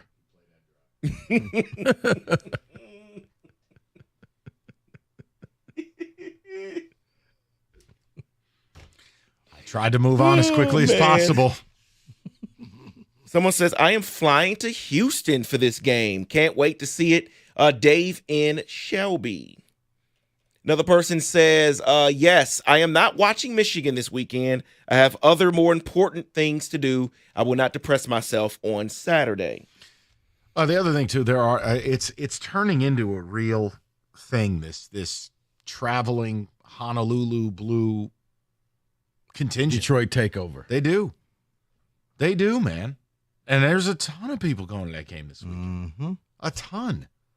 I mean, you knew it. One fun thing you can do is each week find out where the Lions are playing and go look at those flight prices. It's not accidental. And people are doing it. So I'd expect there to be some Jared Goff chance if they can get control of this game. 100%. Michigan wins this weekend. Book it. Okay. Someone else says, I work at Wayne State Athletics, and we're 0-9, but I'd rather be there tomorrow than watch Michigan. Wayne State is 0-9? That's what he says, yes. He says we are 0-9. So good not Lord. good. They need Joyke Bell back. Michigan fan here, and I still plan on watching. Maybe depressed while I'm watching it, but I'll always be invested in them. I'm going to watch because, A, it's part of what I do, but B, I'm just not ready to write off that Michigan has no shot. I want to see what Indiana looks like. And again, they got to prep for Ohio State. Maybe it's a little look-ahead spot. I don't know. I'm just not ready to sit here and act like Indiana's going to win by 40 against U of M. Easier to do it against State when we hand you the football 17 times. I'm sorry. That's a stray. We're on a bye week. I can't say that. I was about to say, no. I was like, wait, did they turn the ball? No, that was just it. They didn't even turn the ball over. We had 2 turnovers. We had 2 Childs picks. Again. Yeah, one wasn't a pick, and he just forgot to challenge it. But the other, no, they were just 3 and out, 3 and out, 3 and out, 3 and out, 3 and out. Block punt, 3 and out. So just so we're clear, that's 3 turnovers. And yes, Jonathan Smith screwed up not challenging, but he allowed a turnover. Mike, I'm not disagreeing with you. We just are so bad. I'm not disagreeing with you. No, I know you're not. I know you're not. I'm just, it's emotional. God, I'm so bad. All right, David, go ahead, and then we'll do Who Said It. Yeah, this one's a personal one for Kenny. Kenny, you have no worries. Georgia orbital ramming speed this weekend. I can't see 2 bad games in a row. Don't say that out loud. I don't like to think that way. Okay. Look, I think the dirty secret is Georgia's just not that good. They're good. They're not Georgia good. Well, Mike, you nailed it during the picks. I mean, they're not going to be able to run the ball as efficiently. That means Carson Beck has to shoulder a lot more of the pressure, which I don't know if he's capable of doing. One-dimensional quarterback, and I understand if people don't want to nerd out, Beck versus pressure has been a abject disaster. What's Ole Miss's keynote on defense? Pressure, pressure, pressure. They spent millions on that D-line. I'm worried about Carson Beck. He was a guy that was supposed to go number 1 overall in the NFL, and this is a guy right now, he's not QB1, and he's not even QB2. You know who's going off the board in all these mock drafts? Nussmeier, the kid for LSU. Beck is QB3 or 4, depending on what you're reading. Rico, it's a problem. He is the turnovers and the turnover-worthy throws. It's like it's all year. Yeah, it wasn't like, well, okay, the receiver tipped the ball in the air. It was like, Carson. What are you seeing? There's a difference when, yes, if you're young, if you're an Aiden Childs, okay, you can't do this, son. It's like, Carson, you know better than this. Did you really think that you could get this in triple coverage? And it would work out for you? No. But I got faith in your boys, Kenny. It's not going to happen 2 weeks in a row. I mean, this is where Bobo and Kirby really have to scheme it up. That's the only way out of this. God, it sounded like a Feinbaum call right there. Oh, hey there, Paul. This is where Bobo and Kirby got to scheme it up. Well, let's go to Kenny in Lake Okeechobee. Oh, hey, Paul. What do you want me to say? It's the truth. Let's go to Kenneth in Stone Mountain. Mike Bobo and Kirby Smart really have to scheme it up out there. That's right. I'm out that damn roll damn tide. All right. That's enough. Hey, here's Rico. Oh, man. All right, guys.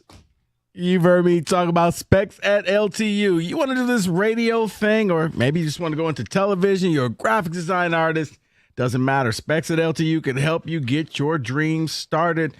All you need to do is just be curious. Go visit the website, ltu.edu/specs, and you're going to learn more about the broadcast media arts, the digital media arts, and graphics communications program taught through Specs at LTU right here in Southfield on the campus of Lawrence Tech. You're going to be taught by people like myself who work in the business. It means you're going to learn from day one when you get into the lab what it takes to make it in your new field and your new career.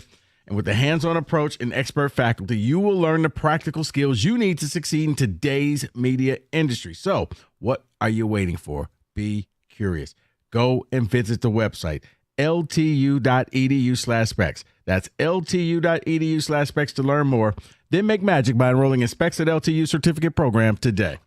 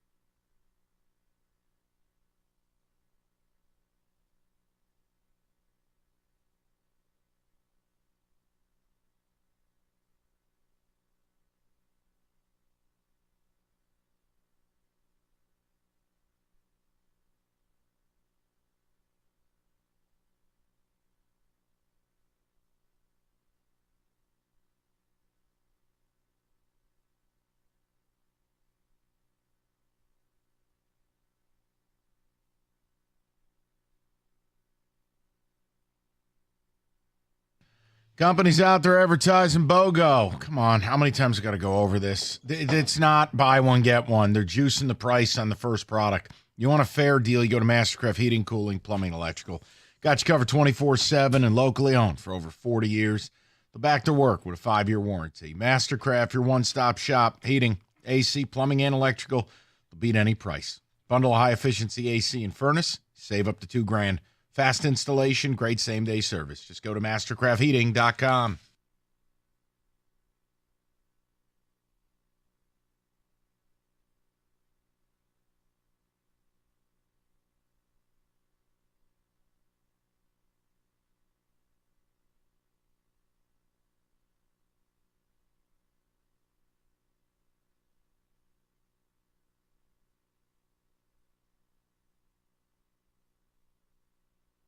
All right, we do it every week. Hopefully David has gotten his temper under control and he can provide us audio that makes it fun and not mind-numbing. It is time for Who Said It.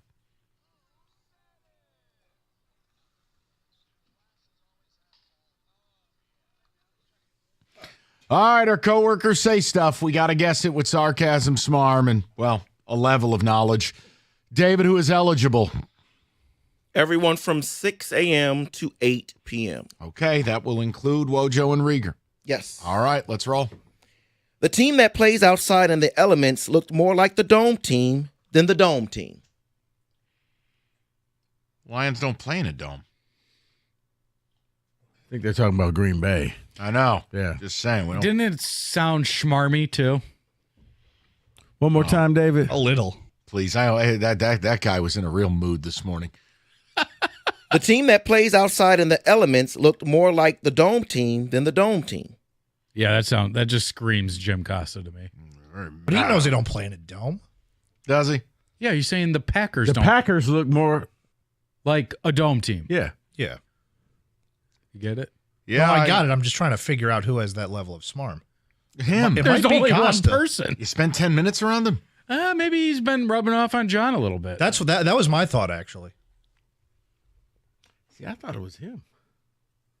I thought you said that. Mike has some schmarm to him. I can be, yeah. I just don't pretend to hide it like he does. That's what makes Jim smart. Like he thinks he's not being, he thinks he can run a game on you where he's not being a Richard, but he is. And 9 times out of 10, he is. He is. I mean, it's just it's almost like somebody who has Tourette's. It's like he can't control it. Or like Asperger's. Like Rieger is trolling. Yeah. No, like he just doesn't even realize he's being smarmy, and it just happens. I'm going Costa. I'm locking in. All right. I think it's you. Okay. I'm saying Jansen. Ooh. All right, I'll go Costa. I don't know. Could be me. Who knows? Lions just destroy everybody. Who said it?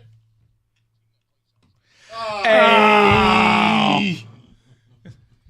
That dork. Oh, you figure it would have to be a dummy to say dome. They don't play at the Astrodome. They play at Ford Field. It's still a dome. It is not a dome. It's a stadium. With a dome. It's not. What's the roof then? It's just a That's building not with a roof? a dome. They're two distinctly different structures. They don't even build domes anymore. We got one in Detroit, baby. Rico, back me up. You've been to every stadium in the United States. Here's where Rico. I'm at Valpo on a Tuesday night. Dude, his face is screaming dome, so don't ask him. Okay, you know what? A dome is what Syracuse plays Thank in. you, Jesus. And the Lions. And what the Silver Dome used to be. Right. This is not a dome. So more antiquated. I don't think this was the point of this conversation. The Ford Field Dome. It doesn't Number matter. 2. We've lost Yeah, pressure. go ahead. The dome at Ford Field. His decision-making and patience of taking what is there is led to 30 completions in a row to Amon-Ra St. Brown. Ugh. Those guys are too perfect. That's just a stat. Anybody could have read Scott that the stat. Gator Anderson, he loves stats. He's a big stat reader. I was going to say Doug for the same reason. Yeah. Doug. Doug, yeah. I'm going Gator, big stat guy. Read Loves it stats. one more time. His decision-making and patience of taking what is there is led to 30 completions in a row to Amon-Ra St. Brown. Why is that not cookies? Acting like you got the coolest stat in the world. Because everybody has that stat. That's not a cool stat. There's something happened.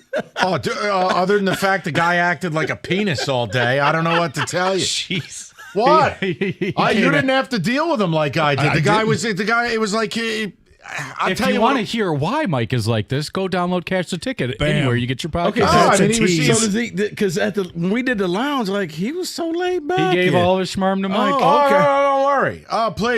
Please. We do the lounge, and he's just like, "Hey, buddy." I come in early on Friday to help his dumbass with his show. I come in here to do the mornings. The thanks I get, I do a pod with Don Rickles. Without the laughs. Yeah, minus the laughs. Evan and I just look at each other like, does this guy want to get his ass kicked? Go listen to that episode today. I'm going to go with Doug. Yeah. I'm guessing Gator. Just telling you. I don't know what the problem Mike is. is going cookies. I don't know what's up there. Domes. Tell you, if we all locked in? If he acts that way when he goes home tonight, his wife's going to put him on the catio. David, Booth. Does it have a dome? Who said it?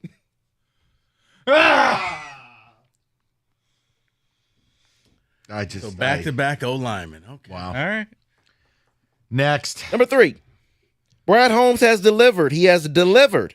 Now, maybe he hasn't delivered everything that you wanted and when you wanted, but Brad Holmes has built this team to the point where you can care about the NFL trade deadline. He's delivered. I'm going to say Doug So was Karsh. all that in there, or did you mess up? Oh, it's all in there. Okay, so He that's said delivered twice. right. So I'm saying I didn't know if you. Oh, yes. That is yes. He repeated okay. that. It's okay. Whoever it is. It wasn't against you. I just. Would it be Doug because he basically is like, no, it may not be what you poors want. That's why I thought it was Wojo when I heard that. And I think Wojo as well. It may be not what you wanted. Yeah, I think He's Wojo. delivered. Now he's delivered. Right, yeah. See, now you're selling me with the imitation. Yeah. I kind of dig that. You don't hear it. They delivered. That's my Doug Karsh. Oh, my God. Is it close? Sounded like Marge Simpson. Homer.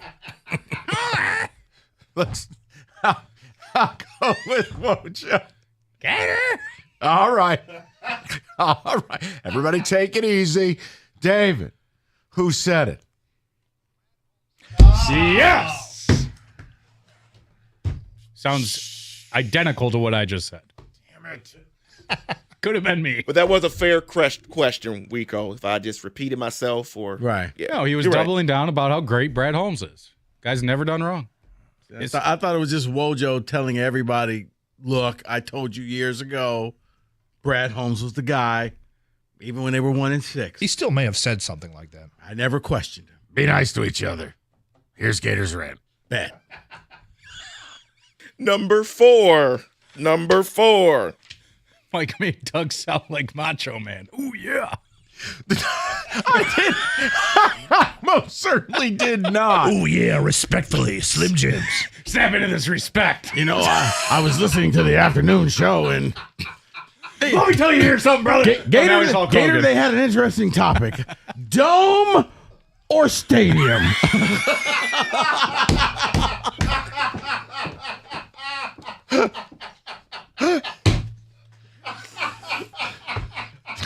Yeah.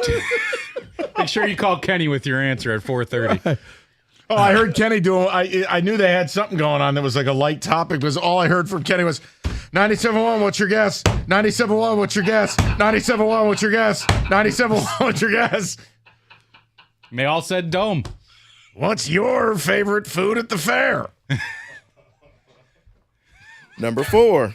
97.1. What's your guess? Oh boy, David is like, I just not work far here. from the truth. Kenny was having a blast. He wanted to burn the phone down. Go. We're done with the topic. They're done with the topic. What are you doing? Thank you for your guess. We're moving on. Thank you for your guess. We'll pass it along. Thank you for your... Kenny wanted to walk out of the building. Not far from the truth. All right. Let's go. Number 4.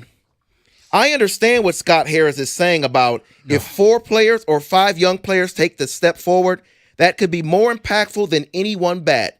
I would totally agree with Scott Harris on that statement, but make sure you still add that one bat. God, that sounds like Costa. Like he wants to kiss ass, but he's still a Richard.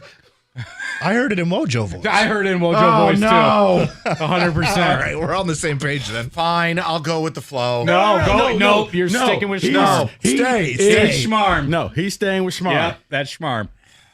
He's staying with We Schmarm. got 3 Wojos and a Schmarm. An insurance policy. We needed that. Plus, like Jim's got that weird leg tapping thing he does. Oh my God, it bothers Mike so It bad. drives me insane. He'll be like this, Rico, where he's bouncing his leg, and Mike's like, "Will you stop it? Why are you moving your leg?" He's got like we're breaking down a football game, and he's over here with restless leg syndrome. Mike got on him last week. Do you feel like we're like in couples therapy right now? You're gonna like this one.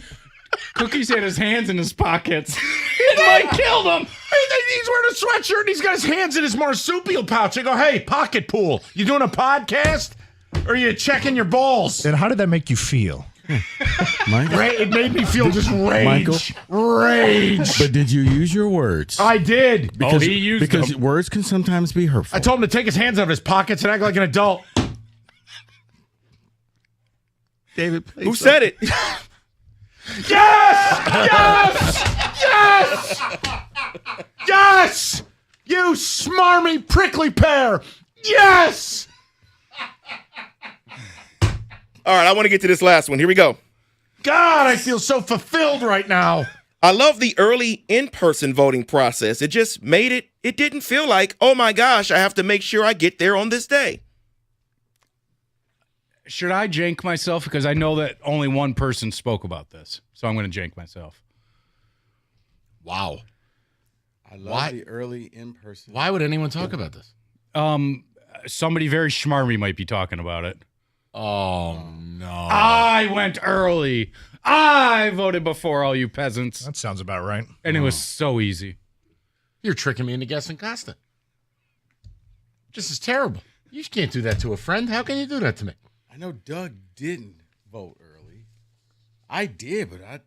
You didn't You brag weren't about bragging it. about it. What kind of loser brags about something like that? Right, it's just like, yeah, you just go and okay. Kenny, you're being silent here. What's the problem? I think it's Costa. I just don't want to hurt your feelings again. 97.1, thanks for your guess. 97. Kenny is still like PTSD for about 11 a.m.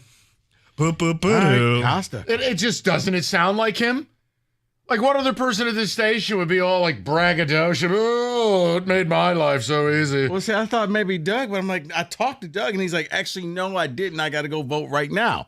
Well, who said it? Ah! And then baby's heads fell off. But Costa definitely voted early. He tweeted about it. Yeah, if you maybe didn't know. maybe he was tapping his leg while he did it too. Do you feel as uncomfortable as I do, Kenny? Not be uncomfortable. Wait a second. Just quit. Evan sees it. I'm just saying, like, when I do the lounge with him after you leave. You don't understand. He only does it to me. And it's called the lounge, Rico. He has to be calm. Oh, okay. And that was who said it. Yeah. All right. Listen. Kenny, after about 7 hits off the bong tonight, is going to go get himself a little chicken and waffle pizza from Hungry Howie's. Come on now. Look, I find this pizza offensive. Not Hungry Howie's. The pizza's great, but I'm Italian. You ain't getting me to order this. But this is for the Kennys out there. This is for the Kennys, the Brads, and the Chads. This pizza's for you. Chicken tendies, maple syrup instead of sauce, because you couldn't possibly put sauce on this. It's all there for you. Go ahead and do your thing. And waffle bits. Come on, that's Kenny 2:30 after the bar, right? It is. Rico nods in agreement. Get it for a limited time only at Hungry Howie's. Get a large for $15.99. Bold flavors await only at Hungry Howie's.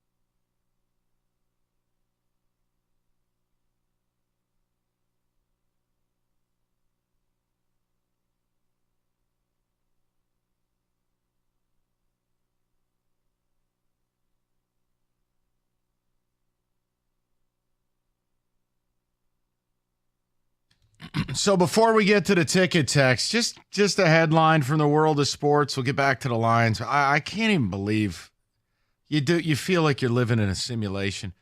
Have you heard this story about Florida basketball coach Todd Golden? Yeah, I just saw a little bit of it. I didn't get a chance to read the whole thing. Oh, let me help you. It's not looking good. He's accused of sexually exploiting, harassing, and stalking an unidentified number of women. This comes from the Independent Florida Alligator. The student newspaper cites Title IX complaint. He was allegedly requested sexual favors and sent photos and video of his genitals via Instagram while traveling on school business. He's accused of taking photo of women walking or driving and then sending them to the subjects involved.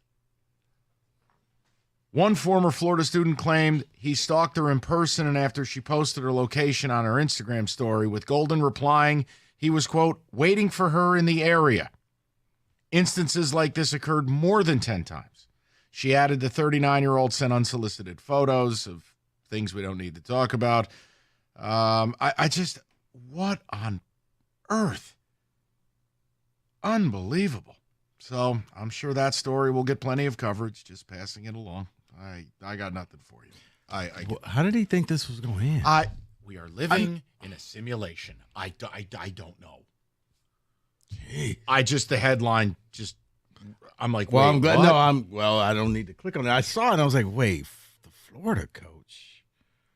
Then I was like, football, basketball. Okay. Not that it matters, but geez. So keep your eye on that. Don't know what to say. Just wanted to pass it on. David, ticket text, and we will move towards the Prop Bet Casino and more Lions discussion for Sunday Night Football. Dome, stadium, doesn't matter. The ceiling is the roof, someone says. Michael You know Jordan. what? That wins.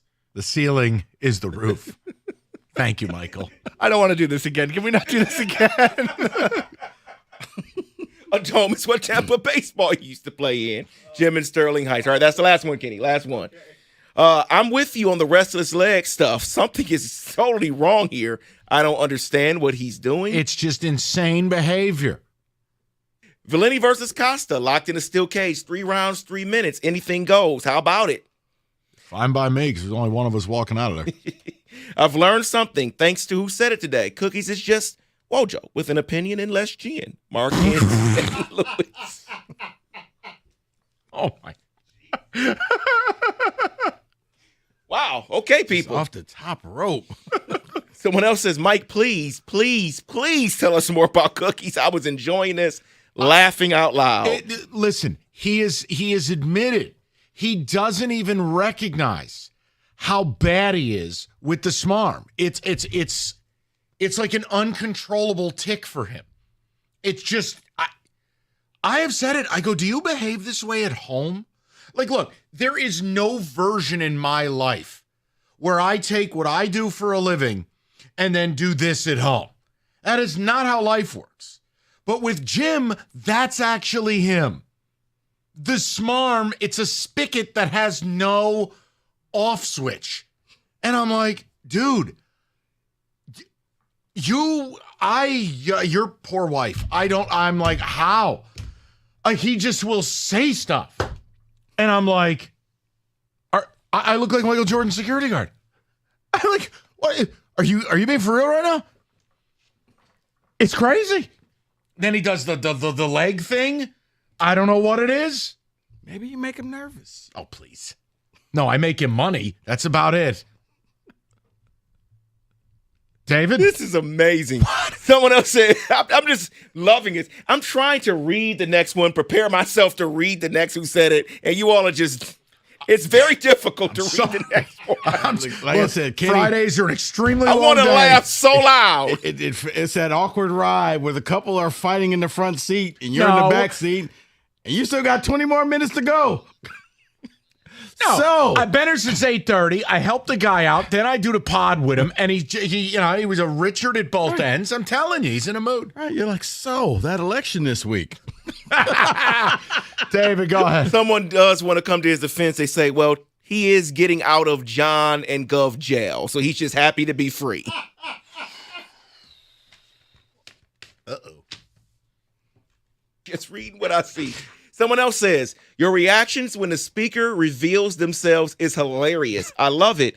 But can you tell me who it is? Some people just don't know everybody's voice. That's fair. Okay. That is very fair, and we apologize. Yeah. Can get that done for you. Someone else says, please, I need more. Someone else go off on another coworker. No. Listen, I love the guy, and I'm trying to fix him. But this might be irreparable damage. There's just something wrong. And then someone is asking, was that the first time Heather was ever used? No. It's tactical because she's a wild card. Mm-hmm. And she is like Kang or like Gov or Greg. It's deployed tactically just enough to throw us off from, the more loquacious people at the station. Dave, a couple more and we will get to the prop bet casino.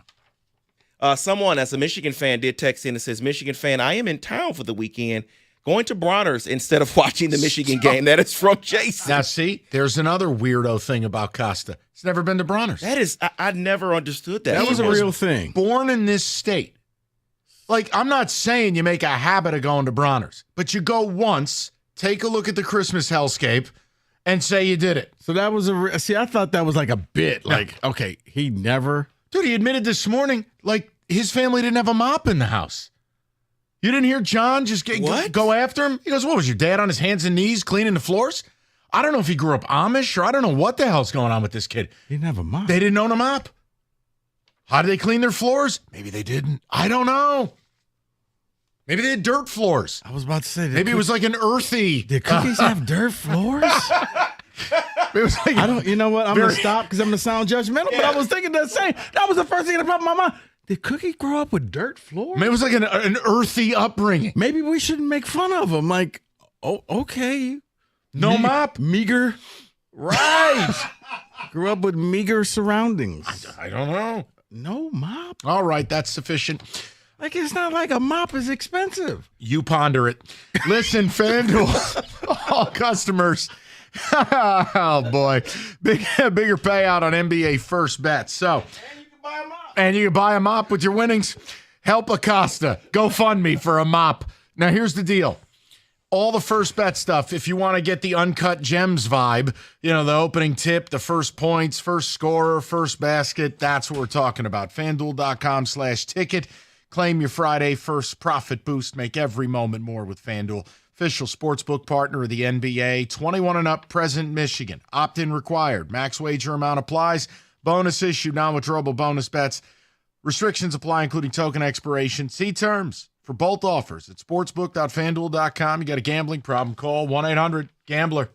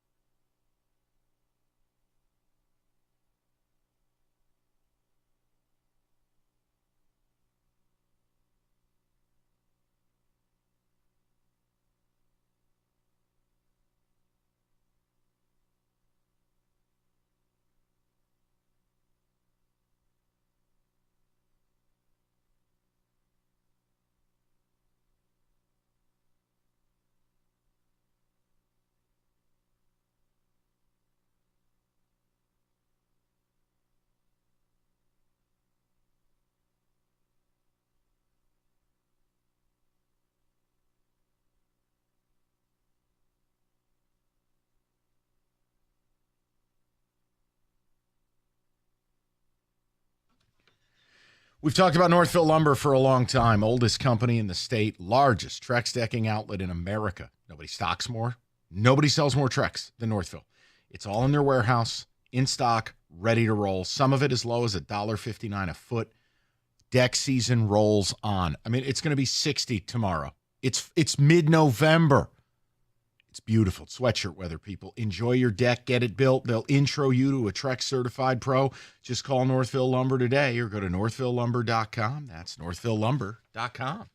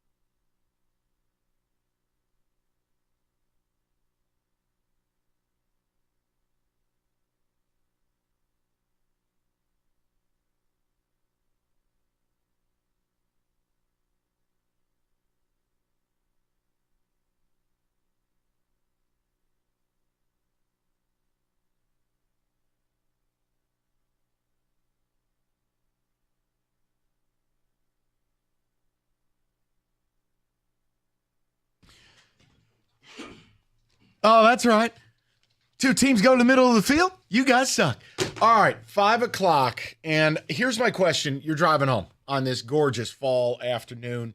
People, the Lions are on Sunday night. It's a premium matchup. Here's my question. Do you even consider your opponent anymore? When you are looking at the Lions and the upcoming game, do you even factor in who you're playing? Does it even matter? And don't, I'm not being flippant. But this team makes it so that it doesn't matter. Oh, we're at Minnesota. Blobbity, blobbity, blah. Dead. At Green Bay. Bad weather. Green Bay. Probably a spot you're going to lose. Dead. You're at Houston. Are the Lions at a point now? Rico, you could speak to it a little bit as a Niner fan. Your team has had some great seasons. The Patriots used to be this way. I think the Chiefs are this way. I do. Yeah. I think the Chiefs get up for like one game a year, and it's if they play the Bills. Everything else is a business trip, and they just do their damn job. You know why that's true for the Chiefs?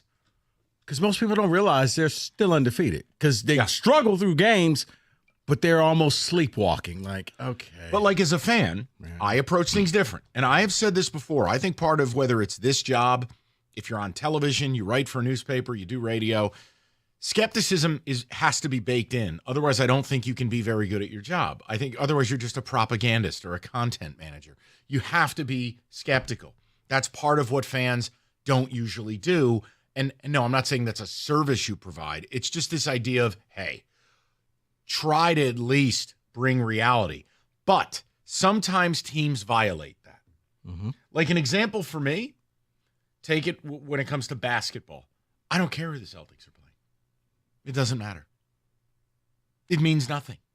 If they're on their game, they will win. Period. Amen. Hallelujah. That's it. So it's the same deal with the Lions. If they're on their game, I've arrived at a point now after last week against Green Bay. I no longer care. Mm-hmm. Football, the breakdown, the handicap, the historical trends, the way the league works. The Lions just go double birds to all of it. It doesn't matter. If they play well, they win. Is that where we've arrived at? No, I think we have, because that was me just talking to myself after the Packer game. I was like, there was everything about this game said that they were supposed to lose. Correct. And not only did they win, they jumped out and they kind of said, Green Bay, you know what? You're at home. Score a couple touchdowns. Here's some pity. Get to double figures. When their crowd is leaving and you're like talking to Dan Miller, he's like, yeah, for years, no matter that, they would be up by 40 points and their crowd stayed the entire game. Great job by me. Take your hillbilly asses home. Lomas? And yeah, now I was like, you know what? I don't think I can pick against this team. No. Because it has reached that point. It doesn't matter. It's almost like, that team, when it's the Niners back when they were really good and it didn't matter. Or the Patriots. Or like you look at Alabama, like Kenny a few years ago with Georgia football. Who you playing? Doesn't matter. We're going to win by 21 anyway. 248-539-9797. And look, I'm not asking you to feel one way or the other. I'm asking how you feel. I'm asking if you've arrived at this point that you've never been at before as a Lions fan. You're on Sunday Night Football at a playoff team, and it doesn't even matter anymore. I don't even have to put any effort and handicap in the game. Why? Because none of the rules apply to you. If you play your game, you win. And it goes to what it's funny because listening to you, and I do listen to you when it comes to gambling. I really do, because, I like to give you a hard time. It's just numbers, right? It's fun. It's data. But everything about this, okay, if the Lions are so good, why are they only favored by 3.5 points? And this Houston team is struggling. They're missing some players. Mm-hmm. It looks like a trap until they play the game, and the Lions will go out there and win by 17 points. I've bet against them twice this year. I took Minnesota and I took Green Bay. Me too. Both games I was sitting there going, why did I just not go Team A better than Team B, F you?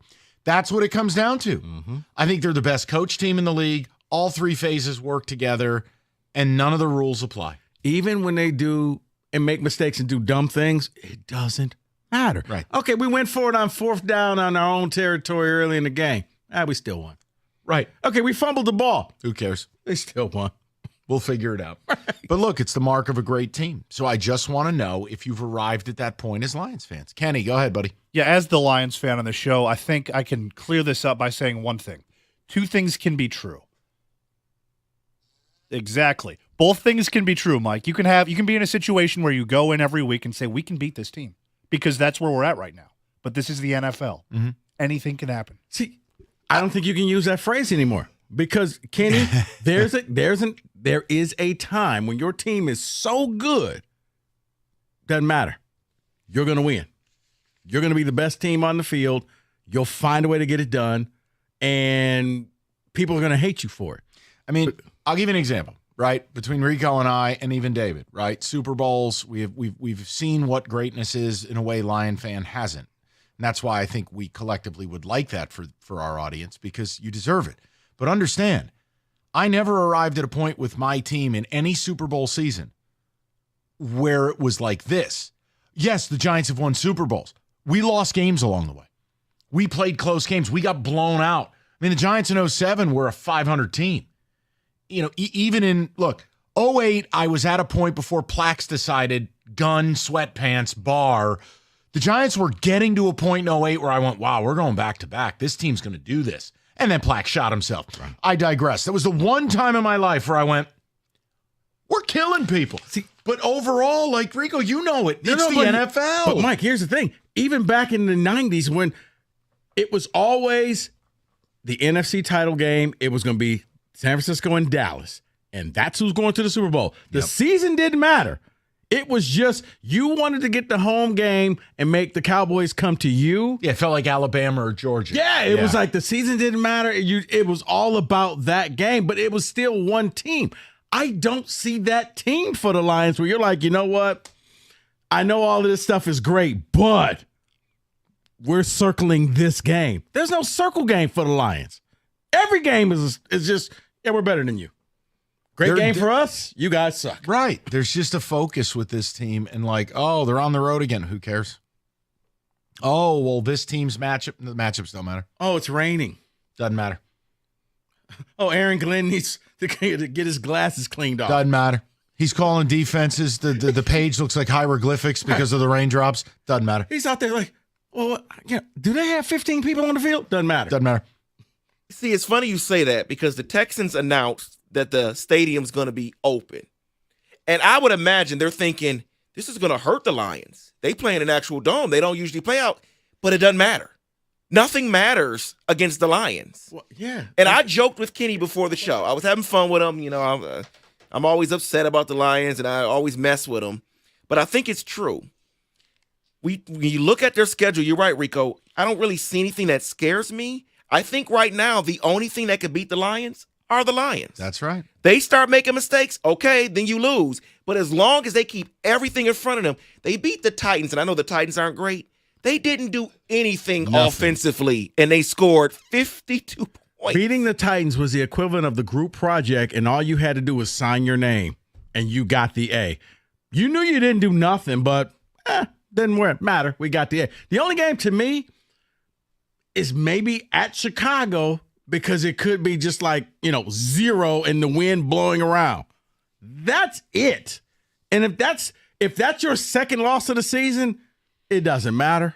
I mean, I look, I'm normally the guy who would just be like, look, they'll go 13-4 or 12-5, win the division, be the 1 seed, and that's fine. I'm at a point now, if you told me to end up 16-1, what am I going to tell you? Because it's a combination of them being a dominant force, great coaching, great players, and also every break goes their way. So that is a really hard combo to fight, and I'm not fighting it. I picked them to win the Super Bowl in August now. So I'm not bleeping all over them here. They're fantastic. And the catching every break thing, that's real, and that's not to take away. Look, you can't apologize for who you play on the field. You just got to go out there and win. But, man, it's just like, oh, you're missing this. You're missing 6 starters. You're missing both tackles. The other team is missing so many different pieces. Your quarterback's on one leg. And they go out and kill them. And that's the mark of a great team. Yeah, we're not going to make this close. I mean, like, even don't take it personal. I was talking earlier this morning. I'm like, I watched Thursday Night Football last night, and as great as the Ravens' offense can be, I'm going Goff will throw for 400 yards against these idiots. They can't cover a soul. Joe Burrow's thrown for 400 yards, and he has no time to throw. Jared Goff will have all day. So, I mean, it just gets to a point. I've said this to you. I would love to see the Chiefs. I think this Lions team would hit the Chiefs with a garbage can. And it's funny because I think the Ravens are built. That's the one team I don't think Detroit wants to play is the Ravens. I think the Ravens present a better total package than the Chiefs because there is explosiveness to the offense and verticality, and they have playmakers in more spots. Look, the bottom line is the Ravens have the worst pass defense in the league, and you're going to go against Ben Johnson? Ben Johnson, it'll last more than 6 hours. If he sees the Ravens with 2 weeks to plan, they're going to have to take him to the ER. He'll have no blood in his legs. And Hamilton is out for a while. Yeah. They but go once IR. again, you know what? That means they're going to be playing the Ravens in the Super Bowl. That's right. No Kyle Hamilton. And again, the Lions have had some injuries of their own, but it's like once you get a month past when a player dies, that's done. I'm talking in real time, week of game. Look at the injury report now. Will Anderson's not going to play in the week that you don't have Taylor Decker. Perfect offset. I'll Rieger Chipotle because when Hutchinson went down, I'm like, are they going to lose a game or two, Rieger? He's like, no, they're not. I was like, okay. And, yeah, he wins because they haven't. They haven't missed a beat. We'll get to your phone calls coming up in a minute. 248-539-9797. Here's Rico. Is your family obsessed with Wicked? Well, you're probably wondering how much streaming and memeing your internet can handle at your kid's next Wicked themed party. Hey, have a golly gee-rific time. This is where you make up the words in here. Go ahead. I love this read. Well, Xfinity Internet is powerful enough to handle hundreds of devices, so you can get a magical connection with fast speeds and amazifying power, even when everyone is online at the sleepover, with Wi-Fi that is truly, Mike, thrillifying. Thrillifying. One might even say Xfinity engineers are secretly wizards themselves. Now, through December 22nd, get a thrillifying fast 150 megabit Xfinity Internet for just $35 a month for 12 months with no annual contract and free Wi-Fi equipment included. Go to Xfinity.com to learn more and keep the magic going from your screen to the big screen and see Wicked only in theaters November 22nd. Restrictions apply. Requires paperless billing and auto pay with store bank account. Taxes and fees extra. After promo, regular rates apply. Currently $66 a month. Actual speeds vary.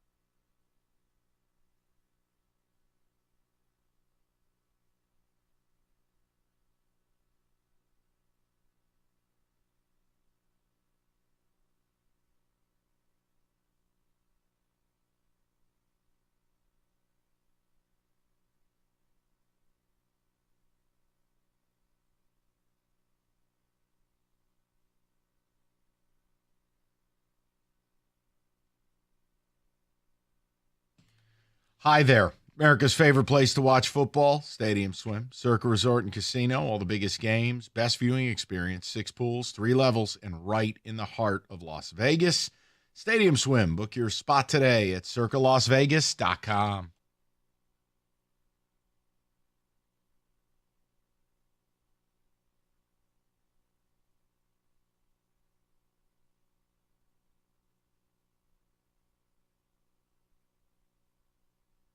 For a Sunday night.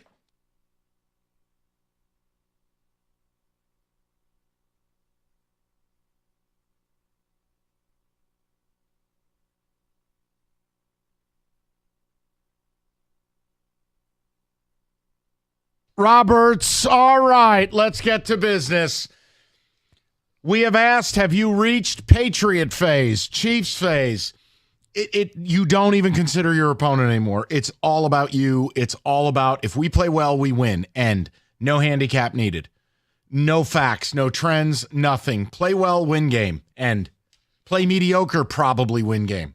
Or are you operating more Kelsey Grammer edge of stage at Disneyland, where you approach each week scared because it's too...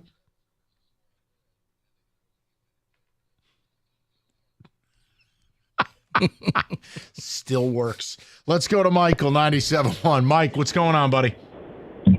Hey, guys. How you doing? Good, Michael. What's up?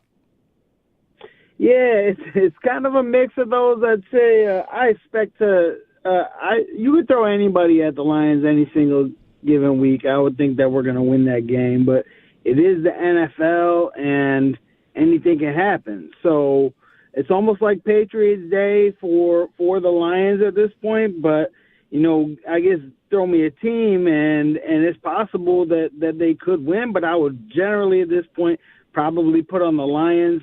When I go through my pick'ems each week and I talk to my buddy, and I asked him, well, what's your pick for this week's game? He said 100-0 Lions. I said, all right, fine, because I was given 11.5, so we were good to go on our pick, that kind of thing. So, we're pretty confident in the Lions at this point. Yeah, and again, they're not just winning; they're outpacing Vegas in a big way, which it's a fun thing to track. Like the Lions primarily have been favored the last year and a half, and all they've done drop bombs on people.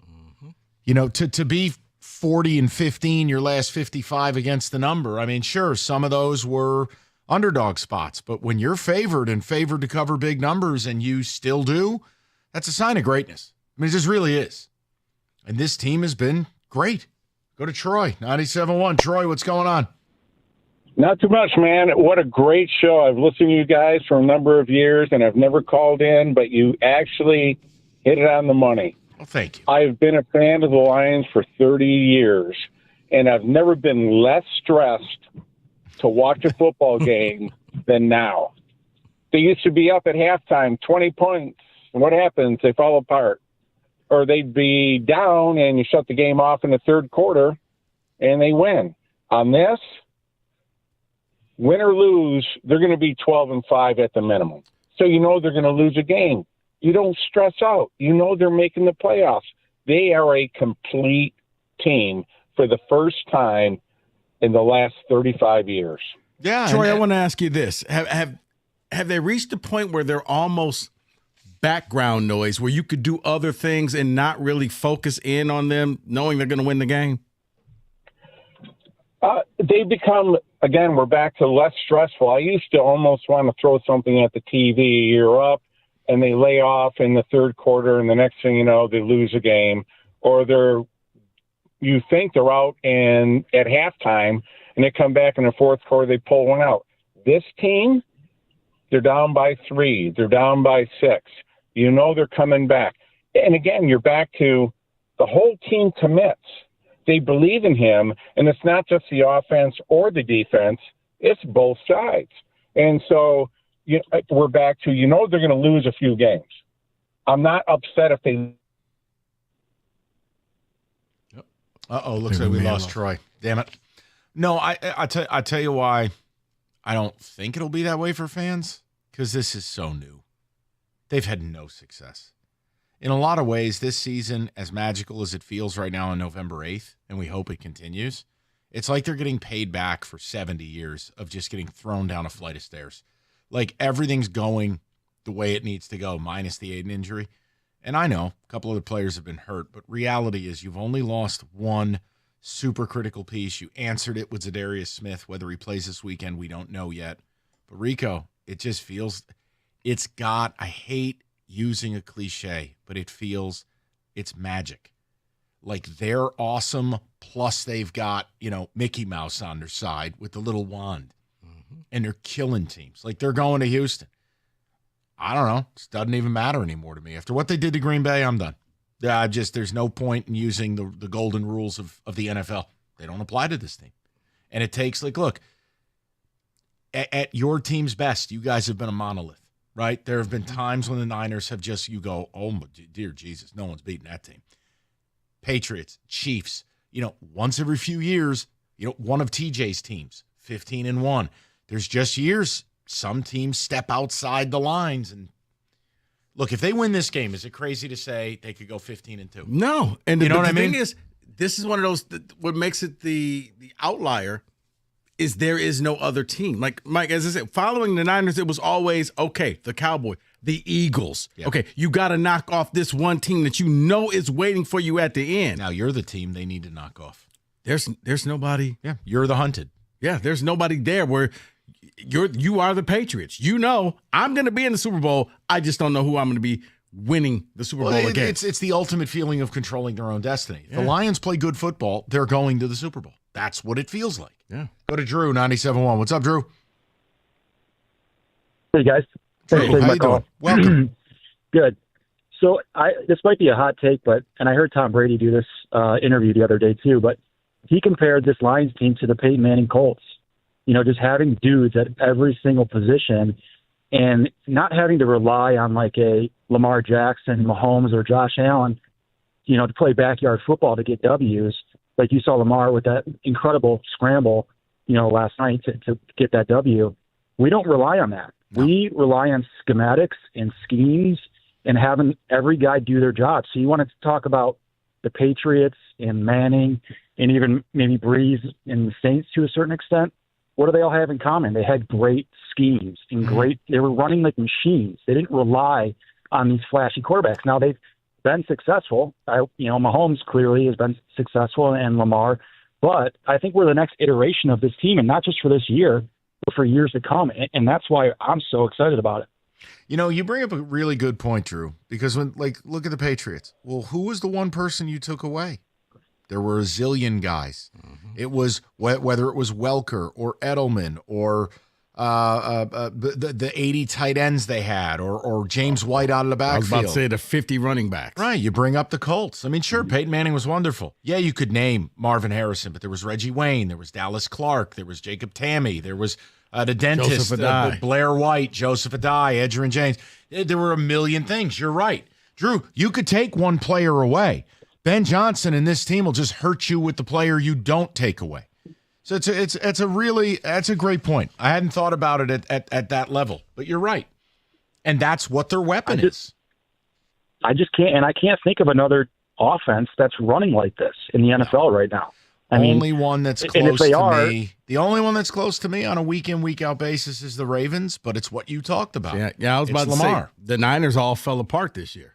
Yeah, they had all the different pieces. You can't judge the Niners on anything based on your injuries. Right, I mean, that's everybody. But it was the same thing like Juwan Jennings in the championship game, who nobody even knew who he was, except for on third down, he kept getting the critical catch. Yep. Dave, a couple ticket texts, and we'll get to the picks. Jeff from Warren, I'm loving the Lions right now. Too bad I have to get up for work on Monday, but I would be staying up all night for a Sunday night, but work. Well, these games are too late. No, David, they are. These games are on entirely too late. There is no legitimate reason to not start a football game on a Sunday night, and it's damn near 8:30. It's wrong. It's not fair to the average working guy. It's not fair to fans. It's not fair to kids. Like, look, you can make your money, and you can start. First of all, the game cannot start after 8 o'clock. There's no excuse. 8 p.m. at the latest. There's nothing wrong with starting a game at 7:30. There's just not. I'm sorry. Enough is enough. I don't need an hour of Maria Taylor and someone like the AI-generated Jason Garrett. I don't need it. Start the effing game. People have lives. Kids have bedtimes. It's so bad. It takes forever. I'm sorry. It's an annoyance. Yeah, the opponent matters. Texans could beat us. Probably will. Stroud is not the same this year because he has less time to throw, but he's really good at home. We get our second loss this weekend. Wow. Okay. I mean, look, you're right. It's the NFL. At this point, it's week 10 of the season. You're making it pretty clear the rules don't apply to you. I'm not standing in your way. You want to take the Texans, you take them. I'm not. I can't. Whether you're a business owner or you need health insurance, purchase your own health insurance, it's time to shop health insurance in 2025. Call Mike Papura, National Benefit Plans. Mike will shop every health insurance plan available. He will make sure you and your employees get the best bang for your buck. He'll present the best options, present the lowest cost option.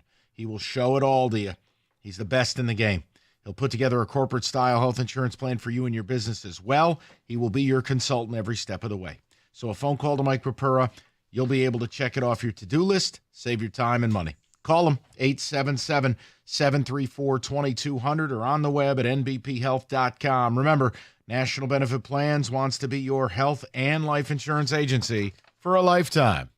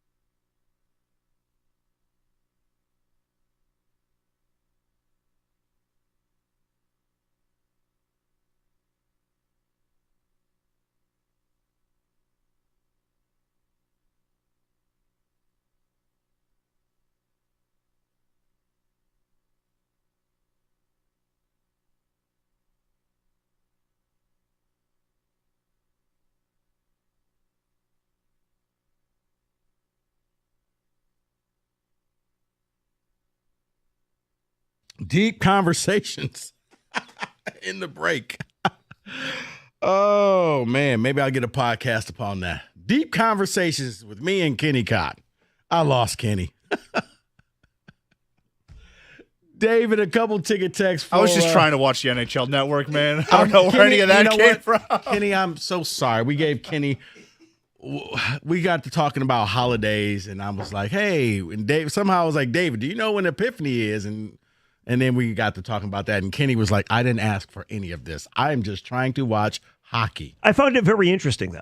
So I came in mid-conversation. We can go all day.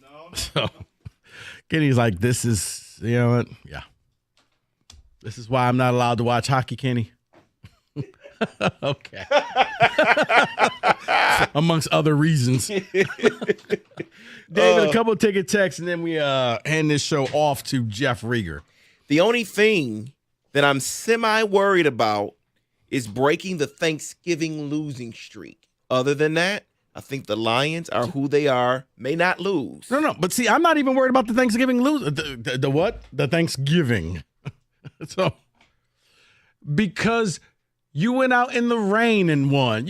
Everything that it's like a list that you're just crossing off saying, okay, we've done this now. We've done this now. So you know what's next? Your 7-game losing streak in Thanksgiving. You will win that game. I'm sure of it. It'll be a snowstorm in Chicago and you'll win 27-0. So I don't see this team losing. This is from Hank in Westland. When Brian Branch got kicked out of the Green Bay game, I thought it was over. No. But they won. So I'm done questioning. They are the team. He gets kicked out. The other safety gets a pick six. I mean, like almost immediately, too. Right. They are just them. And in years past, there was always a team down the line that you were afraid of. Not afraid of, but there was always one. Like for my Niners, it was that team. David, you know, historically speaking, for the Steelers, it was always like the Raiders, or it was another team sitting there. They're closer to the Patriots where it didn't matter. Or they're closer to the Chiefs. Okay, Lamar, you want to play the game in Baltimore? Sure. We'll play the game in Baltimore. Bring it. And you still lost. What's your excuse now? That's pretty much the Lions. What's your excuse now? We won. Tell us what happened. Like, why did we win this time? Or was it the weather? Was it this? We're just better than you. Yes, we run trick plays. You can't stop us. And I think it was a caller. There's no one person that you can just say, if you shut this person down, you're going to beat the Lions. I mean, unless you knock Jared Goff out the game, and you can't because he's got like armed security guards around him called his offensive line. Okay, there's no Taylor Decker. Dan Skipper will come in and play the game of his life and catch a touchdown pass because he's eligible. Hi, Rieger. So they moving Sewell to left tackle to get him ready? He's going to be there eventually, correct? No, I think he's just probably going to move Skipper there for this one game. I agree with you. I don't think the loss of Taylor Decker. And he hasn't even been that good as far as compared to the other offensive linemen. Sewell's not even playing his real position. Yep. And it doesn't matter. Correct? Correct? No, Rico, it's insane. It's absolutely insane. Wojo and I had the conversation yesterday, which is a crazy, insane conversation. Do you really think the Lions can go 16-1? And the answer is crazy. Yes, you do. Like, everything they do turns to gold. Now, and this week will be no different. Not to mention, they get rather, I don't want to say lucky, but a tad fortunate because you get no Will Anderson today for them. Nico Collins, I don't think is going to play. He's questionable. Dell is also questionable as well. They're. I'm going to put it like this. He seems more doubtful than questionable. To really bring this home for Lions fans of how special I think this team could be. Half a season ago, but if everything continues this way, this is a team that 40 years from now, you'll refer to as the 24 Lions. Yep. Kind of like the 07 Patriots. 85 Bears. Yeah, we still talk about the 85 Bears. Think about it. Greatest show on turf? Yes. Yeah, do you know? The 99 Rams. Like, there's certain teams that you will always remember. Even though the Patriots didn't win, they were undefeated and they lost on a fluke play in the Super Bowl. But you remember them. I think that the Lions, if this continues, we will talk about, I agree with you. Olive will be saying, yeah, I remember my dad covered the 24 Lions. Really? Wow. Olive hates football, but she's wearing Lions gear because of this team. And to bring a different sport, but how we all talk about the start of the 84 Tigers. Yeah, 35-5. You can still recall that number, and it rolls off your tongue. 35-5, they started the year off. So I think it's interesting because I just looked it up because I was curious. Last year's Eagles team, right? Fair comp. Now, the Lions aren't turning their D over to Matt Patricia anytime soon. Eagles started 10-1. Then they lost 6 of their last 7, and they ended up losing in the first round of the playoffs to the Bucs. So there's no chance of that sort of thing happening to this team. Like, that to me right now would be inconceivable unless they get a ton of injuries. No. The only way that happens, and eventually it does. Football is a great equalizer, and it'll humble you. No matter how great you think you are, eventually you'll come down. When somebody figures out the Ben Johnson offense. True, but I don't think that's going to be this year. The 85 Bears had that, I forgot the name of the defense, but the 46 defense. Oh, my God, this was innovative. It was Buddy Ryan. How do you beat it? And then they figured out, if you just throw deep down the sidelines, you can beat that defense. And then they were no more. The greatest show on turf, it was like, they got all these different people. And then you realize, okay, if we play this type of defense, that's when I think, every defense and offense, like great ones come along. It's kind of like the Tampa 2 defense. And it's kind of like Patrick Mahomes' offense. For 2 straight years, nobody could figure that thing out. And then you realize, make him throw short passes, and you take Tyreek Hill out of the game, and then Tyreek goes to... So until somebody figures... Does that happen this year, though? And that's what I'm saying. It's a copycat. If some defensive coordinator cracks the code and figures out that's how you stop the Lions. And the funny thing is, it may have already happened, and we didn't realize it, and nobody paid attention. Well, maybe the Bucs beat them. Maybe go to Tampa Bay, right? They scored 16 points. It's hard to imagine. But let's not forget what happened in that game. Rieger, the Lions were 0 for 7 in the red zone. Right. I'm just saying that to me seems like maybe they figured it out and just nobody paid attention. You think the Lions will go another game and only score 16 or less points? No. But that was also the second game of the season, and if you remember, Dan Campbell was preaching a little patience. We're going to figure it out. So I don't know. No, to answer your question, unless Ben Johnson's offense gets figured out, no. Pretty special team. We're going to talk about it. I'm going to ask the question only until 6:45, and then we got Wings and Maple Leafs, so another original 6 tilt. But I'm going to ask the question. It's a great question, I feel. Are we jumping the gun? Are we getting ahead of ourselves? Are we going too crazy for this team? I think it's a legitimate question, and I'll tell you why I ask it next. Right. Next. Jeff Rieger coming up next, 97.1.